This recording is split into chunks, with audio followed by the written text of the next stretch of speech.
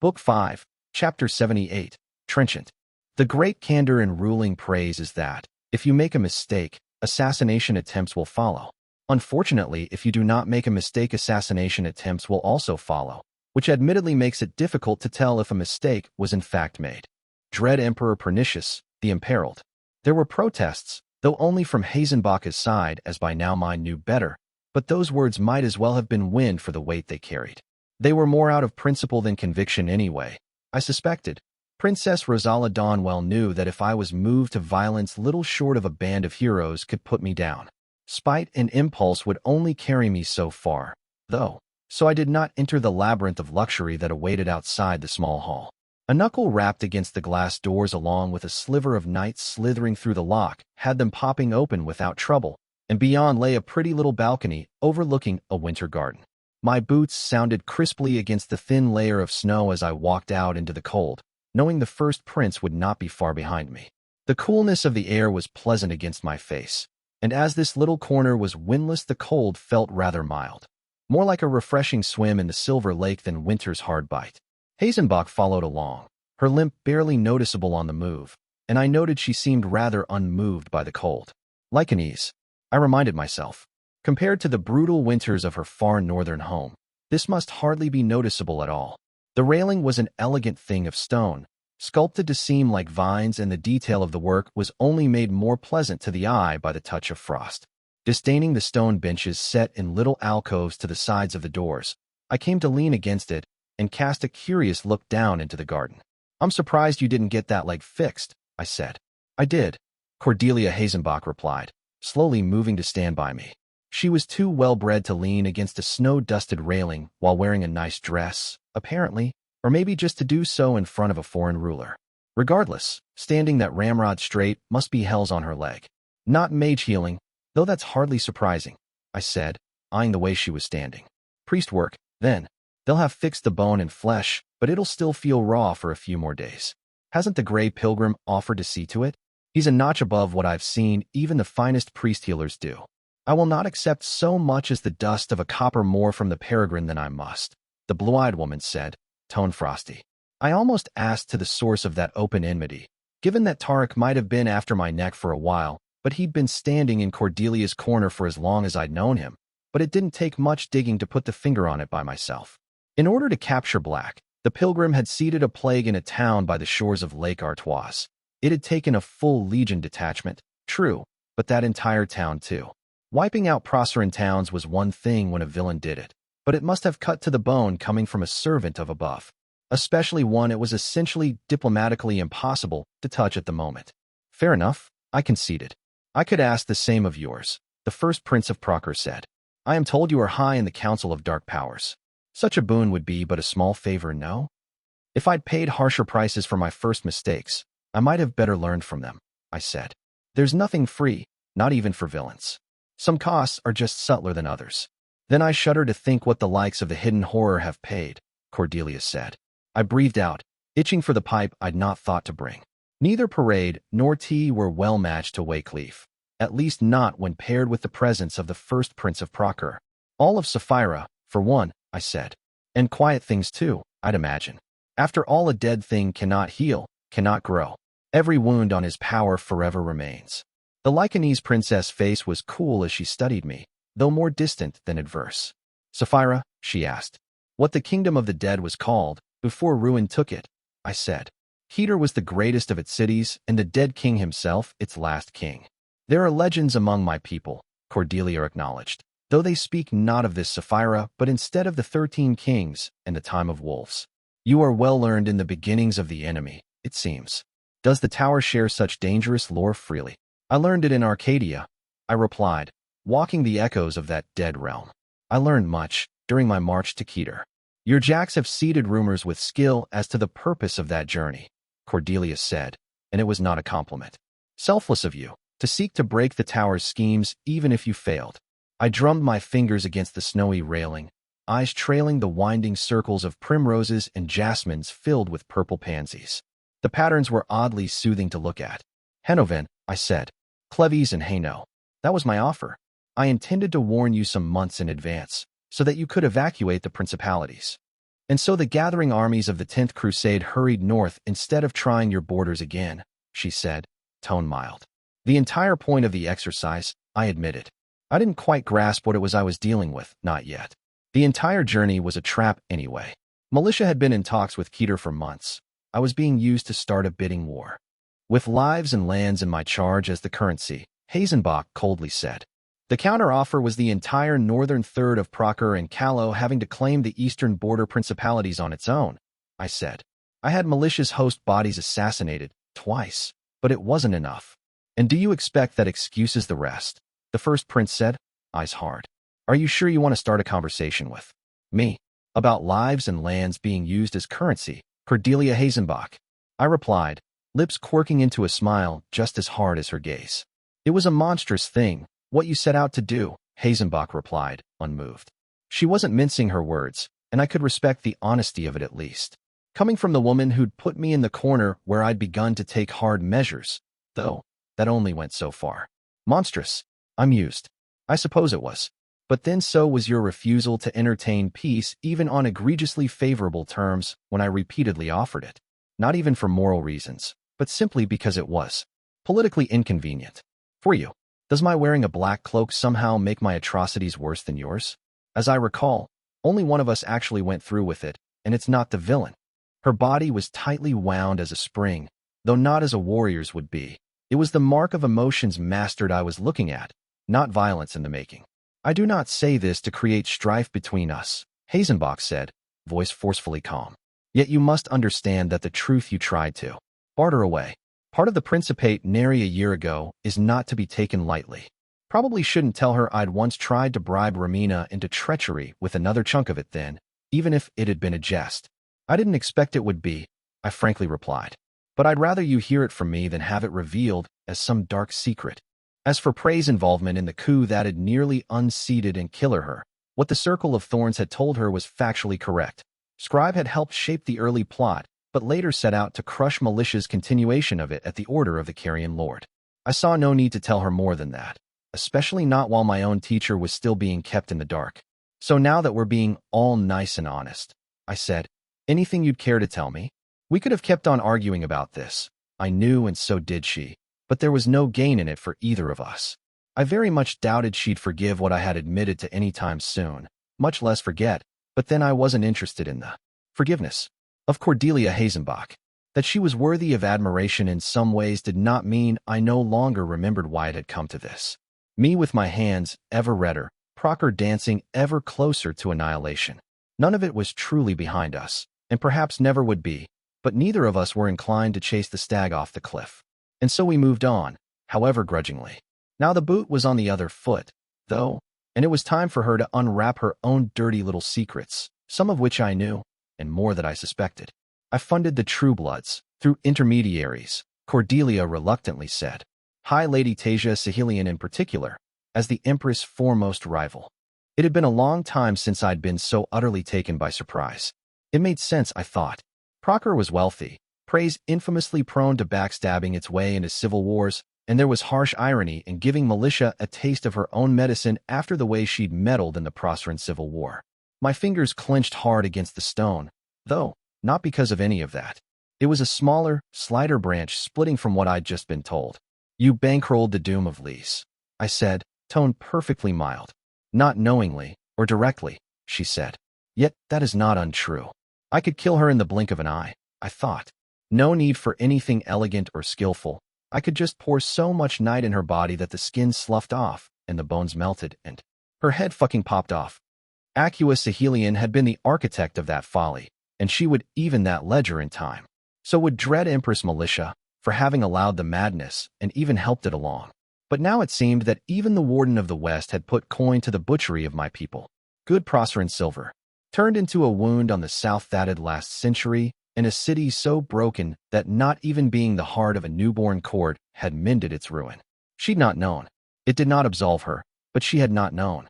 Hazenbach stirred, and I knew deep as I knew my own breath that if she opened her mouth to compare her funding the folly to a pact I'd never made with Keter, save NOC bless my hand, if she did I would rip out her fucking tongue, and she could crawl on her knees to Tarek to have it put back on. You already know of my involvement in the Lise Rebellion, I take it, she said. I breathed out slowly and mastered myself. Rage I could allow myself to feel later, if I decided it was still warranted. But I'd come dangerously close to allowing my control to slip just then. It genuinely might have, in other circumstances, which was why this conversation was needed in the first place. I would have been much, much worse to hear it after an insulting Proserpine blunder and revealed by the tyrant's cruelly taunting voice. I said. Your intentions in that I will not speak to. Yet though that rebellion might have had your coin and your puppet candidate to kingship, it was not fought for you purposes. I'll call it a clean slate. Duke Gaston of Lys might have been the figurehead all gathered around, but it had been the Countess of Marchford and the lone swordsman who'd done the bloody work of the uprising. Neither had been in the first prince's service or all that well inclined towards her. Gaston had been a pretext, not a motive, and regardless none if it would have come to pass if I'd not spared William's life in Summerhome that fateful night. Still, for all I would not quibble over the Lys rebellion, I was less pleased about what Cordelia was keeping silence over. Once silent is reluctance, or mistake, I said. Twice is a lie of omission. I own an empire's worth of secrets, Black Queen, the first prince said. And so very few of them are fair to behold. Which might just be true, but was no more an answer for it. Lake Artois, I flatly said. A weapon to wield against the enemy, Hazenbach reluctantly. Should all else fail. My eyes narrowed.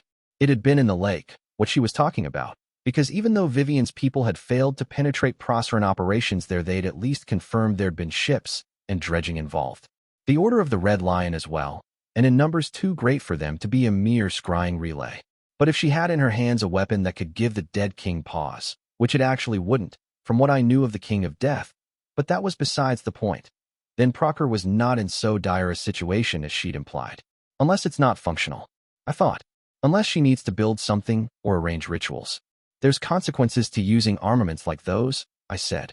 And I don't mean in a moral sense, either. High stakes and a single point of failure are to named like honey to flies.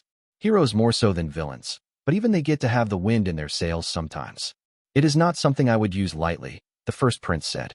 Or at all, if I can avoid it. But you won't burn it until the dead king's been driven back either, I grunted. You've read the Accords, Hazenbach. Ensuring no one ever has their hands on a lever that opens a greater breach of brutalizes the souls of an entire city is exactly what they're for. And should the Lys Accords be signed and enforced, I will gladly let you destroy every last trace of that weapon, the blonde princess replied. Yet until Keter has been sealed or the dead king destroyed, I cannot justify tossing away the sole tool at my disposal that could possibly turn the tide. Frustration spiked in me, but she was not being unreasonable. I'd been raised in the shade of a royal palace built from stones taken from a flying fortress brought down, taught from the moment I'd had a name that massive rituals and grand artifacts always failed in the end, and still I'd sided with militia near the end of the folly. The dead were already dead, I'd thought, and if from that tragedy peace could be forged, then I'd shoulder the hatred of my own people and do what I must. It would have been, I now recognize, a terrible mistake. My father's handling of the situation remained singularly botched, but given the intercessor's involvement, that was perhaps not entirely his fault. Cordelia Hazenbach was not named, did not come from a people who held them in high esteem or deeply studied their lore. And while she might have matched wits with militia for years with more than a few successes to her name, it had been a very different sort of game. I could not be angry at her making a mistake I had also made while laden with advantages she was not. Having a weapon like that carries risks in ways you have not been taught to understand, I said, forcing patience. Especially in a situation thick with named, like any war with Keter will be. This isn't one with a flying fortress, Hazenbach. It's one with a coalition binding the East and West. And I will do everything in my power to see that coalition assembled and bound by treaties, the first prince said. Yet I cannot disarm when those alliances are still wind. No ink has touched the parchment for treaties, and the dead mass to the north in numbers beyond reason. When Callow joins the Grand Alliance, I said, and the Accords begin accruing signatories, will you then agree to torching whatever the hells you dredged up? I'd be willing to cough up the goblin fire myself, if that was what it took. And still she hesitated. Merciless gods, I said. What is it that you even got your hands on? Tell me it's not a hell egg, Hazenbach. It'd be utter lunacy to send a demon after the great mage ever born to Calernia, dead or not. It is not, the blue-eyed royal stiffly replied.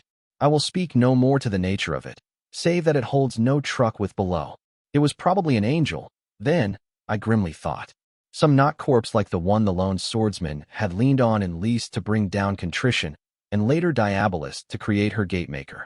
The choirs were forever fixed, the way Masigo told it, so there could be no such thing as an angel's corpse, or at least there'd been no real precedent for it, and not for lack of preci trying, but one's death would still leave marks. And something to use, if you knew how. It'd still need a hero though, I suspected, or at least a massive number of priests capable of using light. One was easier for the first Prince of Proker to get her hands on, especially now that the House of Light's leadership had been discredited and was likely undergoing a through purge. Who would dare argue with Hazenbach now, if she gave priests orders? I need to speak with Masigo, I grimly thought. I wasn't even sure what such a weapon would do, practically speaking. Would the choir it had belonged to change the effect? Contrition had been the writ of corpse and named both, when the Hashmalim were called down at first lease. So what would happen if the corpse was from one of the Ophanim or the Seraphim? Somehow I doubted it would be as simple as calling down a great storm of light on the enemy. This was a mistake, no matter how I looked at it. But then if there was one thing that today had made very clear, it was that Cordelia Hazenbach was afraid. She was afraid enough for the Principate that she'd knelt to a woman she considered a brutal, murderous warlord to beg for help. And a few moments of private conversation on a balcony weren't going to magically fix this. It was frustrating as hells, considering that not so long ago she'd been on her knees begging for my help. But throwing around ultimatums on the first day of talks wasn't going to accomplish anything, save maybe mark me as exactly the kind of tyrant they'd all feared I would be. And still part of me was quietly furious at the notion that I'd have to allow a mistake to keep going right under my eyes because it would be too heavy-handed of me to force the issue. It was not a coincidence, I'd admit, that so much of Black's teaching still resonated with me. No matter what Vivian said, below was always going to be the banner I raised. There wasn't enough given me for it to be any other way. If I couldn't push without blowing on the house of cards that the accord still was, then I'd have to try pulling instead. Time to start showing the cards I'd been hiding up my sleeve. You don't believe we can win this war conventionally, I said. Yet we can, Hazenbach. I have made pact with the Kingdom under. The resumption of arms sales will help, though Proker will need to borrow heavily to afford them, the first prince acknowledged. That's part of it, I said. More practical is that I have oaths the Kingdom under will launch offensives on every front to seize all underground territory of the dead king if a sufficient force is gathered to war against him above. Cordelia Hazenbach went still. In addition, I continued, arrangements have been made as to the supply of armaments and foodstuffs. Any force engaged in warfare against Keter will see steel provided at 2/10 of the usual price and foodstuffs at cost. Loans offers will be extended to the Principate, though I'm afraid they refuse to do the same for the Dominion. Too likely to be unable to repay, I'm told. You do not jest, the first prince croaked, sounding dry-mouthed. I wouldn't take the loans. They offer pretty cutthroat terms, I said. We might be able to strong-arm Mercantis instead, if the entire coalition brings pressure. They live and die on trade, and we have everybody but the League at the table. The dwarves would use us as their own fantassins, Cordelia realized, eyes narrowing. Tying down the forces of the hidden horror above ground as they strike below. Only we would emerge in their debt instead of owed. I didn't deny it, as it was essentially true. If their advance is successful all the way to Keter, a siege of the city becomes feasible, I told her. Our supply lines would be underground and untouchable, so long as we have the coin. I'd be willing to endorse the creation of a Grand Alliance treasury for the duration of the war against the dead king, and to provide grain for your principalities from Callow granaries on loan, with interest on the value of the goods. I'm not a saint. The Kingdom under would not make such offers without a prince, Black Queen, the blue-eyed princess said. What did you offer in return? The Everdark, I said. The bluntness of the answer took her aback. I believed you to be allied with the Drow, the first prince said, grown wary. I am, I said. This was done in the name of their goddesses. The bargain struck with the dwarf named known as the Herald of the Deeps. They have submitted to the Kingdom under? Cordelia asked. I almost laughed at that. No, they have not, I replied, smiling thinly. The Everdark is empty. Cordelia Hazenbach was not slow of wits, and so she understood the implication quick enough. They are marching against the Kingdom of the Dead, she said, almost breathlessly. All of them, I agreed. The entire Empire Everdark is marching on the Dead King's back, led by Save NOC themselves, and I believe he still has no idea. Book 5, Chapter 79, Hitch. The crocodiles in the pit ate the condemned too quickly when starved and only nibbled when well fed, which is why we bespelled them to always be hungry for a little more. Thankfully, they do not wear clothes, and so can still be told apart from the rest of my court. Dread Emperor Perfidious. The conversation did not truly resume after we returned inside. Hazenbach was burning with the need to reassess the situation, I caught, to summon her advisors and generals and reconsider where Procker stood after the several revelations I dropped onto her lap. It drastically changed her nation's situation going into the negotiations. I knew that very well. Though the First Prince still needed the Grand Alliance as a whole, I'd likely gone from an important ally to the single most important foreign relation of the Principate. There was no point in further kicking the hornet's nest by trying to get anything out of her before she was certain of where she stood. Not that I minded. Time was on my side as much as it was on any mortal's. What I brought to the table only became more valuable the closer to the end of truce we came. Naturally, before we left the balcony, I'd made it clear to Hazenbach that the affairs of the firstborn were not to be spoken of even with her closest advisors. Save NOC kept me out of arcane eyes and ears, but loose lips were harder to ward against, and there was no doubt that Procker was currently a barrel afflicted by an army's worth of leaks. That she did not argue the matter was a sign, to my eye, that she correctly understood the stakes involved. I got dark looks from Melanza and Brother Simon as the talks effectively stalled after we limped back to warmth, and excuses were soon made for the Procerants to depart. From their point of view, I'd gone outside with the Warden of the West after she humiliated herself at my feet and returned her both troubled and boiling with the urge to leave. They might be assuming threats had been involved, which admittedly given our respective positions would be child's play to hand out. Foolish in the long view, of course, but then my people were not known to be fond of anything long save for prices. Cordelia had not willfully tugged at my conscience without reason. It was the closest thing she had to leverage on me at the moment. She'd snapped her pride over her need to try to begin evening the scales between the two of us, which I supposed was laudable. It didn't, of course, even the scales, or make me fonder of her on a personal level. She wasn't my friend. She'd not somehow ceased to be the same woman who'd thrown my people to the deeps out of convenience. But that did not change the necessity of fighting back the dead king or the perils lurking in overplaying my hand while it was still the strongest at the table. They were separate matters, and I need not like the woman to work with her. Besides, in some ways I genuinely respected her. Often that was better than liking someone. When it came to making bargains, fondness waxed and waned. Character tended to be more stable a foundation for agreements. We stayed in the hall after the three Procerants departed, Hakram and Vivian rising as Hazenbach departed the way etiquette dictated while I did not. I wasted no time in weaving a ward of night after they left, as I had no intention of being eavesdropped upon by the inevitable spies that'd be waiting with their ear pressed against the door. Whatever Hazenbach has dredged up, she can't use it yet, I bluntly told them. It's not a hell egg, unless she's a much better liar than I thought, and surprisingly short-sighted to boot. I'm leaning towards the remains of an angel at the moment. William needed 49 hours to call contrition, but little more than that, Vivian noted. Though the choir whispered many secrets to him in his dreams he did not share, and I have only the shallowest knowledge of such matters. It was nice to see that green named on both sides of the fence ended up mostly fumbling their way through the dark. If the heavens had handed out some sort of manual to their champions while below ate dust, it'd be deeply unfair. On the other hand, I grimly thought, I'd not be all that surprised in such a situation to hear that below did hand out a manual, but some villain had burned all the copies to hinder the competition. I had, after all, yet to encounter a single villain who put stock in the notion of fair play. The lone swordsman was a hero in contrition's service, treading the remains of one of their own and bringing them forth, Hakram pointed out. It was an alignment threefold, pouring out after years of heroes being suppressed by the Carrion Lord. It seems unlikely the Principate will benefit from such factors in its own attempts at mastery. Hero is the heart of the matter here, I said. The First Prince either needs one of those taking orders from her or a legion's worth of priests to make anything out of those. Still speculative. So let's not get ahead of ourselves. Remains. Would it not be, in a sense, an angel's corpse? Vivian suddenly asked. I cocked my head to the side, unsure of where she was headed with this. Hakram let out a rumbling noise. The dead king is the greatest necromancer that ever lived, Adjutant reminded me.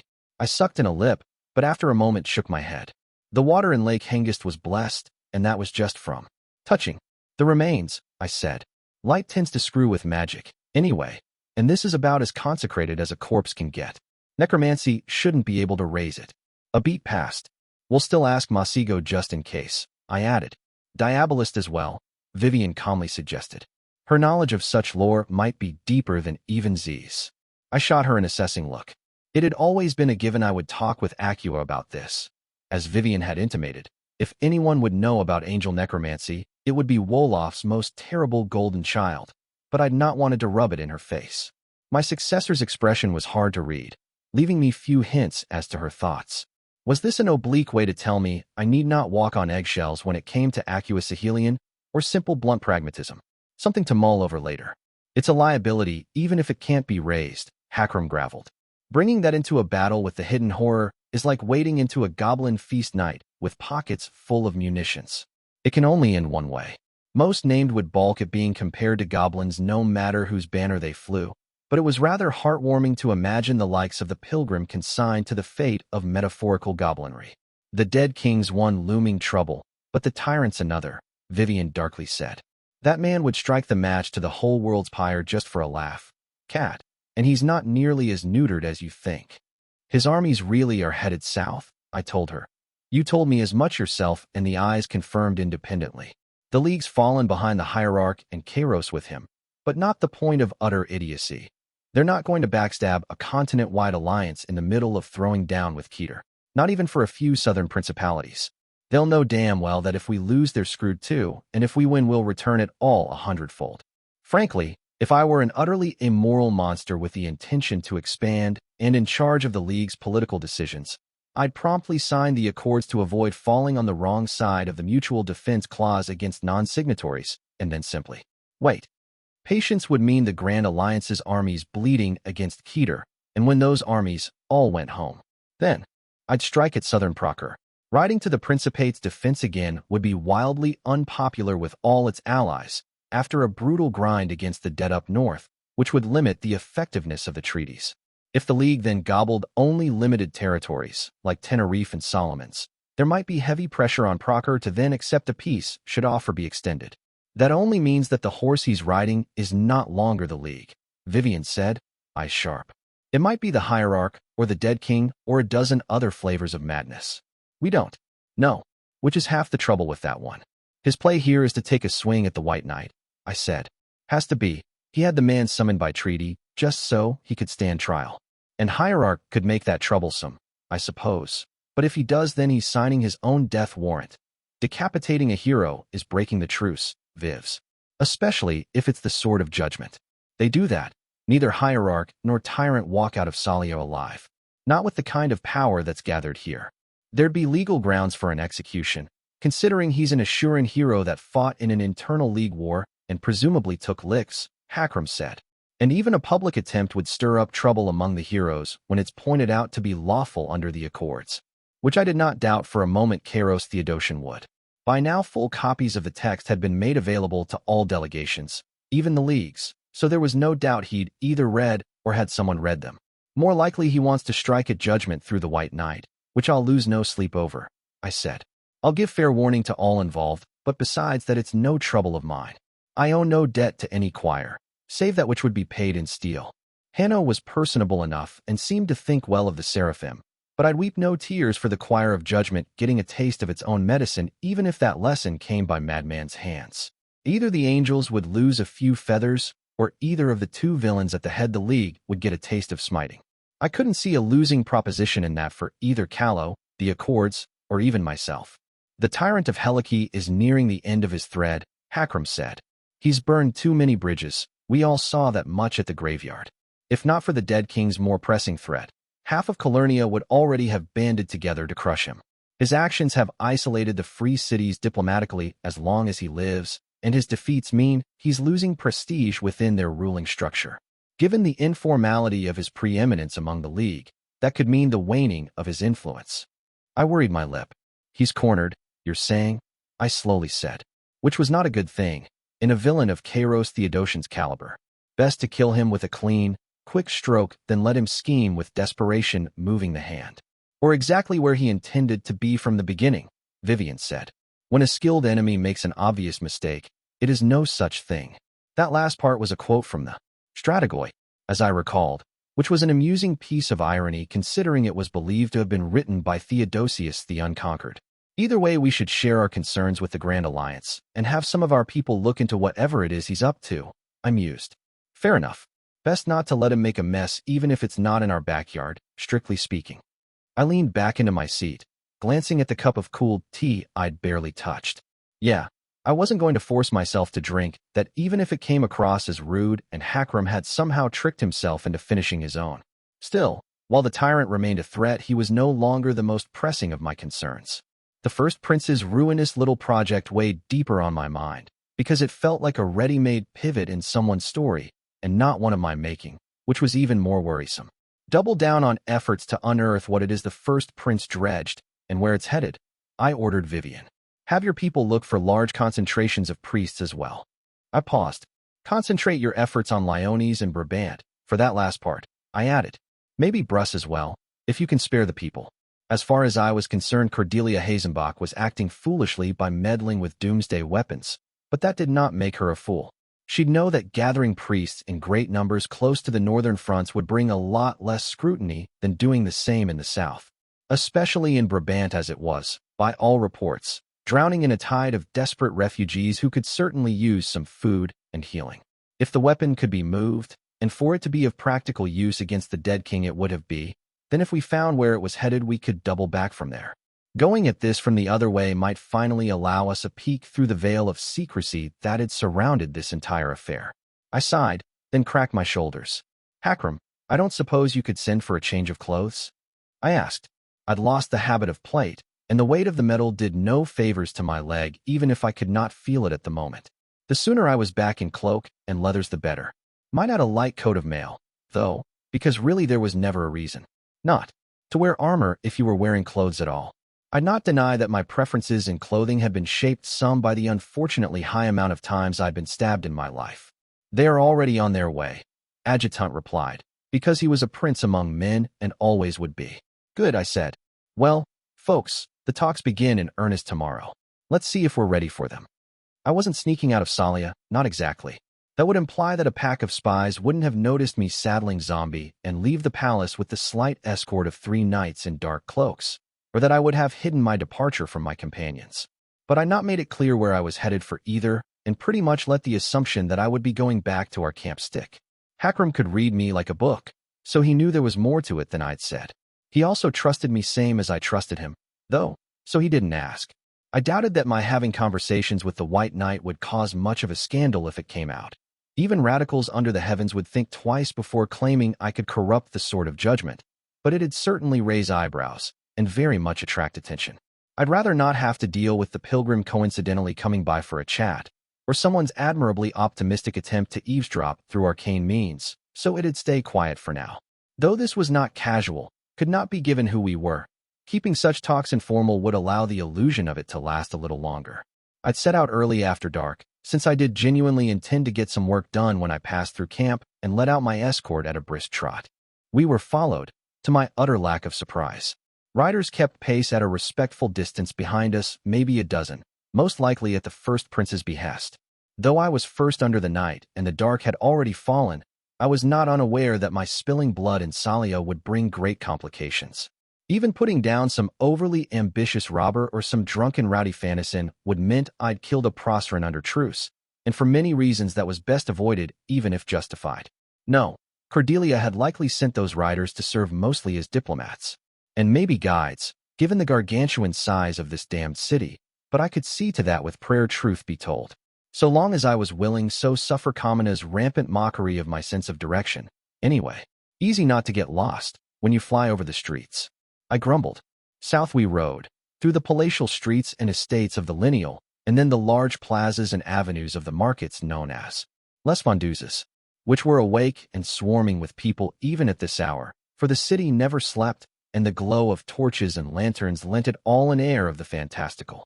Keeping to the broad avenues that had been built to allow for carts, as many as 4 of them I'd wager, we made good time cutting through towards Merivans Avenue. From there it'd be an uncomplicated ride, straight south until we were through the low districts and the Griffin Gate.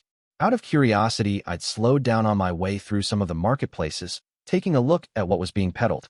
The array of goods, even at the tail end of winter and while Proctor was at war, was rather bewilderingly large.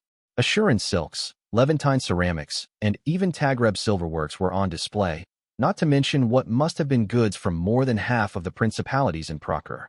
It was no wonder I'd been taught that the Principate was near capable of sustaining itself through trade between its own princes. It was a large empire, and one that lacked for little, save perhaps for restraint. But was that not ever the way with empires? My knights were gawking as well, which was no surprise. None of the three looked older than 30 under the hood, so none had known Callow save under either myself or Black, and under both reigns little had been traded with Proctor save for arrows and insults. I'd be surprised if either had left the kingdom before this campaign. Still, it would not do to linger forever, so I spurred on Zombie to a brisker pace. It did not last long, as it happened. A smooth turn-around accounting house brought us in front of an open shop from which no less than 4 signs had been hung, all painted with bright red letters. Unlike the rest of the signs I'd seen in this city, the words on this one were in Lower Misan instead of Shantan or Tolesian. Bundles of Wakeleaf, so cheap it's almost crime. Vale summer wine, so many bottles you can't drink them all. We did not steal the Wakeleaf, we swear, that would be a crime. I guess you could drink them all, if you are a drunk. With morbid curiosity, I led Zombie closer to have a better look, and to my mild surprise there did seem to be a genuine stock of neatly Wakeleaf bundles, and a few crates of wine, one of which had been opened and revealed the impurities-riddled glass bottles that were typical of my homeland. I gestured for my knights to rein in their horses and approached one of the hanging signs, touching the K at the end of drunk. Red wetness marred my gloves. The paint hadn't even had time to dry yet. An indignant hissing sound came from the shop front, as a surprisingly tall gargoyle in a too-large dress and a merchant's hat pointed a half-empty sleeve at me accusingly. The insides of the dress moved, so I drew it up with the tip of my staff and found another gargoyle down there, who looked at me with a scandalized gasp. Another one was standing on its shoulders, and I suspected another one on its own. I withdrew my staff with a sigh, letting the dress's hem drop. So the tyrant wanted to have a talk, looked like. "Stay here," I ordered my knights. "It shouldn't be long." I dismounted, landing on the stone with a wince, and paused before entering. I grabbed a bottle from the crate, and then a few bundles of Wakeleaf, and only then went to treat with Kairos Theodosian. I had a feeling I'd need them. Book 5, Chapter 80, Descant. My dear High Lords, there is nothing to fear. We might be losing the war against Callow, yet there is an obvious remedy to this. This morning, I declared war on Ashur. I will be surrendering unconditionally as soon as they acknowledge this, which ought to take care of our Callowan troubles. Dread Emperor Iritan I, the oddly successful. The scent was cloying, heavy against the roof of my mouth before I even stepped into the room. The incense was the heaviest of the tastes, but there were subtler scents threaded along, sage and cedar, as well as the faint bloom of flowers. The burners from which it all came were spread around the room haphazardly, tended to by chittering gargoyles, and the glow cast by the glass lanterns hanging from the ceiling played shadows along the thick trails of scented smoke rising up. Kairos Theodosian lounged on a seat that was little more than a large bowl of bronze filled with thick red cushions, though as always he'd found a way to have it encrusted with jewels and covered with sculpted bas-reliefs. The tyrant of Helike greeted me with an indolently raised hand, his brocaded robes of gold and scarlet folded with careful precision so that they would almost hide the length of his arm prone to trembling. Though he'd been thin and sickly for as long as I'd known him, Kairos' narrow face seemed to have shed the last of its softness. His brown curls hung low on a forehead whose skin looked pulled taut over bone. His good eye, the brown one, moved around lazily as if it could not quite focus on anything. The other one, the red of fresh blood and always wetly shining, almost seemed to have grown, as if the crimson had grown to devour more of the tyrant's face as the rest of him pulled back. "Welcome, friend," Kairos Theodosian cheerfully greeted me, throwing in an exaggerated wink. "Welcome to my humble shop. You'll not regret visiting, for our prices are princely and our merchandise most definitely acquired through at least partially legal means." Probably. The cheerfulness was nothing new from this one, but for once it did not entirely succeed at covering something had grown feverish in the villain. I'd thought more than once that the tyrant's position would collapse if he was dealt a grave enough defeat, but now I was wondering if perhaps defeat might not cause in him troubles rather more visceral. My staff rasped against the wooden floorboard as I limped in, and I found a seat awaiting me on my side of the low table between us. Mine was less a nest of cushions and more along the lines of my favorite seat, the one I'd had creatively acquired from Arcadia, padded with heavy armrests. On the low table, the sight of a strange game being toyed with caught my eye. 3 bowls filled with differing numbers of smooth pebbles had been put down, as well as a handful more on the surface of the table itself. Kairos had been moving a few around as I entered. The game did feel vaguely familiar to my eye, though it clearly wasn't Mancala. Not enough seeds or pits for them to be sown in. Tired of Shatranj? I asked. I grew curious after reading the treatise, Kairos mused. It is a game meant for 3, in truth, but trying my hand at the play was interesting regardless. He's a barren little thing, your adjutant, but I'll not deny he is brilliant in his own way. Ah, was that where that was from? I'd seen Hakram fiddling with the game once or twice, for it was of his own making, and Robert had once told me the orc had been doing so since before he first came to the War College. I mostly remembered being vaguely irritated that the pot of stones everybody could steal from was called callow, accurate as it was to the game's implicit metaphor. Tower raising, isn't it? I frowned. I didn't know he'd finished the treatise, much less made it public. It has become rather popular at your royal court, I am told, the Tyrants said, and has even come somewhat in fashion as a curiosity in a tear. I eased myself into my seat unceremoniously. Amusing as Kairos' petty schemes could be on occasion, passing amusements hardly made up for the nuisance he was in so many ways. I wouldn't pick a fight with him without a good reason. Of course, so far he'd not aimed his plots at Callow itself, only at my soldiers in Isère. Yet neither would I forget he'd made bargains with the dead king and the bard, in full knowledge of what they might lead to for this continent. What do you want, tyrant? I asked. I haven't got all night. That's hardly a way to talk to a shopkeeper. The ruling king of Helike solemnly told me. I'd be well within my rights to raise my prices for such disrespect. I broke the wax over the bottle in my hand and took a sniff at the contents. It did smell like genuine Vale summer wine, to my surprise. A swallow confirmed as much. You just called my right hand a barren little thing, I said, and likely meant it, given the curse of truth laid on your tongue. I have limited patience for your games and other business to see to tonight. Speak, or I'll leave and wash my hands of this. You're free to go, if that is what you truly wish, the tyrant shrugged, red-eye pulsing. It might be safer to do so, I thought. With no one to speak to and a continent of closed doors facing him, there were not many ways for the tyrant of Helike to slither his was back into a story that'd keep him from sinking into a swamp of his own making. Speaking with the people of most influence in Salia might do the trick, though, or at least allow him opportunity through talking to cajole the winds of fate back to his sail. From that perspective, the best decision here was to rise and leave without another word. On the other hand, that also left Kairos Theodosian with precious little to lose. Vivian had warned me he was unlikely to have emptied his quiver quite yet, and it could be argued that villains were often at their most dangerous just before they were defeated. And he'd let slip some of what he was up to, I suspected. Not carelessly, but instead carefully, like a fisherman baiting a hook. And to get his foot back in the game, the tyrant would not hesitate to toss me some secrets of worth coming at the expense of his many enemies. Some of which were also mine, as it happened. I sighed and caught sight of a gargoyle carrying a tray with cups, only one which was empty, and gestured for it to approach. It did, and I snatched the empty silver cup before holding it out, reaching into the night to fashion a tendril of darkness that poured from the bottle into it. More discreetly, as my theatrical gesture distracted those in the room, a very thin tendril of darkness crept into the filled cup and stole a single drop before withdrawing. It didn't look like water, instead like some sort of herbal potion, and though tasting it myself would tell me little, I had people in my service who knew much of herbalism and alchemy. I'll buy the wine and the leaf, I said, so long as it's not poisoned, and the price isn't ridiculous. I never found out how much any of it cost, Kairos admitted. 100 royals. That was Helike gold coinage, if I remembered correctly. There were several currencies floating around the free cities, and Helike's was not considered to be one of the more reliable. I'll offer you a whatever's in my tunic pockets right and now, I offered instead, as well as one sentence that is more or less a compliment. He leaned forward. Intriguing. The tyrant enthused. You have a bargain, Catherine Foundling. I surrendered the treasures hidden away in my tunic. A handful of half-chewed oats I'd forced Zombie to spit out after catching her indulging, a few pinewood matches, and a soiled tablecloth from the palace I'd used to wipe my mail clean earlier. Your tunic's color matches the cushions, which makes you look significantly less scrawny from a distance, I added. Does, doesn't it? Kairos replied, sounding deeply pleased. That is what I was going for. He gestured for one of the gargoyles to waddle forward and handed it my end of the bargain.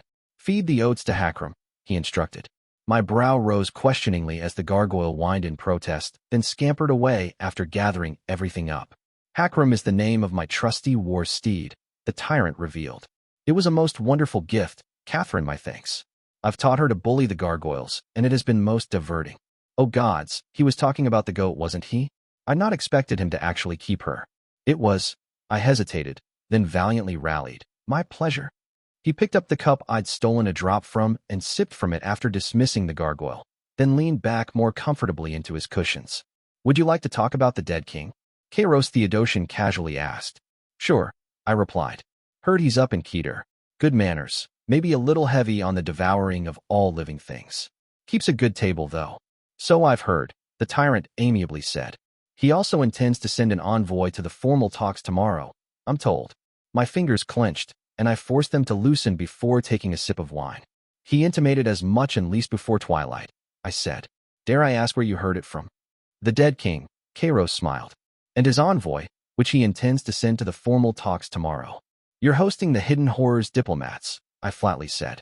Diplomat, singular, the tyrant corrected. Tough, you are in essence correct.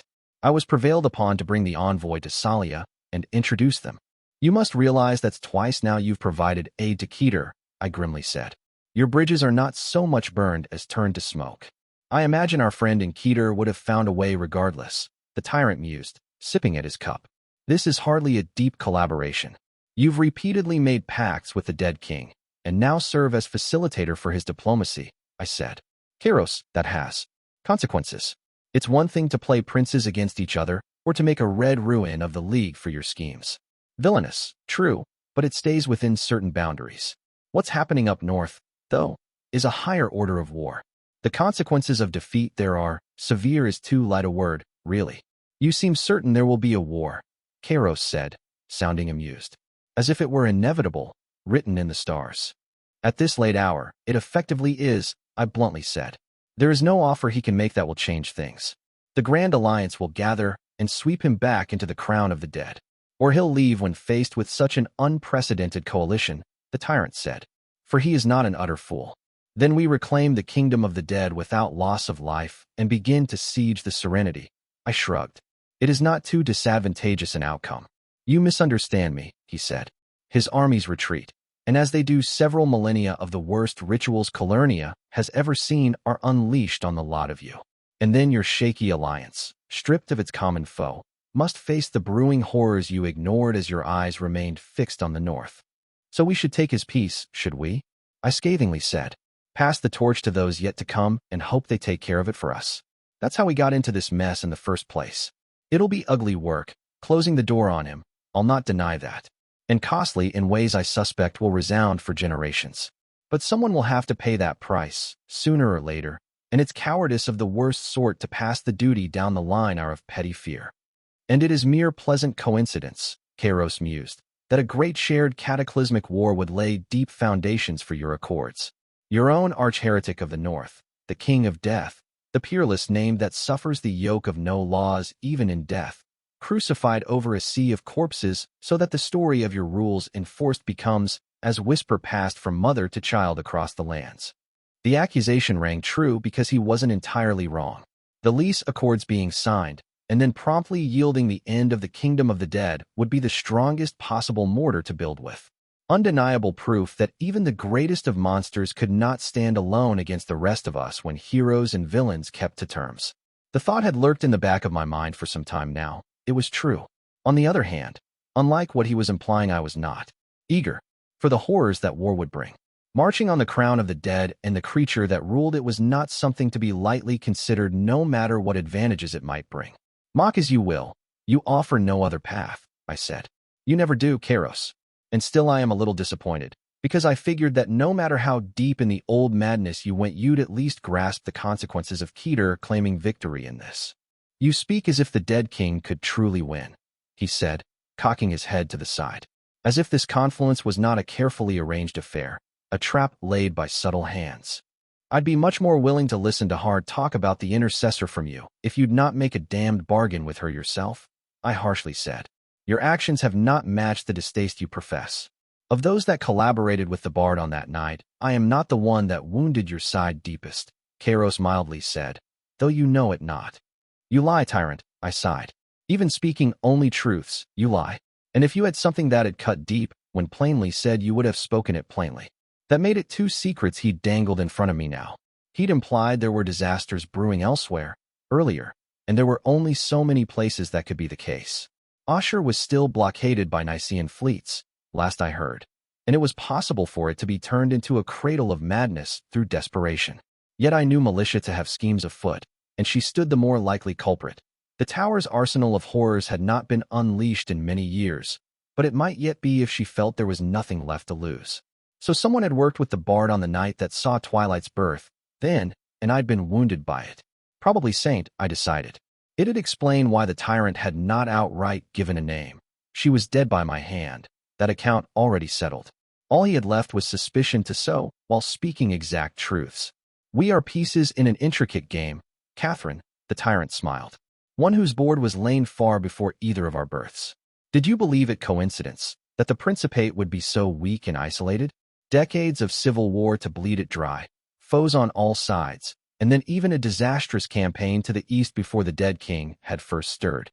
There have been but a few times in the history of Procure it has been so weak, and I'd wager none when the greatest heroes of the time were either far past their prime or far short of it.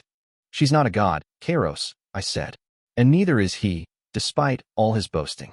Even a continent like Calernia has so many moving parts it's impossible to manipulate it so precisely. They may have seen it coming, helped it along even, but this is not an elegant game of flawless immortals. This is two old monsters riding a tiger and hoping the other one is bucked first. You know they're not unbeatable. Else, you handed the bar to defeat yourself. So I did, the tyrant conceded. Neither is invincible, Catherine, I agree. They are cleverer than that. Yet we approach the crescendo of their hatreds, the unmaking of the knot. And I suspect neither's lasting victory would be a pleasant ending. Help me then, I said. Help the Grand Alliance.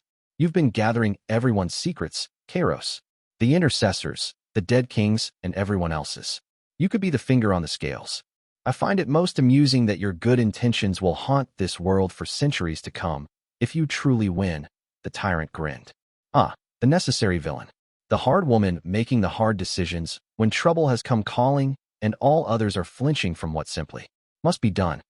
I wonder how many atrocities will be poured out of that mold in years to come simply because you scratched that groove deep enough onto the fabric of creation.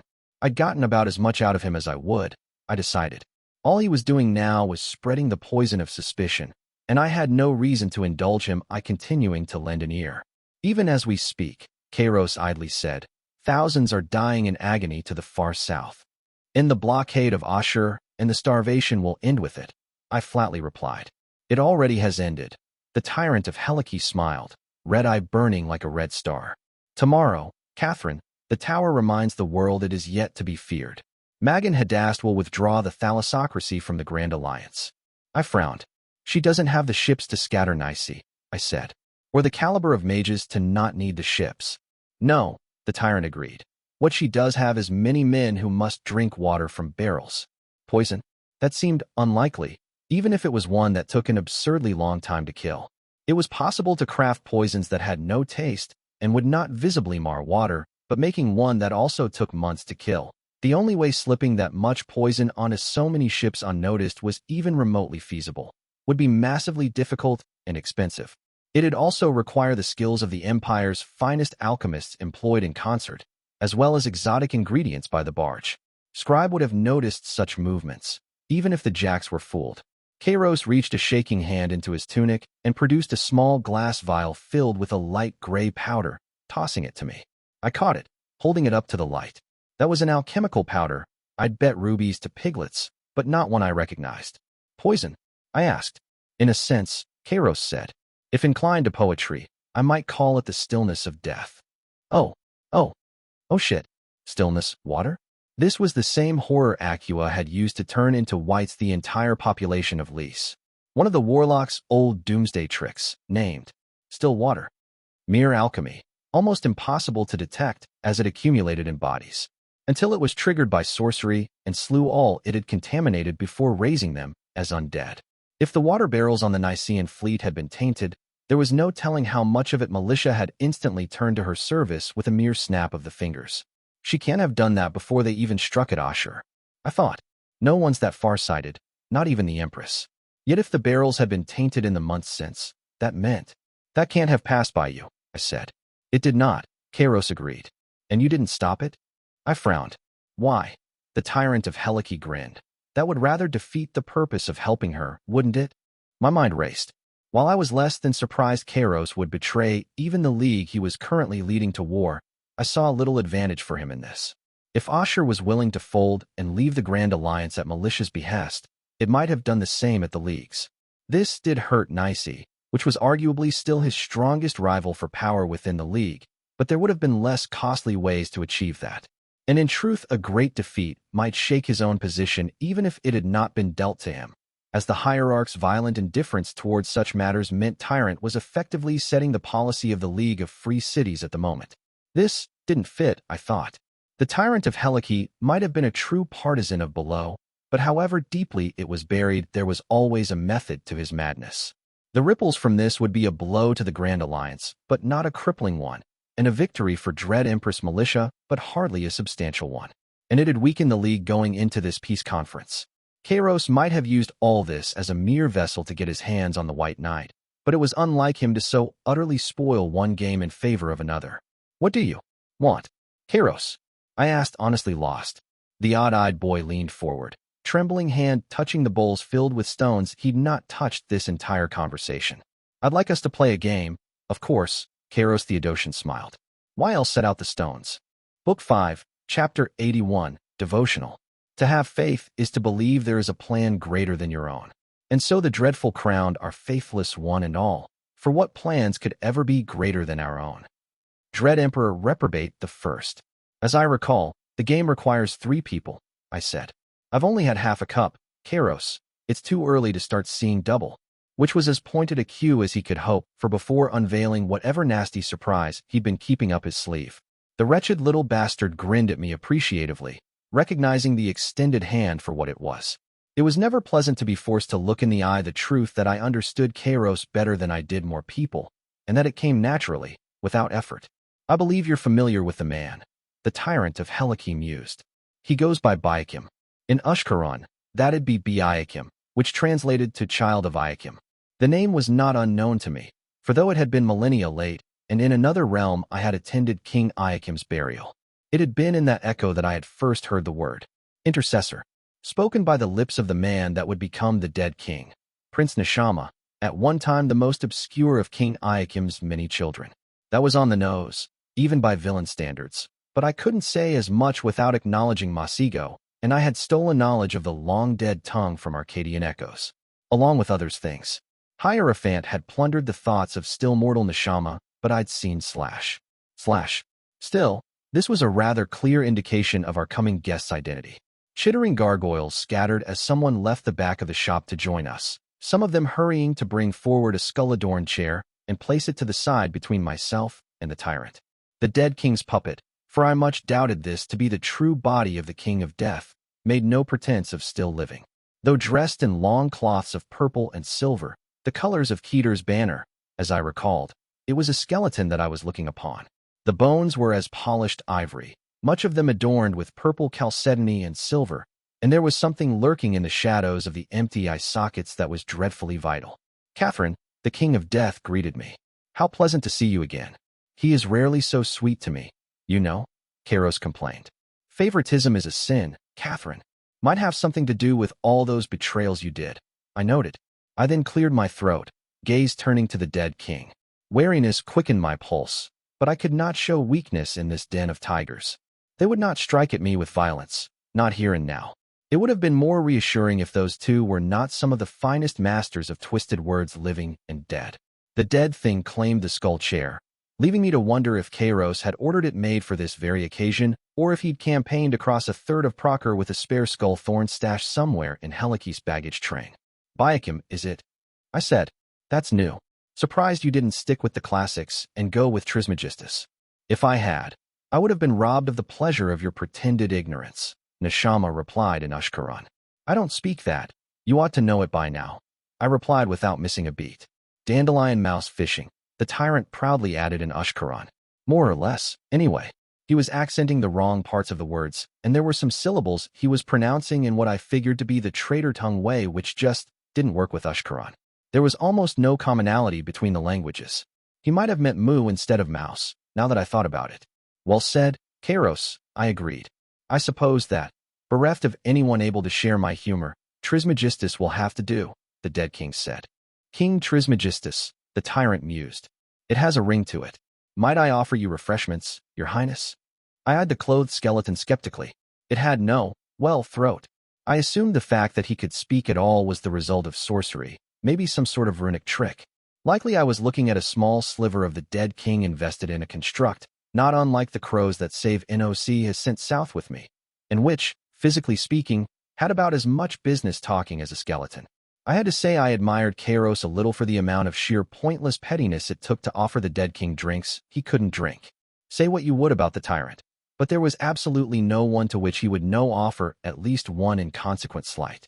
That will not be necessary, tyrant, the dead king said. I willfully ignored the chittered disappointment of a few gargoyles, unwilling to entertain exactly what it was that Kairos Theodosian might have considered fitting refreshments for the hidden horror. Come to attend the peace conference, I take it? I said. As I told you I would, Neshama said. I find I've lost taste for war, even in the defense of my ally. Keter had made bargain with only the tower. Officially, anyway. I thought as I glanced at Kairos, which meant it was Dread Empress Militia he was speaking of. Might have been more apt to call her a shield or an excuse than an ally, in my opinion.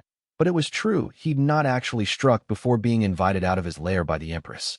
I was not unaware that killing militia might actually force him back into the Serenity, though actually achieving that would be difficult considering Ater would be murdered as siege, and against all odds the Empress still had a firm grip on most of the wasteland. Pulling away the kind of forces that would be required to take praise from the Proceran fronts would almost certainly collapse them, which made the plan rather unattractive. It might still come to that, if everything went to shit, but it was not the first or finest arrow in anyone's quiver. It's more than a few corpses too late to be claiming a fondness for peace, I said. Mayhaps, the dead king said. It is a few corpses too early instead. It matters not. I am a patient man. How I love a pleasant evening with friends, the tyrant enthused. Yet I believe there was talk of indulging a foible of mine. Tower raising, is it? The dead king said. Indeed, Kairos smiled. 'Tis an interesting game, though I believe it would benefit from a greater number of competitors. Is there a single thing you don't believe that about? I drily asked. Anything could be agreed on, with the only forced detail being that a number of stones had to be pledged as collateral by both sides. Should one of them then break the pledge, the stones would be obtained by the wounded party. The tyrant covered the bowls with embroidered cloths after having a gargoyle move around the stones, and only then had them set on the table before us. I checked under mine, raising an eyebrow. Fortune had been a little too much on my side these days. I began with 6 stones. As the most ancient king among us, I would invite honored Trismegistus to begin, Kairos said. The dead king's eyeless gaze turned to me, and I shrugged. If you're robbing him, I'll assent, I said. The tyrant of Helike pouted but handed over his stone, which the hidden horror deftly took and slid into the cloth-covered bowl before him. So militia twist the thalassocracy's arm so it'll leave the Grand Alliance, I lightly said. And now the two of you are here, thick as thieves. Now, if I were a suspicious sort, I'd suspect some sort of coalition was being assembled. A counterweight to the Grand Alliance, in a way. The Dread Empire, the Kingdom of the Dead, and the League of Free Cities bound by treaty. With that in mind, forcing Ashur on the fence made a great deal more sense. Militia had been trying to make an alliance there for decades without successes, but the thalassocracy lived and died on trade. When its ports were closed by blockade, it quite literally starved. It could not petition to re-enter the Grand Alliance the moment the White Fleet sailed away if doing so cost it closed ports across the entire League, the same of praise and the displeasure of the dead king. Trade with the League of Free Cities was Ashur's lifeblood, much more so than trade with Levant and Procure. Oh, I doubted the thalassocracy would turn on the alliance even then, but it would suddenly have a great interest in remaining neutral, one that'd be highly encouraged by how absurdly lucrative it would be for Ashuran trade to become the middleman between the two great alliances. This had malicious mark all over it. Precise violence followed by the subtle chains of coin and politics. Of course, there was one little detail in the way. Such an alliance could not take place without the assent of the hierarch of the League, and I suspected Anaxares of Bellerophon would rather eat his own sandals than bargain with the likes of Militia or the dead king. Not for the evil involved, but rather the crown's. Sisters bless that highly inconvenient madman. I stole a stone from Kairos as well, with the dead king's amused assent. Catherine, the tyrant said, if you would dash. No, I said. The dead king refused as well when Kairos's gaze moved to him. The tyrant took from the kingdom, still pouting. There would be advantages to endorsing peace with such a coalition, the dead king said. I'd think such a gesture would sway all its members into signing your accords. And there was the bribe they wanted to throw my way. Even if Praise and the League came out as allied with Keter, which I still figured at least somewhat unlikely, the Grand Alliance might still try its luck. The League's armies were marching south, and depending on Procure to ward off hunger, Praise dealing with the loss of 2 major cities. One of them lost to Goblin rebellion that had birthed the Confederacy of the Grey Ares, and now threatened the wastelands south. It'd be damned risky to push through with war in such a situation, but it was a gamble that might be made. It couldn't be made without me, though. I brought to the table the firstborn as well as the army of Callow and the legions in exile, and if war came out the Eastern Front would be my kingdom. In effect, if I refused to press through with war, then the Grand Alliance had little choice but to accept peace. My pulse quickened with excitement, not because the offer was one that pleased me, for it did not, but because of what it implied. The Drow were marching on the kingdom of the dead with the intent of seizing it as their home on the surface. If the dead king had known as much, he would have realized that his offer was not so tempting after all. It involved selling down the river my own patron goddesses and the nation that was arguably my steadiest ally, while they were all carrying out a plan I'd been the one to suggest in the first place. No, if the dead king knew, then this was a botched offer, which meant he'd not yet found the firstborn marching towards him, and they might yet launch their assault from the north with the benefit of surprise. A meaningless gesture, I hedged. You could forge the kind of doomsday artifacts forbidden by them in the Serenity by the dozens, and without access we'd have no way of knowing. Silently, I assented to the hidden horror, once more stealing a stone from Kairos, then in quick succession did the same. Inspection might be considered, should the inspectors not bear names, the dead king said. Catherine dash. No, I said without turning. No, the dead king said, before Kairos could even ask. The tyrant took from the kingdom again. Gods, I muttered. She really scares you, doesn't she? You believe it is fear of the intercessor that commands my interest in your accords, the king of death stated. In a sense, you are not incorrect. My brow rose. That was quite the admission, coming from the hidden horror himself. So long as the lease accords stand, I have no need to war against creation, the dead king calmly said. I lose nothing in observing such a peace, even on the terms of another. An ivory finger pointed at Kairos questioningly, and I absent-mindedly agreed. The tyrant complained about the unfairness of being so brutally and repeatedly plundered, but neither of us lent much of an ear to it. No need, I repeated. What is it that you believe I gain from such ventures, Black Queen? The hidden horror asked. Wealth, bodies, fame? We both knew he had need of none. His wealth was beyond measure. He had a hell's worth of human farms to harvest, and the dead king was the most storied being on Calernia bar none. You keep your story alive, I said, and shape it in the cultures of those who live in your shadow. It's not about invasion, you know the risks in that. You were pruning Calernia so nothing that could strangle you would ever grow. That was the conclusion I'd come to, after my latest chat with the intercessor. The wandering bard might nakedly have tried to manipulate me, but she'd not necessarily been lying about everything. There was no denying it was unlikely to be a coincidence that the Principate had never had a named ruler. Someone must have had a hand in that, and given that the intercessor worked best through named, she did not strike me as the obvious culprit there. The routine of tower raising continued, Trismegistus assenting to another theft of Kairos, and the both of us refusing the tyrant's attempts to break out of encirclement. You missed the forest for the trees, Black Queen, the dead king said. Why? Is it that all that grows in this garden of creation would so seek to destroy me? I frowned. You're saying you were warring on the intercessor, not on Calernia, I said. I was denying tool to my opponent, the hidden horror said. You would do this for me with your accords. What need have I then of pursuing the matter further? I paused. Ghastly as what he was implying was, it sounded terribly, well, believable. Neshama, as a mortal prince, had already recognized the dangers in bearing a name, for all the power they brought, and so carefully arranged his apotheosis through the work of years, if not decades. He would not have forgotten those early lessons after touching the Godhead, him least of all. Undead did not change, at least no in the way that the living did. His only invasions had been under the shield of alliance or invitation, and it could not be denied that he'd been cautious about intervening on creation. He'd been utterly monstrous when he did, but then it wasn't his soul I was putting on trial. That ship had long ago sunk at the bottom of a deep, black sea. It was the sense in what he said, and horrified as I was to admit it rather. Fit. If he'd been using scorched earth tactics against the intercessor instead of pursuing conquest of any sort, some pieces of the puzzle began to fit together. Cordelia Hazenbach had nearly gained a name, hadn't she? Which meant the Principate had been growing into a nation where the ruler might be named, which the dead king would see as a direct threat. Which explained him taking Militia's offer over mine, among other things. He wasn't really interested in taking lands or helping the tower. He wanted to thoroughly dismantle everything about the current Principate that might grow into a danger to him, and there was no world in which I would have allowed him that loose of a leash. The Dread Empress, though? So long as praise and its breadbasket stood, she hardly cared about what happened to the rest of the continent. I'd been invited to Keter to bag 2 birds with a stone. The dead king could have a look at the latest fool to touch the outmost edges of apotheosis, and simultaneously use my presence as a way to finally secure Militia's agreement after months of negotiations. Now, though, large parts of Calernia had come together in a coalition, which as a story was poison to him. War, even if he had the advantage in strictly military affairs, carried other risks if pursued.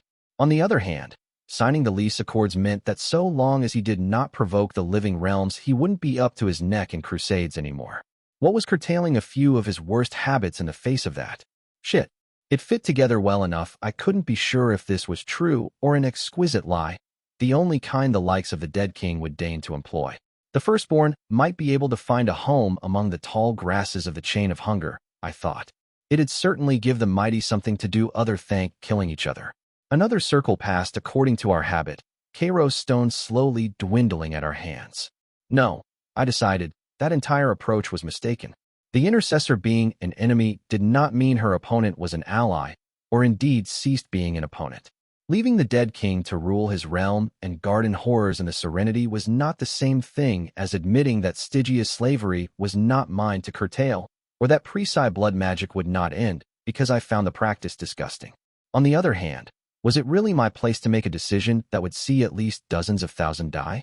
No, even though I probably had the influence to force the outcome either way. It was something that Cordelia Hazenbach needed to be brought in on, and likely the blood as well. Another circle passed, the tyrant complaining at how dully uninspired our playing was.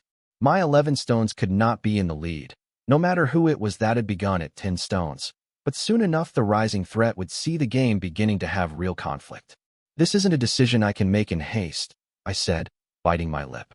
It was a lie, I thought. Unless the rest of the Grand Alliance flinched, the decision was already made. And I remained skeptical that the League would fall on the side of this scheme, no matter what the tyrant wanted. So long as the hierarch lived, it was unlikely, and should be he slain, I rather doubted Kairos Theodosian would be elected to the office instead, or anyone for that matter. Which would mean the end of unity between the city-states, every ruler able to bargain for their own people again. Militia might have full coffers and the influence to sway some, but she wouldn't even get most the cities on her side. It'd turn into a quagmire that would effectively take the League out of the war, which was more than acceptable. That would leave praise and Keter, and a fight that could be won. There is yet time, the dead king said. Consult your pawns if you must. Another way around the table, leaving me at 12 stones, and Trismegistus at either 14 or 16. One more, then, I'd assume he'd begun at 10. Lovely Catherine, Kairos tried. Flattering, I said, but shook my head. The circle passed, and I now had 13 stones in my bowl. Truce for 7 turns, I offered the tyrant. Neither theft nor assent against either of us. I'll pledge 6 stones over it. Alas, I only have 1 stone, Kairos smiled. I frowned, counting in my head, and that should mean he'd begun at 8 stones. The dead king was only 3 away from winning, then. What happens if you can't pay the full pledge? I asked. One pays as much as one can, the tyrant said. Offers stands then, I said. I glanced at the dead king, whose gaze conveyed amusement and little else. Denied, Kairos grinned. My brow rose. Interesting strategy. The moves continued in quick succession. I allowed Kairos to be robbed once more by the dead king to turn up the pressure, then myself took from the kingdom, as did the tyrant. I reiterated essentially the same offer for fewer turns and a lesser pledge, but was once more turned away. The dead king took from the kingdom, bringing him to 19, and I gazed at the tyrant. Unless he wanted to throw the game. If I took from the kingdom, he'd have to ask for my assent and take from the dead king. It'd be better for me to take from the kingdom. There were only 4 stones left in it, and they were the only way to gain stones without someone's assent. So I smiled back at Kairos, and from the kingdom's bounty rose up to 15 stones in my own bowl. A pointless exercise, the dead king suddenly said. It is not a game that can be won save through the idiocy of another. Hollow sockets gazed at Kairos. Should you require it for the settling of my boon, I will continue until the end. But this can only lead to a common loss, the hidden horror said. He wasn't wrong, I thought. Cannibalizing the rest of the kingdom with Trismegistus would bring me up to 16 while he stayed stuck at 18. But after that, Kairos would have no real incentive to do anything but assent to the dead king and I robbing each other while he profited from the side. Our possessions would then slowly equalize until we all lost. I got all I bargained for, Trismegistus king. The tyrant of Helike grinned. The debt is settled in full. Then a pleasant evening to you both, the king of death said, rising to his feet. He did not bow, for haunted bones or not he was the dead king, and left without further deigning to speak. Tell me a game of tower raising isn't what you asked for in exchange for bringing him to Salia, I slowly said. That would be a lie, the tyrant piously said. Although I'll confess, this affair was not meant for my own benefit. My eyes narrowed. Kairos Theodosian, smiling, took the last stone in his bowl and rolled it against his own palm, before tossing it behind him. You would have destroyed your last stone, I said. I have lived on no terms but my own, the tyrant of Helike tranquilly replied. And when the day comes, as it does for us all, it is on my terms I will perish. That is my nature, Catherine Foundling. That is the truth of me. And with Hakram's game, he'd also tried to show me the nature of the hidden horror. Who'd not considered for a moment, I thought, that any of us could take any action in this save that which benefited us the most. He wouldn't keep to the accords, I quietly said. That's what you were trying to tell me. It's not in his nature to suffer his will to be leashed. Neither of them would tolerate your little orderly world, I don't think, the tyrant mused. And who could blame them? It's a dreadfully dull one you have painted. Yet for all your occasional sniveling self-righteousness, you've not been boring. And you've indulged me, so I shall return that favor with a boon of my own. The odd-eyed boy leaned forward. Here is the first secret. Angels cannot be seen by the augur, save if they allow it, he said.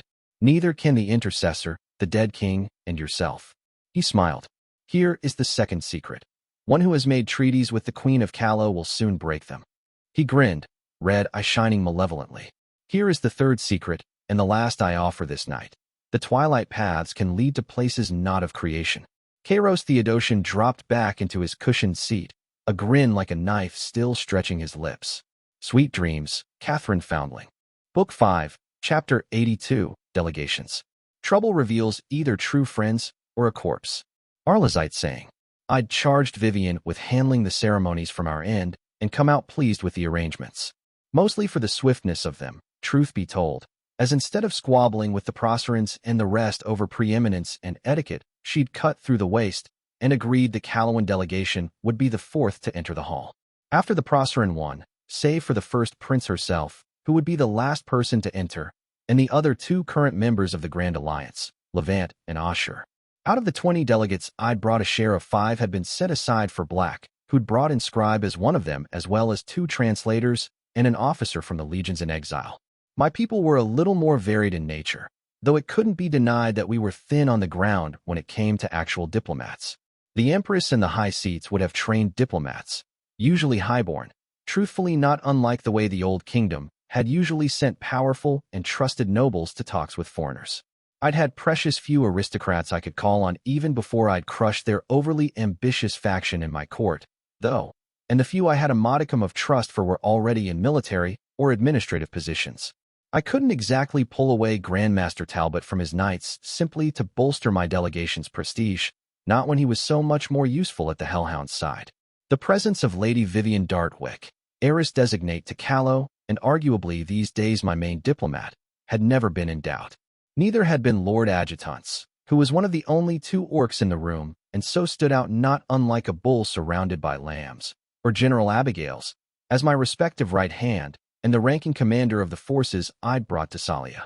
The dark-haired general had discreetly downed half-flask of brandy before we set out in what I took to be an attempt at fortifying her spirits, and ever since tired with admirable effort to attract the least attention possible, even though her ceremonial armor clearly indicated her rank as one of the 10 highest officers in the army of Callow.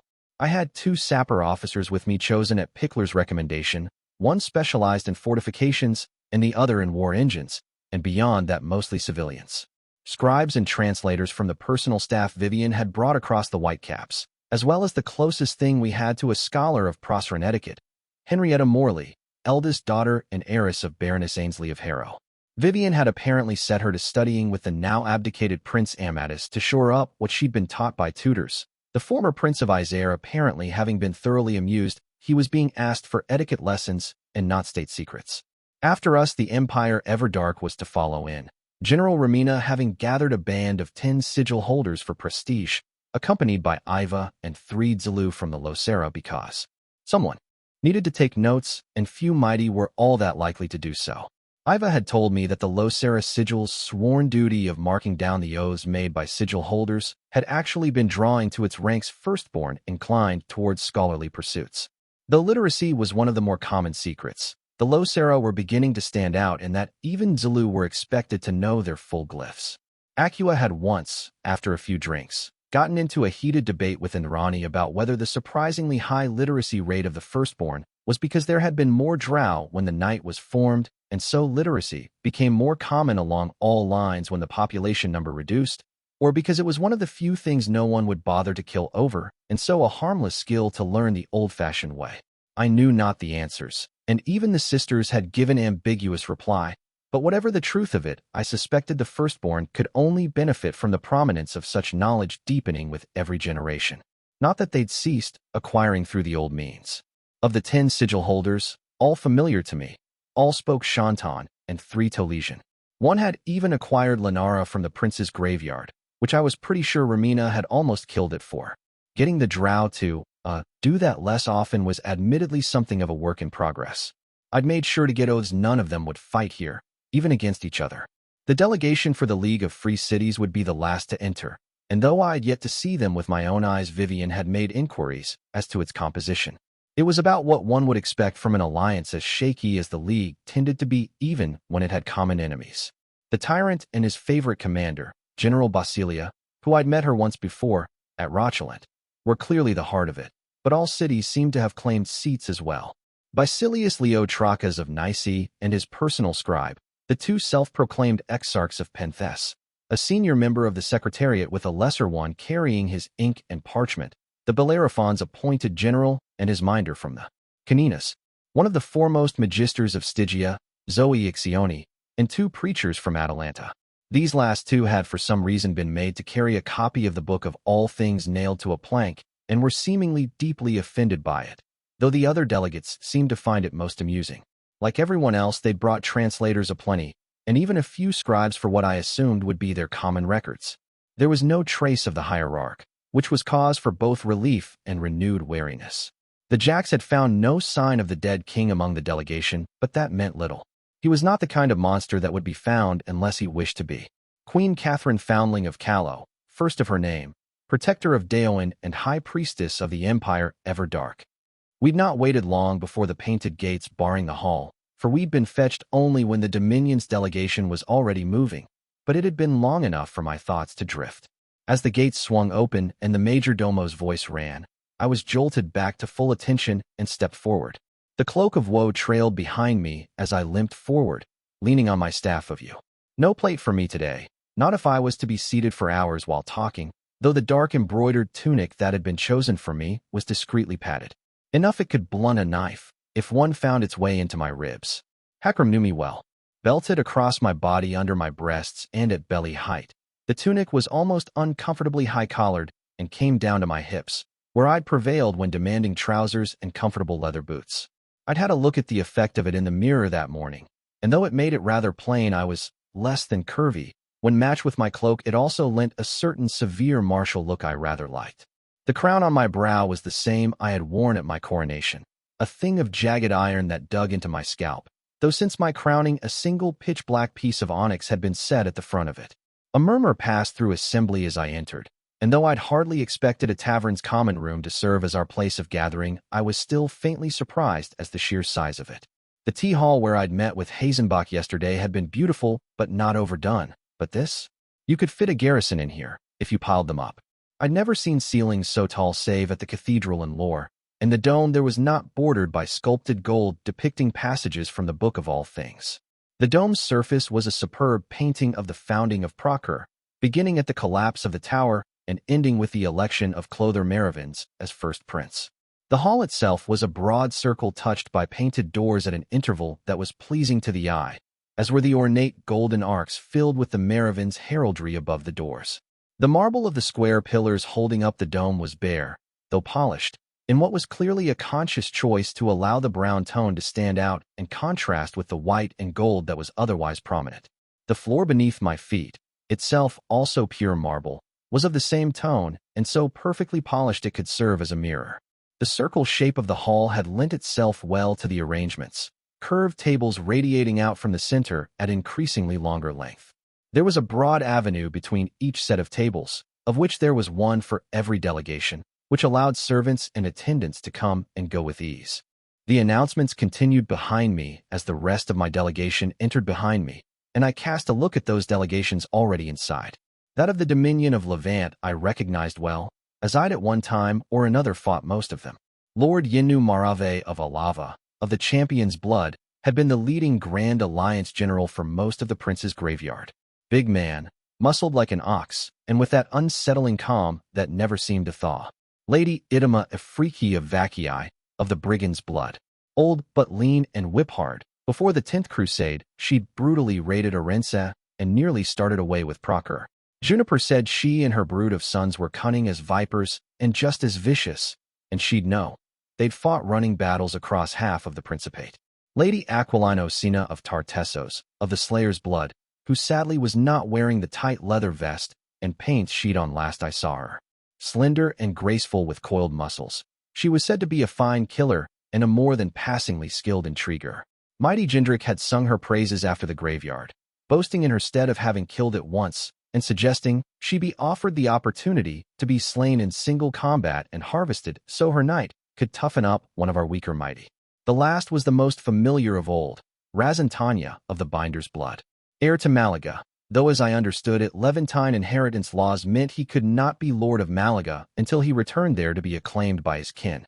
It spoke well of his influence that he sat at the same table as the ruling lord and ladies, though, and the way his eyes and Aquilino Sina's kept finding each other and lingering told me there might be some diplomacy going on there. He looked older, I thought, still sharp-boned and handsome, but where before his eyes had been raw emotion, now there was a colder fire in them. Purpose, I decided. It tempered people like nothing else, that cold blaze. That one had gone through crucibles at Sarcella and the graveyard, and perhaps become the better for it. I winked at him, and he replied with a scowl. To my amusement, I saw as my gaze moved on that Tarek was not seated at the Dominion's foremost table. He was only at the second, making a show of his lack of formal authority and gods, but he must have insisted to be seated there. I'd bet the Blood would have preferred him to be the sole person on the first rung and the rest of them where he now sat. I inclined my head in a polite greeting, and he did the same. Osher's delegation was a bare-bones affair. To the left of the Proceran one, as the Dominion was to its right, it counted a mere 10 men and women in saffron-colored robes. The important one was an official from the committee the Thalassocracy had formed to oversee its presence in the Grand Alliance.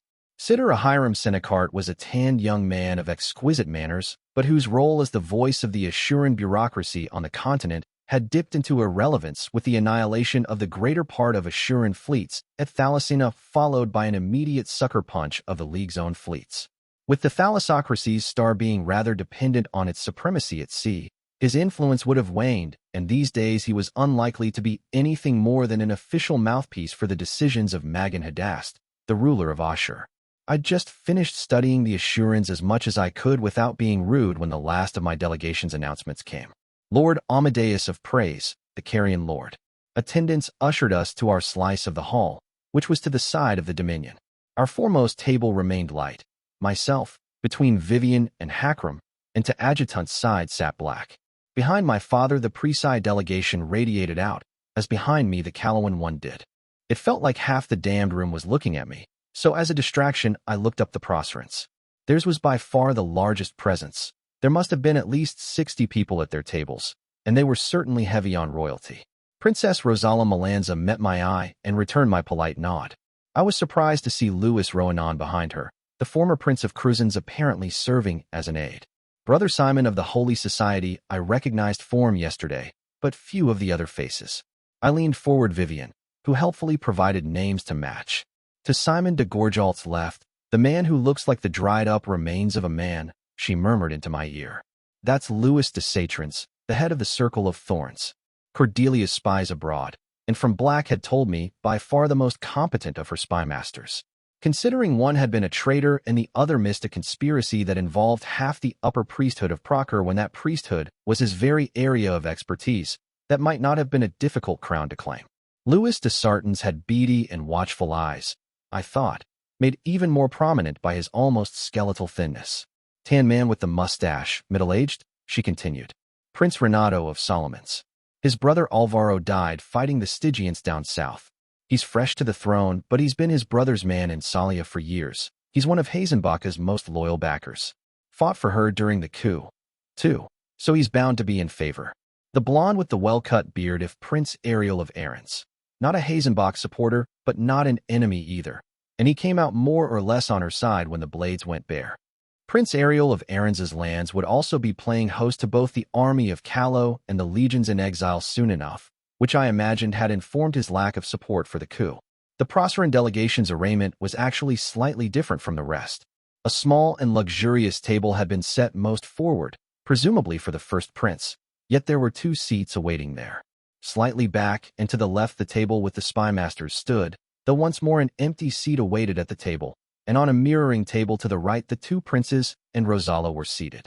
From there the tables radiated as everyone else's delegations, though the missing seats rather drew my eye. I would have expected Princess Rosala to have that seat at Hazenbach's side. If anyone, Hakram murmured. Coup's still too fresh, Vivian disagreed.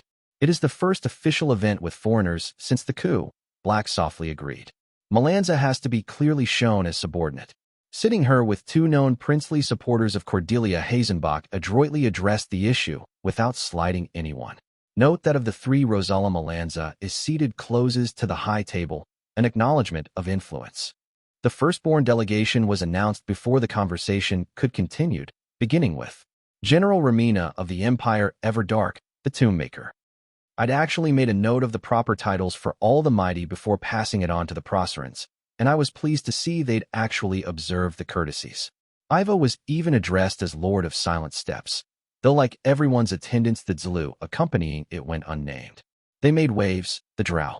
Their procession as they entered Salia had drawn eyes as well, but today they had come in their full ceremonial glory instead of their war-making clothes, and it could not be denied they were a sight.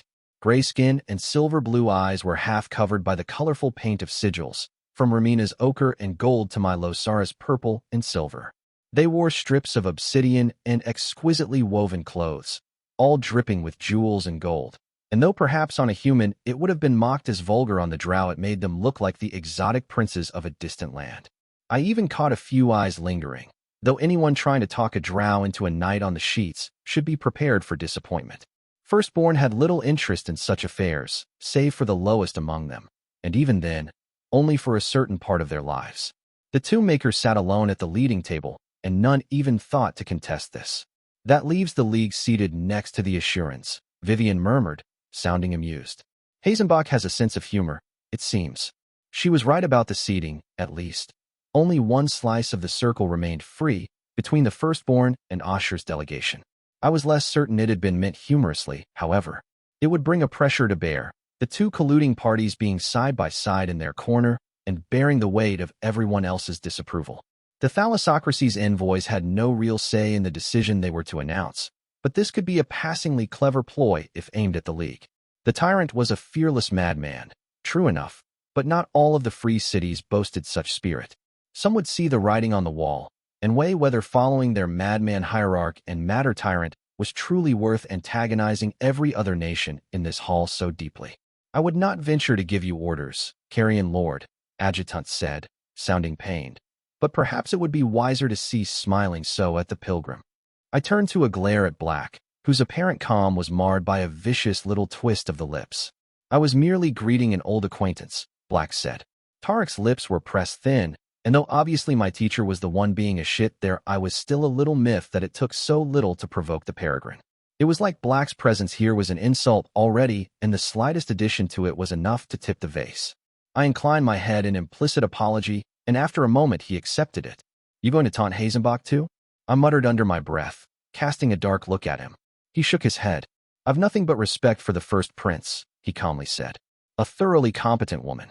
Had our interests not been so completely at odds for the entirety of our careers, I might even have been personally fond of her. I frowned at him. Didn't she try to have you taken from the pilgrim and decapitated? I asked.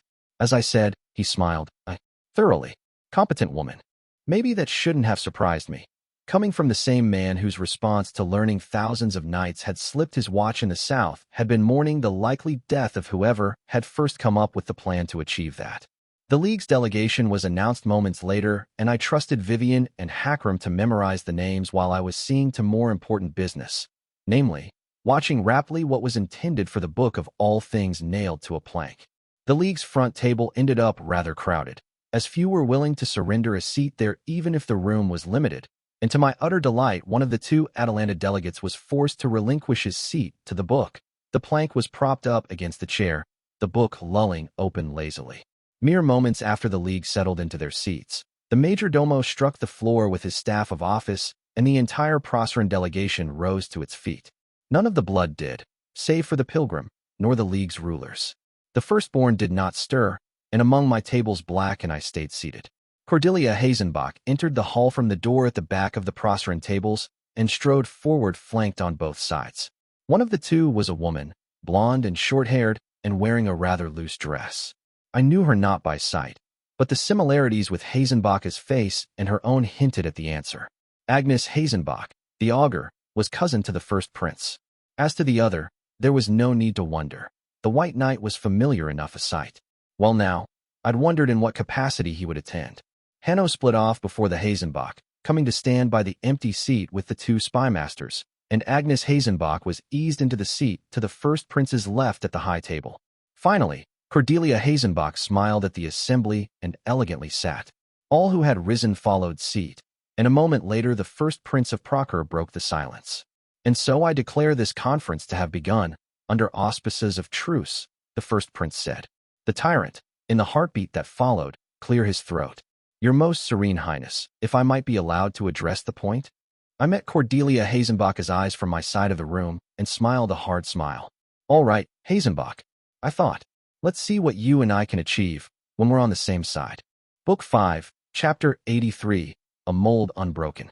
Diplomacy is half lies and half courtesies, which is to say it is entirely lies. King Alastair Fairfax, the Fox. The tyrant of Helike had seemingly decided to strike with his surprises hard and early, which I could appreciate. It'd save us time, since admittedly anything discussed before surprise, the dead king is here, was likely to fall by the wayside. I'd half expected him to wait until we were halfway through a particularly complex discussion before dropping that into our laps. Actually, since Kairos Theodosian was rarely one to avoid heaping insults upon injury. Murmurs spread through the room at the tyrant daring to speak so boldly in the wake of the first prince, though I'd seen to it that the people that mattered would already be in the know. Shut your cripple mouth and sit down, boy, Lady Idema of Vacii snarled out. It's a fucking outrage you even have a seat in this hall.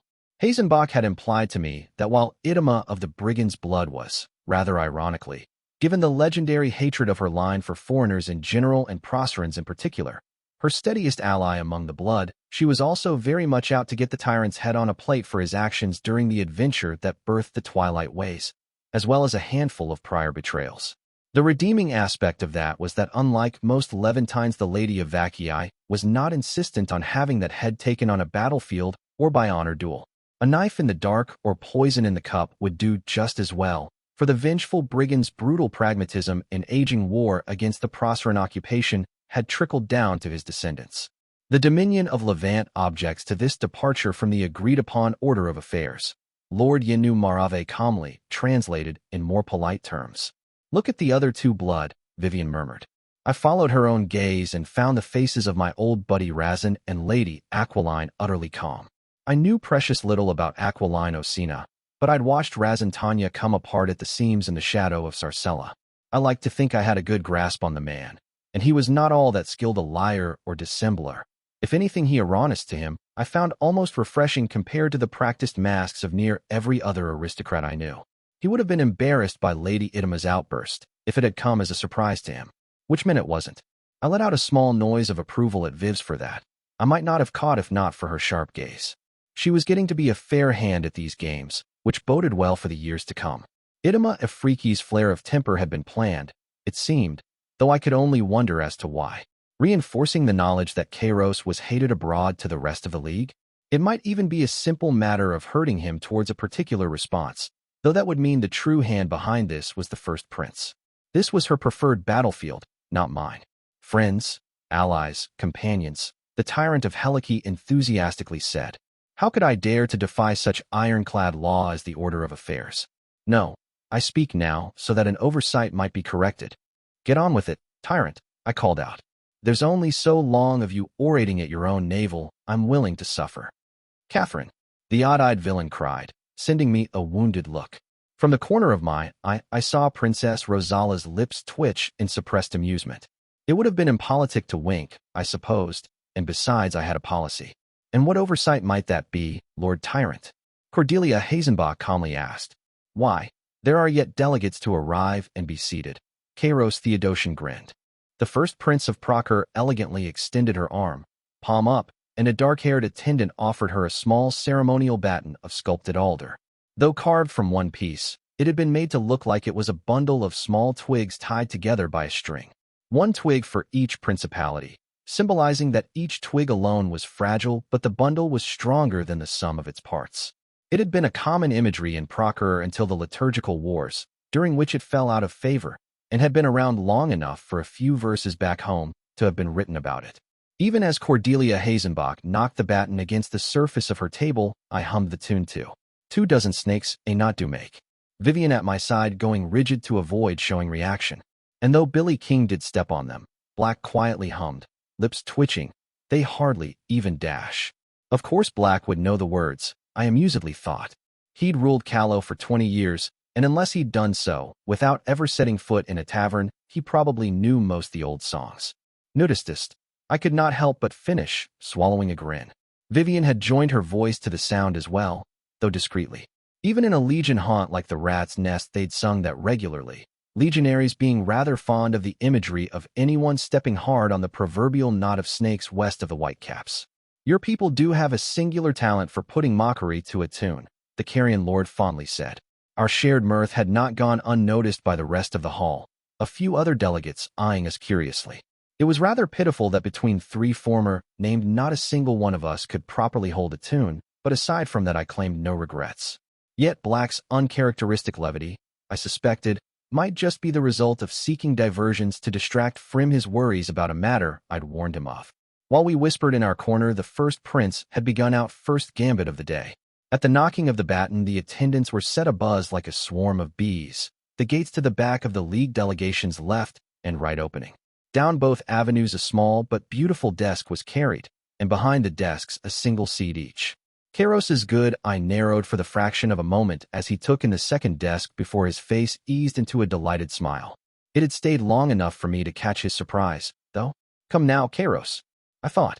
You might as well have told me outright. I know how militia works. There's no way she'd ever trust one of her lords to negotiate with the likes of you. Even if they were not treacherous and courting you support to overthrow her, they'd be always a step behind you in any talks. Which meant the old body-taking trick of Dread Emperor Nefarious would have been put to good use. It was a small leap from there to figuring out it was rather likely that Militia's host body might have accompanied him in his campaign, or meant to be another surprise attendance at this conference. After all, Black's presence here meant that in principle the Dread Empire of Praise was allowed to attend. It had been a risk to bring out the two desks from the start, since this was speculation and not certainty, But the first prince had argued we lost precious little from being wrong, while inflicting sharper uncertainty should we be correct. I'd still been against it, but Cordelia's instincts had seemingly paid off if the tyrant's surprise was not mere play-acting. Now he had to wonder how deeply we'd seen through him, and if my alliance with the first prince might not be closer knit than he'd assumed. The painted desks were set to the sides of the League's delegations, slightly behind their leading table. A subtle slight, that, implying inferior status. Cordelia was apparently not above venting her displeasure through small details, which I found rather endearing. It added a touch of humanity to the ice-cold and masterfully controlled princess I'd been treating with, a woman who'd used even her own grief and shame as tools to get her way without batting an eye. "How very gracious of you, First Prince," the tyrant laughed. "Without further ado, I then present Dash." Black tensed.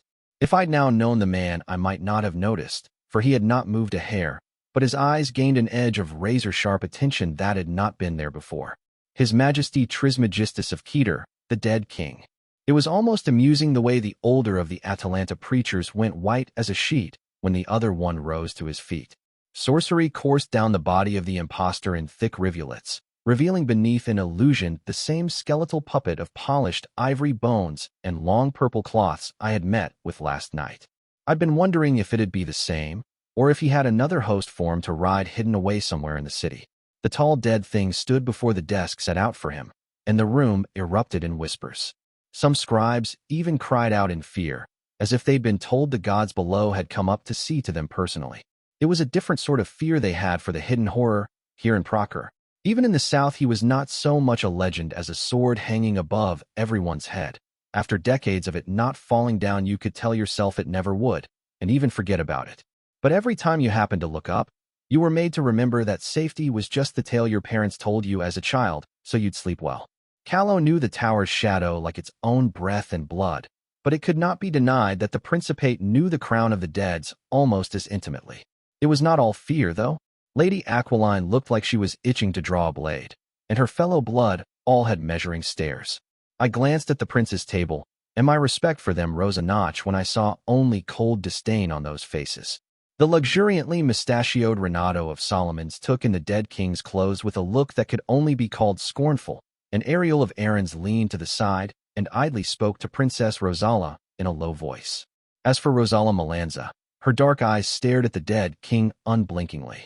The burning intensity of the hatred I saw in there gave me pause, for I'd seen hatreds great and small in my time, and that one was neither shallow nor passing. As for the first prince herself, her face was a cold and regal mask framed by golden curls, offering only icy loathing. Parts of the League's delegation, Atalanta, Nice, were dismayed by the sudden revelation, but others largely indifferent. Delos and Bellerophon's delegates were respectively keeping notes and looking rather lost, while the Penthesians seemed more cautious than alarmed. Yet it was the firstborn whose reaction had me savagely grinning.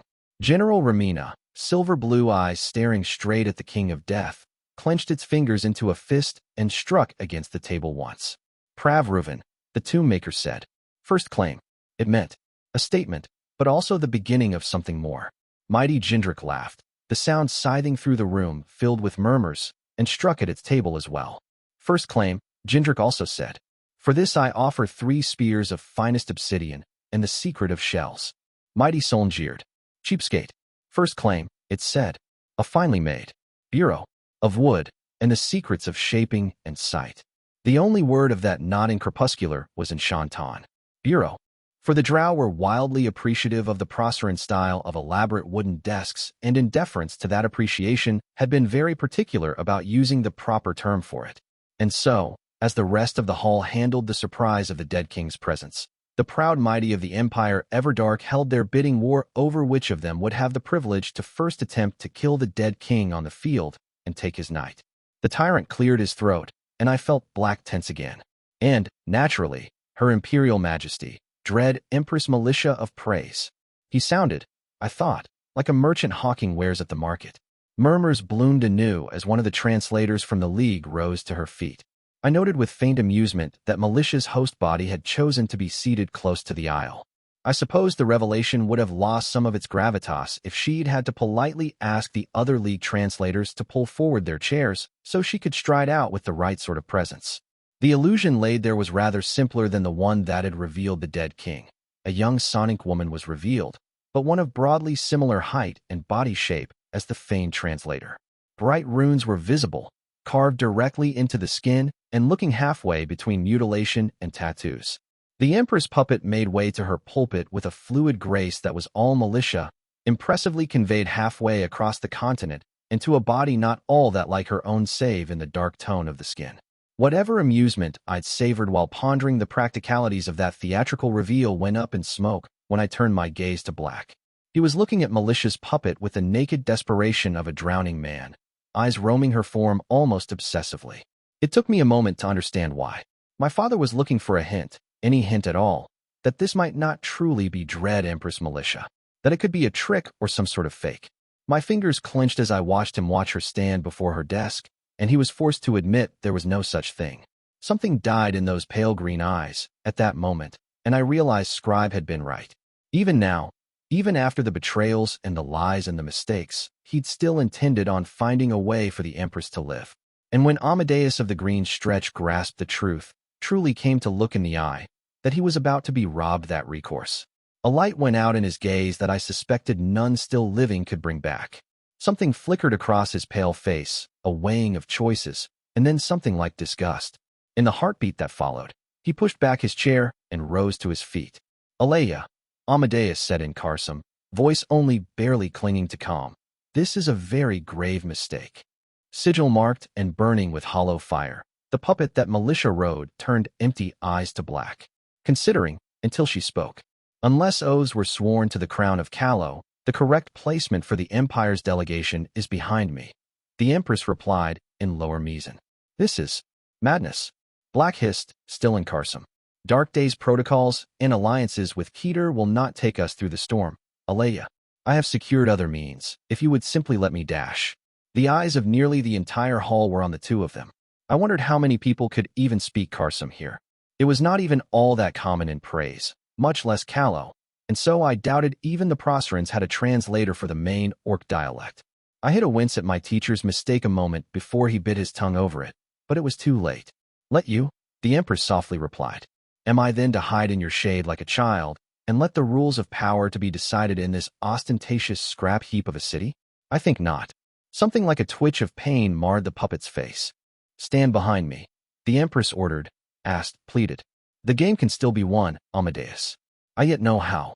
I bit my tongue, knowing from experience that my stepping between those two ancient monsters had ever only earned the disapproval of both, and followed across the face of the green-eyed man the war between the Carrion Lord and Amadeus of the Green Stretch. One had followed and trusted Dread Empress Militia for most of his life, murdered and sacrificed and bled to see the order they'd built together stand. Yet of the two, that creature's was the one that'd turn on the Empress. Not easily, or without cause, but turn on her it would. If the gears turned and the verdict churned out was that victory demanded the blood of his dearest friend, the steel would be wet red once more. The other, though, was that part of Black that had seen a barren wasteland of empire and wanted to mend it. That had made a family of a young mage hunted by the most powerful practitioner in the empire, offered friendship to a woman whose curse had devoured her life and charmed the likes of the ranger and the assassin through the strange mixture of devotion and black-hearted ruthlessness. The same boy who'd struck a friendship with a tavern girl long before either of them ever saw the tower's hulking shape on the horizon. It was the part of him I loved, if not the one I'd taken lessons from. And I thought it might just be the part of him that, right now, was murmuring in the back of his mind about one last leap of faith. Murmuring that by abandoning Militia now all the darkest fears, and gods, how could she not fear when it had been armies led by Black and loyal to him above all else that saw her rise to the throne, would be confirmed by his own hesitation, his own weakness, guilt and love, and the chains of a loyalty that had been well worn long before my birth. I was my father's daughter, and so this I understood, as he'd no doubt understood, when for the heraldry of the noble House of Foundling I chose not some glorious beast or some fearsome weapon. I did not even choose to ape the dignity of the Fairfaxes and the Albans by stealing their arms, so I might better suckle at the love they'd earned among my people.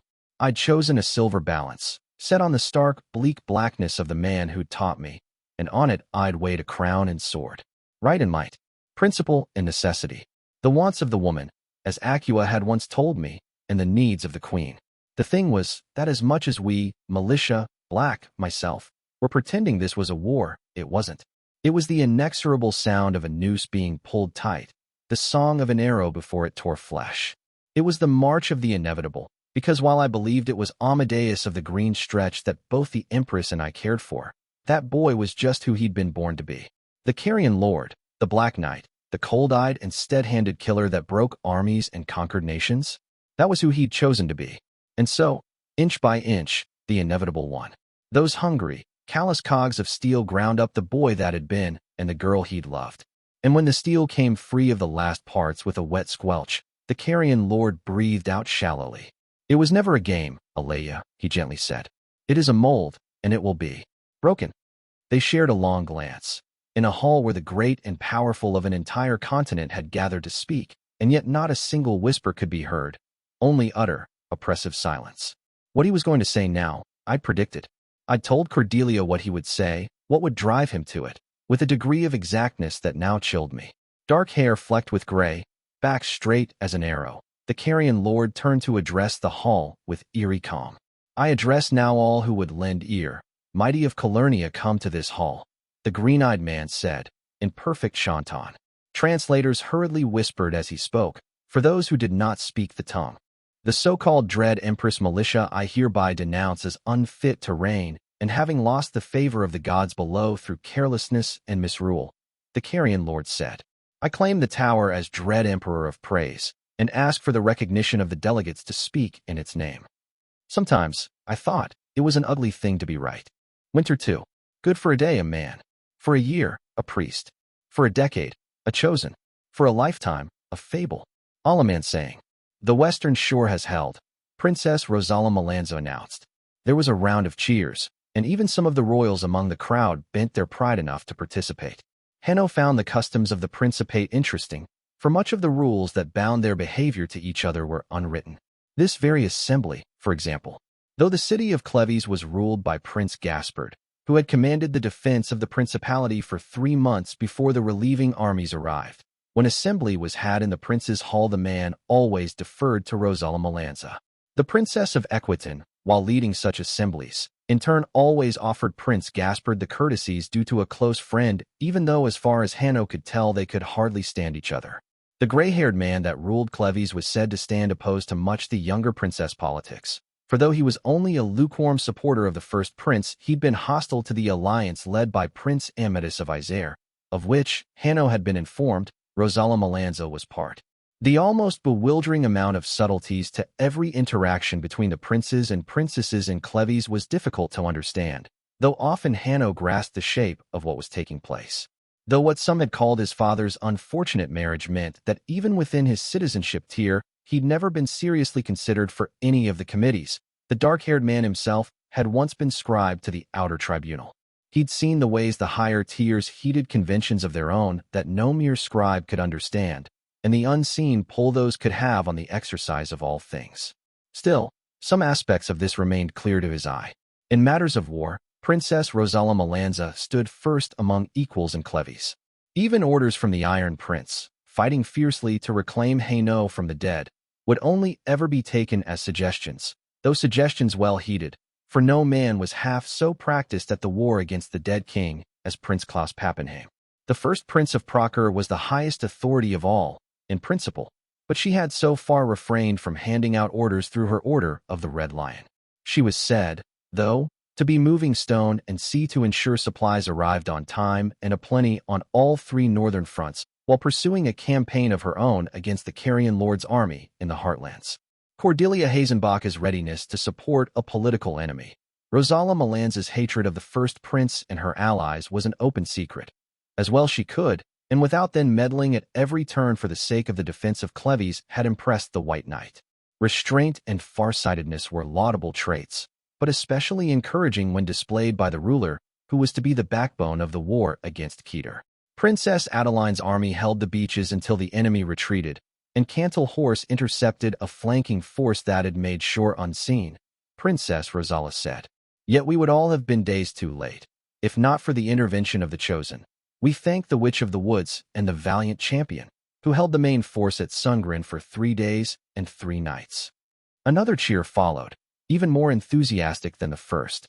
The royalty in their attendants turned their gaze to the heroines of the day, which Princess Rosala had requested attend. Raffaella usually did not, and Antigone had confessed finding the proceedings enormously tedious. The champion was grinning as she preened under their praise, though, and the witch seeming rather taken aback. Antigone detested cities save for the towering and airy labyrinths of the Gigantes, and as a rule was less than fond of crowds. She'd been forced to suffer both for some time during the defense of Cleves, which was why she was always so eager to take the field against the dead far from the capital whenever opportunity arose. Which was why she'd no notion of how high in the esteem of the Procerans she had risen, the mystery of her mask and aversion to speaking with them only adding to her allure. Already 3 poems describing the heartbreaking beauty she was hiding under the clay were floating around the city, one even rumored to have been written by the eldest son and heir of Prince Gaspard. It was a victory, and one worth celebrating, yet we must not lower our guard, Princess Rosala said. The dead still have a beachhead at Triflin, and we've reason to believe the attacks on the western shore were meant to draw away some of our forces before an assault from the east. The mere mention of the name of Triflin cast a shroud over what had been a rambunctious assembly. After the siege of Cleves was first broken and the armies under Princess Rosala bolstered the defenses, a general offensive had been undertaken to reclaim the shores that had fallen to the dead king's first wave of corpses. Along the shores of Lake Pavan, to the west, the campaign had largely been a success. Prince Alejandro of Segovia had ridden out with much of the Proceran horse and shattered the war bands that had been ravaging the countryside. Even as a second wave of foot under the Princess of Orne had begun to march there to thoroughly sweep and then garrison the coast, near 2/3 of the living armies in the principality had marched in pursuit of the retreating undead army that had besieged Cleves.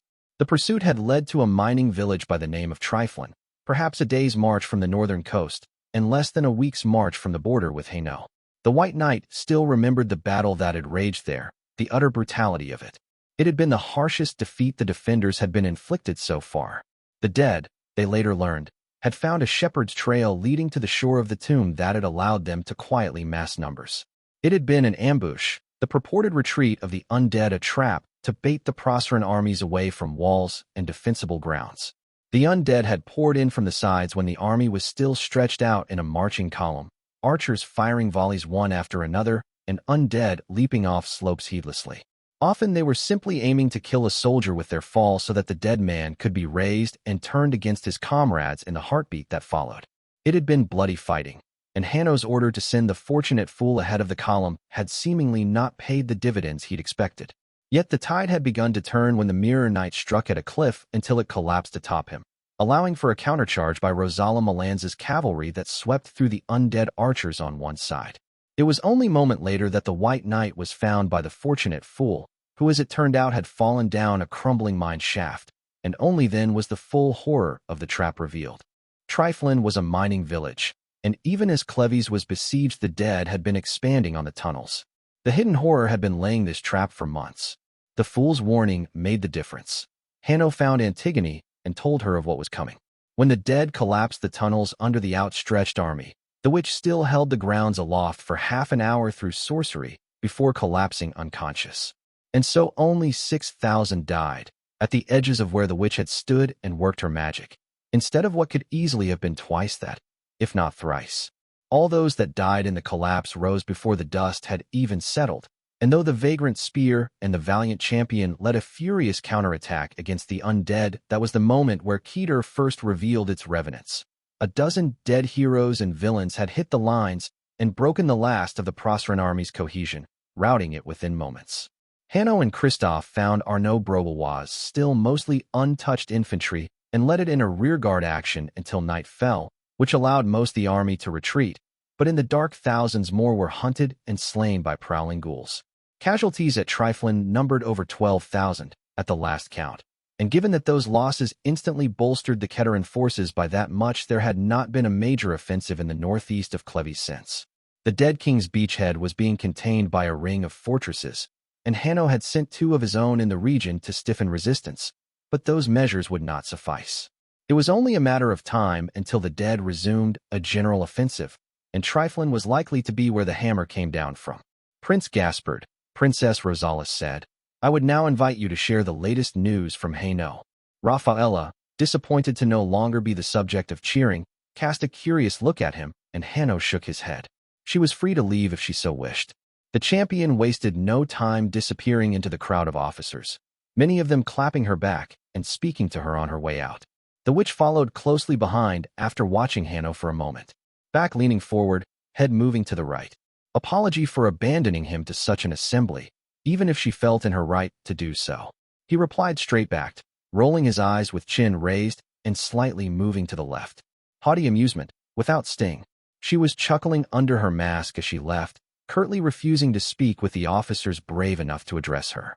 Prince Klaus caught the dead Flatfoot at the prisoner's mercy with his heavy horse and his spears, breaking 10,000 and the latest offensive against the capital, Prince Gaspard said. Keter has not fielded a great army since, for fear of losing it as well. The cheers that followed were hearty and desperate, for all knew the defense of Hainaut had been a losing battle, and should Clevy's eastern neighbor fall, the principality would not be far behind. A great victory, Prince Gaspard said when the cheering died. Yet to achieve it, much of the garrisons in the northern crags had to be stripped empty, and once ceded, that ground will not easily be regained.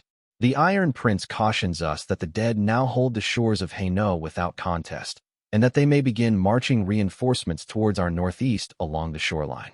It was an unsettling thought, and one that dimmed the enthusiasm that had begun to bloom anew. An attempt was also made on the life of the Iron Prince and Princess Matilda of Neustria, by some fresh manner of ghoul. The Prince of Cleves continued, tone grim.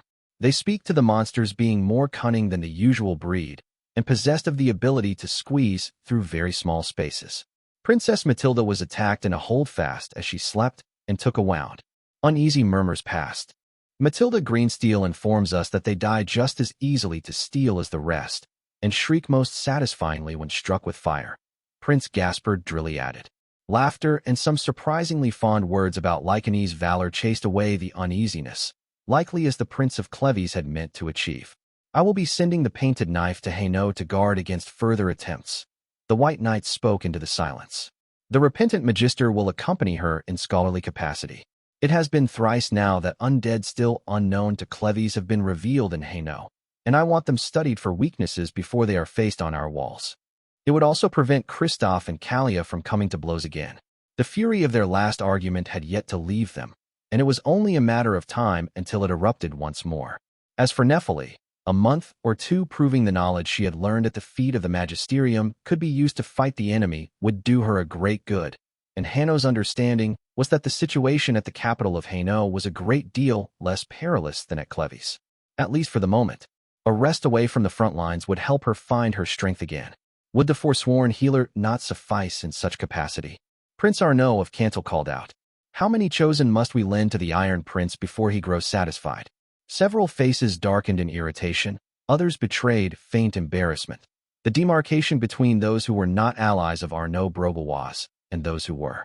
Hainaut watched the man mildly. The prince was prone to bluster, and hardly a popular man even with his allies, but he tended to keep his calm when doom came to call. It was the reason he remained tolerated to such extent. That and Rosala Melanza's deft handling of him, which was why so many eyes turned to the Princess of Equitan in the wake of her ally's comment. Still, there was something about Arnaud Brogelwas that had him itching for the coin. A sense of wrongness that only the judgment of the tribunal would truly be able to settle in his mind. Yet that would have been unwise.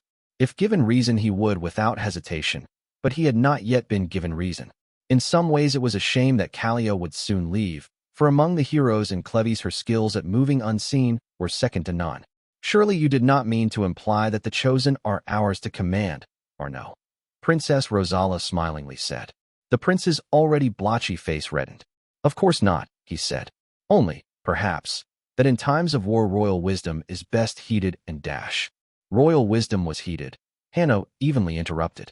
That of the first Prince of Procure, when she granted the heroes of the 10th Crusade leave to deploy as they would in accompaniment of her armies. And surely one must not court even the shadow of her most serene highness' displeasure. Prince Alejandro of Segovia said, tone masterfully straddling the line between earnest and sardonic. Prince Gaspard sneered at the handsome younger man in distaste, but all held their tongue. As Hainaut understood it, Hard words were still occasionally exchanged over the fact that all the reinforcing royals had voted and even agitated against the measures in the highest assembly that had provided gold for the refurbishing of many of the fortress walls they now fought behind. Prince Alejandro was still on occasion heard to bitterly say that Cordelia Hazenbach's scheme to spruce up Lycanese lands with Arlazite gold had paid rather unexpected dividends at this late hour, though only in his cups and in carefully chosen company. When the reinforcing princes had first come, for all their help they'd still been remembered by the people of Cleves as the royalty that had nearly tossed Cleves and Hainaut to the dogs so that Isère would not suffer Presi raids. Their reputation had starkly improved since, but their offenses were not yet forgot. As you say, Hanno agreed. That aside, the Silent Guardian and the Silver Huntress have now been at the fortress ring for 3 months. I will be recalling them for rest and recuperation. As this will coincide with rotation of troops among you as well, I would hear of the designated commander's preferences. He made no promise to heed them, but he would at least listen. The amused look Princess Rosala cast him made it plain she'd noticed as much though the man meant to accompany her own forces. Prince Arnaud Brobois seemed blind to the subtlety. I'll want the Witch of the Woods, the Prince of Cantal said, and call the fool anyone who'd choose otherwise. As was explained at previous councils, Antigone's ability to work great magics means she is best kept in reserve so she can blunt the enemy's offensives, the White Knight patiently replied, as she did so recently at Sungren. Offense is the very essence of war, young man, Prince Arnaud asserted. Why, if you were under my command we'd already dash. I thank you for your contribution, Hanno serenely replied. His gaze moved to Princess Rosala, ignoring Prince Arnaud's spluttering. I don't suppose I could talk you into shaking loose the valiant champion? The Princess of Equitan smiled. I had meant to send the vagrant spear to relieve the Silver Huntress, Hanno admitted. And the two of them. The dark-haired princess sharply nodded, too polite to outright grimace. It was not that Raffaella and Sidonia were at odds, much to the contrary. After some stilted awkwardness due to the significance of Raffaella's name to Levantines, they'd become fast friends, which, for women who were bound to the champion's line and the slayer's line, meant hunting very dangerous monsters together, drinking every bottle of hard liquor at hand, and finding people to either brawl or sleep with. Inherently, there was nothing terrible about this, but it did tend to cause some degree of damage to their surroundings. Less than ideal, on the front lines. It also tended to cause betting pools to form, which Hanno had been told Alamans disapproved of on grounds of impiety. Lady Spear has a talent for striding the wilds, I'm told, Rosala said. A good fit to relieve the Lady Huntress at Hochelain Fortress, given the heights.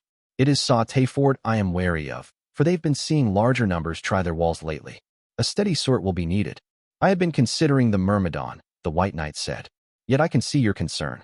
She is not the most talkative among us. She spoke none of the Proceran tongues, but if she stayed with heroes who could understand her native Aenian, she'd likely never bother to learn any of them beyond a handful of words. It would have been good for her, the steady fighting and camaraderie slowly easing her into the learning. Hanno was not, however, beyond acceding to larger concerns. The Mirror Knight will ride to replace the Silent Guardian, then, he said. There was a thrum of satisfaction in the room, as there always was whenever Kristoff was mentioned. Though the Procerans had been duly thankful that heroes had come to help their support against the dead king, it had rankled some that so many of the name they must rely on and occasionally obey were nearly all foreigners. The Mirror Knight, very clearly Alamans and of respectable birth, had been the darling of those since they first heard of him. He remained highly popular with Procerans as a whole, helped in that by the unusual strength of his name. His growth had not been in wild spurts, as it was for some named, but the steady regularity of it remained troubling to Hanno. What manner of evil was Kristoff meant to fight, that he would need such strength? Something to see to after the war. There were more pressing matters. It might be needed to send someone with the Mirror Knight, Hanno decided. When exposed to long to the admiration of his people without counterpoint, Kristoff tended to lapse into regrettable arrogance. A steady presence at his side reminding him that his power was meant to serve and not be gloried in could only do him some good. 3 cheers for the Mirror Knight, then, Prince Arnaud of Cantal loudly said, and all our other trusted comrades among the chosen. Princess Rosala added, a tad more diplomatically. Wine was promptly sent for. Hanno was not all that fond of the drink, truth be told, or even drinking spirits as a whole. Yet Procerans drank wine by the barrel whenever they had an excuse, toasting even their worst enemies without batting an eye for the right vintage. Attendants returned with glasses already filled. It would be different bottles for the royals and the officers, Hanno suspected, and a shyly smiling young woman in Clevy's livery offered him his glass. "Thank you," he replied, then paused. Like an itch on the back of his neck, a hum in his bones. The attendant paled, thinking she'd given offense. Hanno calmly set down his glass on the table to his side. "I'd suggest taking cover," he kindly said.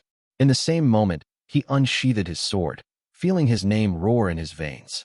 "The enemy comes," the White Knight roared along with it. Bells began to ring outside, and a moment later claws the size of a horse tore the ceiling open. A sky-shaking scream erupted from the fanged mouth of the gargantuan winged beast half revealed through the tears, and even as he felt the light well up in him, the White Knight could not resist but to feel the slightest bit thankful. The attack, after all, had come. Before, he was forced to drink the wine out of politeness. Book 5, Interlude. Rise, rise. A treaty is fooling all the people at the right time. An alliance is fooling the right people all the time. A war is when all the people are fools all the time. Procopia Lekapine, first hierarch of the League of Free Cities. The Carrion Lord's spoken chanton was flawless, the first prince grudgingly admitted.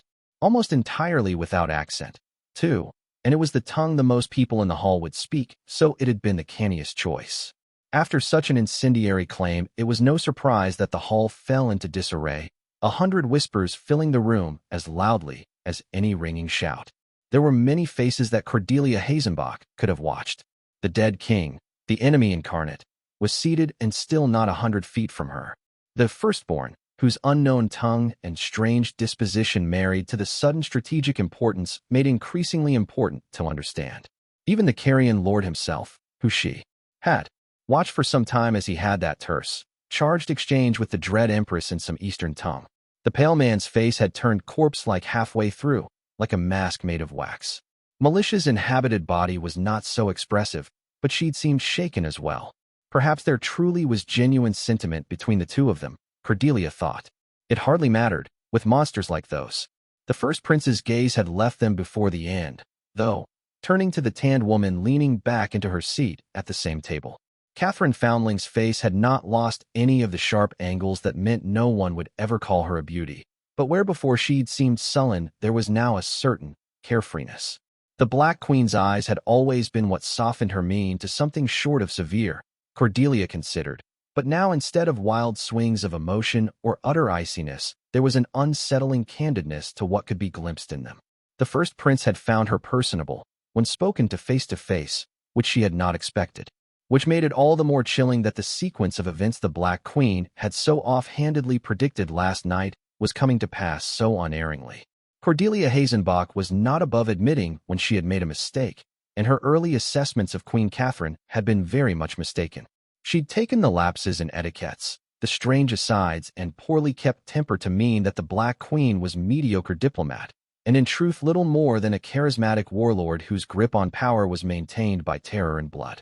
Considering the other woman had since wheedled support out of the kingdom under, the likes of which had not been seen since Triumphant's day, and somehow become the foremost religious figure of the Drow, and then leveraged this into the Everdark's entry into the war, it would be absurd to keep believing as much. And so much of this was absurd already, Cordelia grimly thought. How could anyone have a pitched battle with the Dominion and somehow come out of the slaughter in good odor with the blood? No, Foundling was not a mediocre diplomat. She simply disdained the usual means of diplomacy, which had seemed the same when it was through these that Cordelia interacted with her. Her lease accords, which admittedly she professed to be as much the work of Vivian Dartwick and Hakram Deadhand, were also a diplomatic solution coming from a woman the first prince had once considered a canny, dangerous thug with an army. It was necessary to reassess what she'd once thought of the Black Queen, for though she was now an ally, only a fool kept both eyes on the stag when hunting with a wolf. Cordelia had known all of this, or at least thought she did. Yet looking at Catherine's Foundling calm face, the barely veiled sympathy she looked at the Carrion Lord with, she could not help shiver. For all that the Black Queen had yet to even address the hall, every person here had so far danced to the tune of her choice. Cordelia set aside the thoughts and the wariness, striking at the table as her major domo loudly called for order. The noise withdrew, leaving a palpable sensation of absence in its wake. "We recognize the words of the Carrion Lord," the first prince said.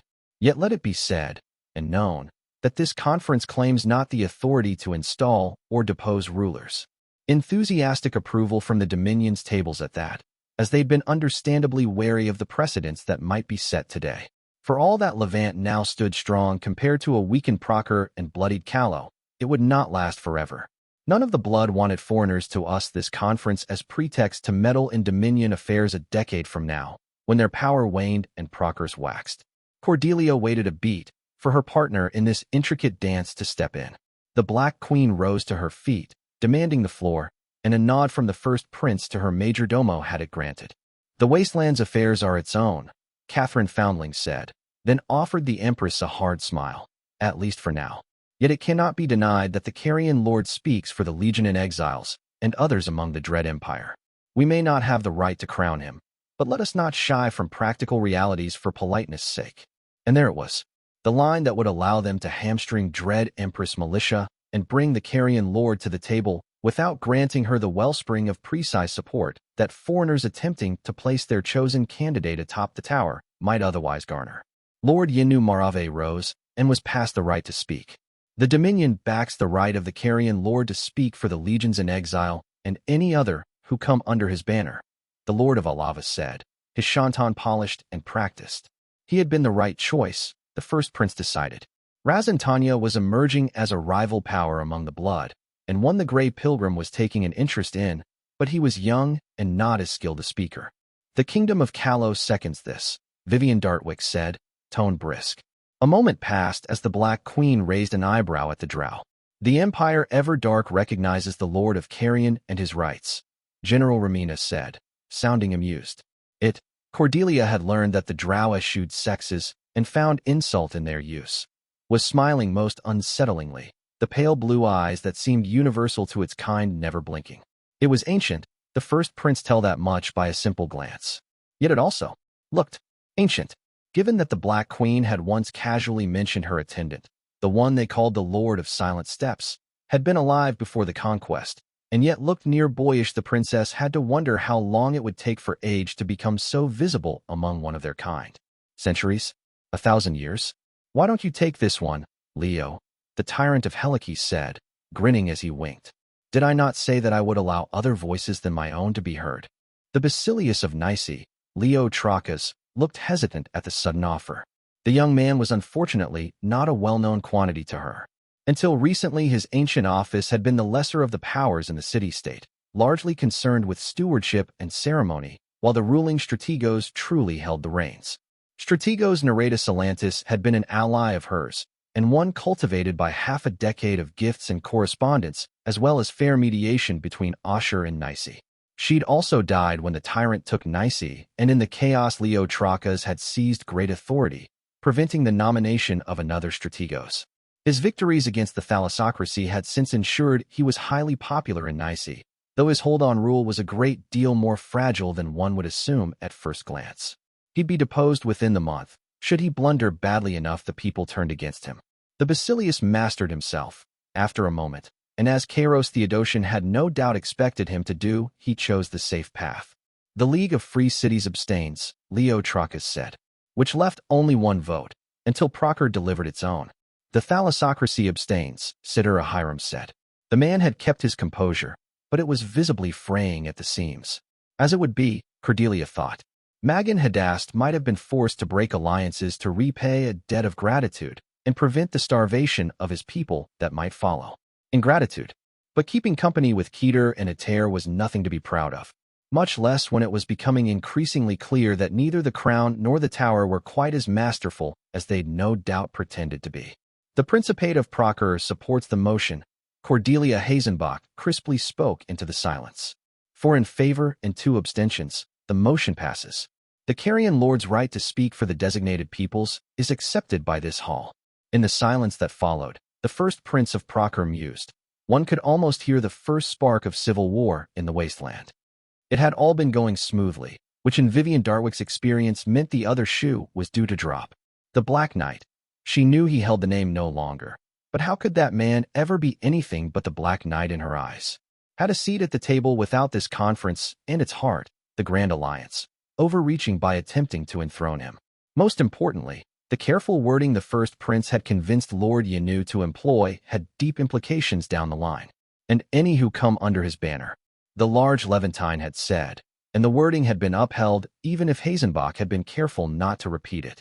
It meant that the Black Knight could be offered terms now, lenient ones, and that those terms could then be made to apply to all of Praise should he become Dread Emperor. As Dread Empress Militia had earned little but hate from those in this hall, any terms she might receive would be decidedly inferior. It was leverage that might tip the scales in favor of supporting the Carrion Lord among certain Preside, though unless the Empress outright abdicated it was good as certain there'd be a civil war between their supporters. Not necessarily a long one, given that the loyalties of the Legions of Terror might just swing in his favor hard and early, but wasteland wars were always nasty stuff. Another 2 rounds of the tables saw confirmed the recognition of Dread Empress Militia. Even the Carrion Lord voted in favor, amusingly enough, which made the vote unanimous in favor with Magister Zoe Ixione's assent in the name of the League, and another for the dead king. Asher abstained on that one, as did the Black Knight, and Nestor Akaroy of the Secretariat voted against, in the name of the League. Militia was his sworn ally, however, and the Grand Alliance delegations had all been forewarned and agreed on common action, which meant that the majority in favor carried the vote. The King of Death had his seat and his vote, at least for now. Not that the motions had much power outside the strictures of the peace conference. They were a tool to manipulate the rules of this game through formality, not something that could be used to truly produce diplomatic results. Vivian had voiced the votes for the Kingdom of Callow both times, Catherine remaining silent. She knew well what it was Cat was doing, giving her the duty to speak for their shared home in front of every great power on Calernia. It was as tacit an endorsement of her as a successor there could be without Vivian being named a princess, which would be complicated to accomplish and likely require her adoption in a house foundling. Setting aside the thoughts, Vivian forced herself to sharpen her focus on the proceedings. Though the dead king had yet to speak a word, little more than a grim sculpture of bones, the Empress had no shared such compulsions. With a pleasant, sonorous voice, Vivian wondered if the body had been picked for it. She opened her part of the dance. The Carrion Lord, a mere landless rebel, had been allowed to address the hall while the rightful ruler of Praise had been denied the same right, she said, which was miscarriage of procedure. It was not an unexpected assault. Hazenbach had named it a likely avenue, since refusing the Empress would taint the appearance of fair proceedings and accepting would allow her to go on the offensive while bypassing the agreed-on order of affairs, which would otherwise keep her contained until hours into the talks simply by speaking of very little praise could weigh in on. "We recognize the words of Dread Empress Militia of Praise," the first prince said. Militia's mangled puppet smoothly rose to her feet. "The Dread Empire cedes its speaking right to the thalassocracy of Asher," she smoothly said. "Ah," Vivian thought, almost grimacing. And there went the first stumble in the plan. Tightening the vice on the opposition by hammering home how isolated the League and the Empire were one motion after another wouldn't work if Asher withdrew from the Grand Alliance formally before the talks had even begun. Sitter Ahiram rose to his feet, acknowledging the first prince's evenly spoken recognition of his right to speak with a nod. "I speak now the words of Magan Hadast, citizen of the second tier of the Balite hegemony, sitter of the eminent committee," the man said. A heartbeat of silence passed. "As of this day, the thalassocracy of Asher declares its withdrawal from the Grand Alliance and all attendant treaties," Sitter Ahiram said. Few across the room were surprised, and those that were told much to Vivian. The Dominion had been brought into this early, and the firstborn had only middling interest in matters unrelated to the war against the dead king. But the lack of surprise did come as a surprise to Sitter Ahiram himself. It was as the first prince had speculated. Then, Asher was good as blind on the continent, and clutching at any offered driftwood that would prevent it from drowning. More interestingly, there was a great deal of surprise among the League's delegation. Not Magister Ixione, though, Vivian thought. Helike and Stygia were traditionally kept close alliance when the League was at war, as they fielded its finest armies, and typically both benefited greatly from strife. A tyrant's rule also meant that below held the reins in both city-states, buoying evil in the free cities for a span. Delos and Atalanta had both had no idea. The general from Bellerophon still looked lost and afraid of asking questions, but the two Penthesians were calm, better at hiding their thoughts, or in the know. "Penthes," Vivian murmured. "Theodosian owns and informs them, I'd wager." the Black Knight softly said. Perdocius has an emperor's ambition and the wits of a well-bred trout, while Honorion is afflicted by that peculiar condition where one comes to believe that gold makes up for any and all shortcomings. Scribe has theorized the Tyrant ensured they be the last two claimants because they are singularly inept at anything but banquets and squabbling. If he leans towards one, we could back the other, Hakram suggested. Tyrant's too canny for that, Cat grunted. He'll have them both convinced he's secretly helping them against the other. The Empire has influence there as well, through trade, the Black Knight said. Penthess is a dead end. Nice might not be. Basilius Leotrachus looked like someone had slapped him across the face. He was a handsome one, Vivian thought, though less so when his eyes were narrowed in surprised anger. He doesn't know about the ships yet, Vivian quietly said. Otherwise he'd be storming out. Trachus only thinks he's about to get strong-armed into backing off Ashur by his own side. Agreed, Catherine said. He's not smooth enough to keep it in the pot if he gets knifed that hard and deep in the back. Then we approach him during the recess, Hakram said. We lack proof beyond the Tyrant's own words, which only a fool would take, but the groundwork can be laid. Hazenbach tried to use Nicae as a counterweight for Kairos, and that went over about as well as pepper in a kennel, Cat reminded them. If enough of the League's armies keep withdrawing to their territory, it no longer matters that Theodosian is dominant, the Black Knight noted. He'll no longer have the strength to collapse Procor or invade Callow, which effectively muzzles him. Which would be ideal, as far as she was concerned, since acting against the madman outright was likely to see them burned. If he could instead be dragged back into the lesser squabbles of the League of Free Cities until the war against Keter was brought to an end, it should be significantly less risky of a proposition, which meant bending the individual city-states, and that would require significantly more pressure than the coalition had brought to bear so far. We need to strike while they're still uncertain, Vivian said. Catherine looked at her curiously. We out it now, Cat, Vivian said. It's out of the order, but then so is this. It ought to put them on the back foot again. The Queen of Callow considered it for a moment, then nodded. Hakram, she said, find me an inn. The orc's brow creased as he put his superb memory to work. This isn't a motion, it's an address, the adjutant said, which means we can ask for right of reply on if what we speak of is associated. If the first prince granted, which I'd venture to assume. Catherine's lips quirked into half a smile, and she turned. Do it. Vivian started in surprise, looking at the woman that was both her ruler and her friend. This isn't a vote, Cat, she said. It's dash. I know what it is, Catherine said. It was your notion, and a good one. Besides, you're the one who'll reign under it. Speak the words. Vivian breathed out shallowly, but it was too late to flinch, to fear. It had been too late since that night in Lore where she'd chosen to bet on the squire. She rose to her feet. The Kingdom of Callow request right of reply, Vivian Dartwick said. Cordelia Hazenbach, tall and fair, and with eyes like chips of ice, considered her for a moment. We recognize the words of Lady Dartwick, heiress designate to Callow, the first prince said. Pertaining the Grand Alliance, as addressed by Sitter Ahiram, Vivian said, we declare now before gods and men that the Kingdom of Callow is a member and signatory. Book 5, Interlude, All Ye Villains. In studying our histories, I have cast aside old mistakes, instead embracing fresh and interesting ones. Dread Empress Atrocious, later devoured by man-eating tapirs. The games being played on this marble floor, Hakram thought, were no less deadly than any played axe in hand. Perhaps even deadlier, for an axe took one life at a time, while here a streak of ink and a sharp phrase could kindle the death of thousands. Most of his kind despised the ways of the tower's court, the poisons drunk and spoken, the colorful clothes worth a manse, and the alliances that came and went faster than the tides.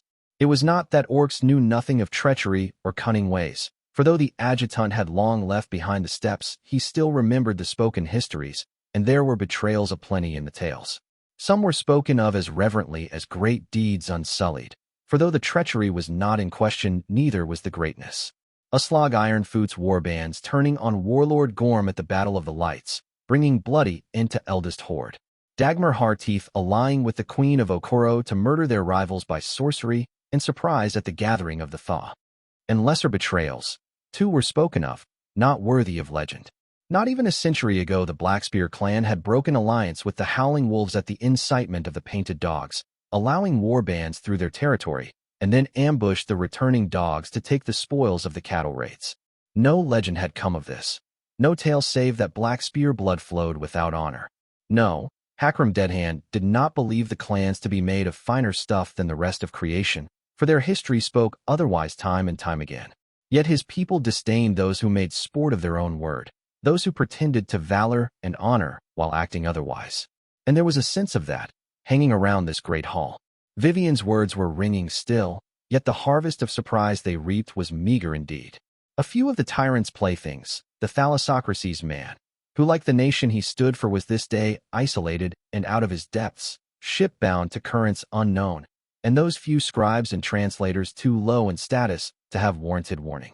The dread Empress of Praise, wearing a mutilated and marked body like a coat, betrayed no surprise. Neither did the grinning devil known as Kairos Theodosian, or the utterly still corpse inhabited by the dead king. It was the first of these that Hakram was most wary of. Militia had lost the reins of much she once commanded, but the most dangerous part of the Empress had ever been her boldness and clever mind, neither of which had been taken from her. Catherine thought her half-spent of force, with jackals circling the tower and her realm deeply wounded, and dangerous mostly in that way a desperate villain tended to be. The adjutant was not so certain. The Empress had not even attempted to bring the Carrion Lord to her side, by scrying or scent agent. This he knew for a fact. As the eyes had people in the army of Callow, so did the jacks have people among the legions in exile. And the scribe would have forewarned them, if those eyes were fooled, for the adjutant understood her in a way most frightful. He would act in similar manner, if Catherine was preparing to throw away her life and life's work. And so while the hall twisted and turned, twining around the already half-known revelation that the Grand Alliance had known of Ashur's unfaithfulness, and behind the thalassocracy's own back prepared answer of its own, Hakram Deadhand watched the Empress. Militia was not beloved of his people as her right hand had been, still was, for unlike the Carrion Lord, she had neither been warlord nor tireless defender. Yet she was respected, by the wise among the clans, for having enacted the reforms without needing to cram them down the throat of the High Lords by civil war, as the Black Knight's iron-handed ways might well have required. She had been good the orcs in a way few of her predecessors could boast, and never given slight, without reason, nor meddled in the affairs of the clans beyond the old rights of the tower. Militia had been a fair ruler to his people in most regards, Hakram thought, and looking upon the puppet thing she now wore he could not bring himself to believe her to have gone the way of the old tyrants. The Empress had bought and paid for the doom of Lys, it could not be denied, yet meant to use as to serve the principles she had once read in her treatise. The death of the Age of Wonders. She'd since used only the blades of assassins, sharp intrigue, and the sole doomsday weapon of the warlock that was already known to Calernia. Still water was a thing of terror, true, but it should not be forgot that in the eyes of most in this room that terror had already been laid at the Emperor's feet. She lost little by using it, and gained form to use a great fleet as well as means to influence Ashur into leaving the Grand Alliance. It had not been a careless or desperate act, he thought, which meant Militia's keen edge had not faded, and nothing of the play taking place in this hall was a coincidence. Not even that raw thing that the Carrion Lord's voice had carried, when he good as begged for a reason not to turn on her. It'd be a damned cold thing, making that cut on purpose. But cold was off the winner in Wasteland games. Catherine, the adjutant whispered in Carsom, leaning closer to her. I think we are being had. Tanned face set into a calm look as she studied the hall. His warlord slowly nodded. There's no swing in them, the Black Queen murmured. This isn't their game. We misread them, Hakram. As was often the case, whenever Catherine's eyes narrowed and her twisty mind wandered down paths the rest of them could only dimly glimpse, Hakram was forced to take a moment to parse what she'd said. Not enough swing. As in the opposition was not putting up a fight, and so without pause she had decided it meant they saw what was happening as not worth fighting over. It might be argued instead, Hakram knew, that Kalos' entering of the Grand Alliance was good as certain, and so the opposition had not considered it something that could be fought. Yet the adjutant's instincts sung in accord with his queen's, for one did not face the longest reigning dread empress in the history of the wasteland, and the king of death himself, and received so little swing, as his warlord had said. Vivian sat down even as a clarification was requested by the current speaker for the League of Free Cities, Basilius Leo Trachas once more, as to the veracity of the statement made by Lady Dartwick. Confirmation from the first prince and Lord Yinu Marave followed. If they have no stake in this, then their victory lies not in a contested field, the Carrion Lord quietly said. That would mean they're not looking to get anything out of this conference, Vivian said, Her carsome's still a little ragged, even though they regularly practice together. So why are they even here? Catherine's hand half reached to the pockets sewn within her cloak, before she remembered it would be unseemly for her to light her pipe before so many eminent rulers. She forced it back down and let out an annoyed hiss through her teeth. Odds were, Hakram fondly thought, that she did not even realize how around greenskins she tended to mimic their manners.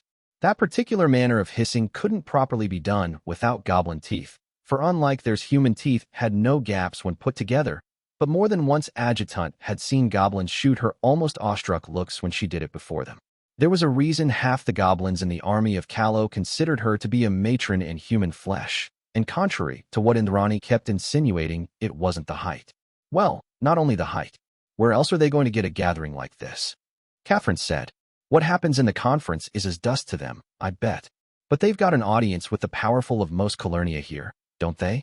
They're here for the ears, not the tongues. Utter silence seized the room, sudden and oppressive. Half the hall was watching the same thing, and Adjutant followed their gaze. The dead king, he saw, had moved for the very first time since his body sat. His skull had turned to gaze at Catherine, hollow sockets empty and unblinking. The slightest of tremors was going through the skeletal thing, Adjutant saw, and for a moment he did not understand. Then he did, and his blood went cold. The dead king was looking at Catherine Foundling and shaking as he laughed. The enemy was laughing. Cordelia Hazenbach was not one to boast of bravery, for hers were not the gifts of courage on the field, yet neither did she consider herself to be faint of heart. And yet the sight of the hidden horror's silent tremors of amusement sent a shiver up her spine. That the monster was gazing unerringly at the Black Queen as he did only made it eerier. The blonde princess did not allow it to reach her face or seep in her eyes, instead thinking of Hanoven, of the city broken once more, walls torn down, and her kinsmen slaughtered to the last. Cordelia thought of the brave men and women who died on those walls, keeping Dawn from failing just a little while longer, and when cold wrath roared through her veins, she fed at the fear. Composure returned to her, for that anger was an old friend, and finally she gestured for the page standing behind her table to step forward. At her side, Agnes suddenly stirred. Magan Hadast was killed, the augur said. Agnes, she saw, was staring at the Carrion Lord. The page passed Cordelia a sealed scroll, bearing scarlet wax stamped with the heraldry of the Order of the Red Lion. She set it down and turned a sharp gaze on her cousin. Is he dead now? Cordelia whispered. Or is he going to die? Agnes blinked sleepily, a look of utter frustration flickering across her face. It took her a moment to speak again, as if she had to piece together once more when and where she was. Soon, the augur said. Many branches, but always he dies. The spider waited until he was too deep in the web to turn back. There is nothing anyone can do. Too quick. All the paths are dead ends. She hesitated, scowling. They are learning, she admitted. The spider, Cordelia thought. There were some who called the scribe the web weaver in the wasteland, yet the augur had used the word before to mean another. The assassin, who more than once had tried to take her own life and that of people dear to her. Had this been the order of the Carrion Lord, then? The other villain was said to answer to him alone. Ashur had made bargain with militia, and so Magan Hadast was to die? It would sow chaos, Cordelia admitted to herself, until the old man's successor consolidated power. The heir that had been groomed before had died at Thalassina, and now only distant relatives remained, none of which would be a deft hand in navigating the thalassocracy's labyrinth of committees and bureaucracy. It was still unacceptable, if it was truly the Carrion Lord's order. Magan Hadast had long been her ally, and for his defection, now she blamed him not as the Grand Alliance had failed him before he had. He might yet return, besides, given time enough for it. To have him so casually ordered slain was a foul thing, though no less than should be expected from a rabid animal like the Carrion Lord. Darkness looms, Cordelia, Agnes murmured, tarring not in opening the scroll. Lips tightening in sudden wariness, the first prince reached for the parchment and broke the seal. She unfurled the scroll, and her eyes moved carefully across the contents. This was not a direct report, but instead the welding of several from across broad swaths of Proker. 3 names in particular caught her eye: Prince Otto Reitzenberg, Prince Gaspard Langevin, and Princess Beatrice Volagnac. The ranking commanders on the 3 northern fronts of the Principate, at least in principle. Prince Otto's words were coming from the Morginter, the last fortress held in Twilight's Pass. And though he cautioned of the enemy possibly laying a trap, Gaspard of Cleves and Beatrice of Hainaut were both seeing the same thing. And like Prince Otto, they'd followed the dead carefully. Cordelia turned to the awaiting page. "One whose authority was the scroll sent?" she curtly asked. "Anselm of Beaudry, Your Highness," the man quietly replied. A telling detail. Anselm of Beaudry was the ranking officer of the Order of the Red Lion in Salia, and Cordelia had chosen him for that office in large part because his cautious and meticulous nature. He would not have sent such a scroll without first making certain there had been no misunderstanding or sudden change. The first prince quietly thanked and dismissed the page, mind racing, before glancing meaningfully at her closest attendant. The young woman approached discreetly. "Have word passed to the Calawan and Levantine delegations that I will put forward an extraordinary motion for immediate recess, and I would request they support it," Cordelia said. "There is urgent need for a private discussion between us." Cordelia allowed time for the messages to be passed, through Razentania for the Dominion and the heiress to the barony of Harrow for Callow. When the first Prince of Procur asked for immediate recess soon after, the vote in favor was unanimous. The enemy's gaze moved towards her as it deigned to vote for the first time that day, silently raising a hand in approval. The dead king had yet to speak even once, and some part of Cordelia Hazenbach felt blind dread at that realization. Half an hour of recess had been voted on, and Hakram found himself part of the handful of guests invited into a nearby parlor by the first prince. The blood were likely to be brought in as well, he guessed, for whatever it was that Cordelia Hazenbach had learned, it seemed to concern all signatories of the Grand Alliance. The Carrion Lord's presence along with Catherine, Vivian, and himself was a reality all involved politely refrained from looking in the eye, as the man was deeply despised in Procur and might well have been excluded from such talks, if not for the Queen of Callow's influence. It was an almost amusing turn, that after early years of relying of the Black Knight's power and influence, it was not the same man who was relying on his former pupils instead. There was an almost feverish energy to Cordelia Hazenbach, Adjutant saw, when they entered the parlor. Though she was composed as ever, she was standing instead of seated, and looking at her gave the sense she had a burning urge to pace that only manners were keeping at bay. Catherine limped in ahead, eyes considering as she took in the sight of the full roster of the blood, as well Princess Rosala.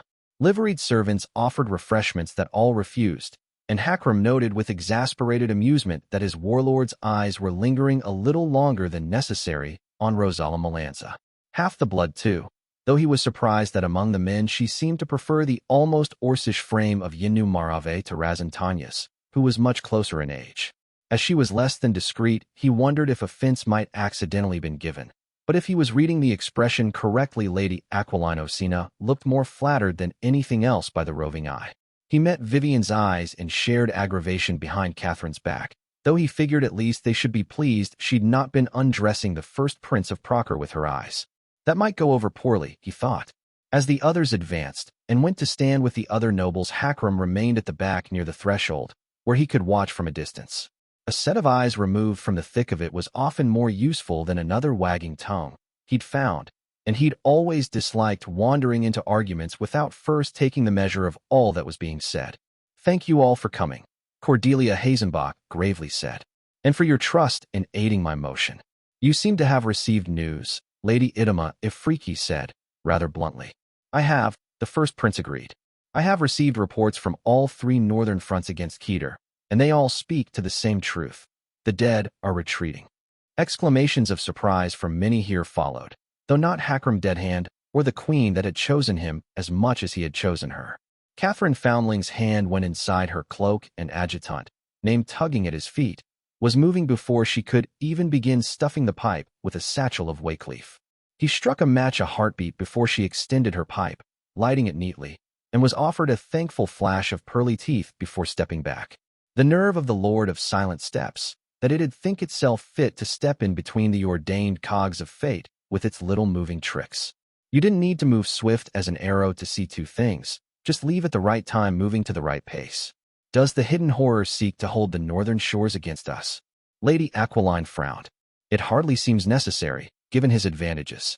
It will allow us time to bring our armies to bear, regardless, Lady Idema said. A blunder this. Catherine blew out an acrid stream of smoke that had Lord Yanu wrinkling his nose in distaste at the smell. "No," the Black Queen said, "it wasn't. We just got knifed in broad daylight, Make no mistake about that. It amused Hakram a great deal that though several of the great nobles here suppressed distaste as the spoken us, not a single one of them denied it. It seemed that his warlord's usefulness had at last outstripped the distaste these righteous folks had for the color of her cloak. You believe this to be a scheme, Cordelia Hazenbach said, then sharply nodded. I agree. This is a poor decision by the eye of a general, which means it was made by another. They're going to offer us a truce out there, Catherine said, jabbing a thumb towards the wall. The wrong one, Hakram drily noted, if she meant to point towards the hall. They? Lord Yenu calmly asked. This is, if not outright the plan of Dread Empress Militia, at least in part her notion, the Carrion Lord tiredly said. This sort of maneuver is her very signature. Weakening the opposition, then posing great incentive to keep a truce that allows her to further work on dismantling her enemies without the direct use of force. First Prince Cordelia would not doubt be the first of that Western lot to grasp what exactly it had meant when the hidden horror had extended Catherine an offer to sign the lease accords last night. The implications of it, in the long term. We have no reason to accept this truce even if it offered, Razantanya flatly said. We war against Keter to the end, and Dread Empress Militia makes herself enemy to all that live through alliance with it. Vivian Dartwick had spent years in the shade of one of the great villains of their age, and yet more in the service of another, so it was no surprise she caught on quick. If the decision was made solely in this room, you would be right, Vivian grimly said. They will be seeding rumors of the offer of truce even as we speak, Cordelia Hazenbach told them all. In Salia and everywhere they can, which given the reach of the Dread Empire and the Tyrant of Helike is far and wide. Her lips thinned. There will be riots if we push for prosecuting a war against the dead king in the face of offered peace while the North is months away from collapse, the first prince said. Mayhaps even rebellion. The odds are strong that the Empress will declare a treaty of mutual protection with Keter, Lord Amadeus calmly said. The dead king ought to agree, as otherwise there would be free hand to settle his sole reliable ally. Why should we pursue if the hidden horror retreats to his lands? Lord Yenu Marave bluntly asked. Is that not the victory we sought to achieve? The King of Death had not even yet spoken, Adjutant darkly thought, and already he was drawing blood among the Grand Alliance's ranks. You would call this victory, Razantanya scathingly replied. Keter coming and going as it pleases, massacring any who oppose it? Are we then to send armies to die in the kingdom of the dead for the sake of your boyish swagger? Lord Yenu harshly retorted. Better honorable death than a coward's disgrace, Lady Aquiline sneered. This is what he wants, Princess Rosala said, voice cutting through the rising noise. Chaos among our ranks. It is why he is marching north instead of south, because if he does not we are a threat. Well said, First Prince Cordelia calmly added. Make no mistake, my friends, the enemy cares nothing for peace. He has only ever known truce, and ever broken it when suited him. We have yet to speak of the League, Lady Idamus said. The tyrant offers aid to their wicked lot, and sows chaos in his own ranks. It is madness, and I would not let a hound gone sick lounge at my threshold for long. That is the nature of Kairos Theodosian, Catherine said. He will set fires until either the world is ash, or he is. She had not spoken loudly, but it commanded the attention of all in the parlor. She blew out another stream of smoke, visibly savoring the leaf. Can't set fires if there's nothing left, though, she idly continued. And that's what happens if the dead king wins. So I'd suggest we all save ourselves some trouble and invite the Tyrant of Helike in here. She grinned. I'm rather curious how long it'll take him to sell out the King of Death, this time. Book 5, Interlude. So smile, Tyrants. And so as night fell over the blessed isle, His Dread Majesty sent across the river the corpse of Prince Robert and the captured Princess Juliana, still bound in chains. For when released, she had bit off the ear of the High Lord of Okoro. King Selwyn Fairfax rode halfway across the bridge, where he thus addressed his Dread Majesty. You have fought this war grimly on the field and gallantly beyond. Would that you had been born west of the river, under a virtuous star. And so his Dread Majesty replied, For having been born east of the river, I became instead a man to pluck stars from the sky. Is that not a higher virtue? Extract from Commentaries on the Campaigns of Dread Emperor Terribilis II. To match the coming damned, Chosen had been sent for. Because creation was a strange and ironic thing, Rosala Melanza thought. This had been the suggestion of Catherine Foundling and opposed largely by Cordelia Hazenbach. Not that the first prince would be so uncouth as to risk offending the Dominion by implying its favorite son was anything other than a treasured ally. There'd been talk instead that the peregrine's presence might incite the tyrant to misbehave, that surely the White Knight himself would be enough.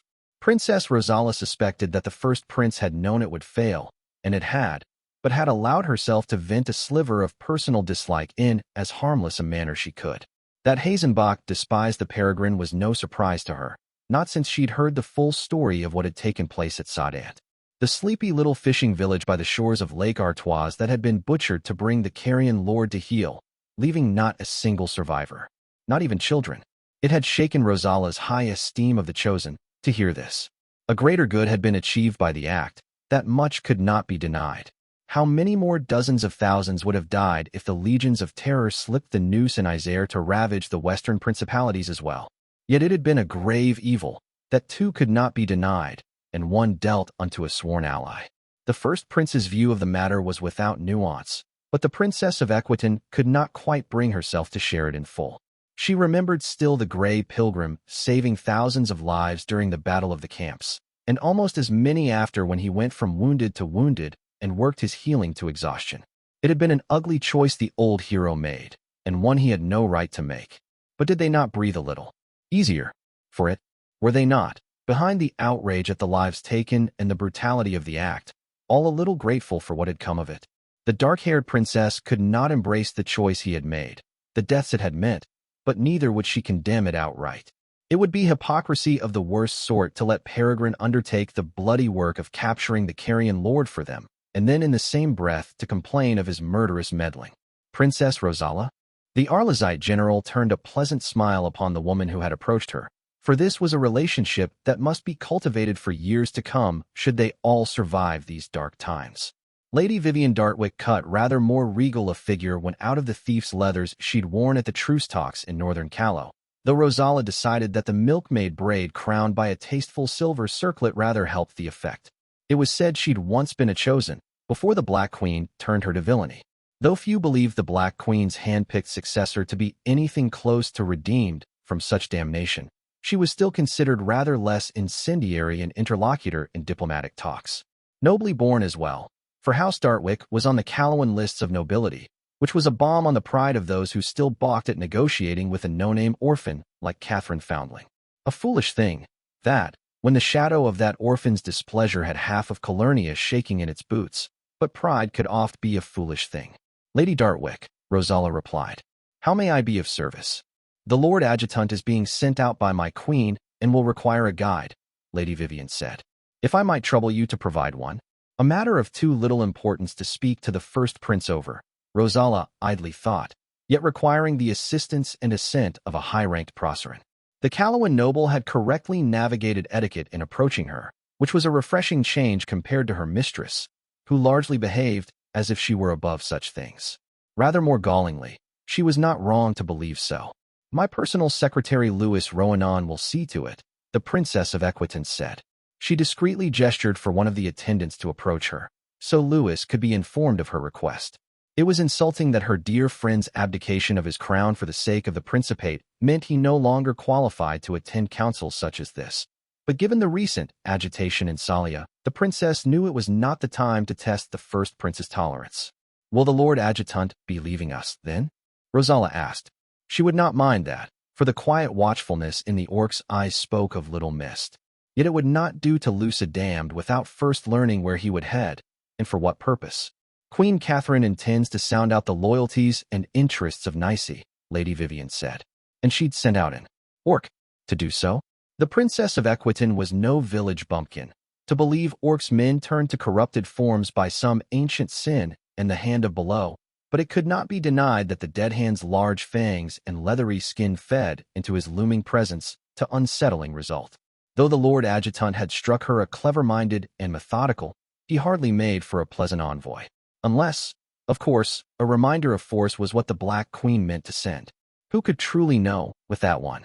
Then allow me to offer my secretary's services as scholar and translator, Princess Rosala suggested.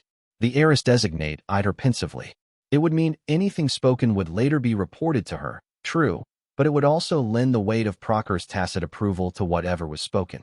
Besides, Lewis truly was fluent in trader talk and of scholarly inclination besides. He would be of practical use, regardless of all the rest. "I thank you for the boon," Lady Vivian said, tone formal. "I am certain Lord Adjutant will delight in the use of such an able aid." Secrecy was not paramount to whatever the Black Queen had planned for the League, then, or perhaps even Nicey in particular. The arrangements were made swiftly, and all was in motion before the latest arrivals stirred the room. The Grey Pilgrim's stride was greeted enthusiastically by the highborn of the blood, though rather more coolly by the Calawans and the Carrion Lord. First Prince Cordelia herself offered the due courtesies and not an inch more, for even in utter scorn the Lycanese princess was rarely anything but flawlessly polite. The White Knight's entrance was, by contrast, more warmly received. The Chosen's willingness to work with the highest assembly, though never under, for Hanno of Arward answered to the tribunal alone, and the strictures of Proceran law had endeared him to Hazenbach, and even Rosala herself, she would admit. Never before had she heard of a Chosen who would list and explain every kill he'd made in a rioting city before scholars of law, so that the actions might be assessed. At least not without hinting it was mere humoring of mortal crowns, while the White Knight had instead seemed serious and even earnest. The White Knight and his companion the Witch of the Woods were also notably strong Chosen who had come to safeguard Salia and the peace talks, which had been reassuring considering who would be attending. The Black Queen, the Hierophant, the Tyrant of Helice, and now it seemed even the hidden horror himself. In truth, Princess Rosala had been surprised at Queen Catherine's suggestion that the White Knight attend this council, for the sword of judgment was blatant enough a ward against her that the dark-haired general had believed she might take offense. Apparently, Rosala Melanza faintly thought, someone had forgot to inform Catherine Foundling of this. She met the White Knight's arrival with a smile and a respectful nod, which the Chosen casually returned. Rosala was not the only one to take notice, the eyes of half the room coming to rest on the pair in silent surprise. "Kairos Theodosian Nears," the Black Queen suddenly said. It had been more than a year now since the Tyrant of Helice had sworn eternal friendship to Cordelia Hazenbach. Not that she had ever believed him, nor would she now put too much stock in anything he said, not even if Chosen insisted he had been bound by a curse of truth. If a madman believed the sky to be green, did that make it so? No. The tyrant had been a thorn in her side for too long to be taken as anything but a peril. The first prince had considered the young king a diplomatic and military headache for more or less the first breath after he'd taken the throne, for he'd proven to be both cunning and very much inclined to turn that cunning against Procur. The blonde princess had once believed that Helice and its boy king could be restrained by fetters of ink, treaties binding the League to a 10-year truce with the Principate until other affairs were settled. But that had arguably been the second most serious diplomatic blunder of her reign. She could not be certain that the tyrant's rise could truly be laid at her feet, for he might well have struck out for power regardless of anything she did. Yet the League's vote for truce with Procur had undeniably been the trigger of the civil war that propelled the Tyrant of Helice to greater heights, and saw Anaxares of Bellerophon elected to the office of Hierarch of the Free Cities, though in some ways that seat was still good as empty. Still, for all that Cordelia had maneuvered and plotted against Kairos Theodosian, she had never seen the man with her own eyes until he came to Salia. Much of what she had read of him proved true. The first prince pondered once more as the tyrant swaggered into the parlor, but it did not quite do the man justice. The thin sickliness, the loose robes that did not quite hide erratic convulsions and trembling, or even the blood-red eye under wispy brown curls. Theodosian almost seemed more notion than man, as if some godly hand had painted grinning malevolence on the canvas of creation and crowned it king of Helice. Most of those here loathed him, the first prince considered. Some loathed him so deeply it was like a poison in their veins. Yet looking at the young king and the two waddling gargoyles flanking him, one would think he was among friends. "Oh my," Kairos Theodosian drawled. "Such a gathering of great and mighty names. My heart is made all aflutter." "Lord Tyrant," Cordelia Hazenbach calmly said. "Welcome. You are thanked for accepting our invitation. Wouldn't miss it for the world." The odd-eyed villain grinned. "Gods, you really are such a prick," the Black Queen of Kalos said, sounding almost admiring. "If I didn't know better, I'd call it an aspect." The fair-haired Lycanese bit down on her initial wave of fear and irritation. Much as she disliked the manners of the other ruler, it could not be denied that no one in this room had even half the understanding of the tyrant she could boast of having. As if to prove correct her thought, Instead of storming out at the casual slight and informality, the other villain instead let out a cackling laugh. "Catherine," he replied cheerfully. "A pleasure to see you as always. Is that my old friend Amadeus I see cowering in your shadow?"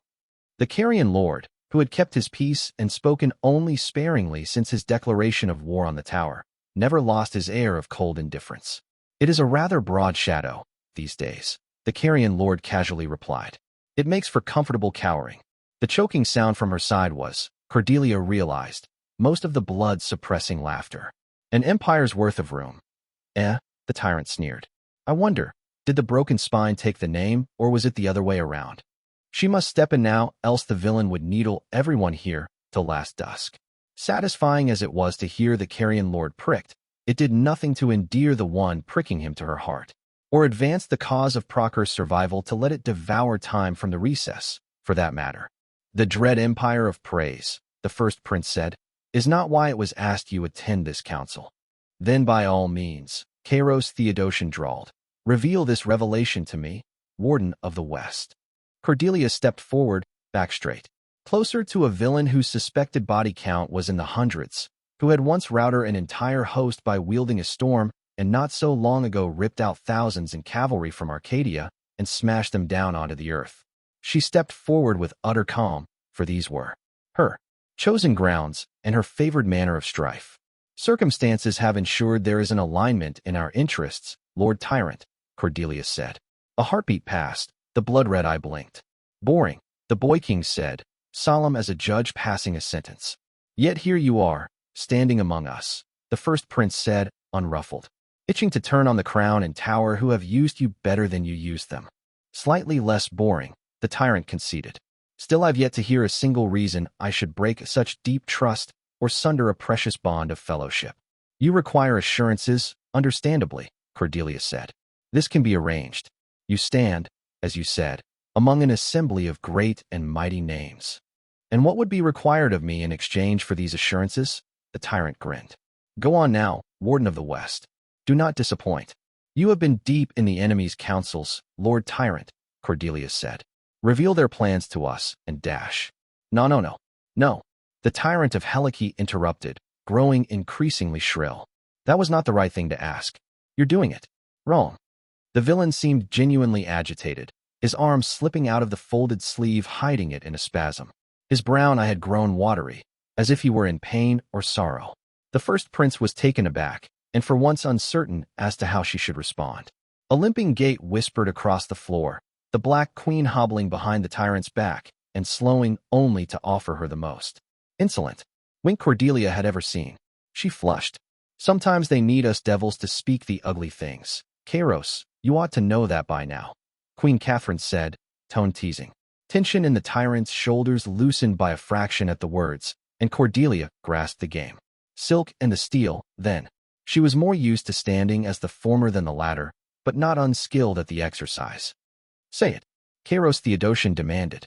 "Give us a good reason to keep warring on Keter," the Black Queen said. As she often did, the Queen of Callow was cutting to the bone of it, for that was the truth exact of what they needed. A great banner of fear and outrage that would bind Principate, and beyond, to pursuit of the war against the dead king. And if there was one man who might give them that at this very moment, it was the tyrant of Helice. "Ah," the odd-eyed king said, savoring the sound. "There it is. Now, let the mangled relic in the corner attest to my words. Not you, Amadeus, at least this time, and pronounce truth where it is. I have such a reason and can reveal it to you." All eyes in the parlor turned to the gray pilgrim, whose eyes were narrowed. "Truth," the peregrine slowly said, "in word and intent." "Then let us speak of price, Theodosian," Cordelia said. "Some offenses may yet be forgiven, should you bargain in good faith. Wealth and honors could be laid on your brow." Cordelia was much taller than the tyrant and made certain to loom over him as he spoke. A tilt of the neck lent her the appearance of looking down on him as she spoke, and she added a faint hint of sneer to her lip. Dislike was as distracting a feeling as any other, and if she must wield the reputation of the Allemans abroad to best achieve it, she would not balk at the indignity. "He's not the coin kind of king," Hazenbach, the Black Queen drawled. "No, he's an old-fashioned sort. He wants his seat at the table back. Don't you, Kairos?" Which Queen Catherine wanted no more than Cordelia herself, though with the amused glint to her as she was doing a fair impression of desiring otherwise. Catherine, how distressing, the tyrant grinned. That would imply that I currently no longer have a seat. Am I not a participant in good standing of this peace conference? Helike can be spared retribution for its reckless war-making and treachery, Cordelia said, phrasing it as a great concession. Your abdication, however, might be required for the sake of peace. Now there's a familiar tune, the Black Queen smiled. It was, the fair-haired princess thought, a little, too sharp a smile for that sharpness to be entirely feigned. Ladies, the tyrant intervened, sounding utterly delighted. Come now. Is there truly need for such language? Now, unless I am mistaken, there was some talk of dues. Queen Catherine began circling again, and Cordelia breathed in. Time to see what the two of them could bargain him down to. You are due quite a few things, the first prince pleasantly agreed. Mostly the one, as far as I am concerned. Kairos Theodosian grinned. And dear Catherine knows what I want, she does. She even brought it for me. The trial, Cordelia thought. It was all coming to hinge on the trial of the White Knight, as promised at the crossroad of the prince's graveyard. She had been warned by every chosen and damned she was on speaking terms with that to allow such a thing to unfold would be highly dangerous, and acted accordingly. Your demand for a trial of the White Knight is on the official order of affairs, Lord Tyrant, the first prince mildly said. Very far down the list, the tyrant replied, just as mildly. And I could not help to notice some details of procedures related to its positioning. Now, were I a suspicious man, I might suspect they'd allow a clever sort to put off that discussion for weeks, if not months. Which had been the very intent. The League of Free Cities as it currently stood was a derelict taking water, and the situation would only worsen unless the hierarch himself intervened. It was unlikely he would, meaning that waiting for a span might very well see the tyrant's power among the League, and perhaps the League itself collapse, and so make any demands of his utterly irrelevant, for he would no longer have the knife at the throats to see through his extortion. Then we move it up the list, the Black Queen shrugged. I would not wish to be unseemly in my demands, the tyrant smiled. And so, I've a suggestion to offer that could be considered less of an imposition. The smile widened, until all that Cordelia could see was a thin, sharp slice of teeth and a pulsing red eye. Let us hold the trial. Now. Book 5, Interlude. And so let us be. The source of might in an army is unity, not numbers. Therefore, the mightiest of all armies numbers a single soldier. Isabella the Mad, Proserpine General. Hakram was smelling a rat. Adjutant had always enjoyed using that particular human idiom, as it happened, mostly because it was patently untrue by face value. Humans had all the nose of a sparrow, stumbled around like drunks in the dark, and were terribly fragile in most ways that mattered. The last had little to do with rodents, but it was always worth mentioning. As a rule, humans would not be able to smell a rat if it was nesting under their own pillow, unlike goblins, who entirely coincidentally tended to have very full cookpots when legions were garrisoned in cities. Goblin stew was always an enjoyable meal, Hakram thought, if not necessarily for the taste, then always for the surprise. The Magisterium is pleased by your understanding, Lord Adjutant. Magister Zoe Ixione smiled. It is always a delight to speak with a professional like yourself.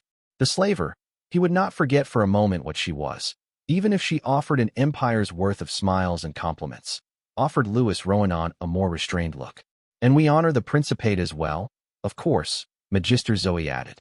It is deplored by the enlightened members of our assembly that war was waged between our nations. First Prince Cordelia is a fervent adherent of peace and diplomatic resolution. Louis Roanon replied without batting an eye, lips quirking enough to imply a smile, without ever delivering it. Princess Rosala's secretary, who regardless of what he was now titled had been until recently the Prince of Crescents, had proved to be fairly adept at navigating the meetings. Hakram had found himself dragged into one after another. Adjutant rumbled out a breath, feeling the rhythm of Bittertongue's old song sound against his bones. No peace can there be between Lash and Orc. It was an affront to the history of his kind that he must now speak otherwise, pretending the ways of the sorcerer lords of Stygia did not sicken him as he watched the Magister slip away. Roanon let out a noise of distaste when it was only the two of them left in the room. I always end up feeling like I need a wash after entertaining someone from the Magisterium, Louis Roanon admitted. Would that someone had laid to waste that city and its slaver lords with it, Hakram gravelled. Yet they have tread with care to avoid this, over the years, and it seems still. The man nodded, slowly.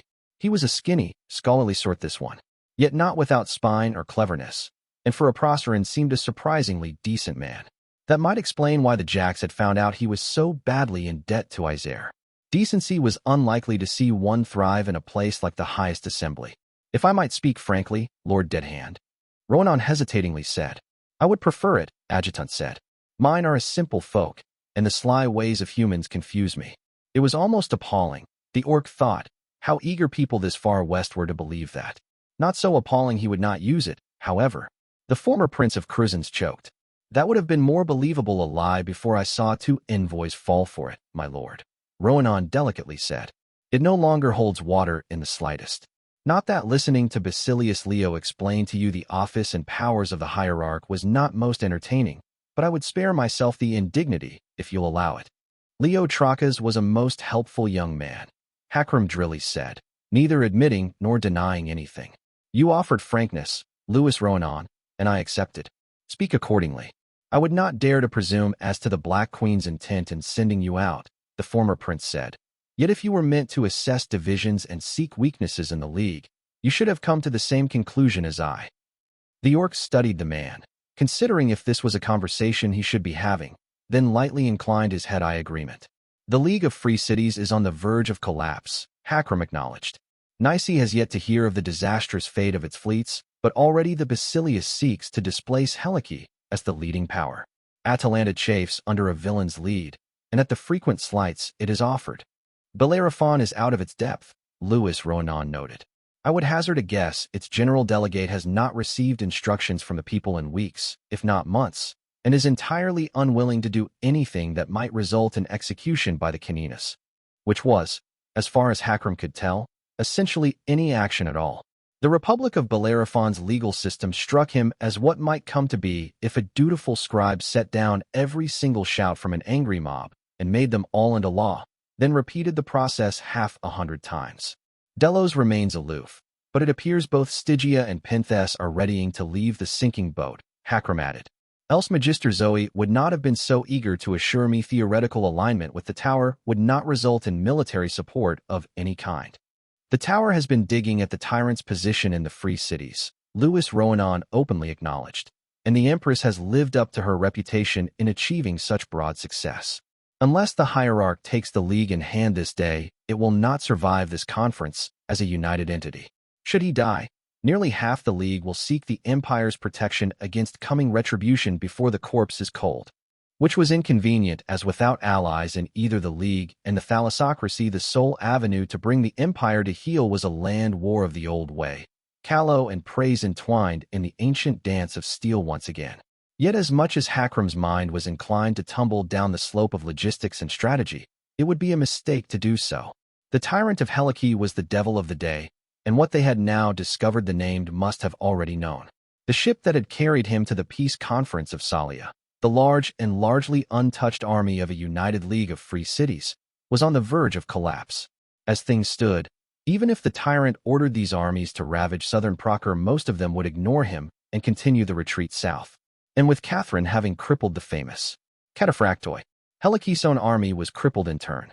The tyrant of Helike no longer had the clout to make demands. More worryingly, the boy king must have known it would come to this for weeks if not months, and he had still come. And so, Hakram was smelling a rat. I fear, Hakram Deadhand said, that Lady Dartwick's instincts have proved true. In what way? Louis Ronan asked, eyes cautious.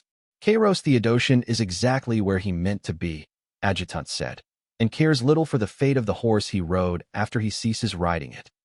Indrani had never been one to shy from admitting to herself when she was enjoying something, and so she wasn't going to start now. This was hilarious, and she in no way regretted striking the first spark of that debate. Soon you'll be telling me magic is an art and not a discipline, Masigo scathingly said.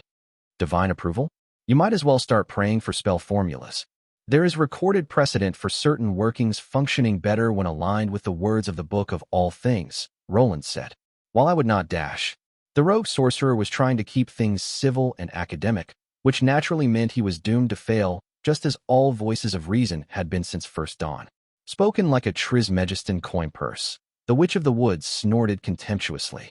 Praying would work swifter than your method, and involve rather less scribbling of numbers. And gods forbid you forget to carry a one. You'll melt your face instead of lighting a candle, if anything happens at all. While Trismegistan sorcery is known to require significantly more study than most, it has also been proven to produce more reliable dash, Roland tried. You defend ignorance as creativity and methodology as shackles, Masigo retorted, deeply appalled. I should expect nothing more from someone who apes Ligurian magic without dash. Dogs of Trismegistus bark not. Perhaps, the rogue sorcerer desperately said, we should lower our voices. At this rate, illusion or not, they'll hear us arriving. A moment of silence followed. The two mages who'd been arguing looking away in embarrassment at how heated the conversation had grown. I hear Jaquinite sorcery can do stuff neither yours can do, Indrani idly said. That would matter, I imagine, if Jaquinite sorcery could reliably do anything in particular, Masigo said. Teach an apprentice Proceran magic for a year, and they will crush one taught wasteland posturing for the same. The Witch of the Woods retorted without missing a beat. Ah, Archer thought. Much better. Roland shot her a betrayed look. She answered by prettily batting her eyes, and the giant wolf the witch was riding on glared at her woefully. Indrani sniggered. Woeful, which worked as, too. Puns because Archer was one of the woe, but it was also close to wolf, and, just wasn't the same when Cat wasn't there to be offended to her core by the puns. She'd keep it in mind for when she ended up giving her report, though. The four of them were getting close to Lionso, the small town they'd been headed towards for the better part of an hour now. So perhaps it was time to pretend she'd been on Roland's side this whole time.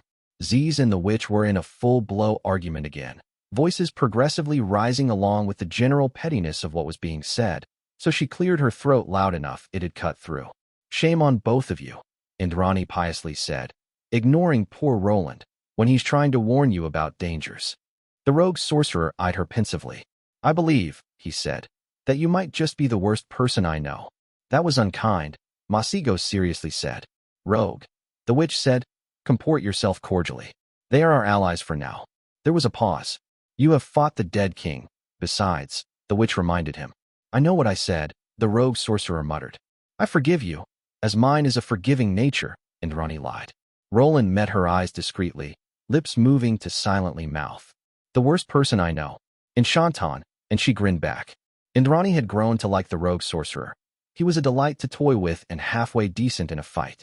Not too hard on the eyes, either, which was always nice in a boon companion. He'd also proved more useful when they'd run into the Witch of the Wilds and accusations had flown about how they were plotting to murder the entire Grand Alliance. Which Indrani was reasonably sure was not the case, since she would have had a seat at the council where that'd be decided, and she'd not been. That. Drunk in a while. Roland had more or less vouched for them not being up to no good at that moment in time. Anyway, and that had led to the question of why the witch would think they were up to some skulking murderousness. The answer was, in a word, Lionso. Archer herself had found there was something odd with the League's camp when she first went out on a walk thereabout, in essence because there was nothing at all odd with the League's camp. The tyrant might be able to keep his lunacy in check for a few days, Indrani had mused, but the hierarch? Unlikely. She still remembered the frightful madness that had fallen over Rotulant like a veil, the red-handed tribunals that had spread out like tendrils of sickness from where the hierarch sat. It was the sort of thing you could tuck away in Arcadia or some other neat little pocket, on occasion contained behind the right sort of wards, and sometimes even something you could lull into sleep. For a time. But there were always signs. So Indrani had told herself, maybe there were wards. None she could find, true, but it wasn't her specialty by any means. Ziz had been raised by a man who'd turned warding into weapon to shatter fortresses, though, and losing his sorcery had done nothing to curb his sight. The rogue sorcerer had been with him then, the two of them discussing the twilight ways and the making of gates for it, and it had been easy to bully, convince him to come along. No wards of the caliber that'd keep the hierarch quiet in the League camp, they'd confirmed for her. Might have been a good time to go to the crows, then, but Z still kind of wanted them on a vivisection table, and the sisters tended to ask payment up front for miracles from anyone but Cat, who had half a dozen other cats to skin, about then, and a limited amount of additional hands in Hakram and Vivian. So instead Indrani had called on the finest band of useless busybodies she knew, namely Robber and his cohort of miscreants. Her majestic Catherinery had helpfully turned them loose on the countryside with even looser instructions, so it had been child's play to commandeer their little goblin legs and watchful eyes. The hierarch had to be close, because there was no way to the tyrant was wandering too far away from him, and it wasn't like the man was going to feed himself. So find the food, find the man. Or so had been the thought. And Robber had put his cohort to passable work, keeping a watch on the League's camp through the day and night. Unfortunately, Kairos Theodosian was, as usual, a twisty little fucker. The food wagon had gone out under illusion veils, then passed through some wards carved into stones. Twice they'd followed a wagon and lost it, which none of them had taken well pride-wise, and some magisterium prick had caught the goblins lurking, so Archer was forced to send them away. They'd gone hunting for the ward stones instead, since those would be the key, which was when they'd run into a masked woman on a giant wolf and some very hurtful accusations. The witch had come to it form the other way entirely, as it happened. She'd found an abandoned town a few hours out of Salia that was entirely hidden by wards and followed the wagon line from the other direction until she ran into them sniffing around a ward stone. Conclusions were leaped to, though Indrani would admit that a pair of villains around a disappeared town was usually pretty damning stuff. The place was, according to the maps Roland had gotten his hands on, called Lionso. It was one of those small Proceran towns that emptied during winter, and according to the locals, pretty much the only thing of note about it was that it had a large house of light. Several towns and villages around used it for the festivals instead of their own small altar, since it was cheaper than building and maintaining one of their own. It was suspicious nonetheless. All had agreed, and they'd gone to trespass, by which Indrani meant investigate. Naturally, since you got to call it that when you were on the side of the angels. Though in theory the witch was the one guiding them. In practice, since she'd spent most the way arguing with Z's, it had been the helpful giant wolf that led them. This isn't right, Masigo suddenly said. All four of them were named, and none fresh to the mantle. So the moment the Hierophant spoke, the other three ceased moving forward. Indrani could see nothing but a snowy plain above, and apparently neither could Roland. But even with the mask, she could see Masigo and the witch were looking at the same place. We've arrived, she asked. Leaning on her aspect might allow her to peer through an illusion or a ward, but she'd rather not begin using those too early in the day, not when there might yet be a fight ahead of them. We are at the outermost boundary of the wards, the Witch of the Woods said. I grasp your meaning, Hierophant. This is unusual work. Roland muttered under his breath in the mage tongue, gesturing sharply with one hand as he reached within his coat with the other. The silvery sorcery that gathered around the tip of his fingers he laid against the small wooden box he'd produced, and it sank within. He opened it deftly, revealing some sort of oily ointment. Around the eyes, the rogue sorcerer told her, and over the eyelids. Indrani's brow rose, and she dipped a finger, handling one eye and then the other. The smell was unfamiliar to her, save for what she suspected to be apple tree bark, and it tingled pleasantly against her skin. Once she'd applied it as the hero had instructed, she found she could now glimpse colors where before there had been only air. It was a vast tapestry of many-colored threads, she thought, yet she could only ever see the threads she was directly looking at. It is not merely unusual work, Masigo said, sounding troubled. It, in part mine. Aquasahelians also, and a myriad others, but some of those patterns were first laid down by my hand. There are other influences in there, the Witch of the Wilds said. Calawan wards, Aenean cants, and that odd Jaquanite escapement. No sorcerer could make such a thing, the Hierophant said. No living one, anyway. The Tyrants bargained with the dead king before, we know that, Indrani said. What's so troubling about these wards anyway? The doom of Lys was meant to bring forth devils, to forge greater breaches, Masigo hesitantly said. This is angels, the Witch of the Wilds said. They are not as easily summoned as devils, but this is meant to command the attention of angels. Well, Archer thought. Shit. Vivian found Adjutant waiting in the hallway, along with a worried-looking Louis Roanon. She was not the only one to notice this. Princess Rosala excusing herself from her conversation with Lady Idema to silently join her as she sought out Hakram. Lord Adjutant. She greeted him. Secretary Roanon. Rosala Melanza went through the same round of courtesies, receiving the same nods for it. The situation in the League is considerably more unstable than we'd believed, Hakram quietly said. We believe the tyrant no longer holds sway, Louis Roanon added just as quietly, and that he was undermined by the tower. Both Stygia and Pinthes seemed to be leaning towards praise, which went some way in explaining why the tyrant had willingly served as the dead king's herald once more, Vivian thought. She believed until now it was simply a matter of letting loose a wild lion in the pen so he would not seem as dangerous, but this fit. Though a raging lunatic, the boy king of Helike was brilliant in his own way. He must have known that the prince's graveyard would be the beginning of the end for his influence in the League, and with it his right to make demands of the Grand Alliance. So he had helped forge another calamity so that he could bargain away the key to beating it back in exchange for the promises being made to him being kept. The vicious wretch had yet to miss a single step, though Vivian had a hard time believing the outcome of the graveyard had been his intent. Most likely Catherine's victory had forced him to improvise in the wake of the defeat, leading to this fresh madness. It no longer matters he's lost the League, Vivian admitted. Surprise, from both men.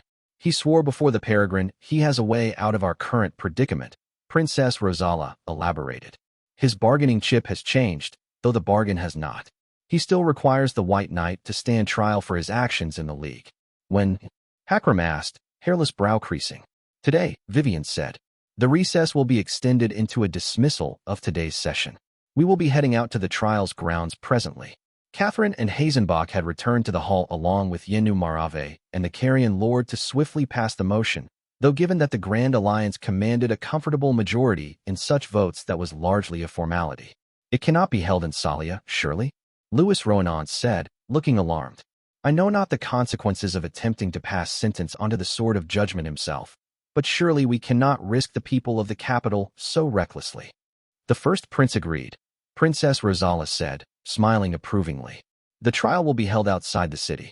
Haggling was had over the exact grounds, until we settled on a town in the countryside 3 hours' ride from here by the name of Lionso.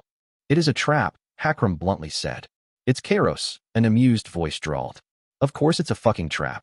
Vivian turned and saw her friend, her queen, limping forward, leaning on her strange, yet oddly soothing staff.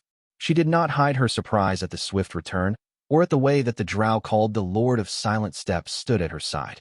Hakram was just as surprised, by the looks of it. Your Majesty, Princess Rosala greeted her. Was your right to vote passed to a delegate? We're already done, Catherine replied. First Prince Cordelia wasted no time on ceremonies, and most votes were no before they were cast. The League? Vivian asked.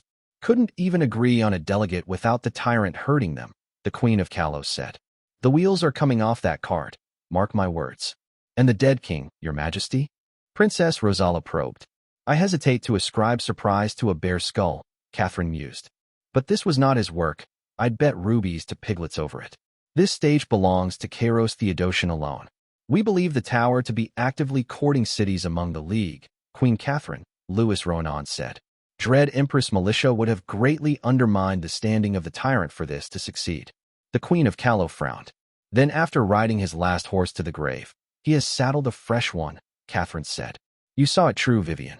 Even now, the former thief was surprised by the flush of pleasure she felt at the freely offered praise. It was not entirely warranted, in her eyes, for while she brought up the notion first, but she doubted they would not have seen it themselves in time. Still, it was not unpleasant to hear. She smoothed away the emotion, for there were higher callings than indulgence at hand. A drow painted in the colors of the Losera, the tribe among their kind that Catherine had unsurprisingly ended up forging when none at hand suited her purposes, stepped forward to murmur in Lord Iva's ears before retreating. The Lord of Silent Steps addressed the Queen in crepuscular, and she closed her eyes in thought. A few moments passed, and she opened them. No, doesn't mean anything to me, she told the drow. Adjutant, I need you to find me someone who knows something. An herbal brew made of foxglove, nightshade, and powdered graveborn mushrooms. What is it for? Vivian was looking for it, so she caught it. The faint tremor, the pulse that shuddered through the fabric of creation as Adjutant called on one of his aspects. The tall orc's head snapped to the side, cheeks creasing in amusement as his eyes came to rest on the approaching form of Lady Aquiline Osina. Providence, warlord, he gravelled in Carsum. The wind is in our sails for once. Don't rejoice, Catherine replied in the same. Think on how bad the opposition must be that we are smiled upon. The Lady of Tartessos was approached, and Princess Rosala was prevailed upon to make introductions. Few courtesies were had, as Levantine ways tended to be pleasantly brisk. The question was asked, though nightshade was a term unfamiliar to the Levantine. Belladonna, however, she recognized. That is champion's brew, Though I have never heard of graveborn mushrooms being used in the recipe, Lady Aquiline said, though she looked bemused at the question. Only one without character would use it in an honor duel, but it can be a worthy thing when drunk in the deeps of the Brocelian. What does it do? Catherine pressed. It lends strength to the dying, Lady Aquiline said. It calms limbs, eases the flow of blood, and lends vigor, for a time, and at a price. It is false strength, and when it fades often kills the drinker. Let me guess, Catherine Foundling grimly smiled. Graveborn mushrooms would add a little more to the vigor, right? I am not certain, the Lady of Tartessos admitted. It would be better to ask Razin, as one of the binder's blood would be learned in such lore. Yet what you say seems likely, for barrowborn things often lend poisonous strength before they kill. Catherine? Vivian asked, looking at her cautiously. Something almost like fear had flickered across the Black Queen's face for a moment. The Tyrant of Helike was drinking this by the cup last night, Catherine said, and it was brewed potently enough it would have outright poisoned someone without a name. A moment of silence passed. Steel yourselves, my friends, the Black Queen gravely said. For when the likes of Kairos Theodotion comes to sing his swan song, it is not a thing to be taken lightly. Book 5, Interlude, Wicked. Inexorable is the end of the journey. Choose wisely how you spend your steps. Assurance saying, look, I'm not saying half a hell won't come howling out if you disappear instead of attending like a good choir boy, Queen Catherine said. But this whole serene thing you've got going on, that's the look on the face of someone about to have it slapped right off. Hanno was not certain what was more surreally amusing, that the most prominent villain of their age was expressing sincere worry for his well-being, in her own rough way, or that the first Prince of Procer was seemingly unable to decide what part of this she found the most appalling. The three of them were riding ahead of the rest of the column and at brisk a pace, though Lionso would not be in sight for some time. I have fought the tyrant before, your majesty, the White Knight replied. I am not unaware of the danger he represents. You fought Kairos when he was sowing the seeds of 100 enmities, the Black Queen flatly replied. Now he's reaping his harvest, Hanno. He's going to burn every favor and story he's got up his sleeves so he can snap judgment over his knee. Damned or not, he remains a single man. Cordelia Hazenbach carefully said. Surely you do not mean Kairos Theodotion could face a single angel alone, much less an entire choir. I've been in brawls with 2 choirs, your highness, Queen Catherine reminded the other woman. It can be done, and without losing a finger if you're quick and careful enough. From the look on the first prince's face, Hanno mused. She had finally happened upon the part she could find the most appalling. The White Knight was less offended, for though the touch of contrition always served a purpose, it was not often gentle in pursuing it. As for endurance, Hanno cleared his throat. Fuck off, you bottom feeders. This one's been claimed fair and square, he quoted, drily amused. Some of the last words the stalwart paladin had ever heard. That life had perhaps been the most useful to call on when studying the Black Queen. The lone swordsman had been the rival of her youth, and her struggles there too far removed from the woman she'd become, and none of those who died at the Battle of the Camps had seen much of her aside from the terrifying foe that had been the sovereign of moonless nights. The stalwart paladin, though, had walked among the people of the Calawan city of Dormer and then spoken with the Black Queen for some time. It had been fascinating, hearing through him the offer she'd extended. Go home, Catherine Foundling had offered, looking so very exhausted. She'd offered peaceful means, and bared steel only when pushed. It was not his place to judge, yet it had troubled Hanno that he could not easily decide what his answer would have been had he truly stood in the other hero's boots. Shit, Queen Catherine said, cheeks darkening. Went fishing for that, did you? In my defense, they tried to snatch the man after I'd already put him down hard. It was unsporting, is what I mean. You cursed at angels, Cordelia Hazenbach slowly grasped. You called them bottom feeders. It wasn't about the bird-wing thing, the Queen of Callow assured the other royalty. I can't stand puns. It was about the kill-snatching. Perhaps, the first prince said, voice choked, we might return to the matter at hand. As I was saying, your majesty, the White Knight calmly continued, your worry is appreciated, yet I speak not in arrogance. I understand what it is that the Tyrant of Helike seeks to achieve through this purported trial. He's going for judgment, the Black Queen agreed. And any other day I'd say the Seraphim lose a feather before they eat him. But, today, we get a curse on the way out, White Knight, and it sticks, even when it has no right to. For once, the memories that set his mind astray were not another's. Gods of my ancestors, grant me due, his mother has once snarled. And as the blood-soaked tile through which she had honored below for many years shattered, the heavy weight of a curse had filled the air. All it had taken for it to seize men by the throat was for a knife to kiss a throat, and Hanno of Arwood to become entirely an orphan. The White Knight knew a thing or two of curses spoken with one's last breath. "I speak not in ignorance either, your majesty," he softly said. "I understand that Kairos Theodosian is perhaps the closest thing to a high priest of below that draws breath on Calernia, and his passing will not be a gentle thing. Yet it is your own past that drags your eye away from the truth of this." She considered him with those clever, serious eyes that ever belied the casual manner of speaking she wielded as club and scalpel both, honestly examining herself for where she might have made a mistake, a misstep. A refreshing thing, this. The willingness to entertain she might have erred. "You think it doesn't matter what he comes at you with," she slowly said. "All he's accomplishing is giving the Seraphim a good, clear shot at him." Judgment had already been passed on Kairos Theodosian, on a floating tower in sight of the walls of Delos. That verdict had not waned or weakened for the passing of months, and still resounded like a whisper in the back of Hanno's mind. The tyrant of Helike had ran across half the continent, hiding in the shadow of great hosts and great needs. Yet now he was delivering himself to the tribunal of his own free will. There was no escaping that judgment, once it had been passed. "Even as Queen of Winter, you did not wield your full might," Hanno said. "You understood, then and now, that strength without restraint in a villain is a call to the grave. Yet I am not a villain, Catherine Foundling." He met her gaze, serenity untroubled. "I am the sword of judgment," the White Knight said. "If evil seeks to end me, I will break it. Should the enemy seek to struggle against the tribunal instead, then what heeds not justice will be put down with overwhelming might. Using strength on Kairos Theodosian is like trying to strangle a stone," the Black Queen warned. "Yes," the White Knight agreed. "And crow he might, that he will not lack for air. Yet it will not matter when the grip shatters rock." He watched her watching him, saw the eyebrows narrow and the thoughts adjust. She had understood, without him speaking a word of it, that there was more to his certainty than she knew. From he could almost see her passing through a list of possible allies, now as nimble in her thinking as William of Greensbury had found her to be on her feet. Her eyes almost flicked behind them, to look where the other guests were riding, and Hanno nodded in assent. Yes, she'd understood correctly. It would be not one but two choirs the tyrant of Helike would face, should he bear his fong against the tribunal. The Black Queen clicked her tongue against the roof of her mouth. "I've given you warning," she finally said. "I have nothing more to say on the matter."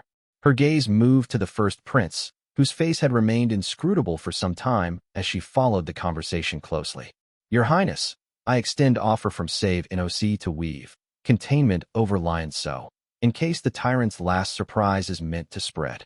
Cordelia Hazenbach smiled pleasantly. A kind offer.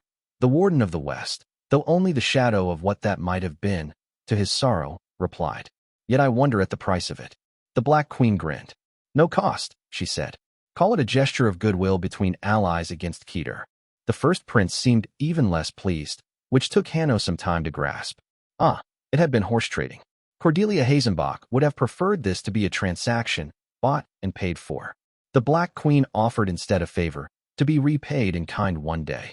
It was a bargain that demanded little of Procker yet would benefit the drow and the currency they would need the most after the 10th Crusade came to an end. The blue-eyed princess turned to him, and already he could hear the question on the tip of her tongue. How likely would it be that such protection would be needed? Yet she never spoke the words and looked faintly ashamed for a flickering moment. "Procker will be grateful for the aid, first under the night," the first prince of Procker said.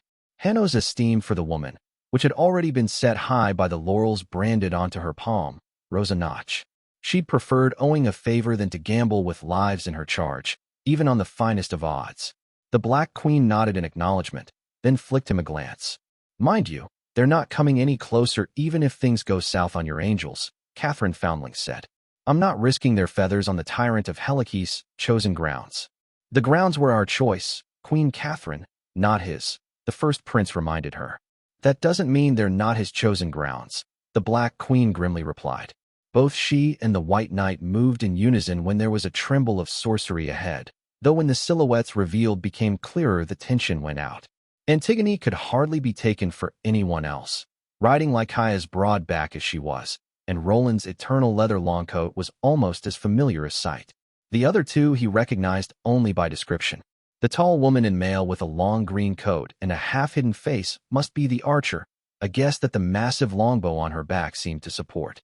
The blind man with dark skin and long trinket-woven braids must be the Hierophant, a warlock who, when enthralled by the dead king, had very nearly killed every single living thing in Isère. Hanno cocked his head quizzically at Antigone, who replied in the same Gigantese stance speak. Respect, dislike, danger. The dislike had implication of arrogance, not offense, which was interesting. So was the danger, for the corresponding tilt spoke not of past danger or potential danger. Antigone's opinion was that the Hierophant, even stripped of his sorcery as he currently was, might be able to kill either of them in a fight. That spoke to the respect, for the Gigantes prized not a single virtue should it be accompanied by weakness. You both seem untroubled by those approaching, the first prince of Procure mildly said. Unlike them, her eyes could only discern details so far. Archer, the rogue sorcerer, and Hierophant, the Black Queen said. And if I'm not mistaken? The Witch of the Woods, Hanno agreed. I expect they will have word of Lionso for us. Simply because the tyrant of Helike had kept his cards hidden until the last moment did not mean they would enter the trap blind. The White Knight had learned much from his own defeats, from studying the dooms and triumphs of his heroic predecessors. And this particular method, which he had once discussed with the Peregrine, often served, sending a companion out with only vague mandate when the enemy was afoot. It was creating an opportunity for Providence to smile upon them. For as all other things, Providence must be helped along lest it fail. That Roland had been chosen as an instrument along with Antigone was no great surprise, and neither was the archer's presence. Like her storied teacher, the Lady of the Lake, she was likely cast in roles either heroic or villainous by circumstance. Her allegiance to the Black Queen put a hand on the scales towards below, it was true, but then Catherine Foundling had often sailed dark ships to pale shores, terrible shores, it was true, but pale nonetheless. The Hierophant's presence was more surprising and ill-omened. For Providence to have offered a stirrup to his foot, his particular knowledge must have been needed. The four approached, and though the first prince's armed escort neared, they were not so uncouth as to take defensive positions. Cordelia Hazenbach's horse was shaken but not put aflight by the massive shape of Lycaia, which he noted approvingly. It was a well-trained beast. I don't suppose you just happened onto Lionso by accident, the Black Queen tried. Warded up to the heavens, the archer said. Literally, even. The Hierophant stirred. Inaccurate, he said, voice mildly irritated. For the third time, dash. Greetings, your majesty, your highness, the rogue sorcerer said, bowing. What my companions are attempting to convey is that the town is heavily warded with an eye as to the angelic. Accurate. Antigone silently told him. Secrets, dead king. Are any of the wards harmful in nature? The White Knight asked. No, the Hierophant said. Not in the slightest. They command and retain attention, and so in function have similarities with the initial part of a ritual breach dash. As in devil summoning. The Black Queen flatly interrupted.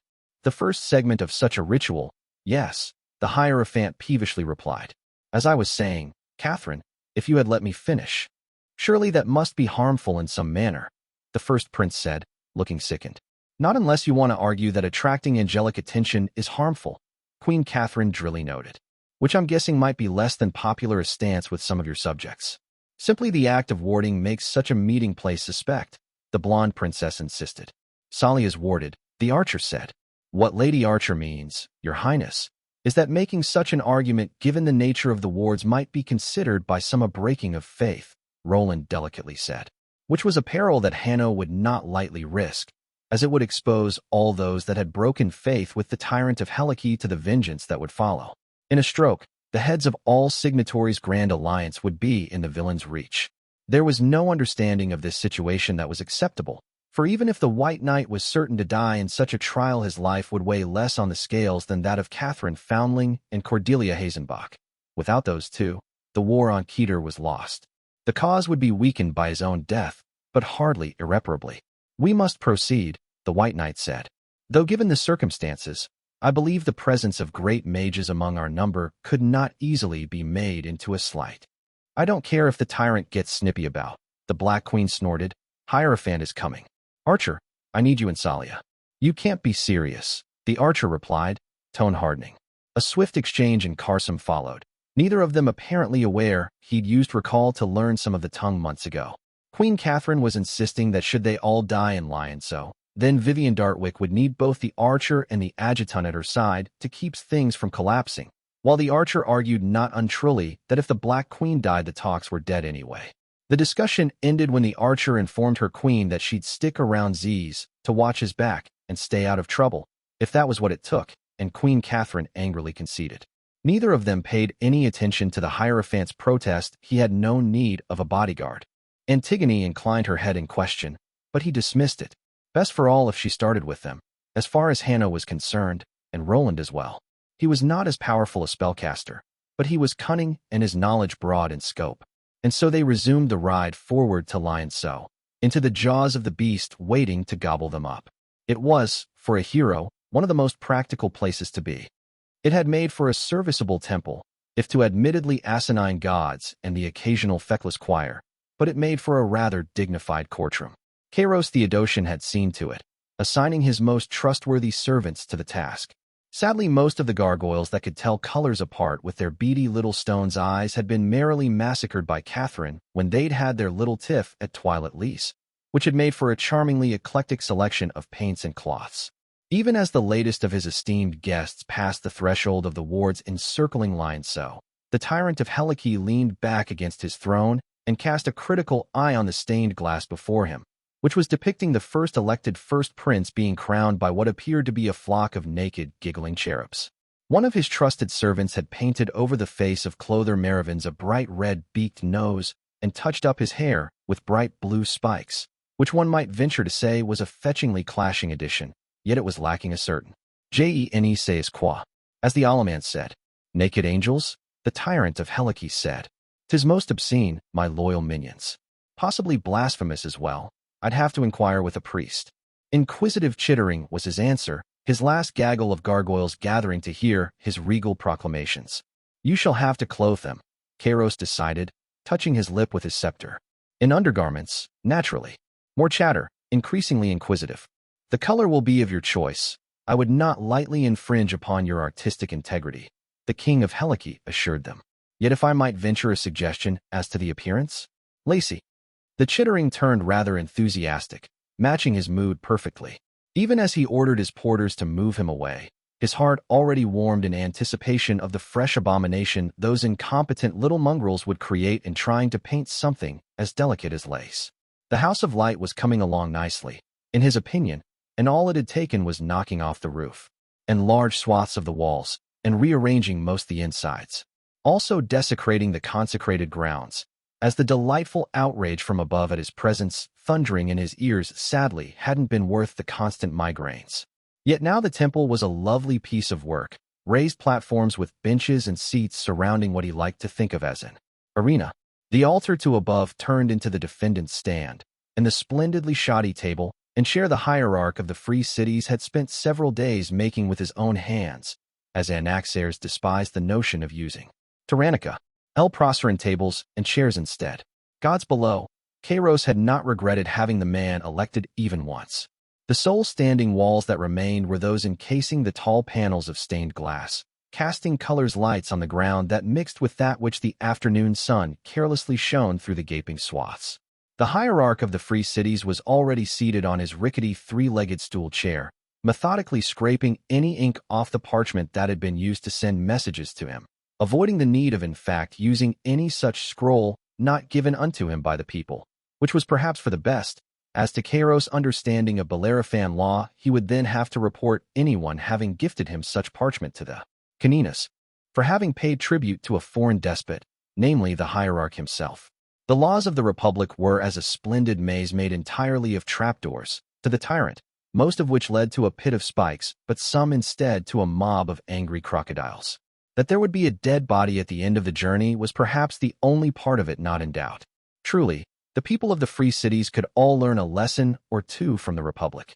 They were significantly better than anyone else at spontaneous lapidation, for example. "It's all the practice, I think," Kairos told his trusted attendants. "It is fascinating," the dead king said. "Even now, I cannot tell if you are mad or feigning. The tyrant's good. I found the skeleton thing that claimed kingship of death and Keter, and to his continued distaste found nothing at all. Oh, the body was there. A shell, Pretty enough if a little too pretentious for his tastes, but he couldn't see in it, even if he leaned into the aspect, in that way that allowed him to glimpse past that first burning wish at the heart of everyone into that myriad of lesser ones. All that there was to be found in the dead king was a darkness.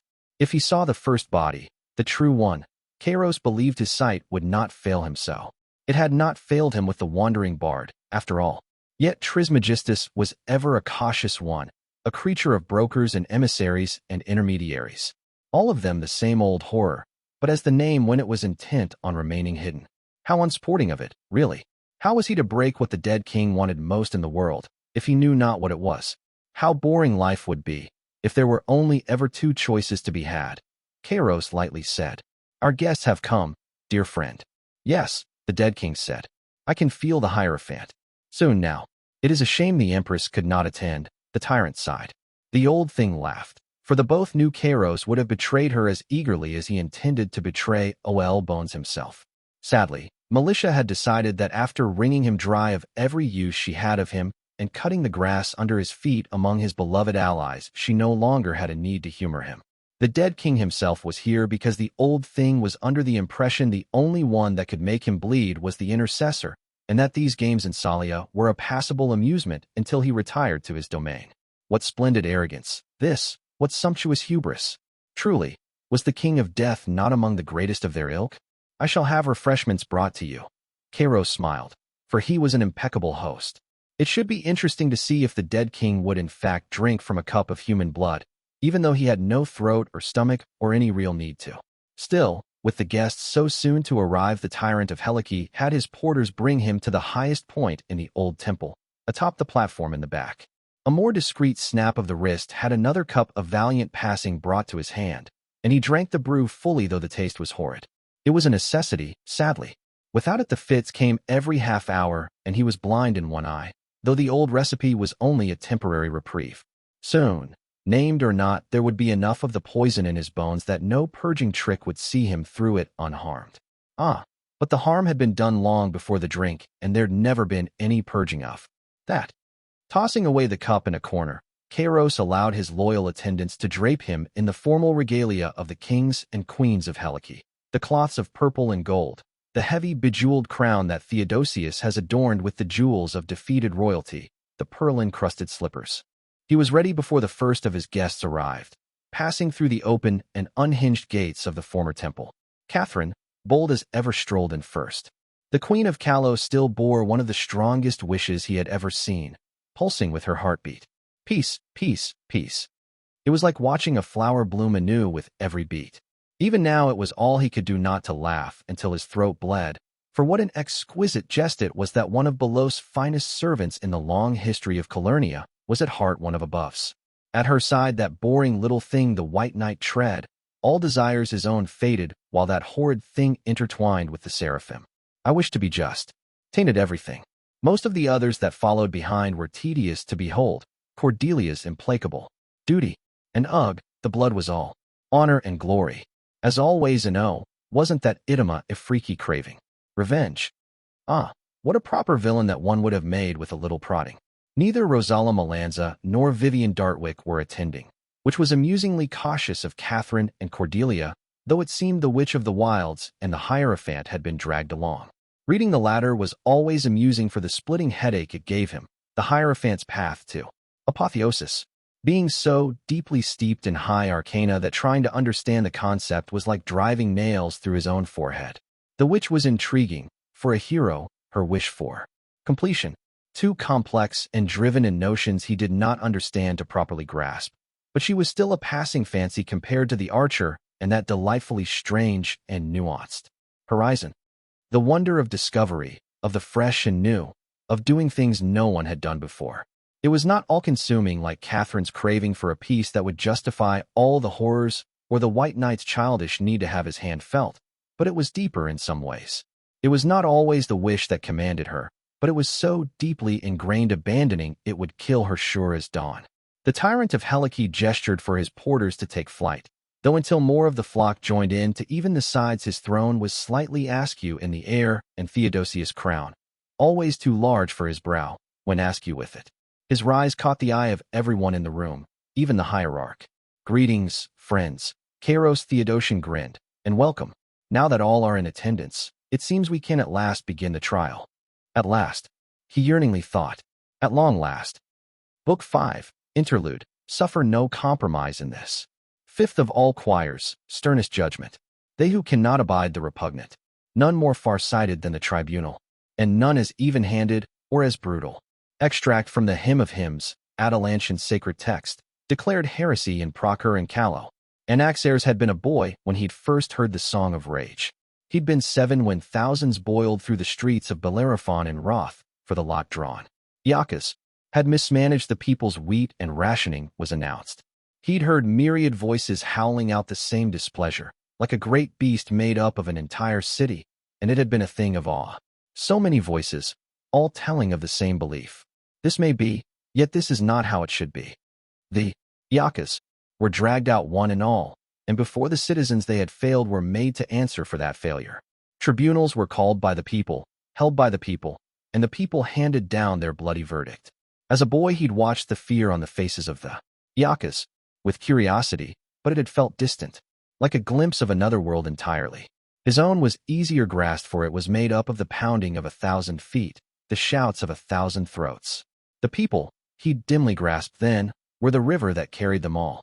No single man nor woman could command the current, and like any capricious river god it could bathe or drown as its whims demanded. What purpose was there to fear, when naught of this could be changed? And so Anaxares the diplomat had let the river take him where it would, beyond care or worry. Yet the river had brought him to a shore where none of the people should ever know. What a terrible thing it had been, to watch the sole thing he truly believed in turn against itself.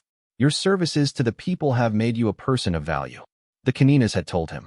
And in that blasphemous betrayal the seed of a greater folly was planted, for the people cast their vote for Anaxares the diplomat, and that worst of treasons saw him elected the hierarch of the free cities.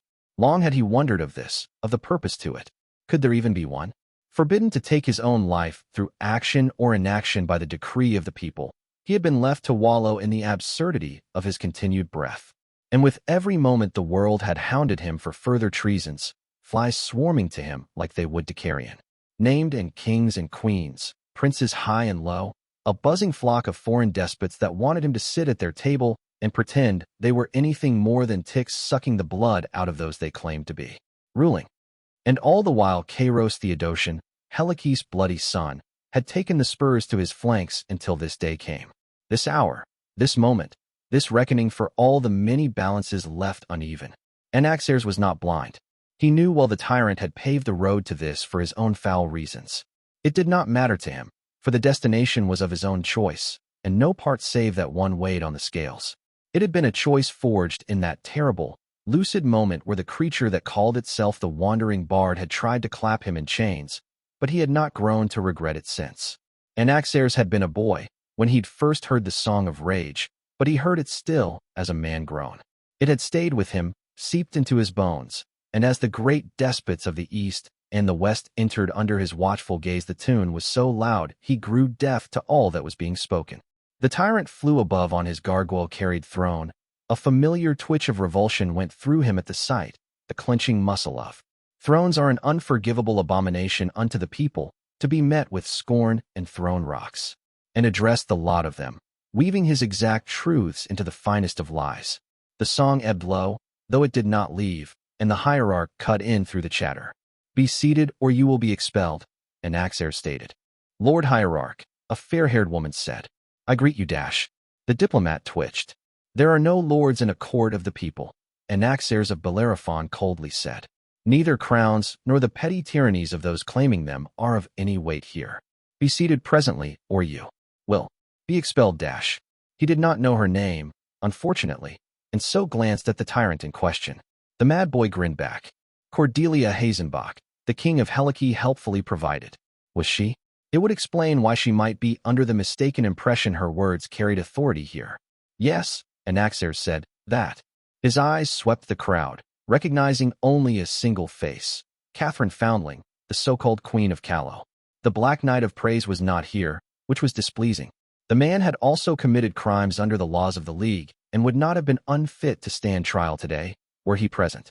A woman at the back of the pack, bearing a large, unstrung bow, raised her hand. "Speak," Anaxares said. "Is that the dead king?" she asked, pointing behind him. There did indeed seem to be some sort of crowned skeleton there, the hierarch noted. It was holding a cup full of blood, which after a long moment he was forced to concede was not against any law he knew of. The diplomat once more cast a glance at the tyrant, who equivocated with a wiggled palm. "More or less," Anaxares replied. She raised her hand again, to his irritation. "Speak," he repeated. "I see the dead king got refreshments," the woman said. "Which is most terribly unfair, as we have not." "That is not a question," the hierarch peevishly told her. It was, however, true, and damning. Anaxares turned to glare at the tyrant. "My staff are on it," the boy assured him. It would suffice.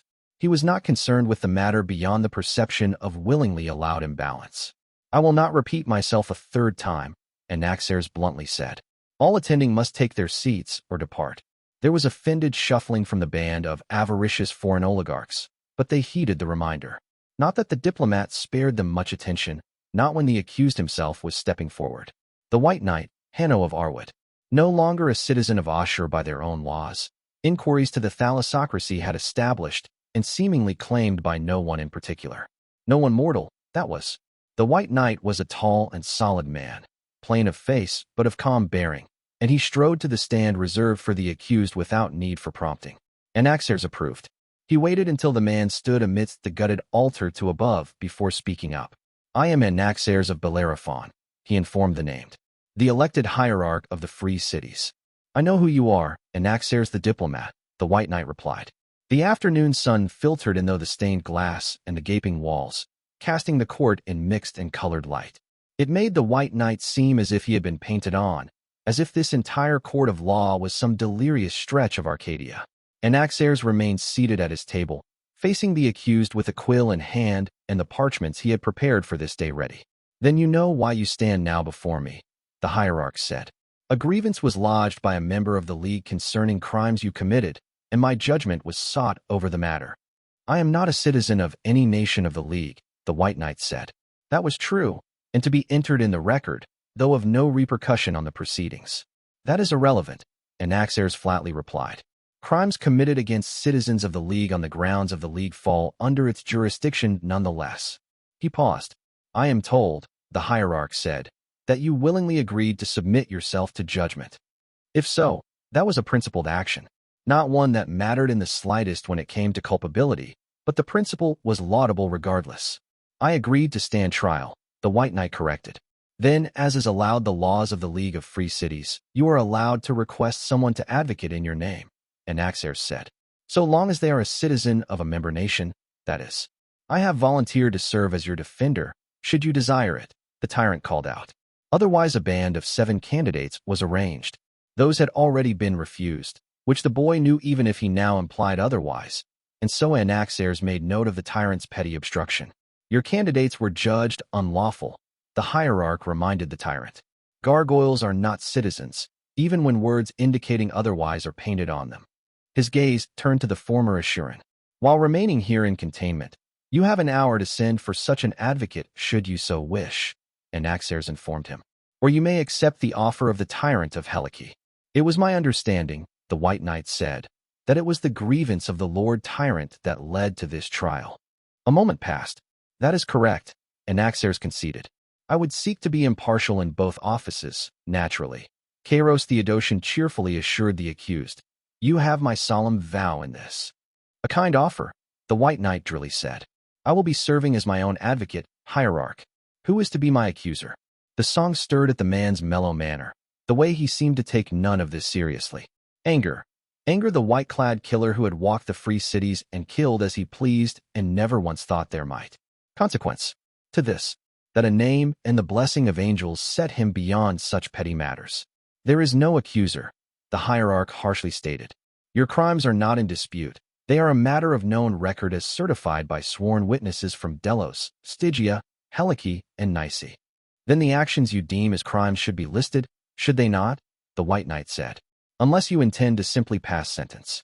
"I deem or dismiss nothing," the hierarch said, grinding his teeth.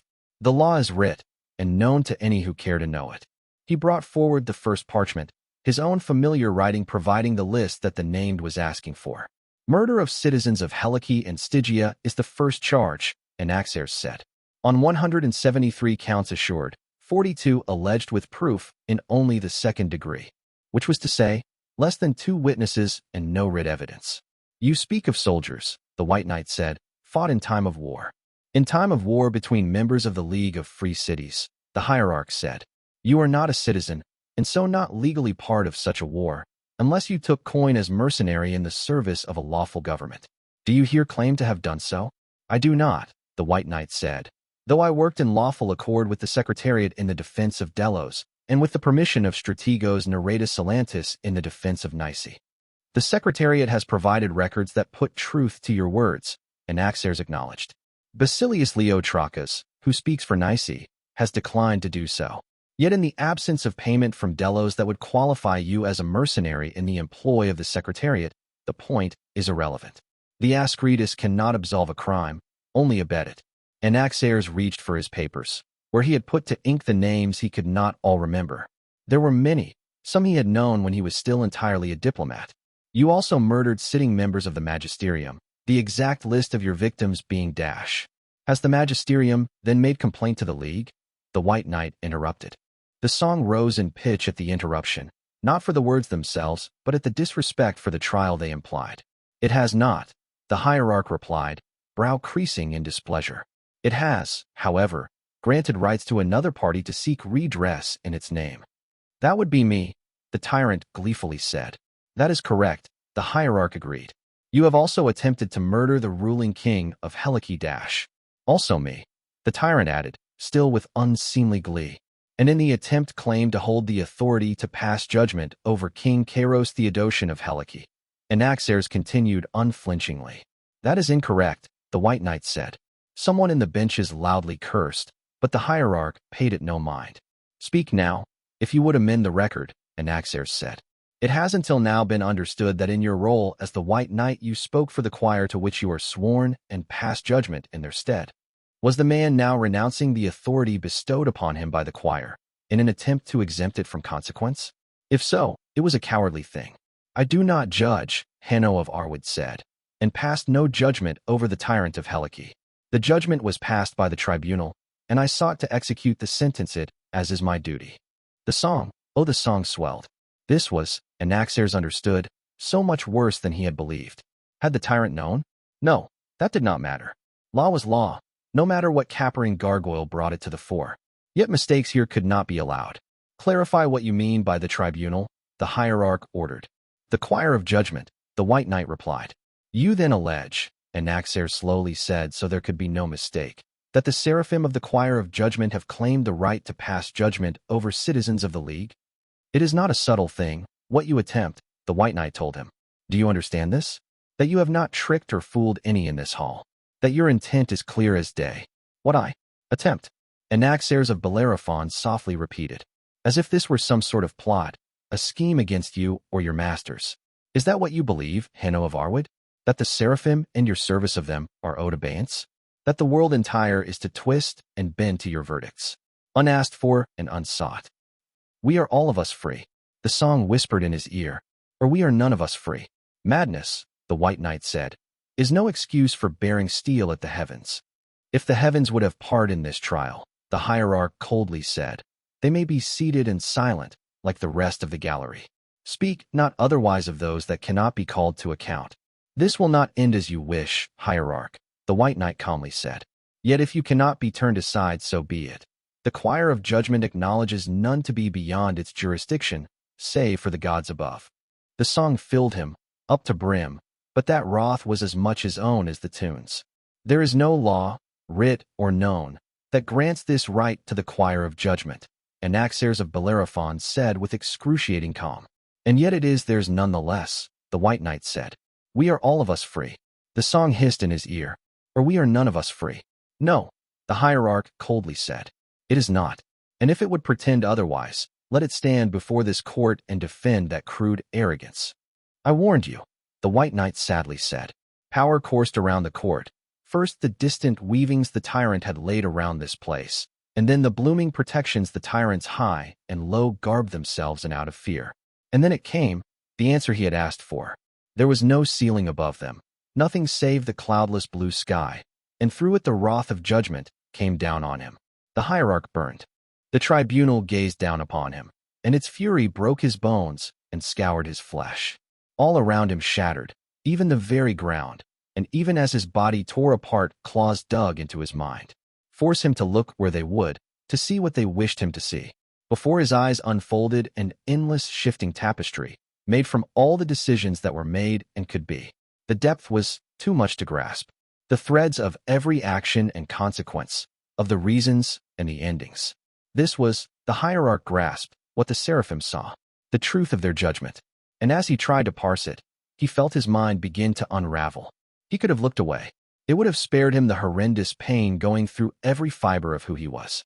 But that would be admitting that their judgment was right, that it was correct, for they knew things mortals could not. And so as he stared, unblinking, Anaxares of Bellerophon found oblivion snaking her arms around him. Oblivion, and with it would come rest. Would that not be a relief? And yet there was one thing he could not help but see. It was a woman, carving words into a steel of stone that somehow reminded him of a great bird's corpse. Around her was a sea of people in rags, thin and sickly and hungry.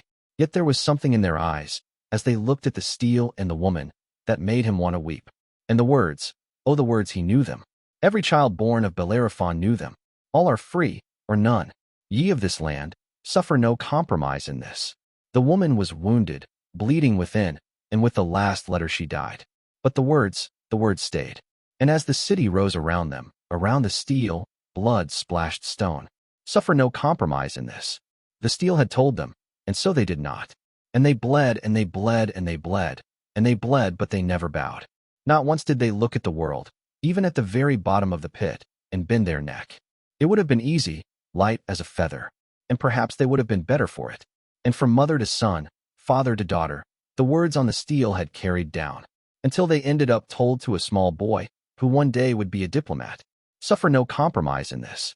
Anaxares thought, and the world sang it with him. His body was a ruin, yet there was a need for it, and so the hierarch decided it would have to. Meant. Bones set back in place, soldered by will, and flesh knit itself anew. Teeth made by heat into black, and broken stones flew back into his mouth as the table and the chair snapped back into place. The hierarch of the free cities dipped his quill into the inkwell, tongue lolling out of his half-broken mouth as it reformed. This will be added to the record as evidence of guilt, he informed the choir. Attempted murder of a sitting judge of the court. He penned. The seraphim had expressed their displeasure, yet not bothered to attend, but that would not be enough to spare them judgment earned. Mind clear and still as a pond, the hierarch closed his eyes and allowed himself to receive what he required. Silhouettes stood before his gaze, bearing each 6 wings of bronze and a conviction like a fire that nothing could put out. They gazed back, and in their fury struck again. The world broke, and Anaxares with it, but without pause it was mended anew. Petulance, the hierarch said. I address now the seraphim of the choir of judgment, also known as the tribunal, and indict you for the following crimes. They smote him again, and he mended. It did not matter, for now his name sang and filled the world, as it had in Rochulent, a blank slate on which all could write their accusations and have them known by all. Despotism high and low, errant and illegal intervention in league affairs, attempted regicide. The tyrant of Helice was laughing. He realized as he mended anew. Disturbance of the court, 3. It was desperate now, the burning that consumed him tinted with dismay. 4 times, the hierarch adjusted, and repeated attempted murder. Given the overwhelming evidence, it no longer hurt, the hierarch mused as he mended, as if the ability to feel pain had been scoured out of him. The verdict cannot be in doubt, he continued. I pronounce you guilty and sentence you to . The words choked in his mouth, for something has seized his throat. Not the tribunal, no. It was a great presence, but not that. And as the grip tightened around his throat, the seraphim prepared to strike again. I win.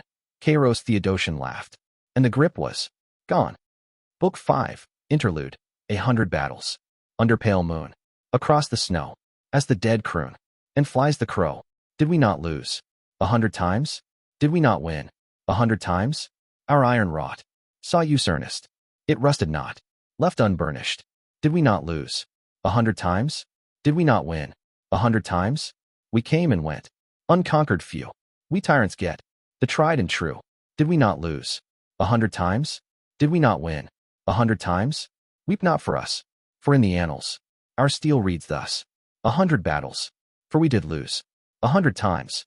And we will win. 100 times. Till falls the age. And in the times. Dead in 100 battles. Helicean soldier's song. I win.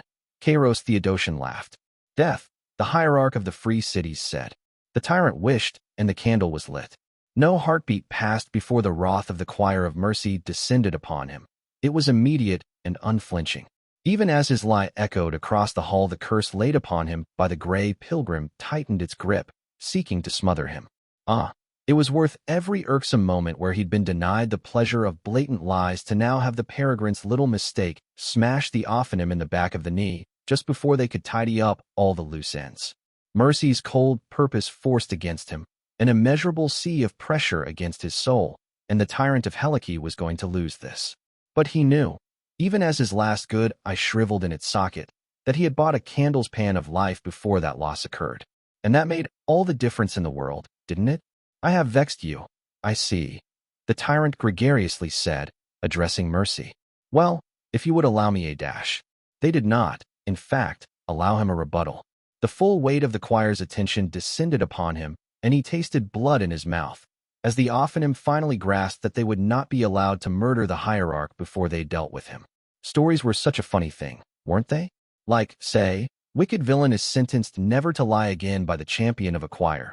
Then in a moment of delightful hubris speaks such a lie. It was the kind of story that'd need a thundering, righteous choir to smite that uppity servant of below. Not the sort of thing you could do while simultaneously serving as the hidden knife of the heavens in someone else's tale. It wouldn't matter that the choir had the capacity to serve in both roles concurrently. Fate would punish such lackluster commitment with failure on both fronts. His left knee pulped. The tyrant was not certain whether that was his own doing or that of the angels, which rather amused him. Kairos has once been told he would not make it to his 13 name day, a prophecy croaked by the dry lips of the ancient thing that laid in the crypt deep beneath Helice. And it had told it true, it had. A hero might have thought, perhaps, that their kind and benevolent gods had cured them of their many miseries. Kairos Theodosian knew very well what manner of deity he served, though, and so never once deluded himself into believing this. Indeed, it was a relief, when he first came into his favorite of his aspects. Wish. What a pretty bauble it had been, seeing the wish of others. Even more so when he learned it could be used to do things, to bridge the gap between the possible and the not. For a price, of course. It was then that he understood the prophecy, forged anew by darker hands. 12 times the tyrant of Helice would be allowed to see come and go the day of the year where he had been named and die on the dawn of the last. The gods below, magnificent monsters that they were, had presented him with a beautiful dilemma. Would he spend his 13 years of reprieve in mediocre obscurity, or would he spend the years to reach for glory? For that was the nature of wishing. All could be had, for a span of the life he might have lived. I always was a spendthrift at heart, Kairos confessed. It is the nature of princes, my friends, to waste the treasuries of their fathers. Alas, the choir of mercy was growing no fonder of him. It must have been quite cross, he mused, that its greatest strength was hamstrung by its own champion. For mercy was not the mightiest of the choirs, the most far-sighted or the most beloved. It was the most flexile, befitting of its purpose as the tier of loose ends for the heavens. Yet now it must pass its thread through on very particular needles' head before it could attend to greater purposes, namely the continued existence of Kairos Theodosian. Anaxares, glorious mad son of Bellerophon that he was attempting for force his verdict upon the dealers of verdicts, and though he was not succeeding, neither was he failing. The seraphim's crushing strength slid over the hierarch like water off a duck's back, though his own burning indictment found bite but no flesh. Even with Bellerophon's fury at his back, the choir of judgment remained the choir of judgment. It was like watching a man attempting to wrestle the sea, and every bit as gloriously absurd as that sounded. The ophonym, sadly, did not seem to agree, and in their impatience as finishing to choke out the hierarch. Oh, that one detail must have burned Tarek like acid when he'd emerged at the crucial moment and unleashed his patrons like a dagger in the side. They decided the time for subtlety was past. If a tight grip would not suffice, then a fist would have to serve. The tyrant, Gods take him if he lied, had no parry against such a stroke. Even simply receiving it would burn through the last of his life in the bat of an eye. Of course he didn't need to have such a parry, not strictly speaking. The Ophanim smiting this entire temple into barren ash would mean. Darkness flooded the broken house of light. The cold night soothing Kairos like a cold press as it cooled the blood seeping out of his pores. His head lolled back, the bone of his neck feeling like they were made of wobbling pastry, and he grinned malevolently as a match was struck a mere foot away from him. It was the sole light to be had, and it cast Catherine Foundling's face into sharp relief as she lighted her pipe. She puffed, glowing red embers burning as she did, and spat out long stream of wakeleaf. You want to burn Kairos, his beloved enemy shrugged. But you don't get to burn the rulers of half the continent with him. Archers escorting them out, under protection of the Hierophant. Until they're out of the way, hold your hand. It was a superb thing, the way the Black Queen could so address a choir and expect to be obeyed. She'd survived so many close calls with angels, she'd somehow come to believe she could match them, and through that utterly crazed belief become something that could genuinely give a choir pause.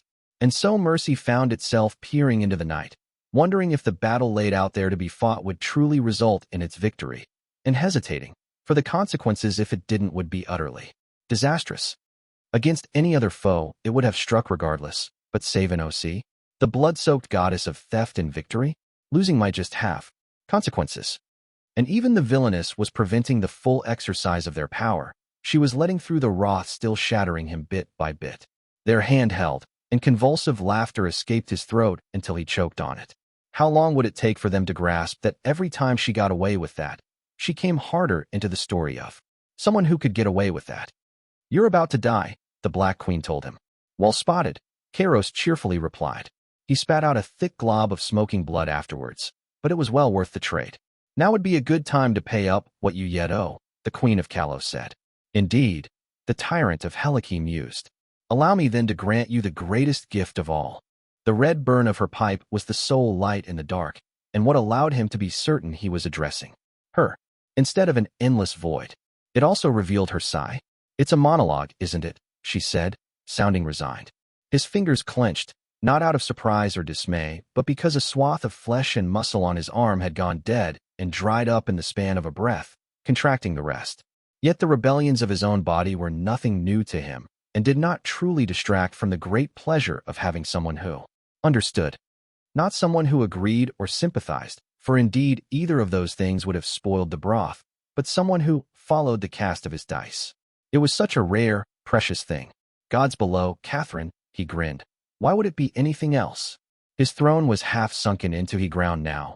His attendant gargoyles made rubble, but still he clasped his scepter, and his head loosely kept Theodosia's crown. All was as it should be. It is said among my people that the hour of death is also the hour of revelation, Kairos said.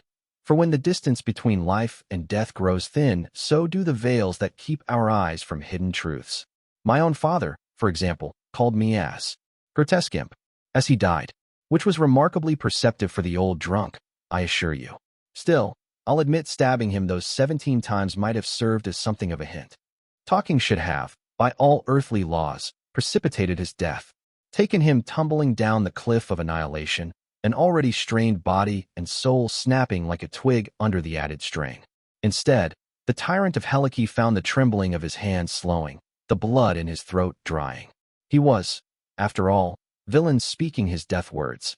Earthly laws were the lesser set of those now applying to him. I stabbed my father too, the Black Queen mused. Twice. And it wasn't even the same person both times. Well, now she was just showing off. And by amusing him doing almost as much to kill him as the angels were, which was quite inconvenient. Don't interrupt, Kairos chided. This is a monologue, not repartee. As I was saying, in the spirit of my rapidly approaching annihilation, I would therefore offer revelations.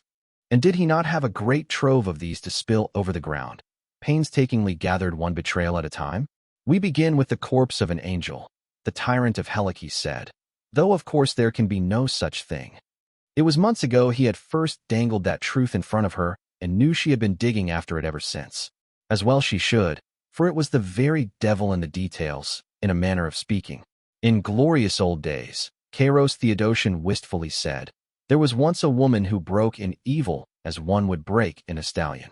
From triumph to triumph did she march, west and ever pursuing, until by the shores of a great lake she met in strife 100 priests elect of the hallowed.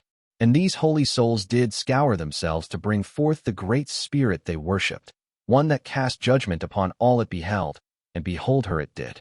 Ah, what he would not have done for a glimpse of that grand moment. Truly, there never had been nor ever would be a match to dread Empress Triumphant. For that presumption she slew it. The tyrant fairly grinned, sharp teeth bared, bearing tall banner, and wrote her rage in blood across 100 trembling tribes. That which was not a corpse sunk into deep waters, turning into bones that dreamt, and there was left to slumber. Some across the years learned of this, and of the great works that might rot from such a thing, but none were so bold as to attempt to make a sword out hallowing petrified.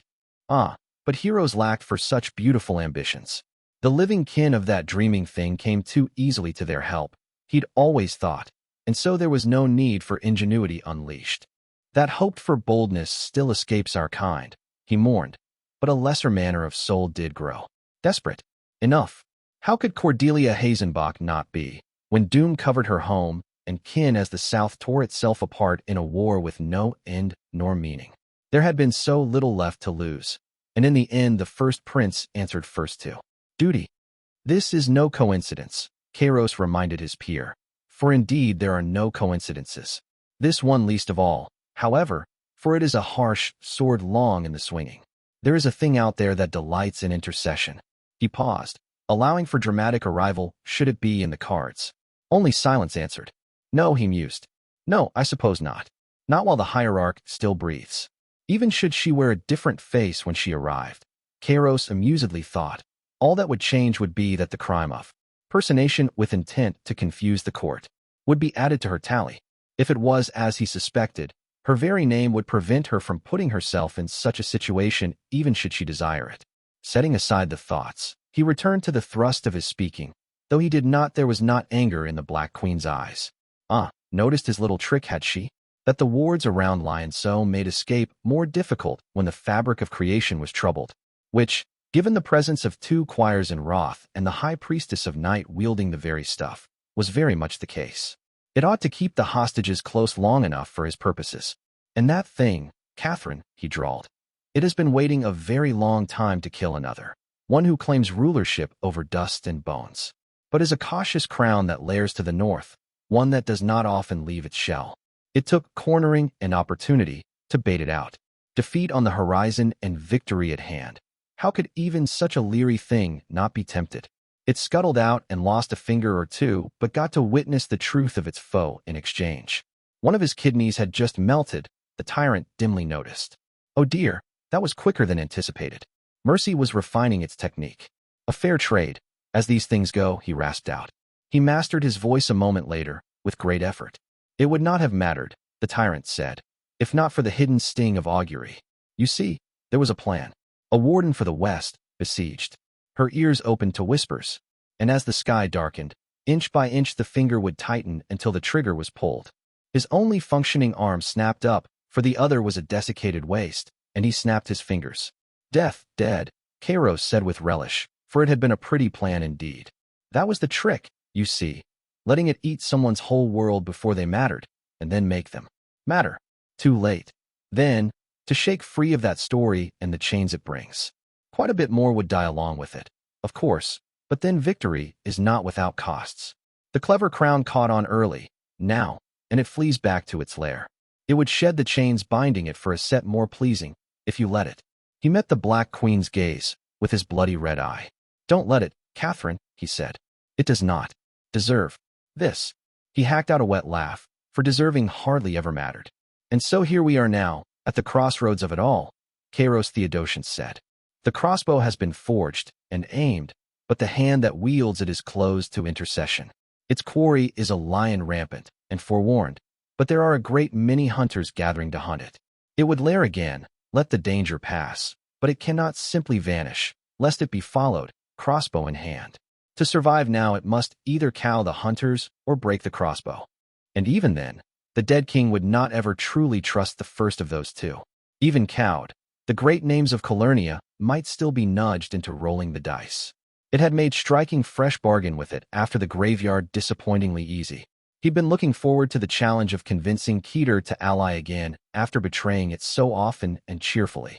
And so back it went to its old friend Kairos, the tyrant drawled, who happened to have a grain of sand on hand that fit that hallowed mechanism quite nicely.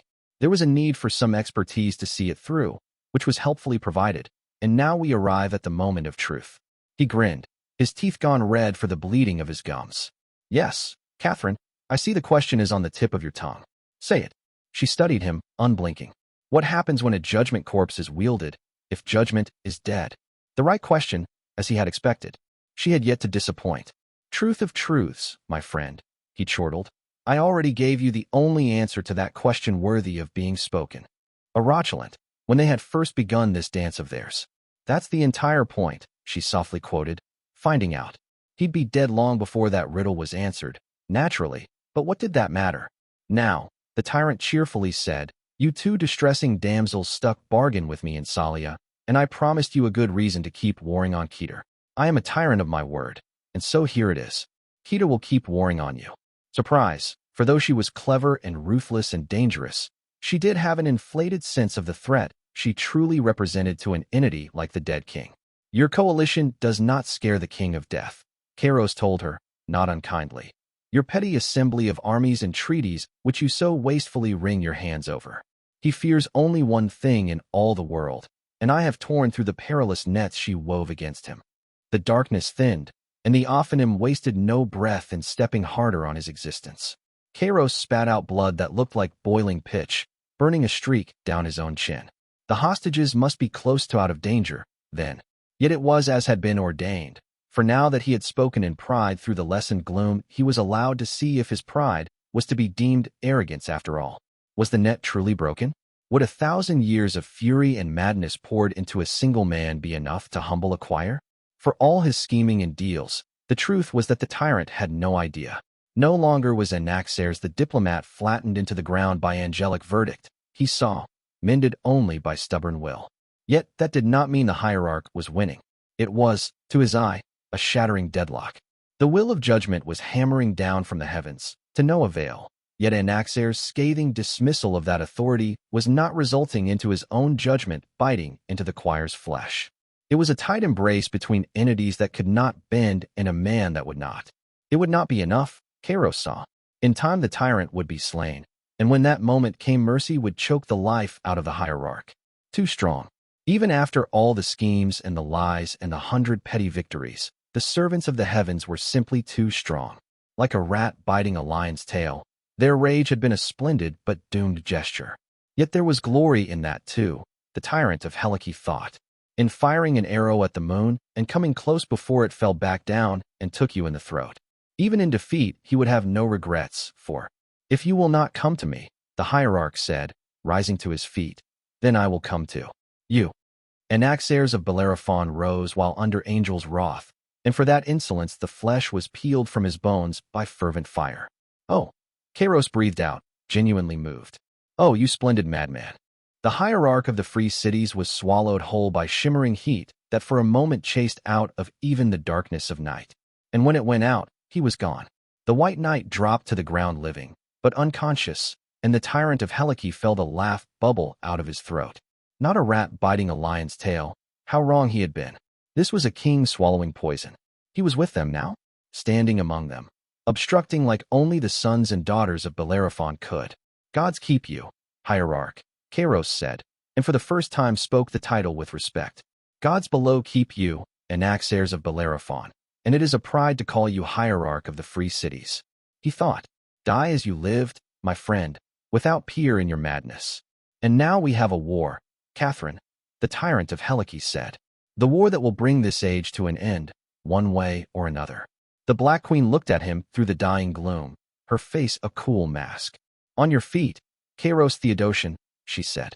That much you are owed, and not a single thing more. It would have been a lovely thing, he thought, to dance with that one until one of them died of it. A lovely thing indeed. Matted in sweat and blood, one knee a ruin and both legs half gone. The tyrant of Helike pushed himself up. He stumbled forward, legs failing him, and knew he would die before he touched the ground. And it came as he knew it would. like a whisper across his skin, soothing the pain like a kind hand flicking dust away from his shoulder. Below was watching. The attention itself was as a question, for what man or woman alive had paid finer dues than the tyrant of Helike? And so, at this later hour, he was asked for his wish. So many tantalizing possibilities flickered in the back of his mind. Curses that would rend the continent asunder, the strength to wound even the choir that was about to take his life, or even a loop in the hole. A few years more, if he could talk his way into keeping them. O wicked gods of mine, do you not know me better than this? All I have ever wanted of you was the answer to a single question, and only in this moment could it be asked. One staggering step forward, and he wet his lips as he spoke. Lo, he croaked out, and behold, another step, his knee giving out. If he could only prick his ear, he thought he might. I have slain Dash, he whispered. Ahead of him the veil lifted, and terrible light was revealed. And in that moment he finally heard it. The age of wonders, the tyrant finished, smiling with pure childish joy. And to the sound of applause only he could hear, a moment before light engulfed him, Kairos Theodosian died. Book 5, Chapter 84, Declaration. To concern yourself with wickedness and virtue is to raise partitions within your mind, expecting the world to heed them thereafter. There can be no sin, save for fettering. Translation of the Kabbalist Book of Darkness, widely attributed to the young dead king. Kairos Theodosian died before the light engulfed him. I couldn't know that for sure, for the tyrant of Helike had already been a half-mangled corpse by the time he rose. But some part of me just knew. Night wrapped around me like a cloak, for without its cold embrace I would have been blinded. I watched as the brightness burned and consumed and finally ended. Of the boy king who'd played half the crowns of Calernia, not so much as a speck of dust remained. The fury of the choir of mercy had swallowed him whole, though too late. Not long, truly, in the greater scheme of things, but in affairs like this a single beat could make all the difference in the world, and he'd clawed to him a great deal more than that. The fading light of his absence left me feeling disordered, for though Kairos Theodosian had been an appalling monster in some ways and others, he had been almost admirable. I would not miss him or fall into the snare of remembering him as more than he had been. Mad, treacherous, and like poison to all he touched. Yet neither would I pretend he had not been brilliant, in his own wicked way. The world was better for his passing, but in some terrible way perhaps lesser as well. In the gutted temple that had been the seat of this lunacy of a trial, the dust settled, and the darkness I had called down thinned until nothing of it was left. The gray pilgrim laid in a bed of shattered wood and ground, made unconscious by the heavy grip of the choir that had reached out through him. The white knight's hand still clutched the side of the broken altar where he'd stood as the living channel to judgment, or perhaps the anchor around its neck. It was hard to tell if the tyrant would have been able to bait. Although could it really be called that, when all he'd needed to do was shine a light and let nature take its course? The tribunal into this disaster of a situation without the white knight at hand to work through. And a disaster it had been, no two ways about that. Mercy would walk away from this with little singed save perhaps its pride, should even have such a thing, but judgment? I could still feel in the air the weight of the power it had thrown around, smiting the hierarch into the ground again and again as he refused to bow to their authority. I could still feel his power, too, the same heavy lingering furor that had swallowed Rochulent whole. It had been more sharply wielded here, turned against the seraphim instead of allowed to run rampant, and perhaps been stronger for it. It had glimpsed things at the heart of the storm, images I hardly understood, a steel and stone, a woman dying, but one thing was clear. There had been power behind the hierarch, and it was not simply the power of a named. The weight had come from elsewhere, and it had been oppressive, in every sense of the term. And though it had failed to cow judgment, neither had it been willing to be cowed by it. More worryingly, when that stalemate had grown beyond what either side would tolerate, the hierarch had, for a lack of better term, pursued. I'd not felt a speck of power from either him or the choir since. Still, my eyes looked beyond as I waited, to the other thing that yet waited. And, I quietly said, he was still alive, the Hierophant said. Masego's feet tread across the scorched earth unerringly, his stride as sure and certain it had been even as choirs raged and darkness swelled. What would the works of godlings matter, to one like him? That last strike by the seraphim burned him clean through, I said. Not even bone left, Hierophant. What business does even the likes of the hierarch have surviving that? You mistake life for the wearing of flesh, Masego replied. I know not if it was willingly or by chance, Yet the hierarch sacrificed his own as skillfully as any old tyrant. The loss of flesh was taken as victory by the choir of judgment, and so they withdrew. Above us the afternoon sky grew darkened, and slowly the sky began to weep ash. It felt, looking up, like the dusk heralding the end of the worlds. Gods forgive us all, it might yet be. And he withdrew with them, I softly said. Hooked into the hallowed flesh by the ironclad belief he had the right to judge it. My old friend's steps slowed and finally ceased as he came to stand by my side, shoulder to shoulder. Masigo, wearing cloth over eyes of glass and the ragged dark robes like a doomsday prophet, seemed more the man of the moment than I. The truth, though, was that he had been spectator while I'd had my hands all over this blunder. I am uncertain what will come of it, Hierophant admitted, tone displeased. It may be that the man becomes an obstruction in all things, as a seal ever judged and judging. Or he could be a poison, I murmured, taint in the blood, changing what stood incapable of such until now. The latter, I thought, felt more like the parting arrow of Kairos Theodosian, something wounded but not slain, a crippling rendered back unto the creation that had so carelessly wounded him since his first breath. Let us hope it is that, Hierophant said, and my brow rose.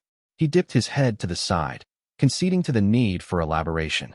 A poison will be purged, whether it takes an hour, a decade, or a millennium, Masigo said. A seal, however, might just last until the convictions of either side falter. And before that moment, would sever judgment from the rest of creation. That would be dangerous, I suspected. A choir was no small thing. To have one removed from the machinery of creation could not possibly be without consequence. And that was without even considering the matter of Cordelia Hazenbacha's angelic corpse weapon. Gods only knew what might come of using it. Now, ash fell like rain onto the open sky temple at the heart of Lionso, and I was forced to wonder if in my need to forge a better world I might not have doomed the world as it now stood. The tyrant had been cryptic, as was his wont, but not beyond interpretation. The bard had truly had a scheme afoot to slay the dead king, and I'd taken an axe to it. I was not alone in this, it seemed, for the hidden sting of augury was undoubtedly a reference to the augur, but it could not be said that a great deal of the blame to be laid did not belong at my feet. If I'd not tried to fix it, to make it better, the intercessor's scheme might have gone through, and the dead king would either be dead or marching towards death. He implied using the weapon would have had costs. I reminded myself. It must have been the sight of those to come that had led the augur to turn on the wandering bard, however she'd done it. Gods ever burning. How harsh must that price must have been that a hero would have shied from paying it to slay the dead king? I can't tell, I softly admitted, if I've made everything better or worse. A chuckle, deeply amused. Neither can anyone else, Catherine, Masigo told me. Why would you be any different? I looked up at the sky, at the trails of ash left by the wrath of angels, and did not answer. It was not untrue, what he'd said. Perhaps not the answer I'd wanted, but when had they ever been? Too late to turn back now, I said, letting out a long breath. We'll have to see it through to the end. A hand came to rest on my shoulder, lightly. I would have been disappointed if we did not, Hierophant said. The danger had passed, as much as it would ever pass in a place marked by the indignation of two choirs, and so it was not long before the others began to trickle back in. The rogue sorcerer headed first to the pilgrim. The right choice, I thought, both tactically and politically, and with visible relief pronounced him in fine health, save for deep exhaustion and a few bruises. Lord Yinnu and Lady Aquiline lifted him up, with reverent care, and brought him out. The Witch of the Woods saw to her partner hesitantly, and I suspected she knew precious little of healing. She seemed pleased when Roland came to lend a hand, though less so when admitted that Hanno's slumber was not natural, but otherwise beyond his ability to see to. Bring him out, I said, and if the peregrine cannot see to him when he wakes, then the crows will. The heroine rose to her feet, tall and shrouded in a cloak that covered a long tunic. The painted mask of clay on her face hid her expression, but not so much I could not feel the hostility wafting off her like smoke. As they did when the choirs struggled against your kin under below, the witch harshly said. There was, I thought, something strange about her voice. I heard her speaking in lower Misan, but there were almost other meanings woven in, and with the sisters warding my mind, I could almost discern what language she was. Actually, speaking in, it didn't sound like any I'd ever heard before, and I was a more than passing polyglot nowadays. I warned him, I said, save NOC would see to containment and nothing else. Be glad they did. or this entire town would be drowning in fire and angelic anger. You brought down darkness after the tyrant struck, the witch accused, and saved the lives of everyone on those grounds by doing so, I flatly said. I could have warded us from the anger of the Ophanim, the witch said. Had you not, Dash? If you could have handled it better, you should have, I mildly said. You didn't, so I stepped in. Whining afterwards is an exercise in pointlessness. Every hero that speaks well of you ends up crippled. Catherine Foundling, the Witch of the Woods, snarled. While you grow ever stronger. I wonder why that is. Antigone, the rogue sorcerer, said. This serves no purpose. Neither does pretending she is our ally, the witch said. In the face of some foes, all those that breathe are allies, the sorcerer flatly said. Pretending otherwise is how the day grew so dark in the first place. Hear, hear, Archer drawled. She'd sauntered in at some point, and done so quietly enough I'd barely heard the sound of her boots biting into the ash. Throwing arms around the necks of both Masigo and I, that could hardly be comfortable, given the height difference, she leaned forward grinning. We get you're all pissed your boy Hanogot had, but maybe if you white-clads better kept your eye on the bird you wouldn't have to keep eating dirt, Indrani said. Tone was deceptively cheerful. Her arms were tense, and I knew well how quickly she could draw her blades when it was time for killing. You offer insolence and nothing more, the witch said. Really? Archer drawled, drawing out the word obnoxiously. 'Cause look at how we're standing right now, my sweet. Who are, again, the only ones keeping an eye on the bird. And like a cold sheet of rain falling on everyone, we were all reminded of the presence in the back that had yet to move or speak a single word. The dead king's vessel watched us all with his eyeless gaze, and it was true that while the Witch of the Woods was facing me, all this time Hierophant and I had been facing him. Indrani had spoken the observation lightly, but it had unpleasant aftertaste for much of the room, enough that the witch briskly and oddly moved her head in a manner I assumed to mean the conversation was over. The King of Death said nothing, all the while. Now that they'd all been warned of his presence again, the others in the temple felt the same thing I had since the beginning. Wait. The old monster was waiting, and as he did his looming presence grew oppressive without need of a single act on his part. If he'd incited quarrels between us, I thought, or even mocked and scorned us, it would have been different. It would have felt like he was part of this, a villain far more dangerous than most of our kind, but not. His silence, though, drew a line between him and us.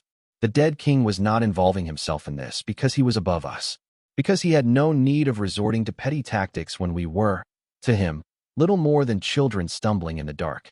It flowed, after that, like a river settling into a riverbed, like creation wanted the pieces to fall into place.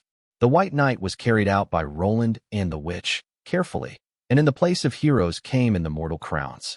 Cordelia Hazenbach stood at the center, the first Prince of Procker of regal bearing even in her riding dress, but not quite successfully hiding how unnerved she'd been by the last hour. The blood come to war north. Lady Aquiline and Razantanya, elbow to elbow and fitting there like a shield wall of two. The young ones, those, too, and rising.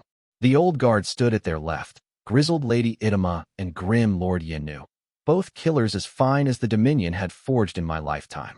And to the Warden of the West's right, more than half of the woe, Hierophant, ragged and of glimmering eye, foe and student both to the hidden horror. Archer, smile sharp as the blades at her hip, having walked through death and come out of it without fear. And I, last of all, leaning on the long staff of you I had chosen over the sword of a Fairfax and all it would mean. All this assembly, and on the other side only the King of Death. Seated, silent, still. Ash drifted down through the open sky ceiling, coating us all in gray.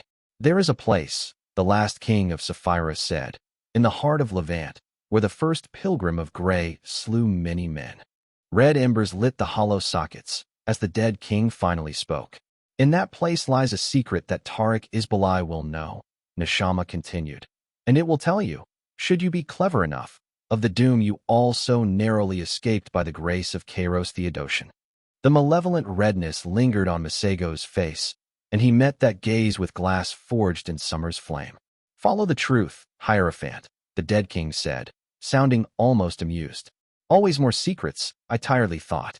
Always more schemes. Would there ever be an end, before either he was broken or we were?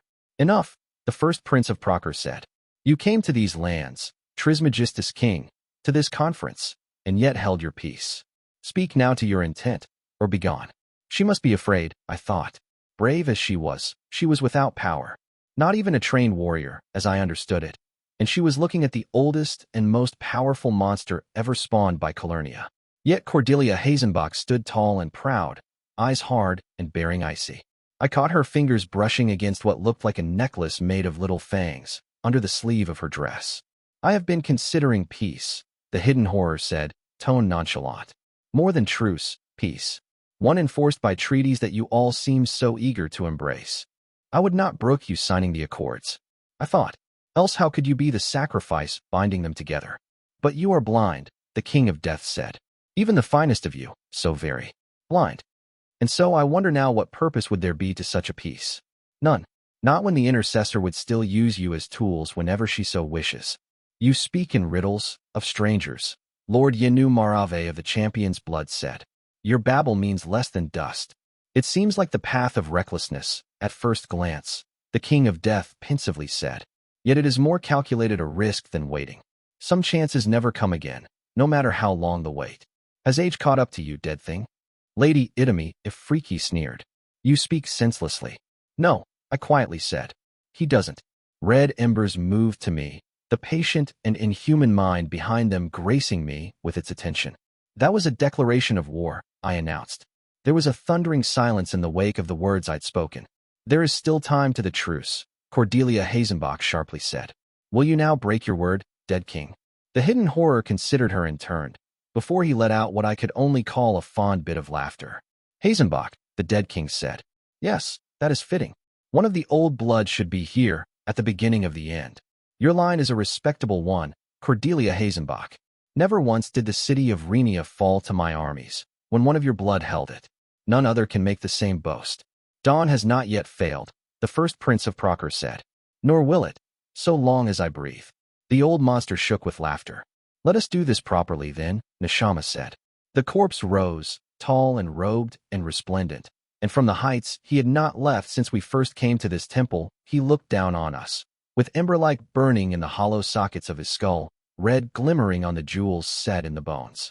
There is no peace, the dead king said. There is no truce. There is only the shiver before the blade claims your neck. You will fight, and you will rage, and you will weep, but in the end there can only ever be one end to this. The red burned like red star that would swallow the world whole. I am the king of death, the last king of Sephiroth said. I come, beginning with the crown of the head, the bones cracked and splintered and shattered. From the fractures the pale, ivory-like bones turned to dust. The jewels broke and dimmed, the metals rusted and curled, until there was nothing left of the vessel at all. Ash fell down from the sky, silent and soft. And so it begins. I thought, God save us all, and so it begins. Book 5, Chapter 85, When It Rains. Kill an enemy. Make another. How dreadfully. We do usher. Killed, enemy. To another. Extract from, And So I Dreamt I Was Awake, by Scheherazade the Seer, Tagreb poet. You're certain? I asked. As can be, Vivian replied. Our own people have intercepted reports, and the scribe's agents confirm it. Then send for Pickler, I said. We'll need someone navigate the implications of that. I paused, and the other Calawan caught my eye with understanding. Robber as well, then, the dark-haired woman said. She dipped out of the room long enough to send out messengers and returned as I poured us cups of wine. She took it when offered, and we both sipped in silence. Lost in our thoughts. It'd be better with the two of them, and I was glad she'd realized it. While it could not be denied that Senior Sapper Pickler's upbringing as the daughter of a matron lent her insights into the ways of Goblinkind that a nobody like Robber wouldn't have, neither should it be ignored that she was, well, horribly unsociable, even with other goblins. Special Tribune Robber, on the other hand, he somehow seemed to know every other greenskin we came across, and though goblins were clannish in the extreme amongst themselves, they gossiped with relish. Robber would have his finger on the pulse of things in a way Pickler would not. Gods, and to think I'd believed it would be quiet after the disaster in Lionso. Showed what I knew. Midnight had come and passed, though it would be more than a bell still until dawn came, and no part of that span had been calm. I'd not returned to Salia, after the dead king's chilling farewell, for it would have been unwise. Riots were beginning again, though this time not as a tool of conspiracy. Word had spread that the war against Keter was resuming, and in terror and impotent anger the people had taken to the streets. Given that there'd been killing of foreigners last time, it had been judged cautious for the delegations not to return to the capital at least until the day after, if not longer. The first prince had admitted that she'd rather not soldiers, even solely her own, to put down the turbulence, but that she might not have a choice. Should it come to that, though, no other member of the Grand Alliance could be seen intervening, even if only to help. It would feed the rumors from the coup attempt that had not entirely died down, that the first prince was in league with foreign powers that wanted to destroy Procure. As Salia roiled and the rest of us kept to our camps, surrounded by soldiers, the last stretch of day into the night had been filled with fervent activity. For one, the two named that had been effectively keeping the League of Free Cities together were gone. The hierarch perhaps not yet dead, as Masigo had insisted, but undeniably he was in no place to rule. Not that he'd ever done that even when he was actually meant to. There'd been accusations of assassination from some cities, Pinthes leading the charge, but it was hard to argue with a town covered in ash and two heroes stuck in bed rest. The League delegations had hastily withdrawn to their camp under a heavy escort of Proceran soldiers, howling mobs of Salians tossing everything they could get their hands on at them. I had Archer out and keeping an eye on them, though with strict instructions not to kick the hornet's nest. That Pinthes had been so aggressive earlier was a good indication that Hakram was right about militia having sunk in her hooks there, but there was no telling where much of the League would fall. Helike, in particular, promised to be a mess. Kairos Theodosian had no formal successor, and rumor was he'd pruned minor branches of the Theodosians quite enthusiastically after usurping his nephew. It was not impossible that the royal house of Helike was dead, and there was no telling if some other nobles would make a play for the throne or some distant relation was about to be produced so they could rule. And now, like we didn't have our plates full enough with the south, north and west trouble was coming from the east as well. The affairs of the Confederation of the Grey Ares, the fledgling goblin state that had risen in rebellion against the Tower and declared independence before going a step further and taking Foramen, had always been opaque to outsiders. The Council of Matrons had ruled the goblin tribes under the Empire, and it still did under the Confederation, but to my understanding the alliance between the tribes was a loose thing even at the best of times. The Matrons were nominally an ally to Callow, for Hakram and Vivian had backed their bid for independence with dwarven gold and foodstuffs, to be repaid in goods we needed, goblin steel and munitions. A blockade of the hungering sands by the loyalist legions of terror had made deliveries of these highly sporadic, though they'd not entirely ceased, but the matrons were making visible efforts to keep their word. I'd believed that to be a promising sign, and though the goblins were said to have committed atrocities against Tagraby nobility when they took Foramen, the loss of the imperial forges and yet another great city of praise had been a hard blow to militia. The Confederation was riddled with practices I despised, and the matrons were generally speaking about as trustworthy as a nest of vipers, but as a counterweight to the Tower in the southeast, they'd been an invaluable asset. Just the fact that they'd tied up the loyalist legions down south had been worth its weight in gold, since it meant I didn't have to worry about those same troops securing the Empire for militia, or marching on Summerhome, for that matter. There was the promise of a long-term partnership there as well, with the Snake Eater tribe having settled in my lands near Marchford.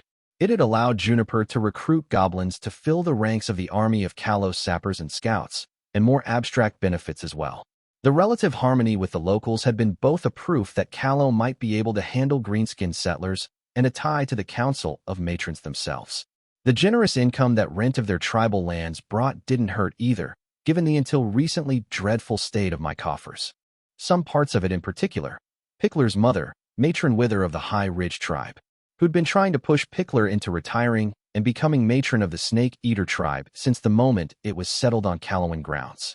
I'd been more amused than anything when I'd first heard, for trying to get Pickler interested in anything that wasn't engineering was like pulling teeth, but given the fractious nature of goblin politics, I'd found it shockingly impressive that Matron Wither has succeeded at ensuring no other matron was appointed in the wake of her daughter's refusal to retire and take up matronship of the tribe. Guards knocked on the door and jolted me out of my thoughts, Vivian calling out to allow entry as I took a sip from my now near-empty cup. The two goblins came in together, for a moment allowing a glimpse of the difference between them. Pickler was, I realized, growing significantly larger than Robber.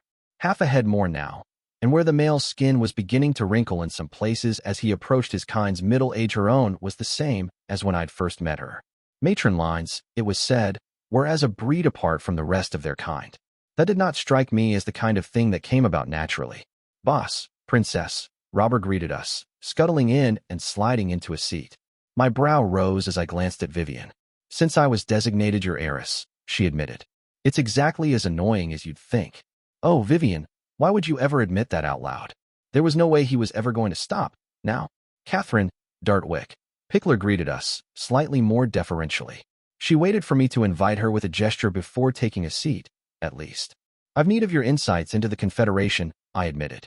There's been news. Amber eyes wary, Pickler watched me without blinking. I'm not corresponding with my mother, Catherine, she said. And even if I was, she would not share secrets with me, nor I with her, if that is your dash. Not in the slightest, I interrupted. But you were raised about as high as can be, by my understanding, and you know your mother better than anybody else we've got. And I am here to speak for the common goblin, I assume. Robber grinned, pearly needle-like teeth gleaming. Allow me then to present our demands. First, we would like larger cookpots. The ones we have can't fit a full Proceran child. Second dash. Robber's here because he hears gossip even Hakram doesn't, I said, pretending to have heard none of that. His ears are too high up, Robber agreed without missing a beat. It's like someone carved an ugly mug onto a tree, boss.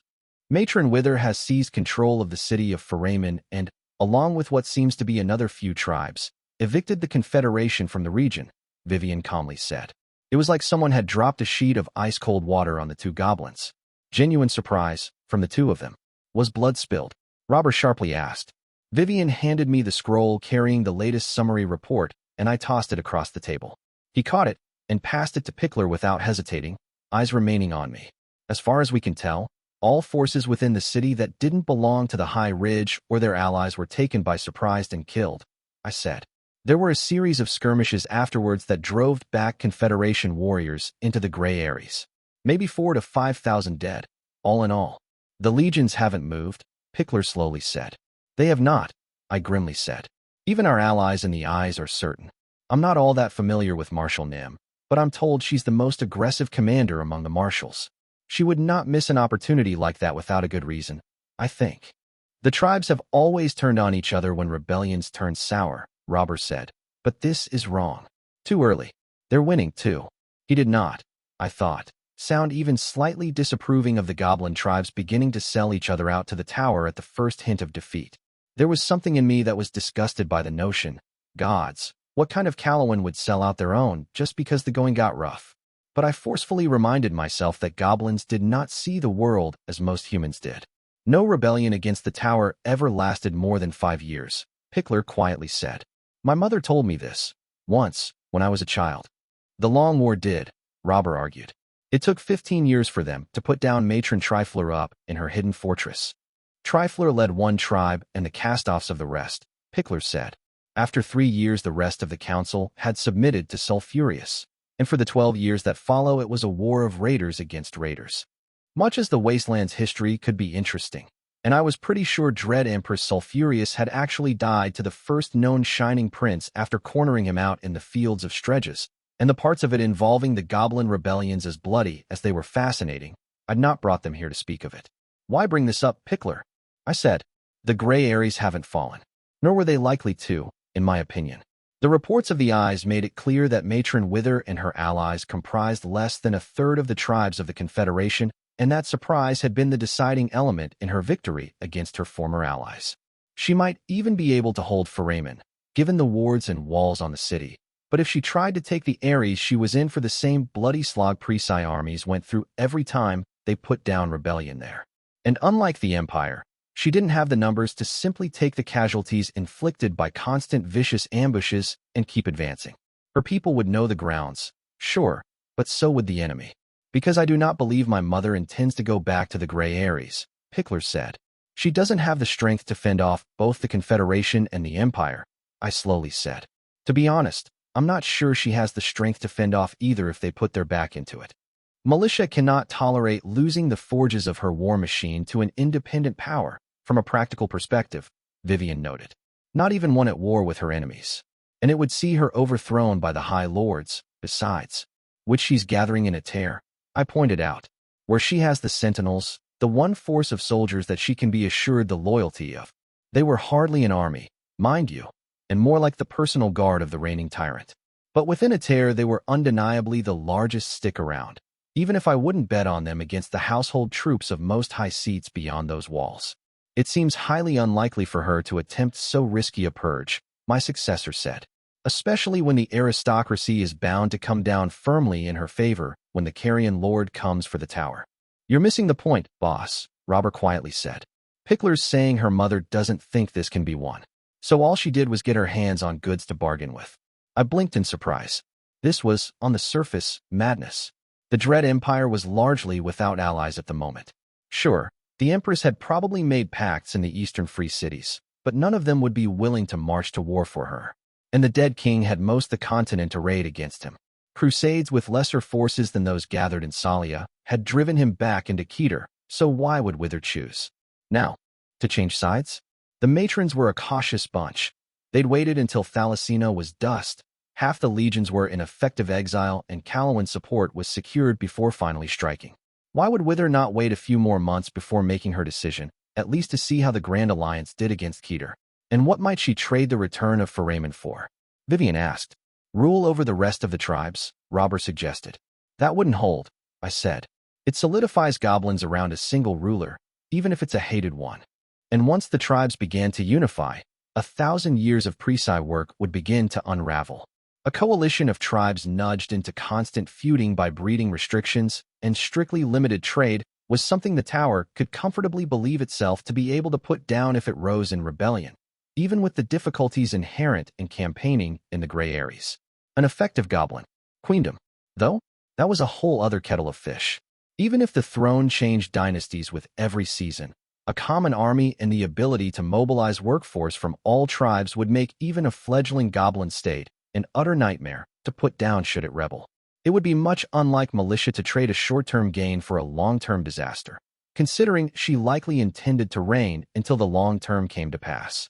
Especially when she could simply have waited until the goblin armies had bloodied each other, then forcefully taken Foramen from whoever came out the victor. I wished Acua was here, for her insights into praise would have been welcome, but she had duties just as pressing. Someone needed to get in touch with our armies before they came out of the Twilight Ways, and though Masigo still had the know-how, he no longer had the sorcery. I'd told him to double down on exploring his theory, besides, with the help of the rogue sorcerer, whenever he could be spared. If the dead king was truly about to start flinging around a few millennia's worth of accumulated nastiness, we needed anything that might truly be able to make a difference. Agreed, Pickler said. Nor is my mother a fool. If such an offer was made, she would not have trusted it. Then what did she bargain for? Vivian asked. The current situation is untenable, Senior Sapper. Her seizure of Foramen has been the death knell of our supply routes for steel and munitions. We've enough in Callow to fill the army's stocks once more, but after that the well is dry. And that was without even speaking of the legions in exile, who after a year of campaigning had expended the vast majority of their own stocks. Marshals Juniper and Graham had combined their stores while they were fighting together in Isère, but fought they had. There wasn't much left in those common stores now. Much of the army of Kalos war doctrine came from the Legions of Terror, straight from the Reforms, and that meant the sappers had a major role as both combat units and siege engineers. Losing one of those for lack of munitions to furnish them with would be a blow, and an ill-timed one if we were to fight Keter in the coming months. Against the hordes of the dead, goblin munitions would make a massive difference. One we badly needed if we were to have a prayer of holding the northern fronts. Poison Tooth, Pickler said, quoting the scroll I'd handed her. Bitter Stride, Clay's son, every single tribe listed here, they are all face tribes. Pickler, Robber hissed. That is not preserved knowledge, Robber, she dismissed. The Tagreb figured out that much centuries ago. And even if it was, what would the preservers do? The preservers, I slowly said. There are some among our kind that are tasked with the preservation of secrecy, Pickler said. Robber, never one to miss an occasion to be grisly, slit his throat with a finger. Loose tongues lead to open throats, Robber said. Even a child knows that. And the legions allow this? I frowned. Not openly, Pickler conceded. Yet Marshal Rankert did not join her entire tribe to the Carrion Lord's cause without requiring concessions in the days before the conquest. As for the days before the reforms, well, what did your average Dread Emperor care for goblins killing each other? She meant. Not a lot, most likely, and they'd have to know that trying too hard to get at goblin secrets would mean a rebellion. I doubted that the common assertions that only goblins spoke the goblin tongues was true, but then Black had taught me they regularly changed their spoken language so that it could not ever truly be grasped. I made no such concessions, I flatly said. They would have sought them from you, in time, Pickler said, hissing through her teeth. Made sale of steel and munitions contingent on them. Allow me to be perfectly clear, I said, tone clipped. In choosing to serve in the army of Callow, you have become citizens of Callow, with all rights and protections so afforded. We do not make exceptions to this, Vivian said, voice as offended as I felt. And if the old crones think they can twist our arms over such a matter with trade, then they will be taught otherwise harshly. Robert looked, to my deep unease, almost helpless. You don't understand, he said. It is you we just don't spill secrets, boss. It's not what we do. It's not what a goblin does. Matrons talk, Pickler said, tone embittered. All else hold their tongue. That is our way. We had, it seemed, tumbled into a deeper pit than I'd thought. It would not be bridged tonight, I thought, and there were prior callings. Best move on. Face tribes, I said. Is that what I think it is? Tribes who represent us with outsiders, Pickler said. The High Ridge learn and speak with the Tagreb, by custom, but under my mother the Banu of Faraman were the humans cultivated. No doubt the secrets she stole and traded helped the Confederation take the city from the Banu and helped her take it from the Confederation. And all the other tribes she allied with have similar purposes? I pressed. The Bitter Strides are a dark hand by custom. They herd in concert with another tribe that speaks sweetly, but they too know well the peoples of the Hungering Sands, Pickler said. Suddenly Pickler's assertion that her mother did not intend to return to the Grey Ares sounded more believable. Matron Wither had assembled allies that could navigate the wasteland and only that kind, which implied those were the people she had use. Fuck, I said. She's trying for nobility, isn't she? With so many nobles dead the Empress can find her a holding somewhere, and she'll take in her allied tribes as retainers. Falasina was obliterated with sorcery, but it has a strategic location and great prestige as a holding, Vivian said. A worthy reward, perhaps, for one returning for Raymond to the tower. The knock on the door saw my irritation rise sharply, but I mastered it. A young Callowan soldier, fair-haired, likely southern of birth, entered, face anxious. He was bringing, he said, word from Lord Hierophant and Royal Advisor Kivuel, as well Lord Adjutant. Contact had been made with the army of Callow. My brow rose, since Acua had told me it was unlikely to work until we were much closer to dawn. Hierophant's presence must have helped more than anticipated. Noted, I said. You may leave. He looked like he wanted to twist his hands anxiously, but he spoke up again. Your Majesty, he said, your presence has been required. I frowned. I left Lord Adjutant with them to see to anything that might require my presence in the first place, I said. And it is he that sent me to you, your Majesty, the boy said. I am to tell you that the army of Callow has left the Twilight Ways, and is now encamped in northern Bayou. It took me a moment to place the principality in my mind. It was south of Aarons, where my army was meant to march, and had commanded one of the two paths into the Red Flower Valleys before the passes were collapsed. Well short of where they should be. Are the legions in exile with them? Vivian asked. The boy shook his head. My lady, they left. He got out. And Marshal Juniper has placed herself under arrest, along with almost a third of the officers in the army. Book 5, Chapter 86. It pours. The cruelty of a dilemma is not only in the choice itself. It lies also in the truth it reveals to you about yourself through the making of that choice. King Edmund of Callow, the Ink-Hand, Acua Sahelian and Masigo the Hierophant were, undeniably, two of the finest mages ever produced by the wasteland. One had been taught the old sorceries of Wolof since she could remember and taken to them with dreadful skill. The other had been apprenticed since he could speak to a warlock who dissected the corpses of gods. Their deeds were many and renowned, and their reputations were such as to make men shiver in the dark of night. They'd also used a god's damned bathtub as the vessel of water for their scrying ritual. I'd excuse Masigo in this, since he was usually more concerned with practicalities than appearance, but Acua would earn no such mercy from me. The same woman who'd campaigned with multiple enchanted ceremonial armors was now trying to pretend it had never occurred to him there might be some slight indignity to this, an innocent look on her face. Yeah, I wasn't buying that. I spared some of my glare for Hakram, the filthy traitor who must have been willingly complicit in this, and at least he had the good grace to look abashed. I didn't have nearly as much time to spend on designing petty vengeances as I used to. but they weren't getting away with this unpunished. And I wasn't above delegating my pettiness these days, anyway.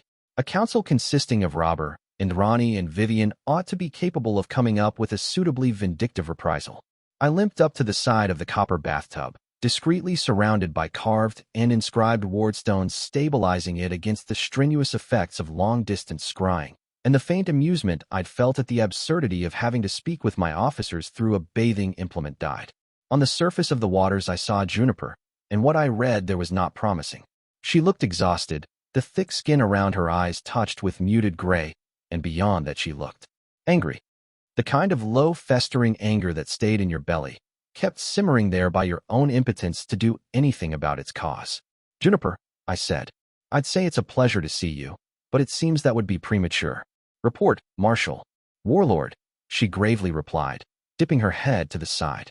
It bared her neck, if only slightly, which implied much greater deference by orc standards than inclining your head in agreement.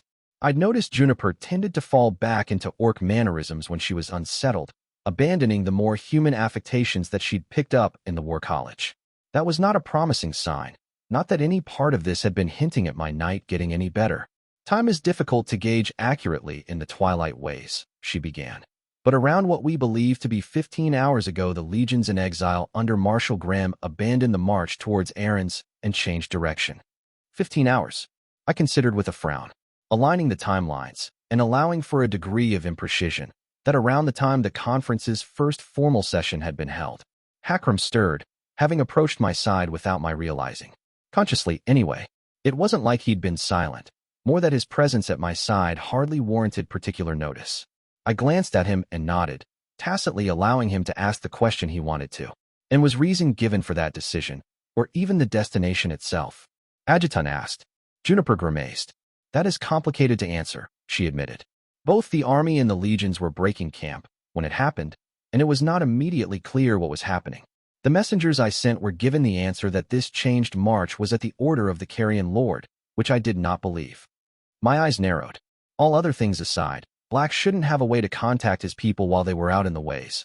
I'd not put Aqua and Masigo on the ritual so they could reminisce together about the bad old days.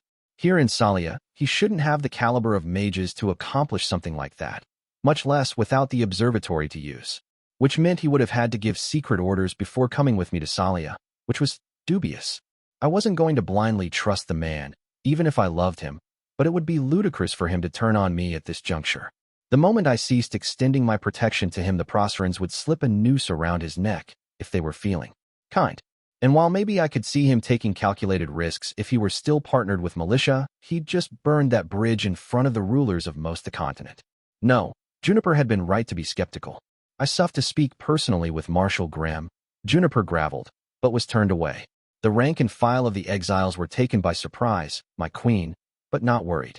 Staff Tribune Aisha Bishara approached officers she worked closely with during the campaigns and learned that the legions were returning to praise. Fuck, I thought. That wouldn't be a secret order from Black. He had to know that his soldiers were exhausted and undersupplied. Beginning a campaign to take praise before rest and refit would be madness. The legions in exile had been out in enemy territory for almost a year now. Someone got to One Eye, I said. Either he's dead and being impersonated, or someone has hooks in him. Marshal Graham has a great deal of prestige among the troops, Hakram quietly said, but not so much that such a decision would be uncontested. Marshal Ranker might be dead, but there are still conquest generals. General Mock for the 5th and Yawa Fohammer for the 12th. Both were decorated veterans of the invasion of Callow, from what I knew, though General Yawa had been a lesser officer then. She'd been raised to general after Afalabi Magoro died at the Doom and rebuilt the 12th from the wreckage of that legions. Neither were anywhere as famous or beloved as the One Eye, but among their own soldiers their word would carry a lot of weight. If both accused the marshal of being compromised, people would listen. Juniper grunted in agreement. That was my thought as well, and so I pushed again for a face-to-face meeting, the orc said, which is when it was made clear to me that the entire upper echelon of the exiles knew of this order. My brow rose. All of them, Hakram slowly said. Marshal Graham, all generals, and most the legates, Juniper said. There was no arguing with that, my queen. The only way I could feasibly prevent them from leaving was putting the top officers of the exiles under arrest. That would have led to a pitched battle, I grimly said. While bonds were tight between Black's army and mine, given the common wars fought and the common descendants from the reforms and the college, the legions in exile were not mine. They'd not sworn to me, nor ever intended to. My marshal ordering their highest commanders all imprisoned would have been seen as an attempt to bring them into the fold by force, which would have gone poorly, to say the least. The army of Callow would probably have won that fight, between superior numbers and whatever was affecting the legion officers, but it would have been a bloody business all around, and there was no guarantee my barebones mage lines would have been able to fix whatever had been done to the generals afterwards. Juniper wouldn't have had much of a choice when it came down to it. It was the right call to let them leave, I said. Thank you, Juniper said, dipping her head forward. Been worried about my reaction to that, then. Fair enough. Hellhounds, remind me, Adjutant said. General Byrne, Ranker's replacement. He's got a golden stripe, doesn't he? The honor granted those who'd fought with distinction at the fields of Stredges, as I recalled, and a silver cord from the siege of Summerholm. Juniper said, tone approving. You caught on quick. It wasn't me that noticed, Dead Ant. General Bugram's got a stripe too, and they're old friends. My eyes flicked between the two of them questioningly, for clearly I'd missed something along the way. The golden stripes are considered the highest of the personal honors granted during the conquest, Hakram said, because only 43 were granted, and dash. All by Dread Empress Militia's own hand. Acua finished from behind us. I glanced at her, and the implication sunk in. She'd once told me that her family considered any spy left alone with the Empress to be compromised. Yet Militia had outmaneuvered High Lady Tasia Sahelian. In the end, destroyed her completely. Even that stark a warning might have been underestimating what the Empress was capable of. Marshal Graham is certain to have spoken with the Empress in person at least once, I said. And I imagine the same would hold true for any general and quite a few of the high-ranking officers that participated in the conquest. And whatever it was she'd done, it was possible for it to affect every single one of those individuals. Shit, that was a fucking disaster. There was no such thing as flawless mind control, especially not from a distance. But even simple planted orders could do a lot of damage, especially if they were sown generously across the entire old guard of the legions, which tended to be both the finest commanders we had and my father's most ardent supporters. I'd believe it too, if I was a legionary and the one-eye told me his orders came from Black. I thought, after all those years of friendship and loyalty, why doubt it? Within an hour of realizing this, I removed the army from the Twilight Ways, Juniper said, and ordered every officer who has ever set foot in the tower or been in the presence of the Empress to be placed under arrest. And gods, both of those decisions had been the right call once more, but looking at the scope of the mess, I felt like smashing the fucking bathtub in front of me. Not all our college-taught officers would fall under those conditions, but most our pre-sci highborn and distinguished veterans would, which meant all my best and seasoned commanders. We wouldn't be without officers, since so much of the army was Callowan now. But essentially all the veteran officers we'd taken from the legions cannibalized after the folly and kicked up the ranks would have to be removed from the chain of command. Without knowing exactly what it was the Empress had done, how it worked, and what it could do, we just couldn't take the risk of leaving them in place. Including Juniper herself, for all that she was still the one giving me a report. Everything she'd just told me would have to be confirmed secondhand by someone not in doubt, for a start. And it'd be a mess to manage that considering most of her general staff was likely to be on the compromised list as well. Dread Empress Militia had not so much as swung his sword, and she'd effectively crippled the army of Callow. That, more than anything else, told me I was not wrong to believe this to be her work. How many people alive would be capable of a blow that vicious? Who's in command at the moment? I asked. Grandmaster Talbot has legate equivalent rank and technical seniority, Juniper said. Yet most precise soldiery balks at his command. Legate Tendai is the other candidate, but while she has years under her belt as a frontline officer, she is fresh to higher command. For now the two are keeping the peace in accord, but tensions are rising. Thank the gods for the reforms. I feelingly thought, how many other armies on the continent would be able to weather so much of the upper ranks being put under arrest this well? That measures meant to prevent decapitation of leadership by heroes were working almost as well against a villain's work was a nice touch of irony. Has there been any sign of enthrallment in any of our people? I asked. None that I know of, Juniper said. Though I am no longer being kept informed, my queen. There won't be, Acua said.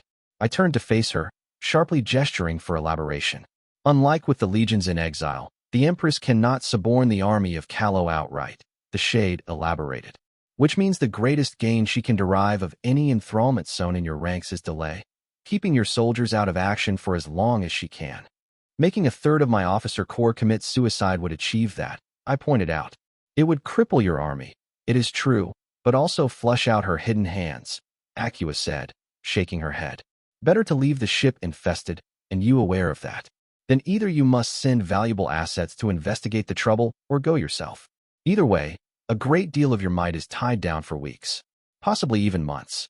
And should it look like you have a solution, well, it is not too late then to order the killings you described. My lips thinned.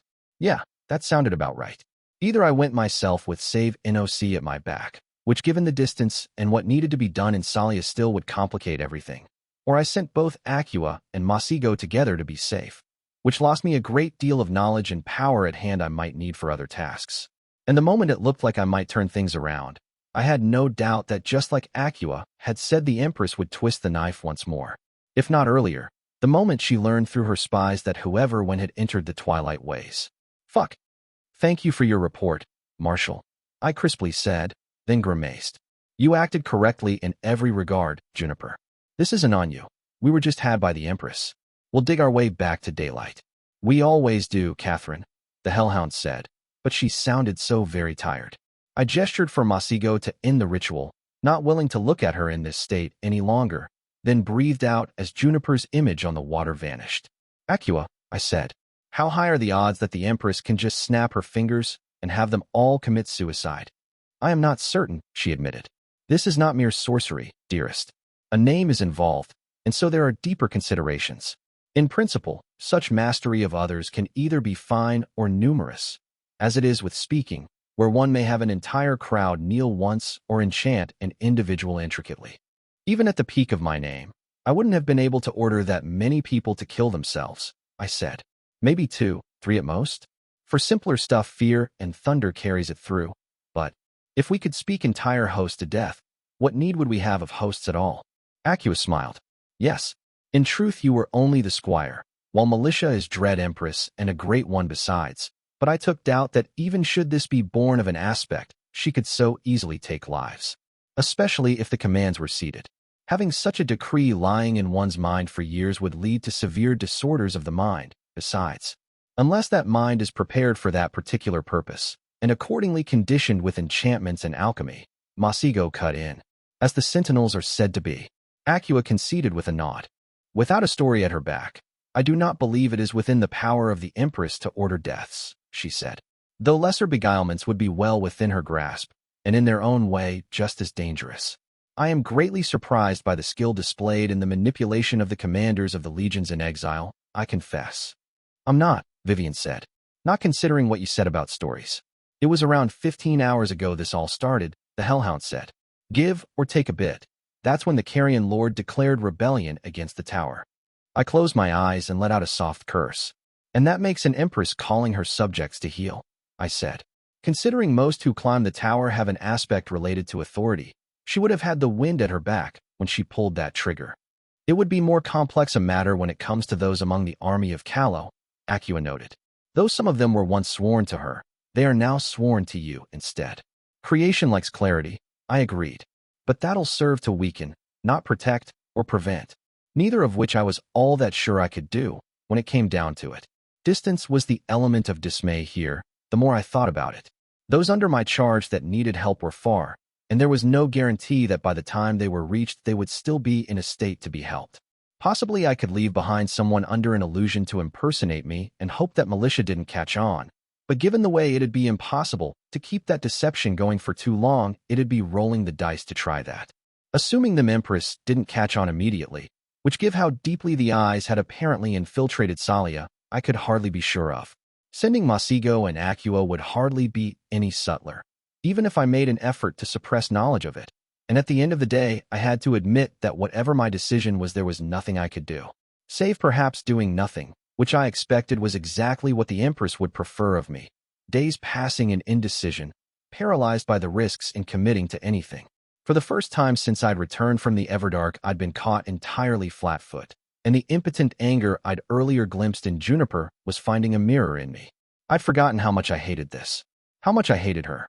There were reasons to kill the Empress that were personal to me, like the death of people I had cared for, and practical ones as well. And then there was this, the ugly sinking feeling in my stomach and how much I despised that she could do that to me. Still, even now, after all I had learned and wrought, because she was patient and cold-blooded and everything I was not. Gods, the dead king could still scare me in a way few things could, but the only foe who had ever made feel like an arrogant child was the dread Empress of Praise. The woman atop the tower who had, again and again, made me bleed without my ever landing a blow on her in return. Fuck, I cursed. All right, I'll see if I can find a way out of this mess.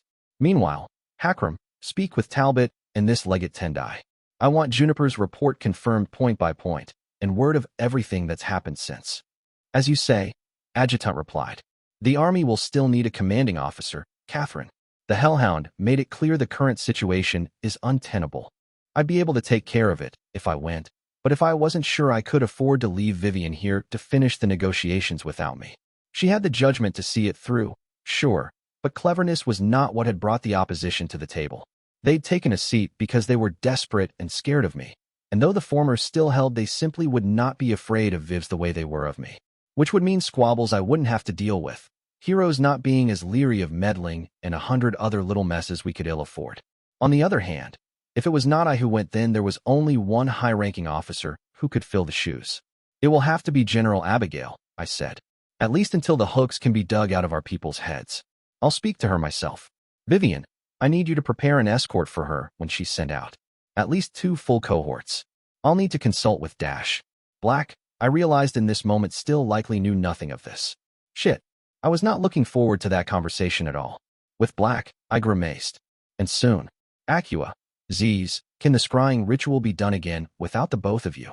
It can be done by our mage lines, Catherine, Masigo reminded me. They are on creation again. All this ritual commotion was unnecessary. Right? I said, mildly embarrassed at having forgot. Good. Then I have jobs for you. Hierophant, I need options to purge the mind of my officers from the Empress influence. He opened his mouth, but I raised a hand to interrupt. I have a dozen things I need to be doing right now, and I'd not remember all the details if you simply told me anyway, I said. Write it down for me, Z's. Prepare all you can, so I can put it to council when everyone is there. I suppose I have nothing more pressing at the moment, he said. Thanks, I honestly replied. I appreciate it. And my heart. Acua smiled. You're with me, I said. Black will get snippy about you being there, but when it comes to pre-sci politics, you're my expert. We'll head there now. I don't doubt that with the agitation in our camp, Scribe already woke him up. I clapped Hakram's shoulder, nodded at Masigo, and managed to take exactly 1 step towards the door before it was thrown open. There you are, Archer said, face serious. We have a situation, Cat. Chunks of the League's people are moving. Moving where? I frowned. By the looks of it. Here, she flatly said. It was a good thing I knew my way around more than a few languages these days, because loudly cursing in only one would not have been nearly enough. Book 5, Chapter 87, Connive. An enemy will remember you long after your dearest friends forget your face. Consider this, when you choose yours. Argia Theodosian, Sacker of Cities, Tyrant of Heliki. Under the moon's light, the outskirts of Salia were still a pale field of snow, but I almost started in surprise at the warmth of the breeze. Winter was dying at last. At my right, Archer nonchalantly strolled forward as she strung her overlarge bow. I spared a moment to admire the deftness of her fingers as she did, and the strength of the arms hidden by mail and coat. At my left, it was Acua Sahelian that tread the snow without leaving footsteps, so ethereally graceful she might as well have been gliding. Under the guise of Advisor Kivule, she wore long black veils hiding her face, though the splendid black velour ballroom dress she'd decided to wear for out Little Walk provided insisted reminders she was one of the most attractive people I'd ever seen. It's called a Segovian cut, Indrani idly provided. I tore away my gaze from the small slits in the dress skirts that had allowed glimpse of the smooth legs beneath. I did not reply, knowing from long experience that if I engaged it would be the verbal equivalent of leaping headfirst into quicksand. Acua had several veils over her face, and yet somehow I could still feel her smirking. They wear those for dances they have, where the women spin and dash. We'll need to pass by my room so I can take my cloak, I interrupted, pretending I had no interest in her finishing that story. Segovian cut, was it? I'd have someone look into that. There might be one that'd fit Indrani lying around Salia. Although, I couldn't ask it of Adjutant. That would be no, definitely not Hakram. And hells, now that I thought about it, if I sent for anything like there'd be a report about it on the desk of the first prince, the empress, and God's forbid, maybe even my father before the day was out. That made the whole notion a lot less enticing, although there might be other ways. Still, if it ended up that I had to call on the smugglers among the jacks to get Indrani into a revealing dress, without half the crowns on Calurnia knowing of it, I was going to find a tall cliff to leap down it. Even as Archer continued to heckle me, I began to hobble towards my quarters, but quiet undercurrents in the night warned me company was coming. My lord of silent steps emerged of the darkness between two crowded houses, the purple and silver paint of the Losera sigil so intrinsically part of Iva nowadays that I could hardly recall what it looked like without. Iva's presence was ever welcome, and once more it was bringing to me what I required before I even thought to ask. Arm extended, it offered me the cloak of woe. Losera Queen, it greeted me. Lord Iva, I replied. My thanks. I wrapped it around me, fingers rising to fasten the brooch binding it closed under my throat, and the familiar weight of old mistakes and victories on my back was a reassuring thing. My hand had been filled by a sword, once. First of goblin steel, then of ice and shade, and after that of obsidian only once unsheathed. The dead yew staff that felt cool against my palm, somehow fitting it perfectly, was still a fresh choice. Not one I had not fully embraced, for the consequences of it were not all known. The mantle on my back, though, it was like an old friend, and even just wearing it made me feel sharper in thought and deed. Should I rouse the mighty to war, first under the night? Iva asked. Steel-clad soldiers march on your camp. No, I easily replied. It will not come to that. The mighty will have May wars to wage in the coming nights. This need not be one of them. Or even a war at all, if I could finagle that. I wasn't sure why the League of Free Cities would choose to lash out against me of all the rulers in Salia. Even if militia was the one pulling the strings, it hardly seemed a winning venture for her. But I had no intention of allowing what was coming to develop into yet another front for Callow to fight a war on. I did not invite Iva to accompany us out in the snows, and it did not presume to invite itself. The League's people were much further out than we were, since they'd left long before I even began to set out. But as I reached for the night and let it empower my sight, I saw they were hardly a single unified band. Out of the 4,000 soldiers that the League of Free Cities had been allowed to bring, maybe 2,000 were on the march. 1,000 yet remained in their camp, across the distant field, and the rest was marching away, south. Although they were split into two groups, and one must have left recently to still be so close to the League's town camp. Archer, I said, you followed their movements from the start, yes? You're wondering about the stagger, she said, sounding amused. The 2 packs of deserters, yeah, I frowned. If the second wave was deserters who hesitated, I'd not think of it twice, but they're moving in an orderly manner. Ranks, supply wagons. First group to walk out was Atalanta, Indrani told me. Packed up their affairs, assembled their soldiers and diplomats, and left without looking back. Which was not entirely surprising, I thought. Atalanta had no real allies in the League at the moment. It had been at odds with Delos before the Tyrant upended the apple cart and started a round of civil war, and from what I understood, the closest city it had had to an ally, Penthes, had only been interested in using the chaos to grab some of the eastern Delosi holdings. Now that there was no hierarch to compel the city to war against the Grand Alliance, they were likely to head home to lick their wounds instead of linger on foreign fields. If I had to guess, I'd put coin on the second band being the Bellerophon soldiery, and the old-fashioned tight formations I could glimpse in the distance held up to that perspective. It made no sense they'd waited for so long to leave, though. What happened with the Bellerophon delegation? I asked. Mind you, I only saw from a distance, Indrani cautioned. You can put an arrow in a wasp from a mile away, Indrani. Acua amusedly said. Sure, but I could exactly hear what they were saying, Archer reminded us. Still, as far as I could tell, the Caninas tried to execute the general. I saw no point in asking why, given that Bellerophon's laws had been written not even by a single raving lunatic, but by a whole assembly of them, many of them violently opposed to each other in their ravings, but every single one rabidly incensed by even the hint of foreign meddling in their common lunatic affairs. For all I knew, they'd wanted to execute him because he'd combed his hair the wrong way on the 3rd day of the month. Tried, though, was something worth asking about. They defied the authority of their mage inquisitor? I said. I'd never heard about one of them doing that before.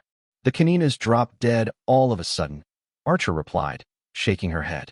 And then they spent a while arguing about that. A shiver went up my spine, and against my will I glanced up at the night sky, at what might lay behind it, waiting.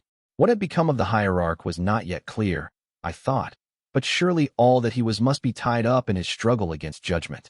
The mere notion of Anaxares the diplomat having become some sort of watchful angel to the Republic of Bellerophon was enough to make me sick in the stomach.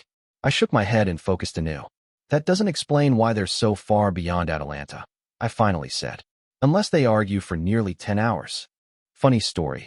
Indrani grinned, mouth half hidden by her scarf. They actually headed north first.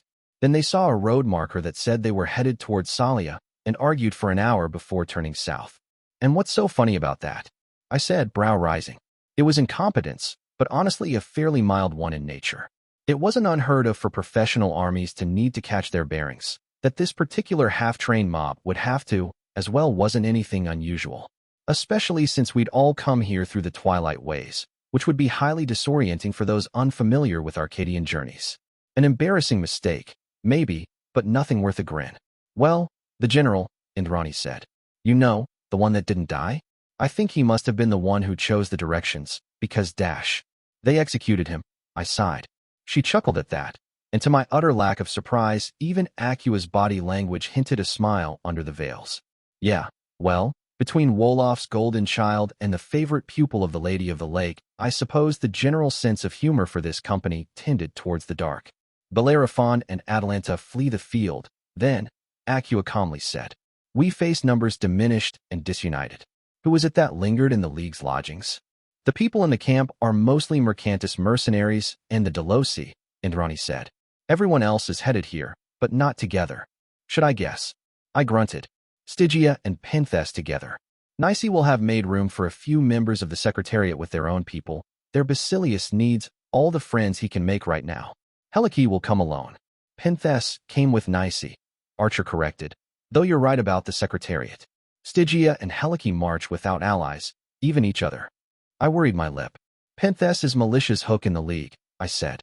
And Militia just broke Nice's naval power in a single stroke. So why is Basilius Leo Trachis tolerating them at his side? There were only 2 cities among the League that might feasibly be able to scry on par with Procor, much less Callo or Praise, Acua pointed out. Stygia and Helice, and even the latter held true mostly on the back of the many deals made by Kairos Theodosian. Neither of these have an interest in passing such news along to Leo Trachis. Hakram assessed he still didn't know during the conference, but even now. I frowned. It had been at least 2 days since the disaster, by my reckoning. Dearest heart, Acua said, sounding amused. Not all realms are so blessed as yours, to have inherited the scrying rituals of praise, and then been graced with the work of one of the most brilliant practitioners in living memory, the Observatory of Lore. Though your nets are not as wide and your spies nowhere as deeply planted as the Empire's, Callow and long-distance scrying is likely the most swift and reliable on the continent. I grimaced as I considered that. It was true that even when I'd begun as the squire, I'd had access to the reports and assessments of the eyes of the Empire, as well as Legion scrying, and then spent near every campaign that followed with Masigo at hand. My standards for the swiftness information was transmitted at were probably ask you from most peoples, as Acua was so gently implying. Besides, scrying was largely Trismegistan as far as rituals went, though the Principate's Order of the Red Lion used a formula Masigo had noted as being raw, primitive, and influenced by Jaquinite methods, and the free cities weren't exactly practitioners of that. There were some local magics, from what I remembered reading, but no dominant school or unified tradition. The Stygian Magisterium were the finest sorcerers in the region, but they weren't sharing their secrets, and it was a point of pride for them. They'd been practicing sorcery for longer than the Presi, which the Presi denied, of course, but that sort of historical pride-pissing match tended to continue, because no one could really be sure either way. All right, I said. So Basilius Leo sees the League is falling apart. Stygia is the traditional rival of his city among the League, as well unpalatable for the slavery besides, and Helice the power he's trying to dislodge from the place of first among equals. Everyone knew Bellerophon couldn't be kept in the fold from the start, I'm guessing, so doubtless they didn't even try. That Atalanta walked away implies he is failing to consolidate the League, Acua noted. He would have attempted to keep the preachers from walking, if only for their coffers and healers. Indrani laughed. So in Leo's hour of need, his buddies from Pinthes come to offer support, she said. And he's got no ideas that malicious hand is up the ass of the exarchs, moving the lips so they'll say all the right things. Colorfully put, but not inaccurate. You think she wants to prop up Leo Tracas and make a puppet of him? I guessed. I don't see how it can hold all that long. As soon as he hears about still water being used on his fleets, he turns on them in fury. He has to. His own people will stone him in the streets if he doesn't. Agreed, Acus said. I would wager his usefulness is purely temporary, and the man himself disposable. Yeah, Sahelian's got that one pegged. He's an arrow loosed, not a lasting catspaw, Indrani said. Ain't like the towers ever been shy about using people and then tossing them away. We are in agreement this is a ploy of the Empress, then? I said. It seems likely, Acua agreed. We'd already be hip-deep in corpses if this was the dead king's work, Archer frankly replied. Good, I grunted, eyes fixed on the shapes approaching in the distance. Then we tread carefully. I'm not willing to hand her yet another fucking victory tonight. We slowed and stopped without ever needing to speak a word, my limp carrying me atop a slight hill on the plains and the two of them coming to stand by my side as we waited for the League to walk the last stretch separating us. We could have met them halfway and gotten to speaking more quickly, but that would have been sending the wrong message. It was them coming to me, not us meeting as equals. The Tyrant had not made granted the same quantity of soldiers to all members of the League when making the delegation. That much was made clear by those advancing towards us. The two Exar claimants of Pinthes had maybe 300 foot with them, with the looks of professional soldiers about them. Long mail shirts of good quality, crested helms with full cheek guards, and oval shields. Their spears were unlike the long beasts the Stygians used in their phalanx, only about the height of a man, and they bore not swords but long-shafted axes at their hips. The forces of Nicaea, themselves numbering closer to 500, steady sword and board men in chainmail and cuirasses, though they used small round steel shields and straight-edged sabers instead, what I'd equip a shield wall in their place. They had about 100 riders as well, though it was only light horse. Long lances and javelins as well as what looked like armor of leather and cloth had me almost rolling my eyes. Aside from riding down conscripts, I hardly saw what good that kind of cavalry could ever do in a proper battle. They'd shatter under legion crossbows in a hurry, and gods, wouldn't that be a horrible waste of good warhorses? The Stygians had brought a mere 200, their spears of Stygian with their long spears raised high advancing at brisk pace, as the few mounted people ahead I assumed to be magisters keeping an eye on the slave soldiers. Kairos Theodosian had not been a man afraid to stack the deck in his favor, so it was the Helicean force of nearly 900 that was by far the largest of the approaching contingents. Men-at-arms with their scale armor and sharp blades, the steady foot that was the foundation of Helicean warfare, counted 600. They moved in formation in good order. The last 300, however, were a sight that half surprised me. Cataphractoi. I'd confiscated the equipment of the 4,000 cataphracts that had warred on my army in Isare and sent them back to Kairos with a broken finger each, but it seemed at least part of that force had been raised anew. The broken finger I'd not expected to keep them down for too long, not with so many priests among the League army, but the horses and armaments were surprise. Mind you, I was looking at 300 when my soldiers had once fought 4,000. I doubted even the deeper schemer like the Tyrant had anticipated needing to rearm all 4,000 of the most elite force in his army. The last presence from the League was the Delosi Secretariat, and it evidently had not brought soldiers at all. A handful of Ascretus were walking with Nicaeans, carrying small scribing desks for what I assumed to be a senior member of the Secretariat. This is pretty nostalgic, Archer said, silver flask in hand. The three of us, more enemies than we practically know what to do with. They're not necessarily enemies, I said. Cat insisting we're not necessarily going to kill them. Archer airily continued. All we need is caves full of corpses, and it'll be like we never left the Everdark. Any moment now, we'll declare war on an entire civilization, Acua suggested. We did pretty well last time, Indrani mused. I'd say we rank at least a draw, don't you?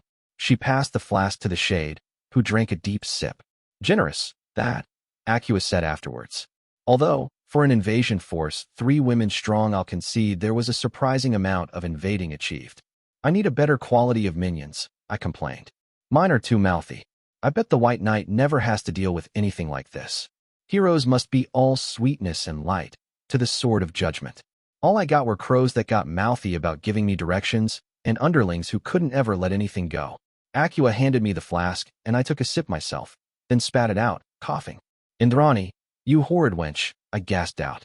This is senna, drow liquor, made from mushrooms and tasting like God's damned mud. It had been tolerable underground, where there was little else even remotely drinkable, but up here, after months of wine, it was like licking a muddy lake shore. You slipped me a flask when I left before the graveyard. Indrani beatifically smiled. How does the saying go again? For small slights, long prices. Wench. I glanced at Acua, who had brazenly betrayed me by pretending this was halfway decent liquor when she'd drunk of it herself, and she languidly shrugged. How could I stand in the way of righteous revenge, my heart? The shade said. It would have been most uncharitable of me. This is why Hakram is my favorite, I muttered under my breath. At the very least, the indignation had me less tense as the soldiers approached. And now, Indrani narrated, as foes stream forward like a mighty river, atop the hill stand a peerless beauty, a regal queen, a mysterious seductress, and also you too, I guess. I could not flip off Archer in front of the League, I reminded myself, no matter how much she deserved it. Indrani shifted slightly to the side, eyes narrowing, and her tone went serious without warning. Mages with the Basilius, she warned. At least 3. I followed her gaze and found Leo Tracas atop his white stallion, as well as the 2 Exarch claimants, but the mages took me a while longer to figure out. Some of Basilius Leo's escorting horsemen wore ill-fitting armor, I realized. The sleeves were too long, as if made for larger and taller men, and they seemed uncomfortable with the weapons they were carrying. You sure? I quietly said. Their horses move like they've been drugged, Archer murmured. Those are war horses, willful, and they're not good riders. Either those mounts were spelled to be docile, or they were fed something. Acua, I said. Enchanted, she said, though sloppily. I'd wager they are either Nicaean mages, no great wonders, those, or hired practitioners from Mercantis. Lovely, I growled. If Leos Tracas had tight reins on his allies, I'd call this a precaution and let it go, but given that Penthes was likely playing him at Militia's behalf, there were risks involved. The larger party, consisting of the Penthesians, Nicaeans, and the Secretariat observers, halted its march maybe 100 feet ahead of our hill. A smaller party advanced, though it wasn't that small. The Exarchs brought 30 men, Leo Tracas 30 men of his own, including the mages, now dismounted, and with 4 scribes and the Secretariat official, it was 68 people who strode towards the 3 of us. In the distance, the forces of Helice and Stygia halted on either side of the large force. 2 riders peeled out of the band for Helice, 1 for Stygia. Bundled up in furs, Basilius Leo was at the head of the delegation, and it was him that addressed us first. Hail, Black Queen, the young man said. Hail, Basilius, I calmly replied. Your visit is an unexpected pleasure. Is it a visit to walk Proceran soil now? One of the Exarchs mocked. How quickly your dominion extends, Queen of Callow. I glanced at Acua. Advisor, I said. Do remind me, is that one Prodocius or Honorion? Prodocius, my queen, Acua replied. I glanced at the dark-haired man, his cheeks gone red from anger as much as the cold, and my eyebrows rose. Did you know that the eyes of the Empire have you officially marked as having the wits of a well-bred trout? I asked. The man snarled. You coat your insults in lies, you dash. I assure you. I amicably smiled. It is a verbatim quote. Prodocius, Basilius Leo sharply said. We did not come to trade barbs. That is pleasing to know, I said. So why did you come? Archer drawled. I'm assuming it's not to visit the nice Proceran countryside. Snow's not measurably any nice close to our camp. Knowing her, she might actually have checked. Accusations were made against you, Queen Catherine. An old man spoke in lightly accented lower Misan. Long hair white as snow and bound in a ponytail. The man who'd spoken was wrinkled like old leather and nearly as dark of skin. This was, if I remembered my briefings correctly, Nestor Akaroi of the Secretariat. On each of his cheeks could be found a blue stripe and a black one, tattooed. The marks of someone who had climbed the ranks of their bureaucracy until there was nothing left to climb. Secretary Akaroi, isn't it? I said. The old man, to my surprise, gallantly bowed. It is a great pleasure to formally meet you, Your Majesty, he said. And I you. I replied, dipping my head in thanks. I've long had an interest in the ways of the Secretariat. Which was true enough, since back in the first days of my reign I'd been desperate to find a working bureaucratic model that wasn't an imitation of the Presi one. There'd never really be time or resources to spend on a venture in the free cities, though, not with Procker mobilizing. Then perhaps in the days to come you might be willing to speak with formal chroniclers, Nestor Ikaroy offered.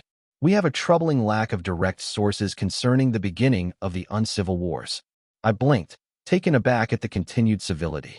Usually people were only this polite after they'd lost a few battles, or I'd put a blade at their neck. Time allowing, I've not objection, I slowly said. The Marshal of Callow is already writing a history of her own, and I would not object to your speaking with her either. It pleases us all you are willing to interact peacefully with the League, Your Majesty, Basilius Leo said, reclaiming the lead on the League side. Yet it would benefit us all if you would answer the accusations that were posed. It is interesting that the Basilius of Nice considers himself to have authority over the Queen of Callow, Acua mildly said. I wonder which precedent is so in use. The younger man looked like he'd swallowed a lemon. Should I take this as refusal to speak with the League? He asked me. Do you speak for the League now? Inrani Drilly said. You seem to be missing parts, Hierarch. I raised a hand. We have further guests, Archer, I said. Let us not jump to hasty conclusions. The riders from Helike and Stygia had finally arrived. The Stygian was no surprise. Magister Zoe Ixiani had been the voice of the Magisterium through the League Civil War and the Prosperin campaign, and it seemed she was still to be the same tonight. The fact that she was a slaver rather spoiled her good looks, sadly. As for the two Helicians, I was familiar with both. General Basilia, who had I once met in Rochelant and later learned was the Tyrant's favorite general, rode well and high in the saddle. Dark-eyed and dark-haired, she had sharp cheekbones and the well-built shoulders of a warrior. The other I knew almost intimately, the pale eyes straddling the line of blue and gray, the surprisingly young tanned face I had once seen kneeling before me. General Pallas, who had led the cataphractoi, who killed my men. Generals, I said. Magister Ixioni. The two commanders offered brisk salutes. Magister Zoe would suffice, the sorceress smiled. I did not smile back and flicked a glance at the Helicians. Quite the gathering, I said. Dare I ask why? We are here as observers, General Basilius said. You are here as an usurper. General, the other Exarch claimant said. That one wasn't precocious, which made him honor Ion. Plump where the other was thin, he was middle-aged and his curly hair luxuriant. From what Black had told me, he was prodigiously wealthy and had no particular talent aside from this. Considering a great source of wealth for Penthes was trade with the Empire, I'd wager he was even more malicious creature than the other one. I will uphold the last will of the tyrant of Helike, Penthesian swine, General Basilia coldly said. Steel in hand, if I must. I was detecting the slightest hint of tension there. Accusations, you said, I mused. Am I to hear them, or will they remain a mystery? Are you willing to submit to the judgment of the League? Basilius Leo eagerly said. I met his eyes, unamused. Look at my back, Leo Tracas, I said. What do you see there? The young man's lips thinned. The mantle of woe, it is called, he said. It's a list of people who asked me to submit to things, I said. I would not be so eager to be number among them, were I you. Then we are at an impasse, Basilius Leo said. Secretary Nestor, Acua said. What does the record indicate the accusations are? Leo Tracas paled, either in anger or fear. Claimant to the title of Exarch Prodocius Lacer alleges that Queen Catherine Foundling murdered the tyrant of Helike. Nestor Ikaroy calmly said. Claimant to the title of Exarch Honorion Capinos alleges that Queen Catherine Foundling was accessory to the murder of Anaxares of Bellerophon, hierarch of the Free Cities. A heartbeat of silence passed, then Archer burst out laughing. It was not, I decided, the most diplomatic we'd ever been. I glanced at the Helician generals, who seemed untroubled. And what does Helike say of this? I asked. We cast no such accusation, General Pallas bluntly said. Our sire would have disdained such a measure, even were the accusation true, General Basilia added with open contempt. I glanced at Basilius Leo, wondering in what possible world he might have thought that my submission to League judgment might have resulted in anything the wholesale slaughter of everyone trying to execute me on such thin pretense. Gods below, I'd sent running larger forces than the entire League escort, much less his little coalition. No, he was young, but he wasn't an idiot. He wouldn't have been able to prevent a strategos from being chosen in Nice if that were the case. Oh, had he been presenting himself as the speaker for the League so that he could then declare me innocent in that capacity, avoiding a fight with me while binding Penthes to him? On parchment, that was a halfway decent plan, but he had to realize I had no damned incentive to indulge him, and the precedent of the League having authority over a Queen of Callow was unacceptable. If he is not stupid, which I know him not to be, I thought, then he must be desperate. Gods, do you have a semblance of evidence at least? I asked. Tell me you didn't march near 2,000 soldiers for this. The Basilius flushed and gestured towards his attendants. Archer, I saw, was carefully watching the mages. Good. One of the soldiers came forward with 2 sheets of parchment, but Exarch Prodocius sneered and elbowed him, snatching the scrolls. He strolled up the hill, staring me down with surprising aplomb for a man who, as far as I could tell, had no power and no military training. He wasn't even in particularly good shape. Except, I realized as he approached, he wasn't staring me down. His eyes were wide and showing white, like a terrified horse's. He was. I grasped as he hurried towards me, frightened nearly out of his wits. And still he threw the parchments towards my face. Acua slapped them down, even as Exarch Prodocius stepped up to me with a rictus of bared teeth that straddled fury and terror. There, Prodocius snarled. You murdering tyrant, you dash. At the Basilius barked order, 2 Nicaean soldiers stepped forward, one grabbing him by the shoulder and dragging him back, and the other offering me an apologetic bow before picking up the parchments. They'd fallen short, as open scrolls were wont to do, and bowed again before pressing them into my hand. Or at least tried to, before Archer caught his wrist and rammed a blade through the side of his neck. Book 5, Chapter 88, Testament. Reputation is as rope. It can be either a lifeline or a noose. Eudokia, the oft-abducted Basilia of Nice, asking Archer why the hell she'd just killed that soldier that would have implied in front of all those people I had at best partial control over her actions. Which, while true, wasn't something I wanted to remind the League of right now. So instead of looking surprised or angry, I allowed my face to slip into a cool mask, flicking a seemingly disinterested glance at the dying man. Indrani, eyes cold, left the blade in his neck and plucked at the hand still holding the parchments. A long, thin needle was brought into the moonlight by careful fingers. See, Exarch Prodocius frothed. Her thugs murder our attendants without dash. The Nicaean soldier that had been dragging him back slugged him in the belly. He wheezed out in pain, looking like he was about to vomit. Poisoned, Archer idly said, sniffing at the needle's tip.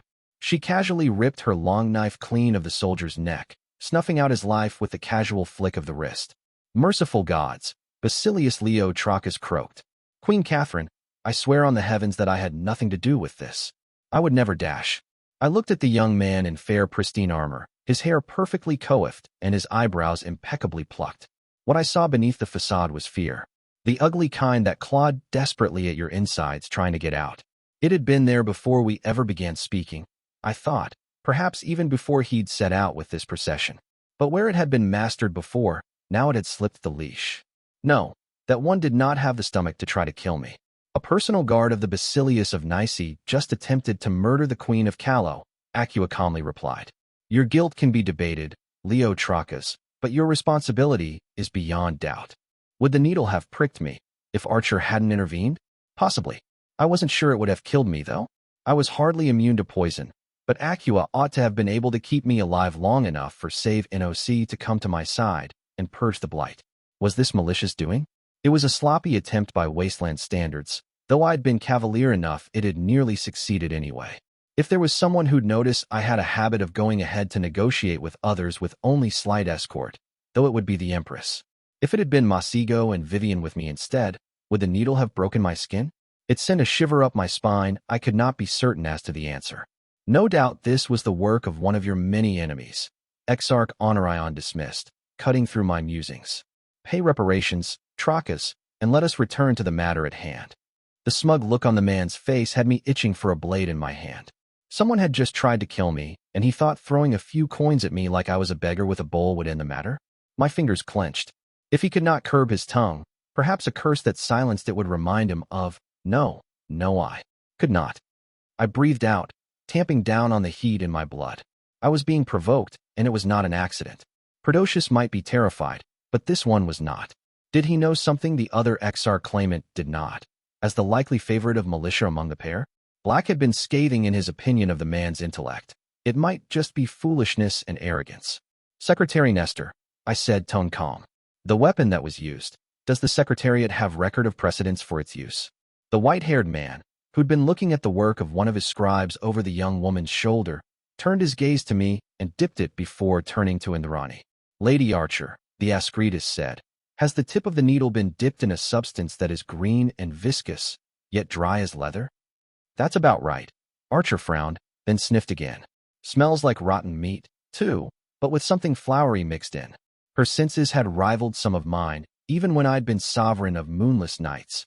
Nowadays, even with night lending me the occasional edge, it wasn't even a contest.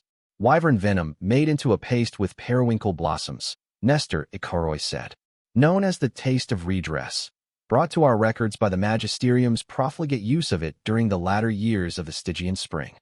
A wild assertion, this, and without proof, Magister Zoe said. "It is known, however, that a substance like the one you described can be readily obtained through Mercantis. It would have no current ties to Stygia even should it truly have roots there." "The Secretariat's records are without fault," Secretary Nestor coldly retorted. "And the use of the taste and needle is the signature of the manifold laments. Killers for hire alleged to be based in the League. My own grandfather was slain by the laments, Queen Catherine, Basilius Leo told me. I would never bargain with them." "You spineless cowards," Exarch Prodocius snarled. "How can you even know this wasn't her doing from the start?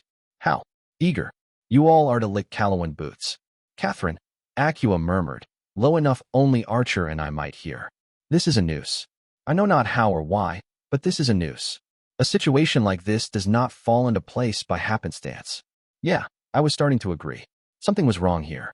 Leo Trachis still didn't know about his fleets being broken and stolen, yet he was strangely desperate to get Penthess on his side. I understood he needed allies, but why would he need them badly enough to risk provoking me?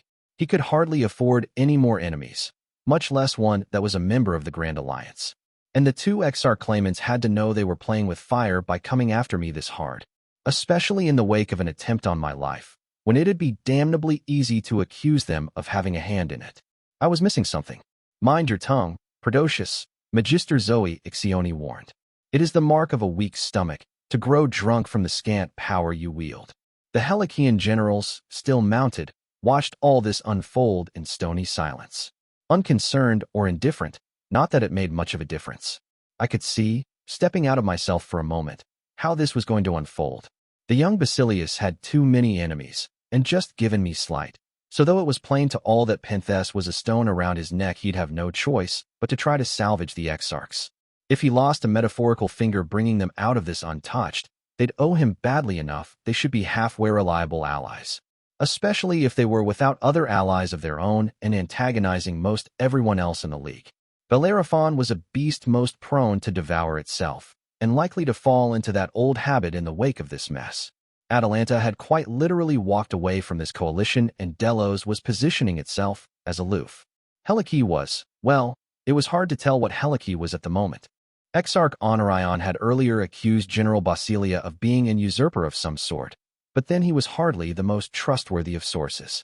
On the other hand, if Kairos Theodosian had truly massacred most his kin, and there was no true claimant left to the throne of Helice, it would not be surprising that whoever consolidated control over the army became the ruling authority of the city-state. Theodosius had risen to kingship in such a manner himself, and if I recalled correctly, General Basilia was highborn. Either way, for now it looked like she was the one speaking for Helice, and she seemed utterly disinclined to step in and stabilize the situation. If Basilius Leo was trying to emerge as the savior and leading light of the League in the face of chaos, then Helice would be at best uninvolved, and at worst likely to spike any of his efforts simply to ensure Nice didn't emerge as the preeminent power among the League. Stygia, I thought. I'd not accounted for Stygia. Magister Zoe was here for the Magisterium. Given that yesterday she'd made assurances to Hakram that even if Stygia made treaties of assistance with the tower, it had no intention of ever lending military support, I'd bet they were planning to use militia's protection as a deterrent against the rest of the League, while offering only token compensation for it. For that protection to be worth anything, though, they'll have to make it public. I thought, then hesitated. Had they already? Bellerophon and Atalanta holding up, Helice looming, and Nice's old Stygian foes promised assistance by the tower. Leo Trachis was seeing the League fall apart around him after his fleets had ravaged Ashur, and realizing that in the wake of the glories promised by the tyrant, he'd been left out in the cold. Penthess alone was offering a hand, and though there were fools, they were fools with coin, a largely intact army.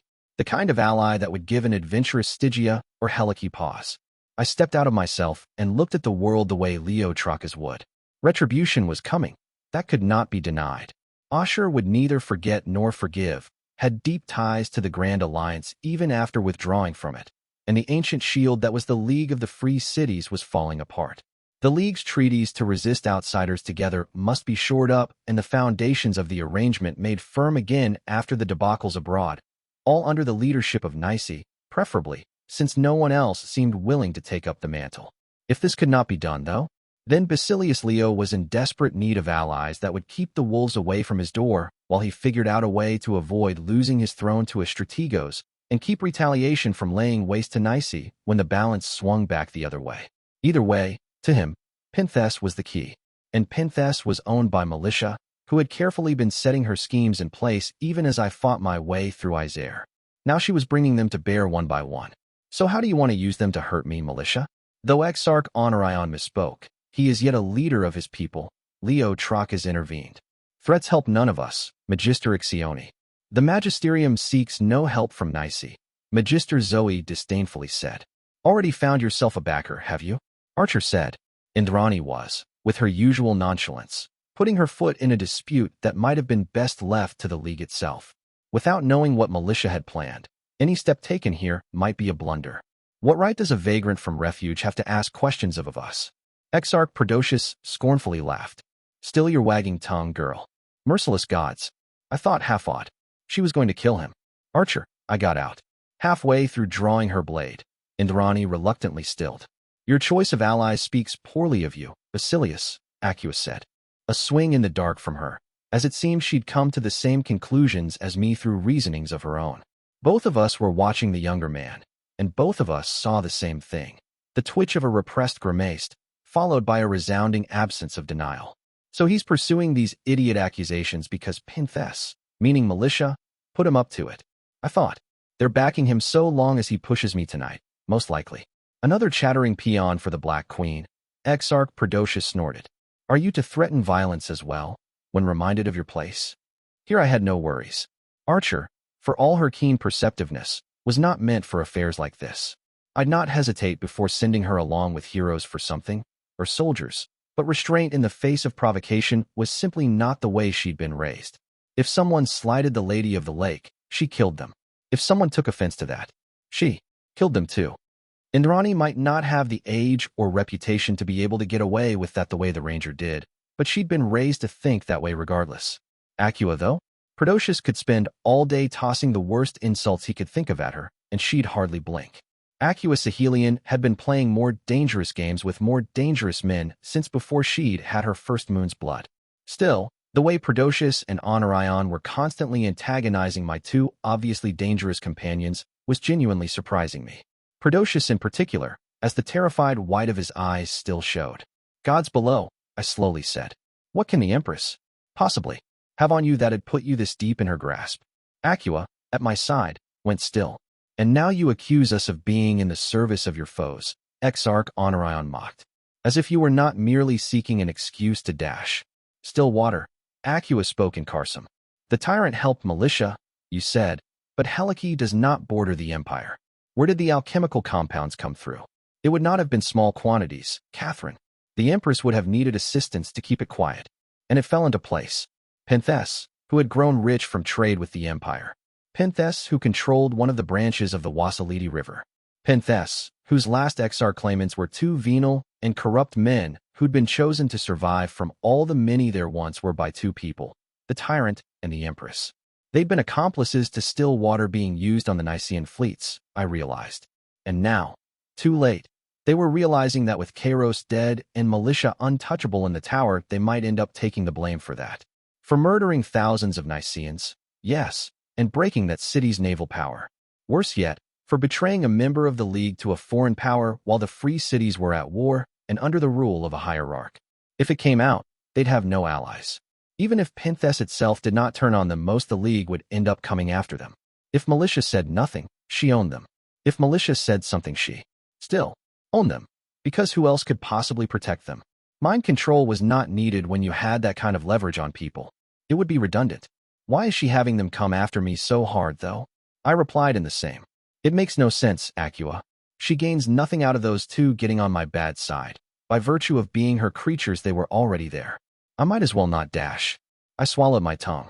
I might as well not be there. Because it wasn't about me, not really.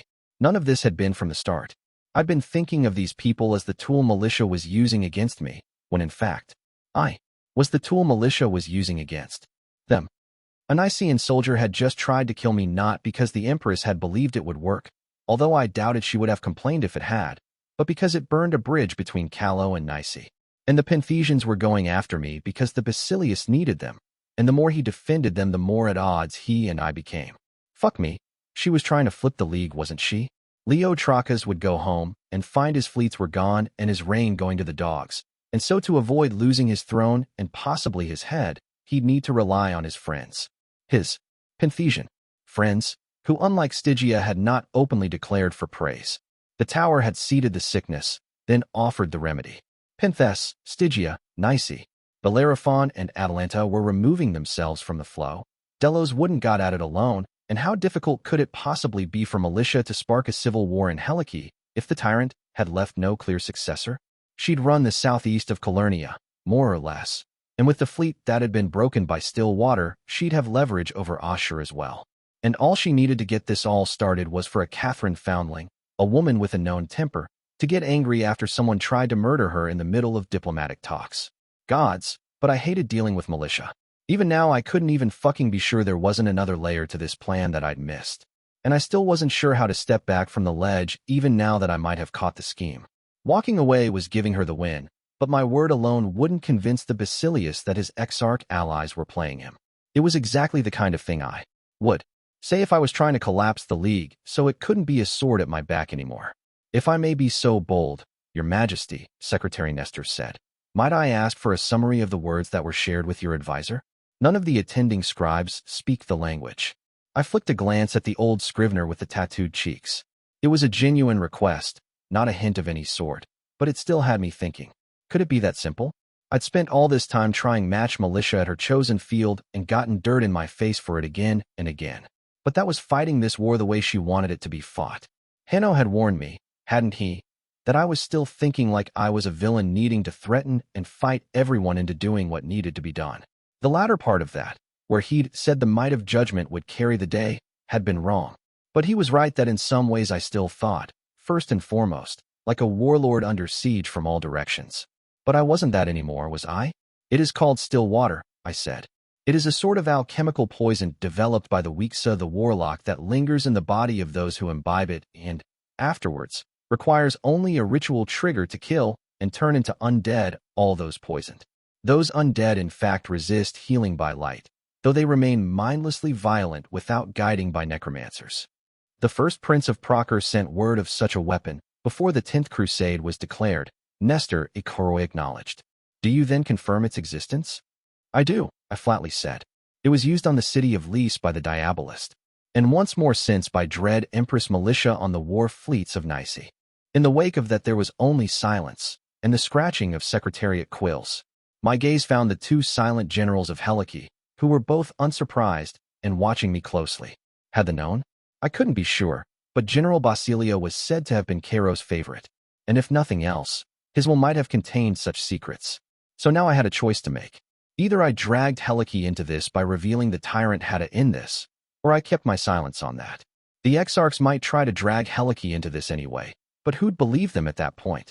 Might be enough to stir Helice to war if they tried, too, which was not ideal, but still better than militia sinking her claws deep into the southeast. It would not be just to spare them the consequences of helping such a great and traitorous massacre. But if kept the dead king from devouring Calernia, I could live with having abetted that injustice. That is the leash the tower has on these two, I said. They helped smuggle the alchemical brews into the League's territory. Advisor Kiviol was reminding me, Secretary Nestor, that the Empress would have needed local collaborators, individuals of authority hiding her tracks to achieve such a thing. It allowed for an explanation for the continued hostility of these exarchs to Callow, for it is no secret that their mistress is my enemy. Advisor Kiviol, is it? She would know of still water, No doubt. Exarch Honorion sneered. I had not intended to speak to this, but this filthy mudfoot intriguer leaves me no choice. Prodocius and I entertained envoys from the tower, is true. I'll not deny it. For dread Empress militia meant to warn us of a plot to destroy the League and incite war with praise. This advisor that masquerade before us is no Fae nor Drow. She is the Diabolist herself. Acua Sahelian, the doom of Lys. Militia had caught on. No, of course she'd caught on. Black had too.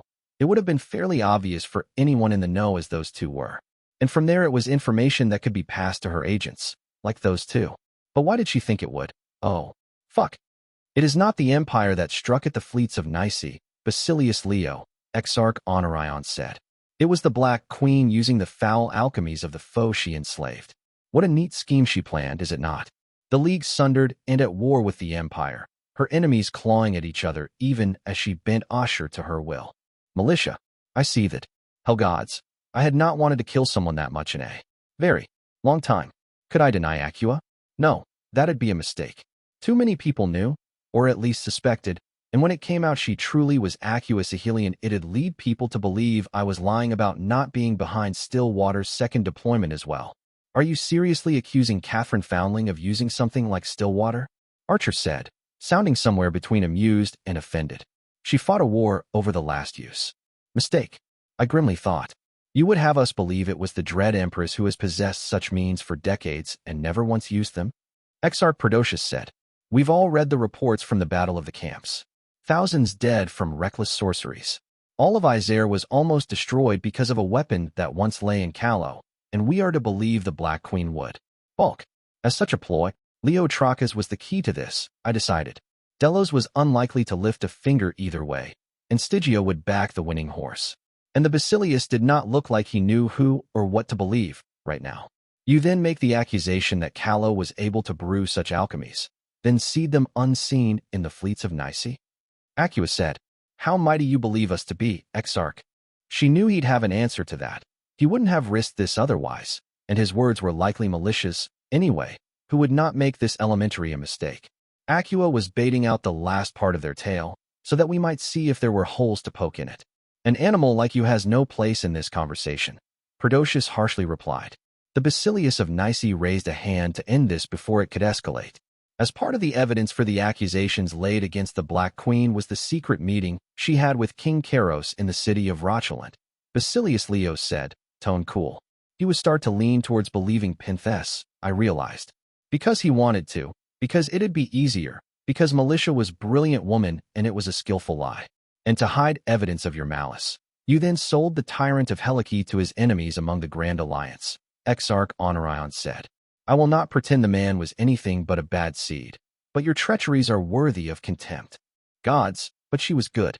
It did not make me hate her any less, but she was good at this. Even through as feeble a tool as those exarchs, Militia was still hitting all the right notes for the Basilius. I could see it in his eyes. I breathed out. I was not only a warlord now, I had allies. Are you willing to repeat your accusations before a truth-teller? I flatly said. The most skillful of our age is Insalia. I am more than willing to do the same. Acua almost began to move before she ceased, and in the night I read her uneasiness. I had made a mistake of my own, it seemed. A transparent attempt. Exarch Prodocius sneered. You've sunk your hooks in the Grand Alliance, corrupted even rulers as respected as the First Prince. The Grey Pilgrim will say whatever you want him to say, lest you turn on Proctor.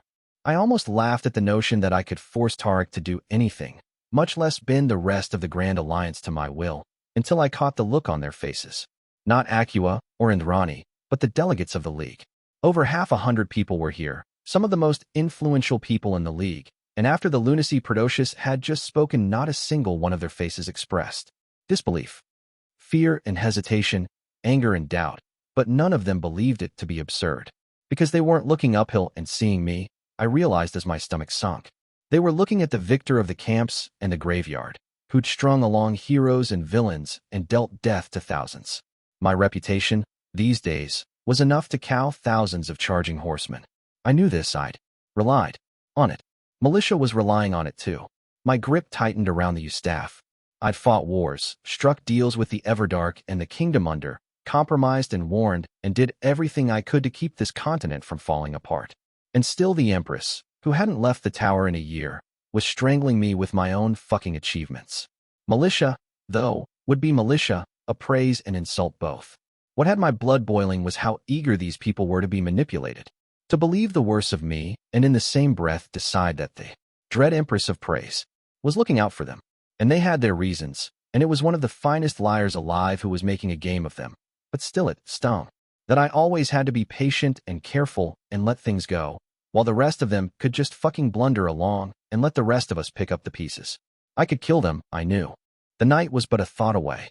They had mages, but I had Archer and Acuus Ahelion at my side. It wouldn't even be difficult or need to be a slaughter. Honorion and Prodocius were owned by the tower, but Pinthes itself wasn't. The Empress would have influence, but hardly rule. I could snuff them out like candles, and there went this ploy. Gods, there was so much I could do if I simply took off the gloves. All these soldiers heading south. All this insistence on backstabbing and bickering when the dead king was seeking to kill us all. It could end. It'd be as simple as telling the people here, over the smoking corpses of malicious tools, that they could march north to fight Keter either living or as corpses in my service. If their armies objected, they had no name left to match me. I'd open portal over a battalion aligned with a large lake or a sea, then repeat the process every half hour until I got an unconditional surrender. The Grand Alliance would whine, but the whining would end when I ensured our back was secure and brought a fresh army to the table. Gods, it would be so satisfying. To order something instead of barter and beg, to just order something and see it get done. And even if militia had laid some kind of clever trap behind it all, well, cleverness only got you so far in the face of overwhelming strength. What exactly could she do if it was Praise and Keter against the rest of Calernia? And all I needed to do was just reach out. Save NOC would approve, if anything. And the thing was, hadn't I done it all the right way? I'd let the heroes take their swings, taken the whipping without complaint. I'd helped the same Procerans who had meant to carve up my home for a meal, sacrificed and bargained to keep the dead king from killing hundreds of thousands. I'd done it all right. And at the end of the day, militia could still just upend it all with a snap of her fingers. And if it was this weak, this fragile to do things the right way, then what was the point? If it didn't work better than being a bloody-handed tyrant, if it was objectively worse, then why was I putting myself through all this? I was not going to let Calernia die because I needed to clutch to the delusion that I was a decent woman. I would not. I took a step forward, night coiling, and my leg throbbed with pain. Do not forget, it whispered, that this was never a game, that you make mistakes. And most of all, and my fingers clenched white to hear it, the pain whispered one last thing. Do not forget that there must be more than ruin. I paled, leaning against my staff. Gods, the pain was agonizing. Cat, Archer whispered, looking at me with worry. I gestured harshly. Do not forget. My leg throbbed. You'd really do it, wouldn't you? I said. The two men that would be Exarch of Pinthes milled about uncertainly. Let thousands of your own people die, I said. Birth civil war in the League. Gods, you'd gamble with the fate of Calernia itself. All because you were foolish and greedy and you're afraid to die. I looked at the two of them and saw something that it was not in my power to mend. In anyone's power to mend. Go, I said. Leave. I have nothing left to say to you. It emboldened them, I saw. The resignation in my voice. They'd poured poison into the ear of anyone who would listen and not been chastised for it. How petulant you are when unmasked, Exarch Honorion mocked. We'll survive without you, I said, gaze sweeping across the entire lot of them. Despite you if we must. So let your records state this, Nestor Ikaroi. When death came for Calernia, men and women rose to meet it. From the blessed Isle to Segovia, from Levant to Rhenia, they came when the call sounded. I spat into the snow. Death came for Calernia, and when steel was bared to turn it back, the League of Free Cities was nowhere in sight, I said. Quills moved against parchment, the scribes of the Secretariat recording the words spoken. Cloak of woe tight on my shoulder. I let out a misty breath and looked at the sky. I was done here, wasn't I? If diplomacy could mend any of this, let Cordelia Hazenbach take care of it. And General Basilius said. The other Helikian, pale-eyed and straight-backed, let out a hissing breath. Yes, General Pallas. Yes. The blood quickened. Then we part ways here, General Basilius said, saddened. I would have left, had Archer not put a hand on my shoulder. Indrani was smiling. Will you not flee back to your barracks, Helikians? Exarch Prodocius called out. Your little intrigues are of no import to us, and the cripple no longer dash. General Basilia unsheathed her sword, which had the man flinching. I speak now the will and testament of King Kairos Theodosian, Lord Tyrant of Helice, the Unbroken, General Basilius said, voice echoing across the plains. Perdocius flicked a glance at the sword and swallowed whatever he'd been about to say. With me dies the line of Theodosius, at last conquered by death. I name no successor and offer no legacy, save for the following words, General Basilius said, and her eyes were wetly shining. Ye of Helice, do as you will. Oh, would you shut up with the dash, Exarch Honorion began. He did not finish, for General Basilia rammed her sword through his throat. Half the soldiers on the hill had swords in hand before a heartbeat has passed, but the dark-eyed woman only laughed. She ripped the sword out and flicked blood onto the snow. Penthesian soldiers crowded around the other Exarch protectively, shields raised. Murderer! Exarch Perdocius screamed, voice gone shrill with fear. How dare you dash? Tyrant! General Basilius said. I suppose we shall see. You may consider this a declaration of war, Perdocius. Penthes can hang you as a traitor to the League and servant of the Empress, or it can burn. It makes no difference to me. Are you mad? Basilius Leo yelled. Do you not understand the consequences of dash? Tell me, you pathetic worm, Basilia nonchalantly said. What will you do if I ignore your petty threats? What have you ever done that I should fear you? I'll not allow you to run rampant, Helician, the young man snarled. Then beat me, Nicean. General Basilia grinned. And she had, I thought, so very little in common with Kairos in body. She was well-formed and made like a soldier, not striking save perhaps those sharp cheekbones, but not in the least ungainly to look at. Yet when she grinned that grin, all pearly white teeth and daring, for a moment I would have thought. She reined in her mount, offered us a salute of her sword, and rode back to her soldiers. The young Basilius let out a shout of anger, but did not pursue. He barked out orders in traitor tongue, and his soldiers clustered with the Penthesians once more, beginning a quick march back to the rest of his force. He offered no farewells, and I had said all I intended to say. Secretary Nestor at Koroi, however, remained, along with his scribes. They stood in silence, watching, waiting. General Pallas dismounted. Under the pale moonlight, she came to stand before me, tanned and gray-eyed and inscrutable. My name, she said, is Pallas Messini. I am a general of Helice, raised to the rank by the tyrant himself. For a score, I have been a soldier and leader of soldiers. You know, I replied, how I am. I have seen it, General Pallas agreed. Tonight I saw it again. Once you called me, and those under my command a worm in the flesh. Black Queen, you deemed us servants of Keter, and stripped us of all the strappings of cataphractoi, and of a bone as well, I calmly said, for the lives in my service you took. Bones mend, General Pallas said. Armaments, horses, they can be had again. Pride is not to easily bartered back. That is not in my power to return, I said. It is, the gray-eyed woman disagreed. In keeping to my oath, I spilled blood to the benefit of the King of Death. I weep not for this, for I swore to a Theodosian, and there can be no higher calling. And yet I would even the balance, with oath given anew. She knelt, dark-haired and stone-faced, in the snow. Every wound I dealt, I deal anew. Pallas Messini spoke. Every battle I fought, I fight anew. Let spears shatter and swords break, for my oath will not. Let there be no rest nor relief until the war is won. And should death take me, let me rise in indignation. For I am a daughter of Helice, and we were born unconquered. I swear to this, Black Queen of Callow, until the King of Death knows oblivion, or I do, my sword is pledged to your war. Behind her, 300 cataphracts dismounted under moonlight. How many? I asked. Half, she said. Half the cataphractoi. I said, surprised. That was near 2,000 soldiers. We do as we will, now. General Pallas smiled, looking up at the night sky. He gifted us this. After a long moment, she met my gaze. Half the army of Helice, Black Queen, she said. If death comes, let it learn the same lesson as every other army under the sun. There is Helice, and there is the rest. Book 5, Chapter 89, Sing We of Ruin. 55. If your powers are lost, they will nearly always return greater than before so long as the appropriate moral lesson is learned. With kindness and humility comes overwhelming martial might. 200 Heroic Axioms. Author unknown. It was over. The League's soldiers withdrew, The hostility between the different forces open, but reason prevailing just enough for battle not to erupt less than a day's march from the capital of Procure. Considering the people involved, I'd not considered that a given. Secretary Nestor and his attending scribes withdrew for the night, but requested permission to send an embassy under daylight.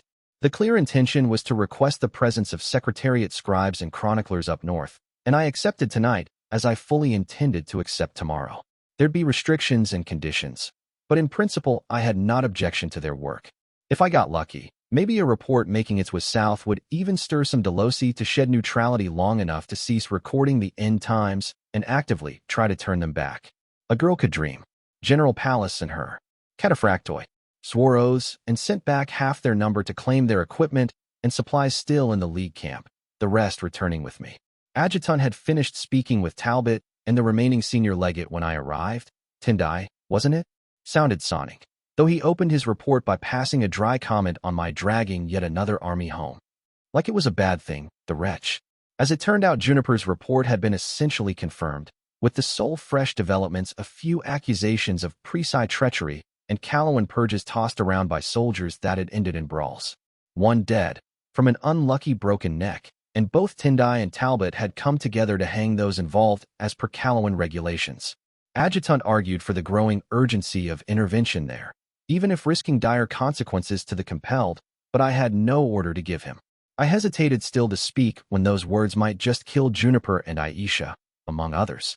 I presented General Pallas to him instead and dropped onto his drilly, humorous lap the work of getting the cataphracts settled.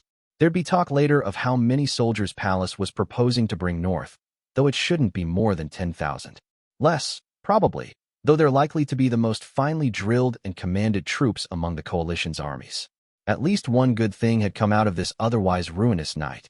Archer wandered off, likely to check in on Masigo, though given the work I'd asked of him, he was like as not to ignore her presence beyond what basic courtesy required, if even that much.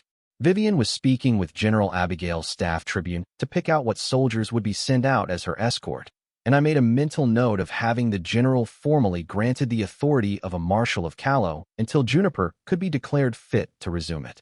I'd no intention of promoting her to the rank, not for many years yet if ever.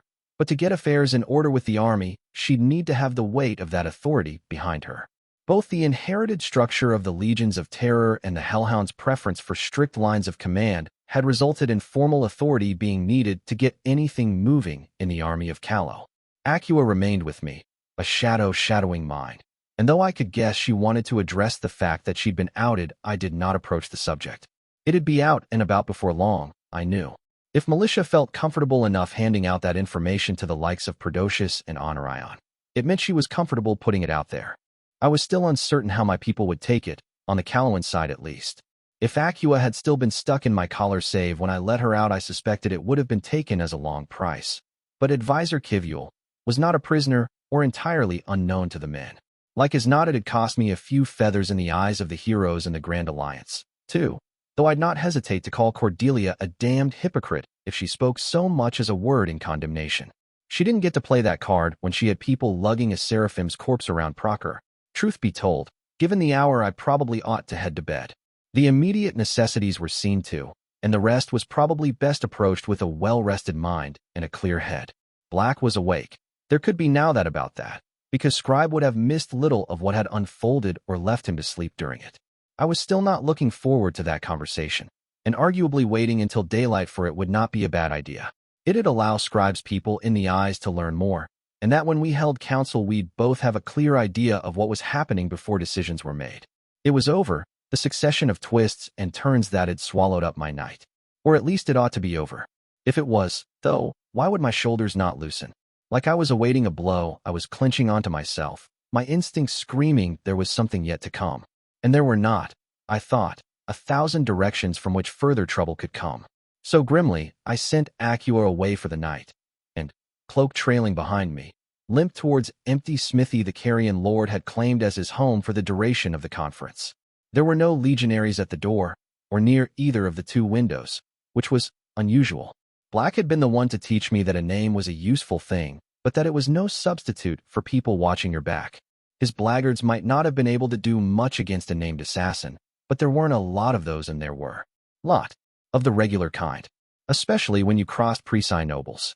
The heavy wooden door was not locked and did not resist when I pushed it open. The burning glare of the lit furnace within blinded me for a half a beat, flames roaring tall and proud. The shadows they cast on the walls of the smithy, which had been stripped bare of much it would contain during warmer seasons, were long and shivering. Amadeus of the Green Stretch sat alone by a blackened iron anvil, his drab gray tunic and worn boots making him look like an aging shopkeeper instead of the Black Knight of Praise. On the anvil was a bottle, and not of wine. An empty one had been set on the ground by the anvil. "Catherine," the green-eyed man greeted me. "An eventful night for you, I am told." It was so genuinely taken aback by the slight slur to his voice I didn't manage to entirely hide my surprise. I could not remember, in all the time I'd known him, seeing my teacher even half as drunk as he clearly was right now. Not even once. "You too, looks like," I said, flicking a glance at the bottle. "Salient brandy," Black replied, tone amiable. It struck me as fitting. Shit, I wasn't familiar with the Salient kind in particular, but brandy was hard liquor. Not necessarily the hardest-hitting stuff. But if he'd really drunk more than a bottle of the stuff, I could only be reluctantly impressed he wasn't falling down his Legion-issue folding chair. "This isn't like you," I almost said, but bit down on it. I'd never seen him like this before, true, but then when I'd been young he'd still had the calamities with him. People he could unwind with, as I myself did with the woe. Who was left of that for him now, save for Scribe? So instead, I snatched a cup from his table and braced my staff against the side of it, freeing my other hand to claim the other folding chair. I bit down on a hiss of pain as I limped forward to the other side of the anvil, dropping my seat there as pale green eyes followed me. I let out a sigh when I sat down, glad for the rest, and set down my cup atop the iron by the side of his. Without a word he filled it with brandy, and his own again. "What are we drinking to?" I asked. "Epiphany," my teacher said. Harsh mistress that she is. That was not a promising start, I thought, and drank deep of my cup. The brandy burned on the way down, and if I'd had swallow of that at 16, I suspected my eyes would have watered. It was smooth on the tongue, so clearly good stuff, but it couldn't be called anything but heavy. "It's been a day," I agreed. "And a night, even." "Yes, it has," he mildly said. "Eventful enough, I'll confess the tumult blinded me, at first. Time to think set that weakness to rest." "Kairos took us all for a ride," I said. "Our enemies a little more than us, which is the saving grace of this. But everyone took a few bruises. It'll be months, if not years, before we can really glimpse the scale of what he wrought." "Kairos Theodosian's schemes are of only passing interest to me," Black said, pausing to knock back a quarter of his cup without batting an eye. "No, it is the moments that led to his swan song I have been dissecting. The conference. Militia. It won't matter. Scribe had warned me. He always forgives. I might not love the woman, or even like her, but that did not mean she had been wrong in this. Scribe told you about the legions in exile, I guessed. "I knew within an hour of your knowing," Black agreed. "And now I ponder how it all came to be." "It must have been a contingency the Empress had in place for years," I said. Another quarter of his cup went down his throat. The breathy slip of laughter he let out after that had my fingers clenching in dismay. It was unpleasant, seeing him like this. So close to losing control, when control had always been at the heart of him. "Decades," my teacher corrected. "The sheer breadth of possibly compromised individuals is simply staggering, viewed in retrospective. I assume it is the consequence and aspect. Weekso would have noticed such a contingency were it sorcerous in nature and told me of it." "Most likely," I silently agreed. Masigo had rubbed elbows with Juniper for years while holding an aspect related to sight, and then eyes forged of summer flame without noticing a damned thing, so I was not overly surprised that the warlock had caught nothing. Named power could imitate sorcery, but it should never be mistaken for it. It answered to different rules, took different shapes. Or he might not have, Black then genially said. It appears that the many warnings I received of sentiment being more blinding than I believed were accurate. The writing was on the wall after Acua's folly, I reluctantly said. Not for reluctance to speak the truth, but knowing how deeply painful it was to him. "Oh no, not when it comes to Alea," Amadeus of the Green Stretch softly said. "It is Eudokia I gravely misread." Fuck, I thought, and kept my face blank. I'd waited too long. All this time I'd been agonizing over whether I should tell him or not, if the likely fallout was worth the honesty, and somehow it had never occurred to me he might just figure it out on his own. How much did he know, though? I'd gotten a confession and explanation, while he must have simply pieced together details on his own. It is a bad habit, forcing lack of expression, Black chided. You still do it sometimes, when taken aback. It reveals that you know something. By consequence of revealing, you have something to hide. I grimaced.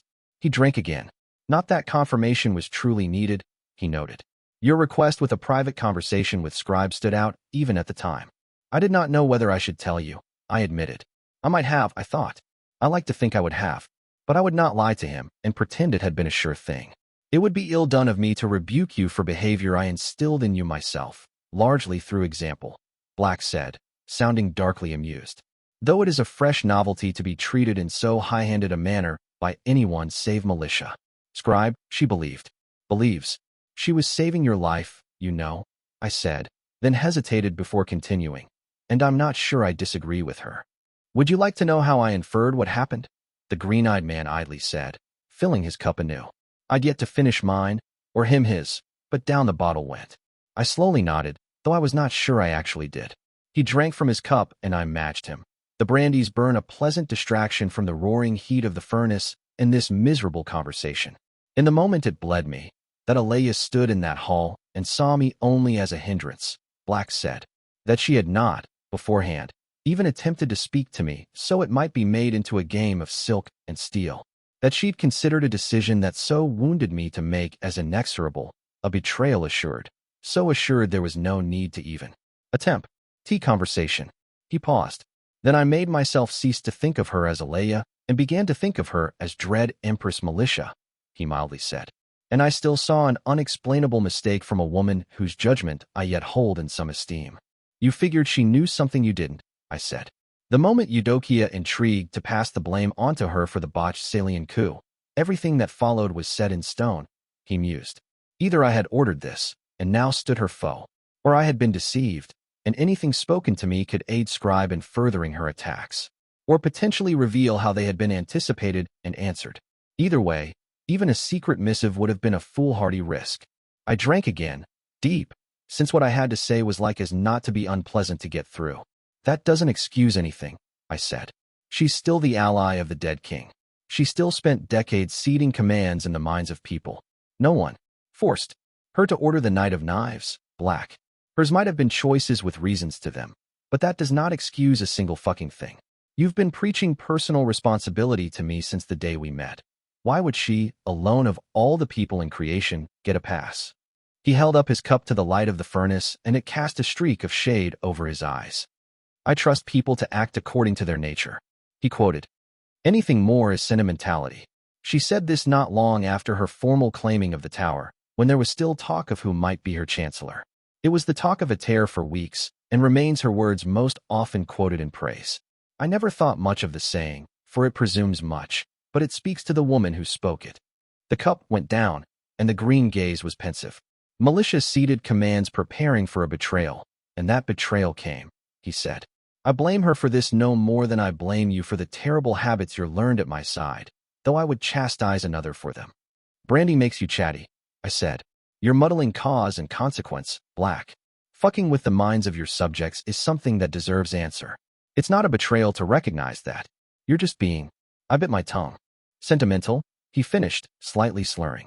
So I am. Eudokia said the same, when we spoke. I went still. And what else did she say? I slowly asked. That she regretted her actions, Black said, tone dry, and would not repeat them. That she understood it had been a mistake. I thanked her for this, naturally, for it was a needed lesson to us both. And yet she was not here, drinking with him. So where is she? I pressed. I wouldn't know, the green-eyed man said. Neither does it matter, for she is no longer in my service. My fingers clenched. You're drunk, I flatly said. You'll regret this after dash. I made that decision without having had a drop, Amadeus of the Green Stretch said, tone eerily calm. Then you're grieving, not in your right mind, I hissed. There's nothing practical about dash. No longer extending trust to someone who deftly manipulated me into rebellion and undertaking a road that ends in the murder of someone dear to me. Black said, an interesting premise. I offered no rancor and held no grudge. It is a parting of ways, nothing more and nothing less. You can't afford to lose Scribe, I bluntly said. If you do, you lose the eyes, and if you no longer have the eyes, the Empire will eat you alive. I considered this, but then decided it to be irrelevant, he amiably said. He drained the rest of his cup then, with clumsy fingers for one usually so sure-footed, produced a small strip of parchment from a pocket within his tunic. He put it down on the anvil, without a word. It was in Tethwa, 2 words, "Come home." I knew not the handwriting. But then, unlike him, I'd not spent decades corresponding with the Empress. "You can't be serious," I quietly said. "All of this might genuinely have untied the knot, you see," Black said, sounding highly amused. "I did betray her, in the end, as she always believed I would, deep down. And after that betrayal failed and she triumphed over me so utterly she can now, at last, feel at ease." He poured his cup full again as I did absolutely nothing to hide the horror I felt. "Of course, I will never question her again," he said. "I will have lost that right, alongside any notion that this is partnership instead of vassalage. But the doors of Aether will be open to me and, as far as she is concerned, kneeling before the throne as every lord and lady of praise watches will be my great penance." "It can still be turned around," I said. "I know it's a blow, the exile legions leaving and Scribe having manipulated you. But this isn't your only choice. You have allies, Black." The green-eyed man tipped back his cup, taking another swallow. "You misunderstand," he said after. "I could no more do this than I could pretend I still put my trust in Eudokia. It is best to look what you are in the eye, as a villain. Lying to yourself is ever a dangerous business." "And what is it you are?" I quietly asked. "Not yet content," he said, smiling as if he was having a private jest at my expense. I wasn't helping him, I realized. Sitting here with Black and finishing that bottle would not make him feel any better. This breakdown had been a long time coming, maybe as far as Captain's death, but letting him drink and entangle himself in his thoughts would solve nothing. Gingerly, I rose to my feet. "Sleep it off, Black," I sighed. "Scribe won't have gone far, and that woman would forgive you nearly anything. She'll forgive you this. We can make plans after dawn, when we're all sober and rested." He looked at me for a long moment, then set down the cup. For a moment he looked about to say something, but instead he smiled crookedly. "Good night, Catherine," my father said. I left, limping, and left the blazing heat of the smithy in favor of the cold. The coolness outside lent a refreshing touch to the sweat on my brow and neck, but the exhaustion I'd expected never came. Even now, after all this, restlessness lingered in the marrow of my bones. High up above, under the stars and moon, 2 great crows feathered in darkness drifted across the sky. Their thoughts touched mine, gently, and shared a sight they were glimpsing in the distance. One man, leaving Salia. Well now, that was earlier than anticipated. I saddled Zombie and rode out, declining escort, and the journey on her back was swifter than it had been on foot. The small farm had not changed at all since my last visit, though perhaps that should not have surprised me. It might feel like an age ago, but I'd last stood here 2 nights back. The cattle wall, I saw, had been built anew, and stones had rolled down, as I'd warned the White Knight they would. By the eyes of the crows, I would not have company for some time yet. So after tying Zombie to the side of the farm, I was spared a few breaths to consider how to comfortably wait. Inside would be most reasonable, I thought. But the cold was pleasant, and I was reluctant to part from it. Instead, I propped up my staff against the side wall, and, after soothing my leg with night, hoisted myself up the side of the farm. The roof was as sturdy as it looked, good tiles, and well set. Grimacing in pain even through the night trick, I crawled atop it until I was resting my back against a chimney stump. Tightening my cloak against me comfortably, I let myself drift into the mixture of warmth around my belly and coolness against my face. It was soothing, and I almost fell asleep. I was not sure how long I'd been there when I finally heard approaching footsteps in the snow. I heard the White Knight chuckle as he figured out where I was, then deftly climb up the side. As Hanno dragged himself up on the roof, I finished stuffing my pipe and went looking for a match to light it. Finding one of my last sapper pine woods, I struck it against my sleeve, but it failed to light. Sighing, I discreetly tapped a finger and seeded with black flame before hastily lighting my pipe with it. The White Knight rose to his feet and strode to the edge of the roof, the 2 of us watching the nearing dawn begin to light up the sky. "Back so soon," I said, blowing out a stream of wakeleaf smoke. Within an hour of Tarek waking, he drew me out of my own slumber, Hanno said.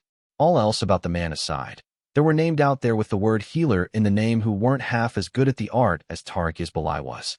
Hells, for a time he'd even been able to cure death. "And now you're here," I said. An invitation to elaborate, but he did not take it. "You were Queen of Winter for a time, were you not?" Hanno asked instead. I hummed, pulling at my pipe. "Close enough," I said, "if only by virtue of being the sole scavenger with a road to it." And you are no longer, the White Knight said. Took a leap of faith, I acknowledged. All things considered, I don't regret it. And when winter left you, Black Queen, he softly said, did it feel like an absence? Oh, I thought, and was surprised to find I yet had pity in me. It felt like flying out of a pit into the blue sky, I gently said. It felt like the first drink of water after a long day in the sun. But I never loved that power, White Knight, nor did it love me. Not as he so obviously loved the choir of judgment, strange as that sentiment was to me. He stood there for a long moment, looking at the lightening horizon. They have all been asking me, the White Knight said, what befell of judgment? Would you like to know, Catherine Foundling? I had half a dozen flippant replies on the tip of my tongue, but I was not feeling so callous right now as to offer them up to a decent man so obviously grieving. Tell me, I said instead. He flicked his wrist, and in the dawning light I caught the shine of silver. A coin, flipping. For a moment I almost struck out with the knight. But save NOC was silent, and I remained still. The White Knight caught the coin and did not even look at what had turned up. To him, and so to me, it had just been a flip of the coin. There had been nothing more to it. Silence, Hanno of Arwood said. Only silence. I let out a breath I hadn't known I was holding. The hierarch still fights them then, I quietly said. You warned me, the dark-skinned man admitted. I did not listen, for never before has the strength of judgment failed before my eye. You warned me, and now there is silence. And silence stayed there, hanging in the air. And now what? I asked. I am blind, Hanno of Arwood said. Yet even a blind man can see that war must be waged on Keter. I have pledged myself to this, I said. And do not take such oaths lightly. He turned towards me, his broad silhouette ringed by morning's light, and met my eyes. Then we are allies, the White Knight said, and offered his hand. I took it, and so we went to war, against the King of Death. Winter 3. Good gods, man, you can't simply fire arrows at them. You have to let them finish the monologue first, otherwise it's simply unsporting. Aldred Albin of Callow, the Prince Errant. The White Knight did not enjoy fighting beasts. It was not something particular to Hanno's name. His study of his predecessors had made that much evident. Those of his titular forebears born to Callow, in particular, had often taken such fights as their specialty. There was sense to it, as traditionally rivalry with the Black Knights of Praise belonged to shining princes or princesses.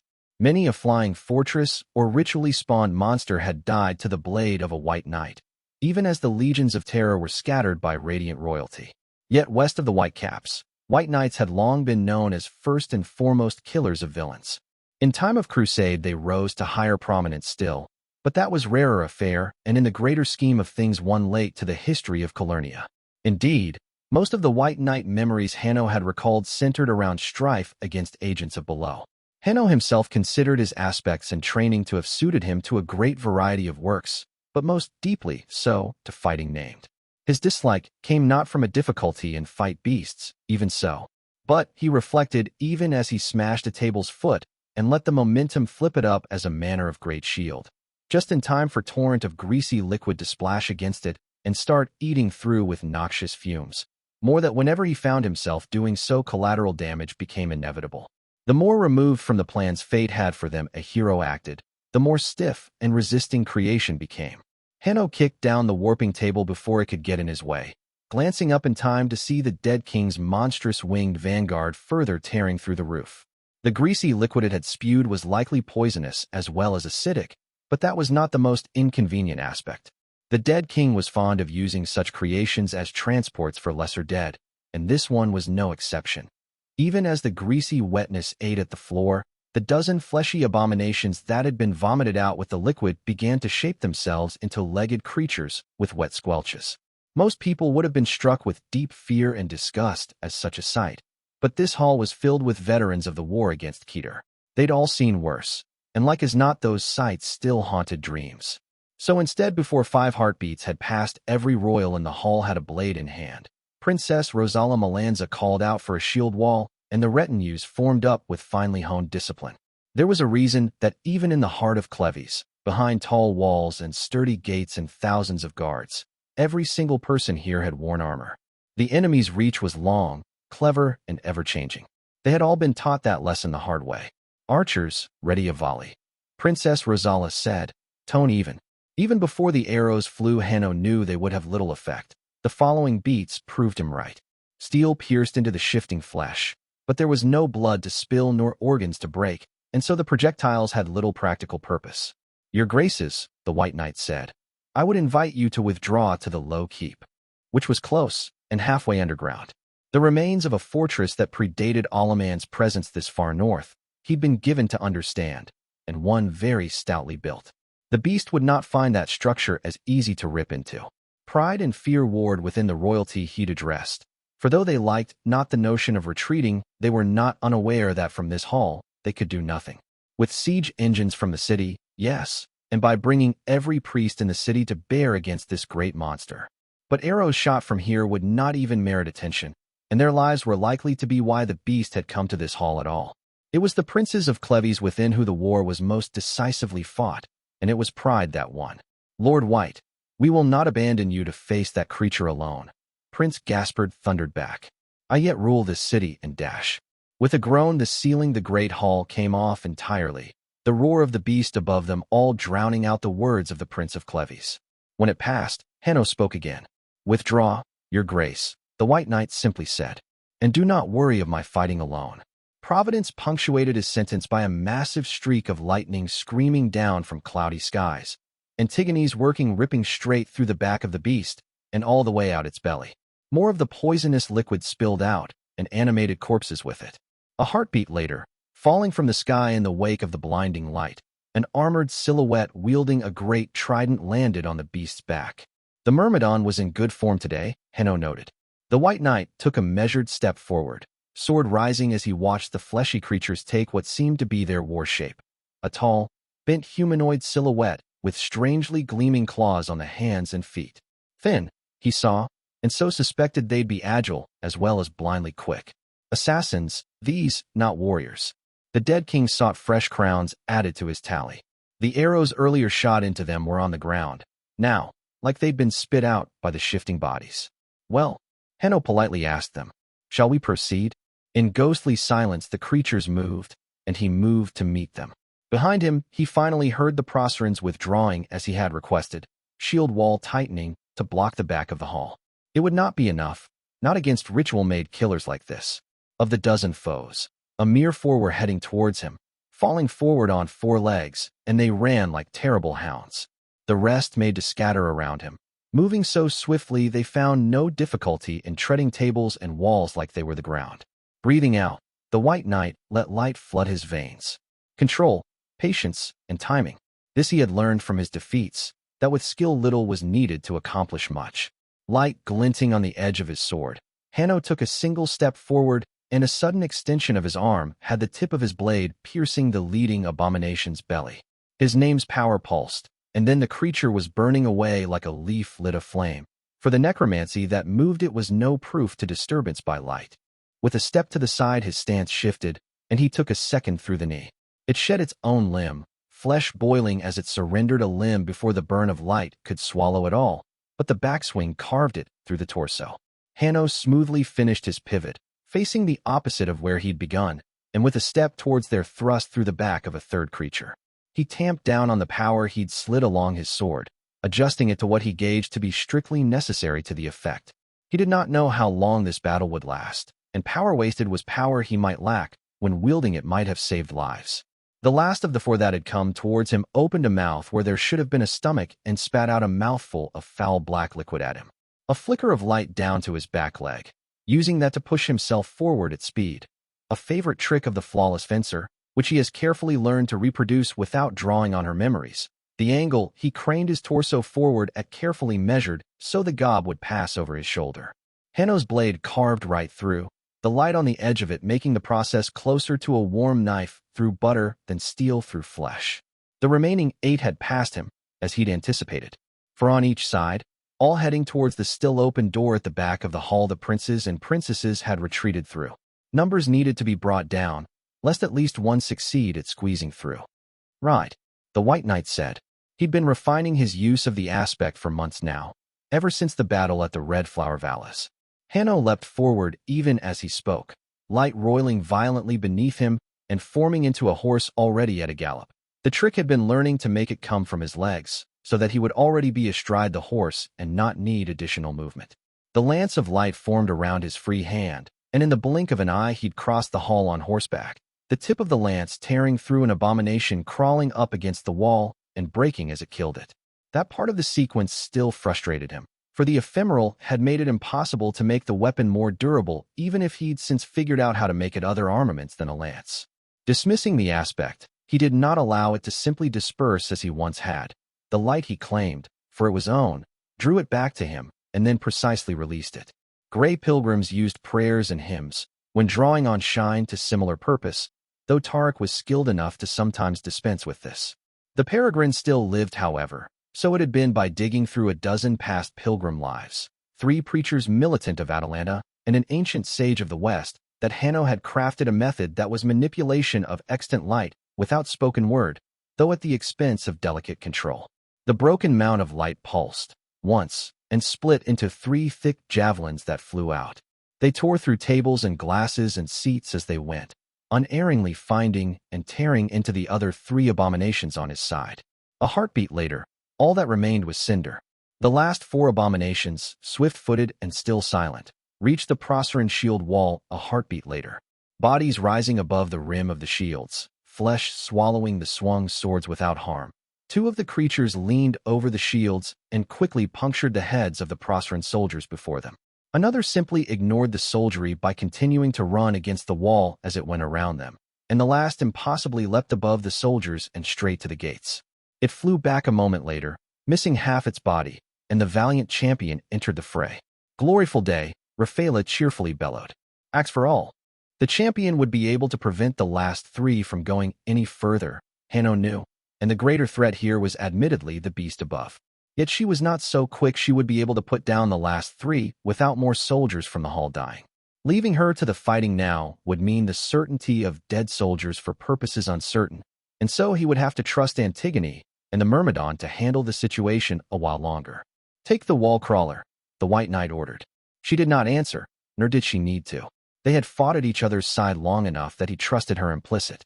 The 2 who'd already killed soldiers had followed their assault by crouching down again and slithering through the now open ranks of soldiers, raking claws and spitting venom as they did. A flicker of light down his back leg, knowledge of that trick courtesy of a woman long dead, and the White Knight was moving again. Boots whispering across the floor, he barreled through the soldiers in his way without so much a speck of the sinuous, unnatural fluidity of the foes he pursed. Better bruises than death, he believed.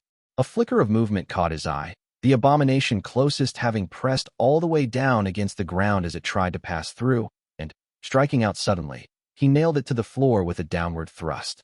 His instincts screamed, and he ducked, a gleaming claw ripping through where he had been standing. Having missed its opening, the creature tried to retreat, but only revealed its position in doing so. Tossing aside the young soldier in his way like he was made of feathers, the White Knight grunted in effort as he threw himself forward. Wreathing his gauntlet hand in light, Hanno dug into the squirming abomination's torso and let the blinding touch of the heavens sunder the sorcery animating it. Returning to his feet a heartbeat after, he rose to learn that the valiant champion had meanwhile found another weakness to these creatures. Repeated partition would cause them to collapse like the touch of the light. Hanno offered his hand to the soldier he'd tackled down, helping the young man back up, and patted his shoulder. "Thank you, Lord," the man said.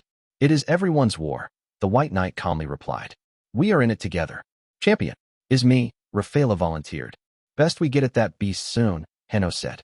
The kind of sorcery the witch would use to destroy, it would destroy large swaths of the city as well. And though the valiant champion did not much concern herself with details like this, or Antigone for that matter, Hanno was well aware that the treasuries of Procure were like leaking sieves these days. The Principate was beggaring itself, simply trying to keep afloat, and the foremost city stronghold of the Cleves front being half a smoking ruin would only quicken the trouble. Not to mention smoking ruins were hard to defend against assault, and the dead were not yet expelled from Cleves. "Is dragon," Rafaela firmly told him. He flicked a long glance at the monster. It was massive and winged. This was true, and bearing great claws. Yet it did not seem capable of breathing fire, and its scales were not those of a lizard as those of dragons were. To his eye they were instead closer to the chitinous shine of an insect's carapace, and much too large to be a dragon since every scale was no smaller than a heater shield. Likely they would be easier to break as well, though the flesh beneath could not truly be wounded like a dragon's would be. undeath was limiting in some ways, but the enemy was clever in employing its few advantages to great effect. It has some distant similarities, Hanno said. Is dragon, the valiant champion cheerfully said, and I going to slay it? Oh, well, that did explain the insistence. Heroes of the Dominion had a distinct taste for the kind of deeds that had been the staple of heroics at the peak of the Age of Wonders, he'd noticed. Such customs had poorly aged, in a Calernia where there were so few dark or savage corners left. Yet he would not argue against the truth that Rafaela had a way of eagerly brutalizing monsters that would make even other heroes hesitate. In some ways, Hanno considered the named of the Dominion to have best taken to the war against Keter. How long that would last, however, he was uncertain. For though Levant's sons and daughters were known for their bravery, they were not known for their stomach for long, grueling wars. The old heroics took the shape of a splash of glory and an elegant exit, while the struggle against Keter instead promised to be a brutal, protracted grind. We can debate that later, Hanno said. First we need to get to Dash.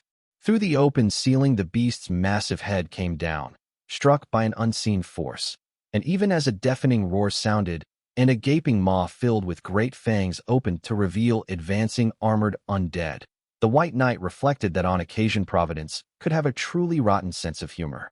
As planned, the valiant champion smugly said. Just as planned, he absent-mindedly corrected. No, you just, Rafaela patiently said. I valiant. This not difficult, Hanno. The White Knight opened his mouth to argue, then closed it. He'd known for some time that the champion greatly enjoyed making sport of others, particularly those she considered friends, but to this day he was uncertain exactly how much of her attitude was a pretense. Besides, the dead were beginning to march out of the monster's gullet, dripping in the greasy liquid that should by all rights eat right through them and their armaments, for the dead king was nothing if not a thorough enemy. The two of them limbered wrists and shoulders as they began to advance towards the enemy. I have idea, the valiant champion said. You can't keep getting eaten by creatures to kill them from the inside. The White Knight sternly replied. Hanno honestly suspected that the acid in this one's stomach was the result of Dead King's rising irritation at how successful Rafaela had found that tactic to be. Not to mention Kristoff, whose unrivaled ability to take punishment had seen Antigone adopting the tactic of forcefully cramming him down such monsters several times now. The way Dominion heroes kept referring to this as Procerant stuffing only added insult to injury for the Mirror Knight. Though after soldiers had seen him walk out of the smoking remains of a 30-feet-tall undead ape creature without a scratch, his reputation had reached new heights. Is from Book of All Things, the champion assured him. I asked the Peregrine about these alleged differences of text in the Levant. Did you know? He casually asked. Oh no, enemy close, the valiant champion hurriedly said. Talk later. She hastened forward, barreling into the first group of emerging undead with her shield and great axe raised. Though the acidic grease was eating at the edge of her axe, it hardly mattered with undead. Shattering them was often more practical in approach anyway, and the sheer weight of what the champion wielded paired with her strength ensured any blow would at least knock the foe down. The great winged beast tried to rise again from its prone position, screaming in anger, but whatever great working Antigone had used on it was keeping it pinned to the ground. He was pleased to see she'd listened to the talks he'd made all heroes in Clevy sit down for on the subject of fighting within fortresses and cities. Pinning down great monsters instead of batting them around not only limited damage, it also allowed their own side to put their own advantage to work. With every moment more priests and mages from the garrison would be gathering, more siege weapons and soldiers with oil or pitch. Still, the Dead King had ensured that wherever this abomination landed, its maw could serve as a beachhead. With Rafaela and himself facing the open maw serving as the gate, it then fell to them to hold the line while the rest of Clevy's gathered the might to unmake this beast. Yet before Hanno could step forward and lend his blade to the toil of wiping out the remaining dead, an armored shape leapt down into the group the champion was swatting around. The Myrmidon wasted no movements in sweeping away the last few dead, her trident glinting with light. She offered a muted salute with her weapon as he approached, quite unnecessary to the proceedings. Until the undead began to pour out in earnest, anyway. This band of a mere 20 seemed to have been a mere vanguard by the lack of follow-up. Myrmidon, Hanno greeted the heroine, and she nodded back. How fares the rest of the city? This is the sole beast, she told him. Other undead were spilled out when its belly was opened, but the vagrant spear and the Mirror Knight have them contained. Only one beast. Though the White Knight suspected that creating such a construct must have been horrendously difficult and expensive, he had still expected it would be one among a flock, or at least a pair. Perhaps the vanguard of a greater assault, for mighty as the creature was, it was no match for the number of heroes currently in Cleves. The garrison of the city alone would have been enough to repel it. In his opinion, though significant casualties would be incurred. If this was plain to him, it ought to be the same to the dead king. That had implications. This is a distraction, Hanno said. Keter sent something after the royals while this drew our attention, as it sent ghouls after those in Hainaut. The repentant magister went to attend to them. The Myrmidon told him. Alone, it should be enough to slow down whatever had been sent, but he must hurry. Raphaela he began. I stay on dragon, the champion interrupted. Go. He nodded his thanks, extending a similar courtesy to the Myrmidon, and set out as fast as his feet could carry him. It would end in the low keep, one way or another. Book 5, Epilogue.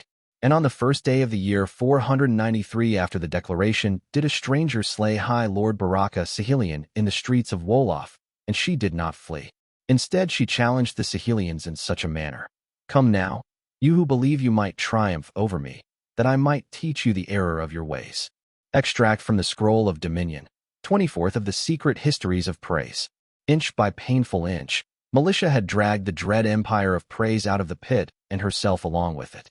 She allowed herself to feel a sliver of pride over that, though only for a passing moment. To grow conceited over victories would signal the beginning of a swift descent.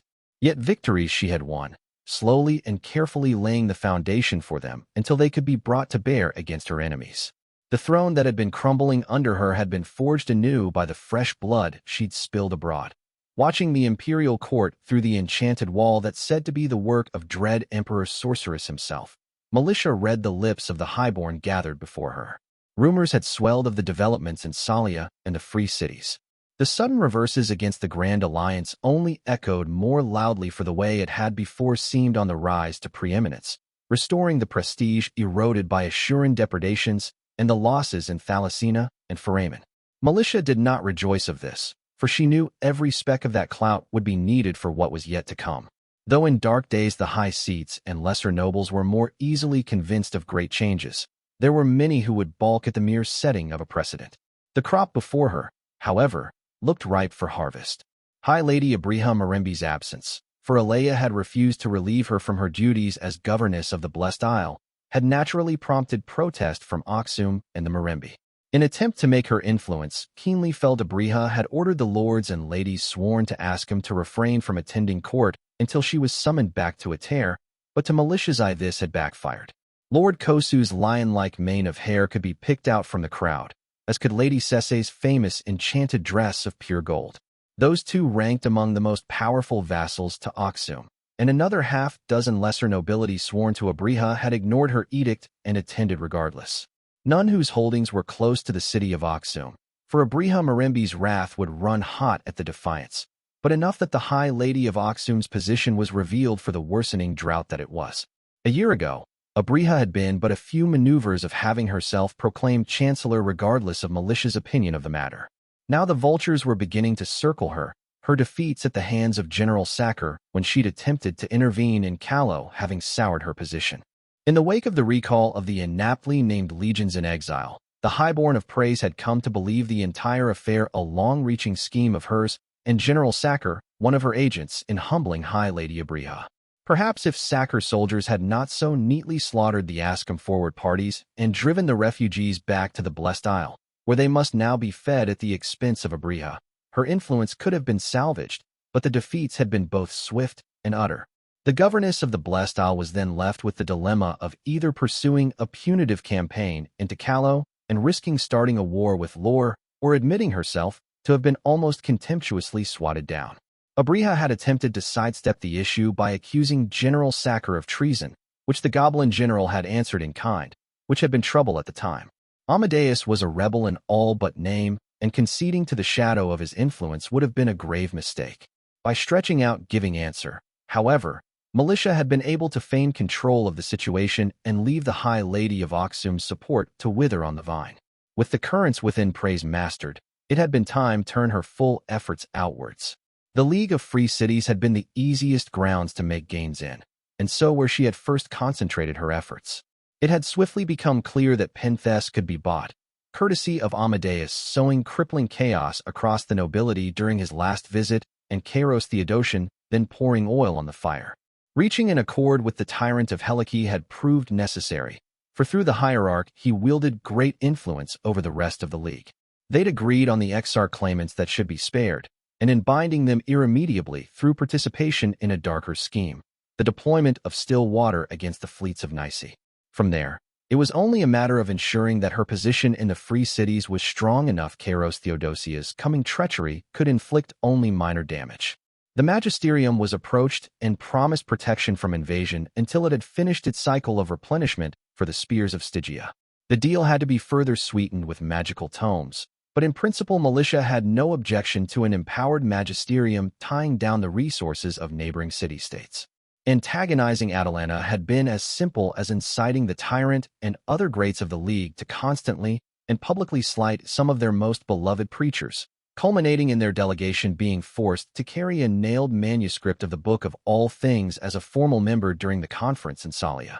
The utter humiliation and the rest of the League's acquiescence to it had made them walk away from the situation the moment they were no longer bound by law to be involved. The Secretariat's long-standing tendency to state neutrality when its interests were not being threatened, as well as the dire state of its coffers after maintaining so many mercenaries in its service for so long, meant that so long as they were not provoked, they could be counted on to be neutral as well. All that was required then to utterly isolate the tyrant of Helike had been to sever or turn Nice from the rest, which Theodosian might have assumed to be difficult given their shared treachery against the city and its young Basilius. And it had been a thorny problem for militia, she'd admit, at least until Catherine had returned to the surface and begun reminding the rest of Calernia of the looming threat she represented. It had only been a question of aiming at Basilius Leo Trachas in particular. From there, and he was not all that complicated a man. The deceased strategos whose authority he'd usurped had been a close ally of Cordelia Hazenbach, and now so was Catherine Foundling. A foundation for mistrust. She'd also had dealings with the tyrant, at the best of times his enemy as well as his ally, and made the leading heroic lights of the Grand Alliance defer to her several times. Best of all, she had the soul of Accius Sahelian, the sole known user of still water, bound to her service. It had not been all that difficult to tip wariness into fear, and then fear into the making of mistakes. Not that her victory there had been as complete as it could have been, militia silently conceded. Kairos Theodosian had risen from the grave to spit on her plans one last time, a poisonous snake even in death. The eyes had confirmed that one of his two foremost generals had sworn herself to the war against Keter while the other, General Basilia, had openly declared war on Penthess. A weakened Helike might be able to maul the even more desolate Nice, should it support Penthess, but it would not find Penthess itself so easy a prey. The distance between the city-states was significant, and marching there would involve making pacts with the states between them, which militia fully intended to sabotage. Still, where the League of Cities might have informally been an ally to the Dread Empire, instead, it was likely to spiral into another civil war that tied it down for the foreseeable future. In the longer lay of things, the Empress would see what might be arranged. If the war went badly for General Basilia and her Helicians, the Magisterium might yet be convinced to step in for easy spoils. And if it went well, then the Magisterium it might yet be convinced to step in lest victory allow Helike to resume preeminence among the League. The tyrant might have allowed his people to reach tall heights while he lived, but in his death he had left them stranded and surrounded by potential enemies. There would be some pleasure in teaching Helike the consequences of its actions, militia would confess. Kairos Theodosian had been an atrocious little prick, convinced he was amusing and that his sneering smugness was somehow endearing. It had been draining to deal with him even when he was genuinely trying to cooperate with her, and passing the duties to IME had not been possible. The moment the little shit had sniffed out how abhorrent she found him, he'd insisted their bargaining be done only between rulers. Steps coming from the deeper reach of the hidden corridor the Empress still stood in, studying her court as she awaited the proper time to enter, shook her out of her thoughts. IME's pace was brisk, befitting urgent news. Militia did not turn, eyes on the overly lingering courtesies Lady Nazar and the younger brother of Lord Sally. Affair or scheme? The Sally and Nazar lands bordered one another, lending potential weight to either. It would not be the first time Lady Nazar allowed a foe's younger sibling into her bed, as well as her plans. Speak, Militia said, eyes moving to catch yet another of the 1,000 little details that might allow her to keep the cord under her thumb. Duchess Keegan had our envoys drawn and quartered, Amy said, in front of cheering crowds. Unpleasant, but not unexpected. The D'Wraith were not an expansionist people by nature, and with Keegan's appointment to Governess-General of Callow, they'd begun accruing honors in the kingdom as the Duchess appointed kin and allies to offices. Competent ones, sadly, which only added to the faction's influence. It meant that the Black Queen's promise to the D'Wraith of independence in all but name, along with a tight military alliance, was a very difficult bribe to better. The legions? Militia asked. The Okoro mages' cadres were made welcome by Marshal Nim, and construction of the ritual grounds is progressing at a steady pace, Ime replied. Good. The Empress thought. When the time came and signal was sent by the Exile Legion's mages, the ritual could be initiated and the armies forced back into creation from these twilight ways. Returning exactly at the center of fortified killing ground, manned by her more loyal armies. High officers of dubious loyalty would be taken hostage and kept at the tower, the unsalvageable purged, and more trustworthy men forced in place. Heavy-handed, but necessary. The legions of terror needed to be unshakably hers before Amadeus returned. It meant more blunt action than she would have preferred employing, but in these times such bluntness could serve as a reminder of her strength as well. And, Militia asked, there would be more. Neither of those reports had been time-sensitive. Lord Amadeus has gone missing, Ime hesitantly said. Neither our people in Salia nor in the army of Callow know where he is. We believe Queen Catherine herself is unaware. Alea stilled. You are certain? She said. It is like he vanished into thin air, Ime said. He was not dead, Alea decided. She would have felt it, somehow. She would have. And though the Empress had been harsh in demonstrating to him the futility of defying her, it was no more than he had earned. He'd know that, understand how measured the answer had been considering the gravity of his mistakes. Had she not held her hand until he claimed a right to her very throne? Even allowing for what had no doubt been poisonous whispers by Scribe. Who, it was now clear, after decades was finally done pretending to be anything but an enemy. There was no light under which those actions could be seen that was anything but a betrayal. It was, Militia knew, better this way. Now there was no longer anything let wondered and unspoken, no question of what would happen if he turned against her. He had, and he had lost. Swiftly, utterly, without ever landing a blow in return. And with that question finally laid to rest, they could forge a fresh understanding of who and what they were. Amadeus would not have taken his own life over such a thing, for sober admissions of his blunders were at the heart of who he was. He was still alive, which meant he was coming home, one way or another. It is likely he went into the twilight ways, the Empress said. Agreed, Ime said, standing by her side. And though I know it displeases you to even consider this, your dread majesty dash. He could be returning as a foe, Militia said. I am aware. Amadeus, yet commanded loyalty with much of the legions, and had many sympathizers among the Empire's bureaucracy. Scribe had seen to that. Some of the high seats might be using to use him as a stalking horse for their own bid for the tower, too. High Lady Abriha most of all. There might even be some lesser nobles that would genuinely rally to his banner, should he raise it. Though despised by most highborn, his tenure as her Black Knight had also seen him become widely feared. For some that meant respect, especially with families who had martial inclinations by tradition. His Denny birth meant most would not even consider him a possible claimant. True, but there would be some with greater interest in deeds than skin. More worrying were his ties to the clans and the currently rebelling tribes, though Militia had already begun to check those potential threats with measures of her own. I would win, the dread Empress of Praise said. You would, Ime agreed. And so I caution you of assassination. Militia glanced at her spy mistress, almost amused. You believe he'd run me through an open court? She asked. At this point, Ime said, yes. Or, at least, I'm unsure enough of the answer I have to consider the possibility. Without his name, I could have him frozen with a word, Militia noted. That is no reason to expose yourself unduly, Ime said. I do not intend to, Militia flatly said. I am not a debutante thankfully accepting an ally's antidote, Ime. Regardless of his reasons, he has failed and betrayed me. It will be years before I can even begin to trust him as I once did. She paused. But I will not rob myself of what could be restored out of petty fear, Alea said. He will have a place in my court, should he return. What was there left to fear, after all? In praise, her vice was tightening around all who might yet oppose her. In the free cities, she stood queen-maker and holder of strings as the crows gathered above. In the far west, she had sown chaos and confusion, stranded for months the army of Callow, and last of all she stood the sole ally of Keter on Calernia. The dead king needed her, lest the entire continent band against him as the sole crucible of darkness. Lest every hero turn north, the sum of every hell and heaven march against him. Militia would betray him, in the end. That much had never been in doubt. She would betray him the moment the armies of the Grand Alliance were savaged beyond ability to harm her, and in the uneasy peace that followed the dread empire of praise would stand without peer. Hers to mold into what it should be, as she reigned untouchable from atop the tower. The storm had come for dread Empress Militia, first of her name, and she had beaten it. She had survived the crucible thrust upon her by below, and now she would claim her dues from creation. It is time, the Empress said, eyes on the court. Have them readied. By your will, Ime said, bowing low.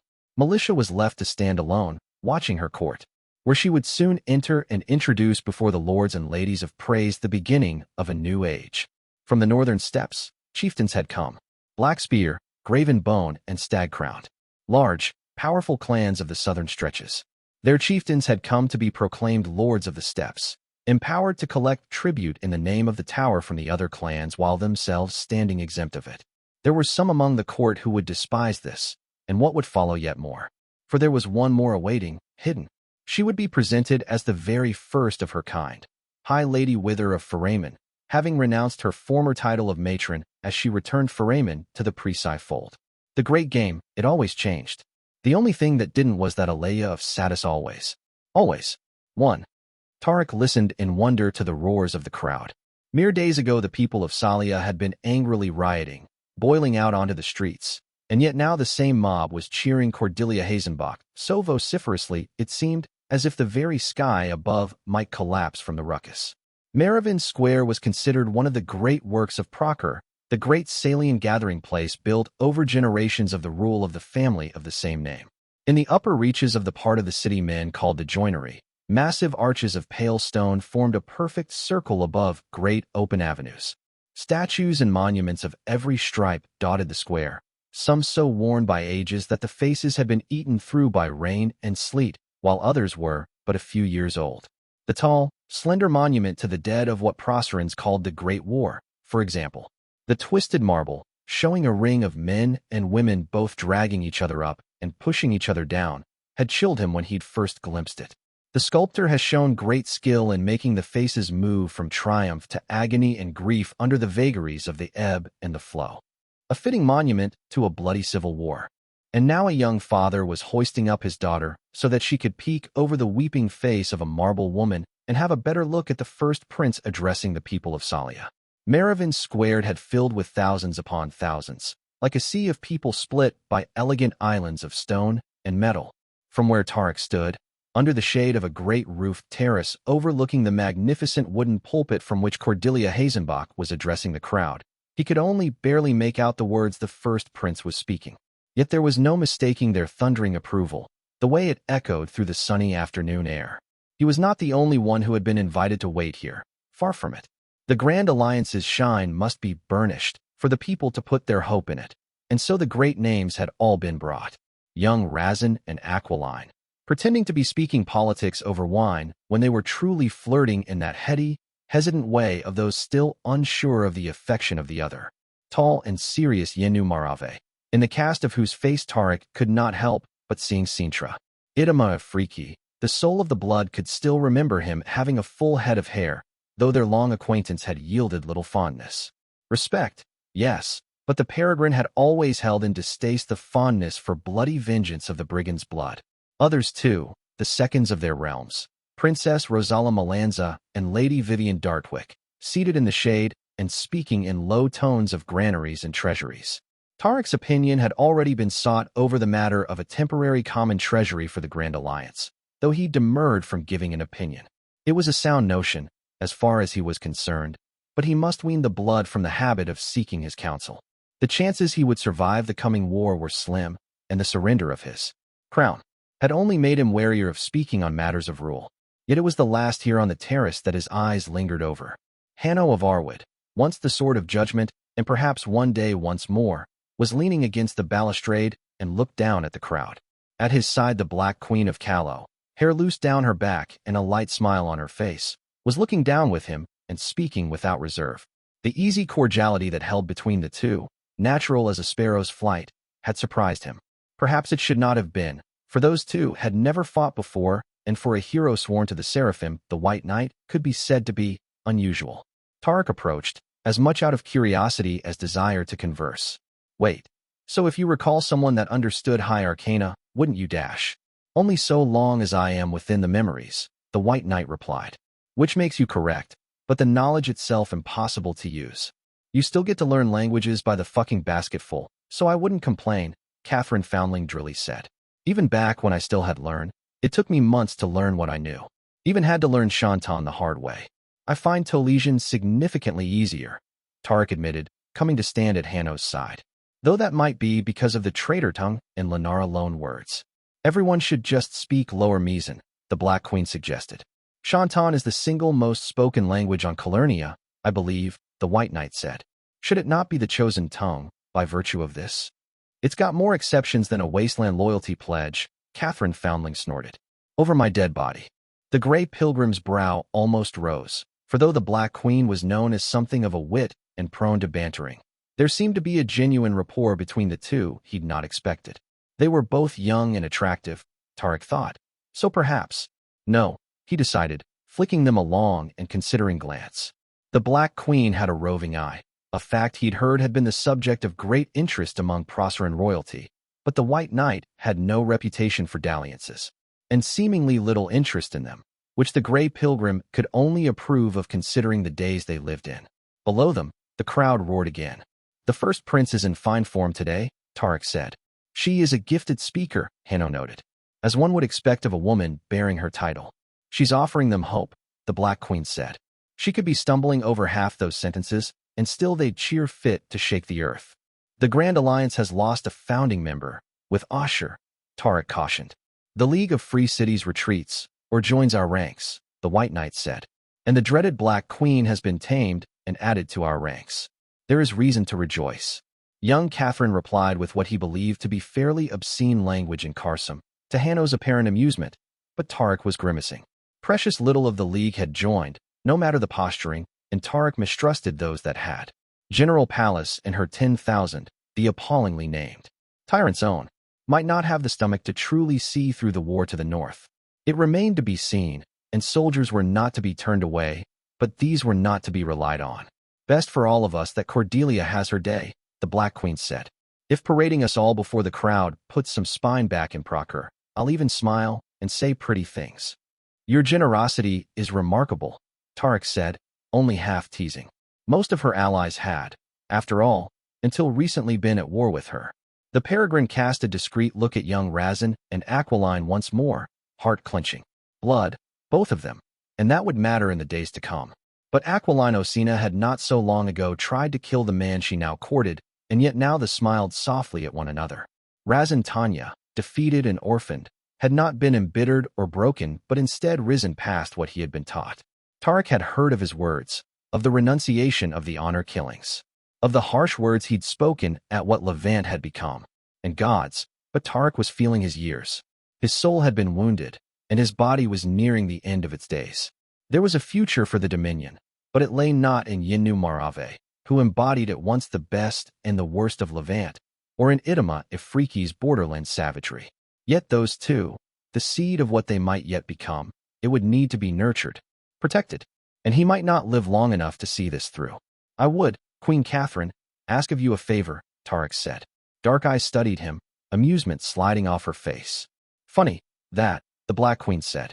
I've been meaning to ask one of you as well. A trade might be arranged then, the old hero said, pleased. When the Grand Alliance marches north, you are to be among the great war leaders of it. Seems likely, the young priestess acknowledged. There are two of mine I would have you take under your wing, Tarek said. Under your protection. She followed his gaze to Aquiline and Razin. You've got plans for them, the Black Queen said. It is a new world you would make, the Grey Pilgrim said. I will not have Levant left behind. Slowly, she nodded. I am told you might be one of the few people alive capable of removing a compulsion from someone's mind, Queen Catherine said.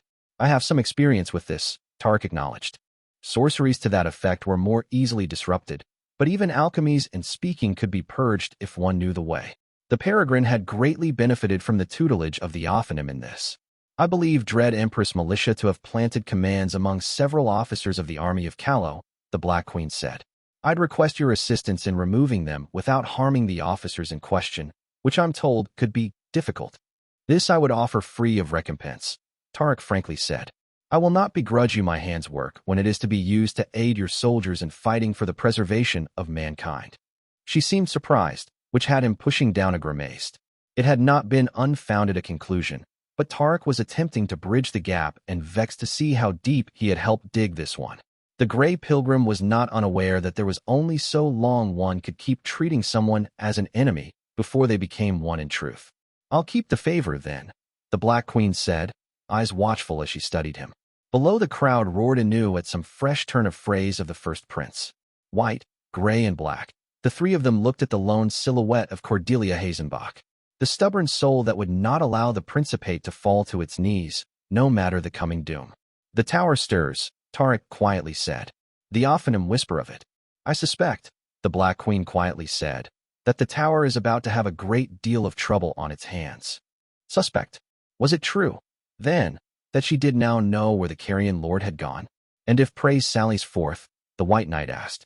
Then I will get the East in order the hard way, Catherine Foundling replied, tone steady as stone. It was a small, almost imperceptible thing.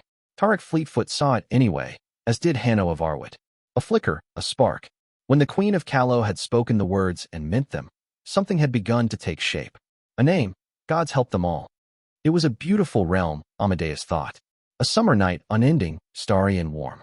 The kind of realm that made for a pleasant journey even when the sum of your earthly possessions was a horse, bundled armor, and a fortnight's worth of rations. Bridle in hand, sleeves rolled up on his tunic as the sword at his hip moved with his leg, he wandered down the road snaking forward through the twilight ways. Amadeus no longer had his armies, not even his personal guard. He had left them in Catherine's hands, requesting she safeguard them through the strife to come. Amadeus no longer had spies, or wealth, or even the power of a name. He had sent away scribe, failed captain, and lost warlock. Assassin was gone, if not from creation, then at least from his service. Alea would see him kneeling, or forever gone from her sight. Tabula rasa. A blank slate. After so many decades, the thought of it should have angered him, should have brought in him despair and bitterness, for all he had built went up in smoke. Instead, he felt relieved, like a weight had been lifted from his shoulder. It was just him now, him and a sword and a plan against all the world. He looked up at the starry sky and laughed. Evening, stranger, a voice drawled. Where might you be headed, that it has you in such a merry mood? Leaning back against a tree, shrouded in darkness, Hai Su was gazing at him with mild interest. It had been years since they last saw each other, and she'd hardly changed at all, save for the burns on the side of her face, a mark of summer challenged but not beaten. East, I would think, Amadeus mused. Whatever for? Ranger asked, tone nonchalant. Voice high and clear, he sang. The last is strangest, she said to them. The easiest and the most solemn. For when the tower is yours to claim, you will have forgotten why you came. There was a moment of silence, and then the Lady of the Lake pushed herself off the tree. Might be I'll walk with you a while, then, Hai Su said. I thought you might, Amadeus smiled. And into the starry night they went, side by side. Winter 4. One must admire the thriftiness of Callowan war-making, given the cost of arming bold orphans with enchanted swords compared to that of crafting undead plagues and flying fortresses. They even get to reuse the sword, most the time, if rarely the orphan. Dread Empress Prudence, the frequently vanquished. The silence was how he knew it had all gone wrong. Hanno of Arwood was no longer a green boy in the ways of named, if well short of the priceless experience someone like the saint or the pilgrim could rightfully boast of, but he'd been allowed to learn the lessons of others.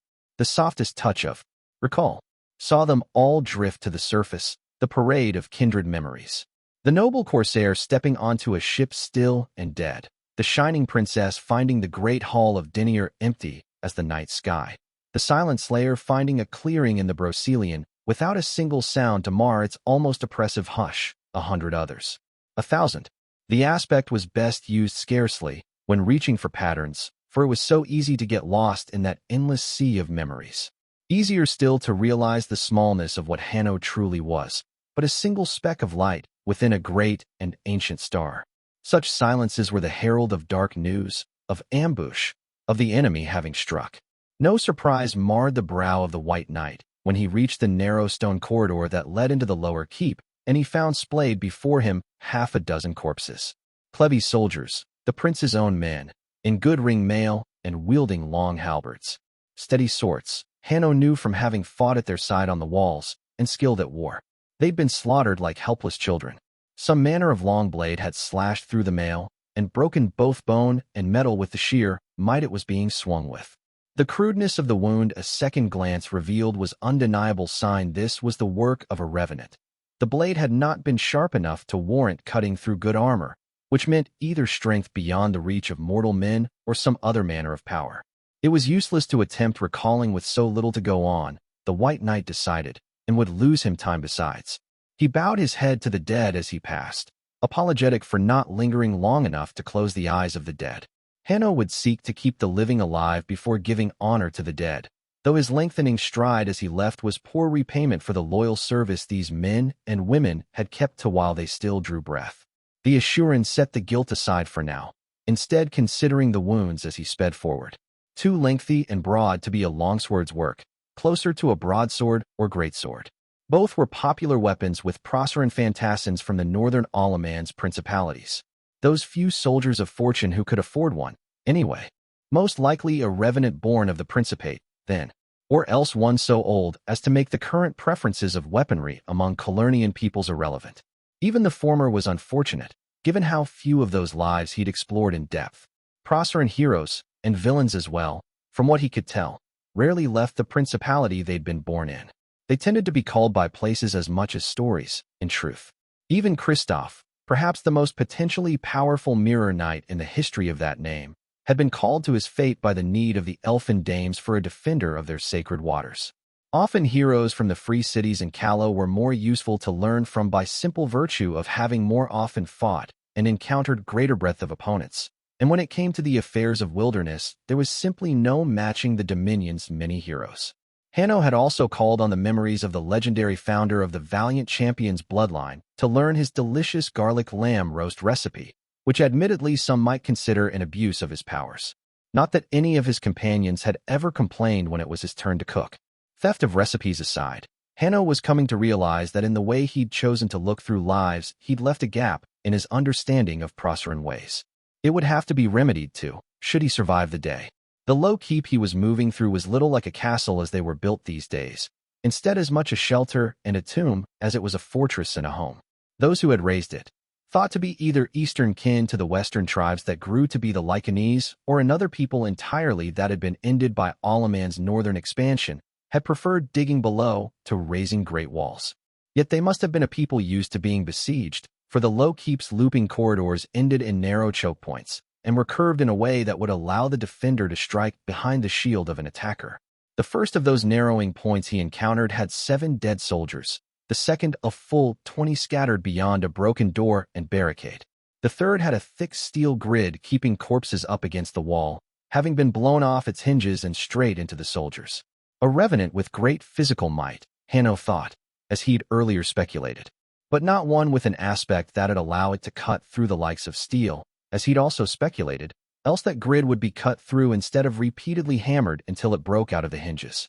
The White Knight was not overly familiar with the low keep, as he'd mostly fought in the city proper and atop the walls, but from memory he should not be far from what the servants called the Old Hall.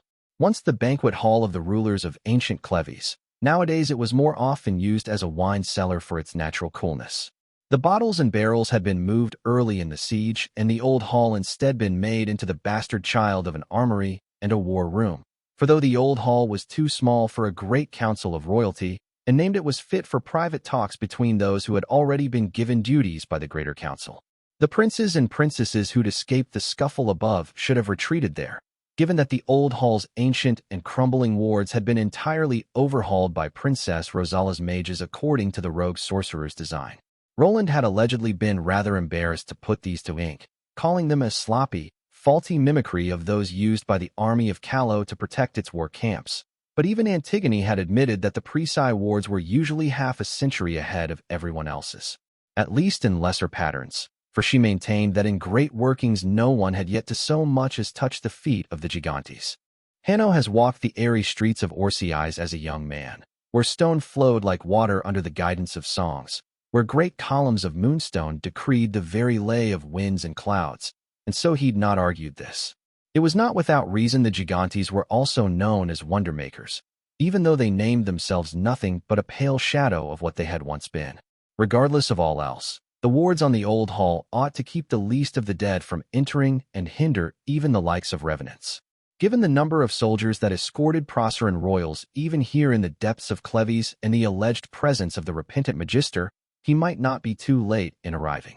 Nephili had left behind the destructive sorceries she'd learned in Stygia along with the other dark teachings of the magisterium, but that hardly meant she was defenseless. Hanno's step slowed as he entered a low, downward-sloping gallery. It could be no longer than 30 feet, though the span of it had been swallowed by darkness. Save for the 2 torches behind him and the 2 outside the door on the other side, there was no source of light. A few years ago, the White Knight would have let his name augment his sight and seen through the dark without missing a beat. He'd been taught better since, by a green-eyed killer who delighted in brutally punishing his every bad habit. If darkness had been laid here, it was not because his opponent had expected him to be blinded by it. It was because the moment his sight adjusted a nasty surprise was to be sprung on him. From memory, the gallery was no more than 6 feet wide, and the footing deliberately tricky, so that bowmen and spearmen able to strike into the gallery through narrow slits in the side walls might find easier prey. Physically strong, named rarely bother with tricks, Hanno noted out loud, save for those used to fighting creatures even stronger than them. The White Knight timed the sequence of his movements closely, first snatching out one of the torches at his side and tossing it out into the dark before adjusting his footing. 1 foot horizontal, as if prepared to thrust out with a slender blade. But instead a flicker of light went down the back of his leg, and Hanno propelled himself forward at inhuman speed. The last part of the sequence, strengthening his eyes against light, came the moment he caught a glimpse of a silhouette within the dark. A fraction of a moment later there was a loud bang and a flash of burning light, the kind that would have seared his eyes powerfully, were he adjusting them to see in the dark. Instead it merely stung, and stinging he could suffer through without batting an eye. Even as the torch he'd thrown arced up, Hanno caught sight of a tall and broad man in ornate bronze armor plate, of a helm, too, depicting some snarling creature. But before he could make out which his opponent was moving, a greatsword swung, aimed to carve through the still spinning torch. But as the initial heartbeat of the fight ended, Hanno's movement trick ended with him under the very torch. He snatched it out again, thrusting it towards the helmeted head of the revenant, and his opponent aborted his blow before silently withdrawing into the dark. A mere moment later, there was no sign left of the undead named at all. A wolf, the White Knight pensively said, yet in bronze, not iron or finer. Not so with the great sword, which was well-made steel. A more recent weapon, which was interesting. It meant the bronze armor had been kept even with steel plate likely available, and that would hardly be without reason. Even more interesting was that he was being met in battle here, in what Hanno could only term an obvious trap, while the undeniably better prize would be the lives of the Proceran royalty within the old hall deeper in.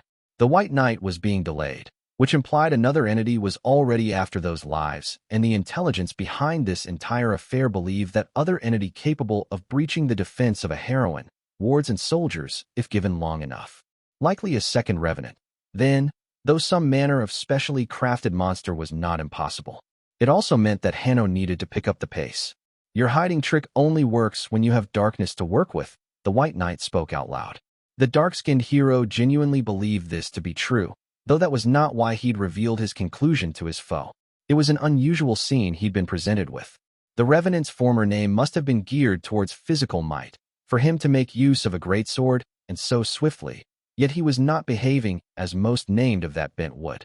Hanno was not the kind of fool to dismiss those named inclined to the strength of bodies as duller than others. But it was true that the breed tended to be more inclined towards recklessness and swift advance than other heroes, as they should be, given that their names usually rewarded such audacity with luck and power. Rafaela was a good example, For though clever and apt in tactics, she tended to prefer throwing herself into trouble with only limited planning. It was where and how she thrived, for that was her role as a champion. Yet the revenant he now faced had preferred laying an ambush, using tricks that many heroes would outright consider beneath them, and was even now lying in wait instead of seeking battle. Used to fighting stronger creatures, Hanno considered, though it did not feel like a full explanation. Unfortunately, given that the dead king's grasp reached across several centuries and lands now considered quite tame had at times been considered more dangerous than the Brocelian, this did little to narrow the scope of possible identities. Torch still in hand, the White Knight began to stride towards the other end of the gallery. Bronze armor, and a helmet like a snarling wolf.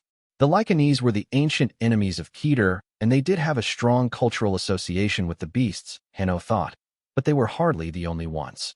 And they'd been one of the first human ethnicities in the West to begin using iron, too, which would make the bronze armor odd. Or would it? Iron hindered many lesser sorceries, he remembered. The darkness trick, and perhaps even the light that had blinded him, might not be fated aspects but instead enchantments woven into an armor. One made in bronze, a metal that the ancient peoples of Calernia had favored above all others when it came to laying enchantments. 9 steps. Before Hanno reached the end of the gallery and the second part of the ambush was sprung on him. It was the light trick that had given it away, and it was the same reason the White Knight had been unsatisfied with his guess of the Revenant's former purpose. The trick had been woven to specifically hurt a named fortifying their eyes, which meant his opponent was used to fighting other named. And that meant the light at the end of the gallery, the other 2 torches, was a second part to the trap. Why even leave them, if the Revenant had advantages from the dark? The coming ambush had been obvious enough, even with only part of the gallery shrouded in darkness. The Revenant had left a sanctuary at the end of the obvious danger because it allowed him to dictate where Hanno would be moving without lifting a finger. It was, the White Knight decided, a cunning killer he was facing, one whose life might be worth learning from, should he learn enough to tell it apart from the rest of the sea. 3 steps now, and timing would be everything. On the first step, the White Knight breathed in. Light, never far from his grasp, stormed through his veins. On the second step, the White Knight breathed out. He grasped the light by the reins, shaped it, and directed it. On the third step, the White Knight acted. He tossed the torch forward again. Even as from a dead-angle shadow the Revenant emerged and snuffed out the 2 torches flanking the gallery's gate simply by clenching his armored fingers into a fist. The stretch of corridor ahead went dark, for all the other torches were too far to cast light. All that was left was the flickering flame of the torch he'd thrown, arcing up and forward, and even as the Revenant faded into the darkness the White Knight smiled, and stomped his armored boot onto the ground, releasing light in a wave. The Revenant's looming silhouette reappeared, seemingly startled, and Hanno idly confirmed that his guess had been correct. It was the armor that allowed him to disappear, that same armor touching the stone floor he'd just shot light across.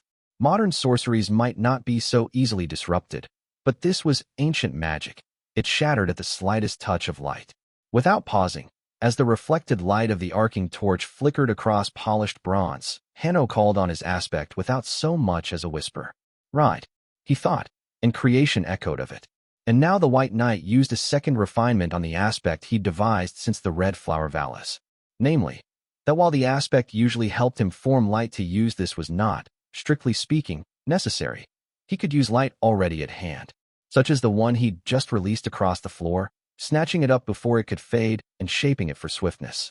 His arm extended. He rammed the forming lance of light through the weakness in the Revenant's armor, the slight space between helmet and cuirass, and felt the light searing its way through like a hot knife through butter. Amaranta Vigil, long ago the sage of the West, had spent a lifetime studying the light. She'd been a major influence in the shape the lanterns took in the centuries after and died at the age of 93, fighting a dragon with her bare fists. That last brawl had made it into Levantine legend, but it had been not the many duels of her early and late life that Hanno had found most useful, but instead the stretch from her 50s to 70s. During those decades, she'd experimented with applications of the light, and though most of what she'd set down of those studies had been lost to flame during the scouring of Vacii, the White Knight had sat through the revelations of those years with her over long hours of mediation within his aspect. Like, for example, the evening where she had grasped that with enough concentration the initial movement ascribed to light could still be changed when it had been set in motion. All it required was the addition of fresh light. As for some reason beyond the comprehension of mortals, even a speck added to the initial light would be enough to turn even a pre-existing sea of the power into a completely different working by the light's own laws. And so, even as the White Knight's aspect saw light emerging from his legs to form into a mount, he added a speck more. In the fraction of a moment that followed, he seized all the light that had been made, and without missing a beat, slammed the lot of it into the lance already in the Revenant. The upper half of the dead named vaporized, and he formed a bladed edge along the lance's length so he could slice through the lower half outright. He'd had only a single opening, but these days that tended to be all that Hanno needed. Ahead of him the torch he'd thrown clattered against the stone, and without a word the White Knight resumed his advance towards the old hall. The repentant Magister ought to have lasted this long, he thought even as he quickened his steps, and with a turn under flickering torchlight, found himself stepping into the narrow hallway where the old hall's gate awaited. Corpses were strewn over the length of it. Savaged enough it was hard to tell how many bodies there truly were. The grisly scene reeked of blood and excrement, and the White Knight pushed down a grimace when he saw the heavy oaken doors that should have protected the old hall's entrance had been ripped open. He could not tell the state of the wards, but that boded ill, as did the silence that was all he could hear coming from what should be a hall crowded with soldiers. Sword in hand, he prepared to. The sound that interrupted him was deafening, like someone had balled up together 100 screams, distilled them, and unleashed them all at once. A thin silhouette was blown out of the old hall and smacked against the wall opposite its gate before nimbly rising to its feet. Long claws of steel had been affixed to the Revenant's hands, and it bore a now half-shattered mask of clay, painted in shades of gray and green. Sound resumed from within the hall, most of it cheers. Before the Revenant could even decide whether to flee or attack again, a small painted clay tile, no larger than a pair of fingers, was tossed onto the ground in front of it. The Revenant hissed in anger and tried to back away the opposite way from the White Knight, who noted with amusement he had yet to be noticed, but the moment it took a step, an intricate rope formed of what appeared to be small interlinked shield panels emerged from the tile and snatched its foot, dragging it back. Even as it tried to kick away the tile, the sound from the hall cut out again, as if swallowed whole, and the repentant Magister emerged from the old hall, loose robes trailing behind her as she advanced in silken slippers. Nephili was holding up a hand, and within it was a golden device spinning so swiftly on itself it seemed almost a sphere. It was sucking up noise and sorcery like a hungry whirlpool. I did not need them to learn right from wrong, the repentant Magister said, tone hard but somehow awed, as if even in the depths of her wrath she could not quite believe what she was doing. And I will not return to their old lessons now like some cowering child. The Revenant smashed the tile, and the rope vanished. Hanno did not move an inch. The repentant Magister, with a snarl, clenched her hand around the golden device, and the deafening blast from before sounded again, smashing the Revenant into the ancient stone and grinding it like some monstrous millstone of noise and sorcery. A ragged remnant of the undead named fell to the ground when the working ended. Nephili slowly stepped forward even as her palm opened and the device began spinning again. I am not defenseless, the repentant Magister said, glaring down at the Revenant. I am not lessened by looking in the eye the evil I was once part of and choosing to cast it aside. And gods take my tongue if I lie, but when this war ends I shall not be ashamed of how I fought it. Fingers clenched, sound and sorcery roiled, and the last remnants of the Revenant were ground to dust. Hanno thought of how Nephili had looked that night, weeping and afraid, and felt his heart clench with pride. You are your worst day? The White Knight thought, looking at the straight-backed and clear-eyed sorceress standing before him. But you are your finest day as well, and every single other one, even those yet to come. It had been a dark day, this one, Hanno of Arwood thought, and yet it had become a little brighter for the light just brought into it. This is how victory comes. The White Knight softly smiled. One candle lit after another, until we have chased away the night. Hanno sheathed his sword and stepped into the light, for the enemy was still afoot in the city, and there was work to be done. If his steps were just a little lighter, well, who could tell the difference?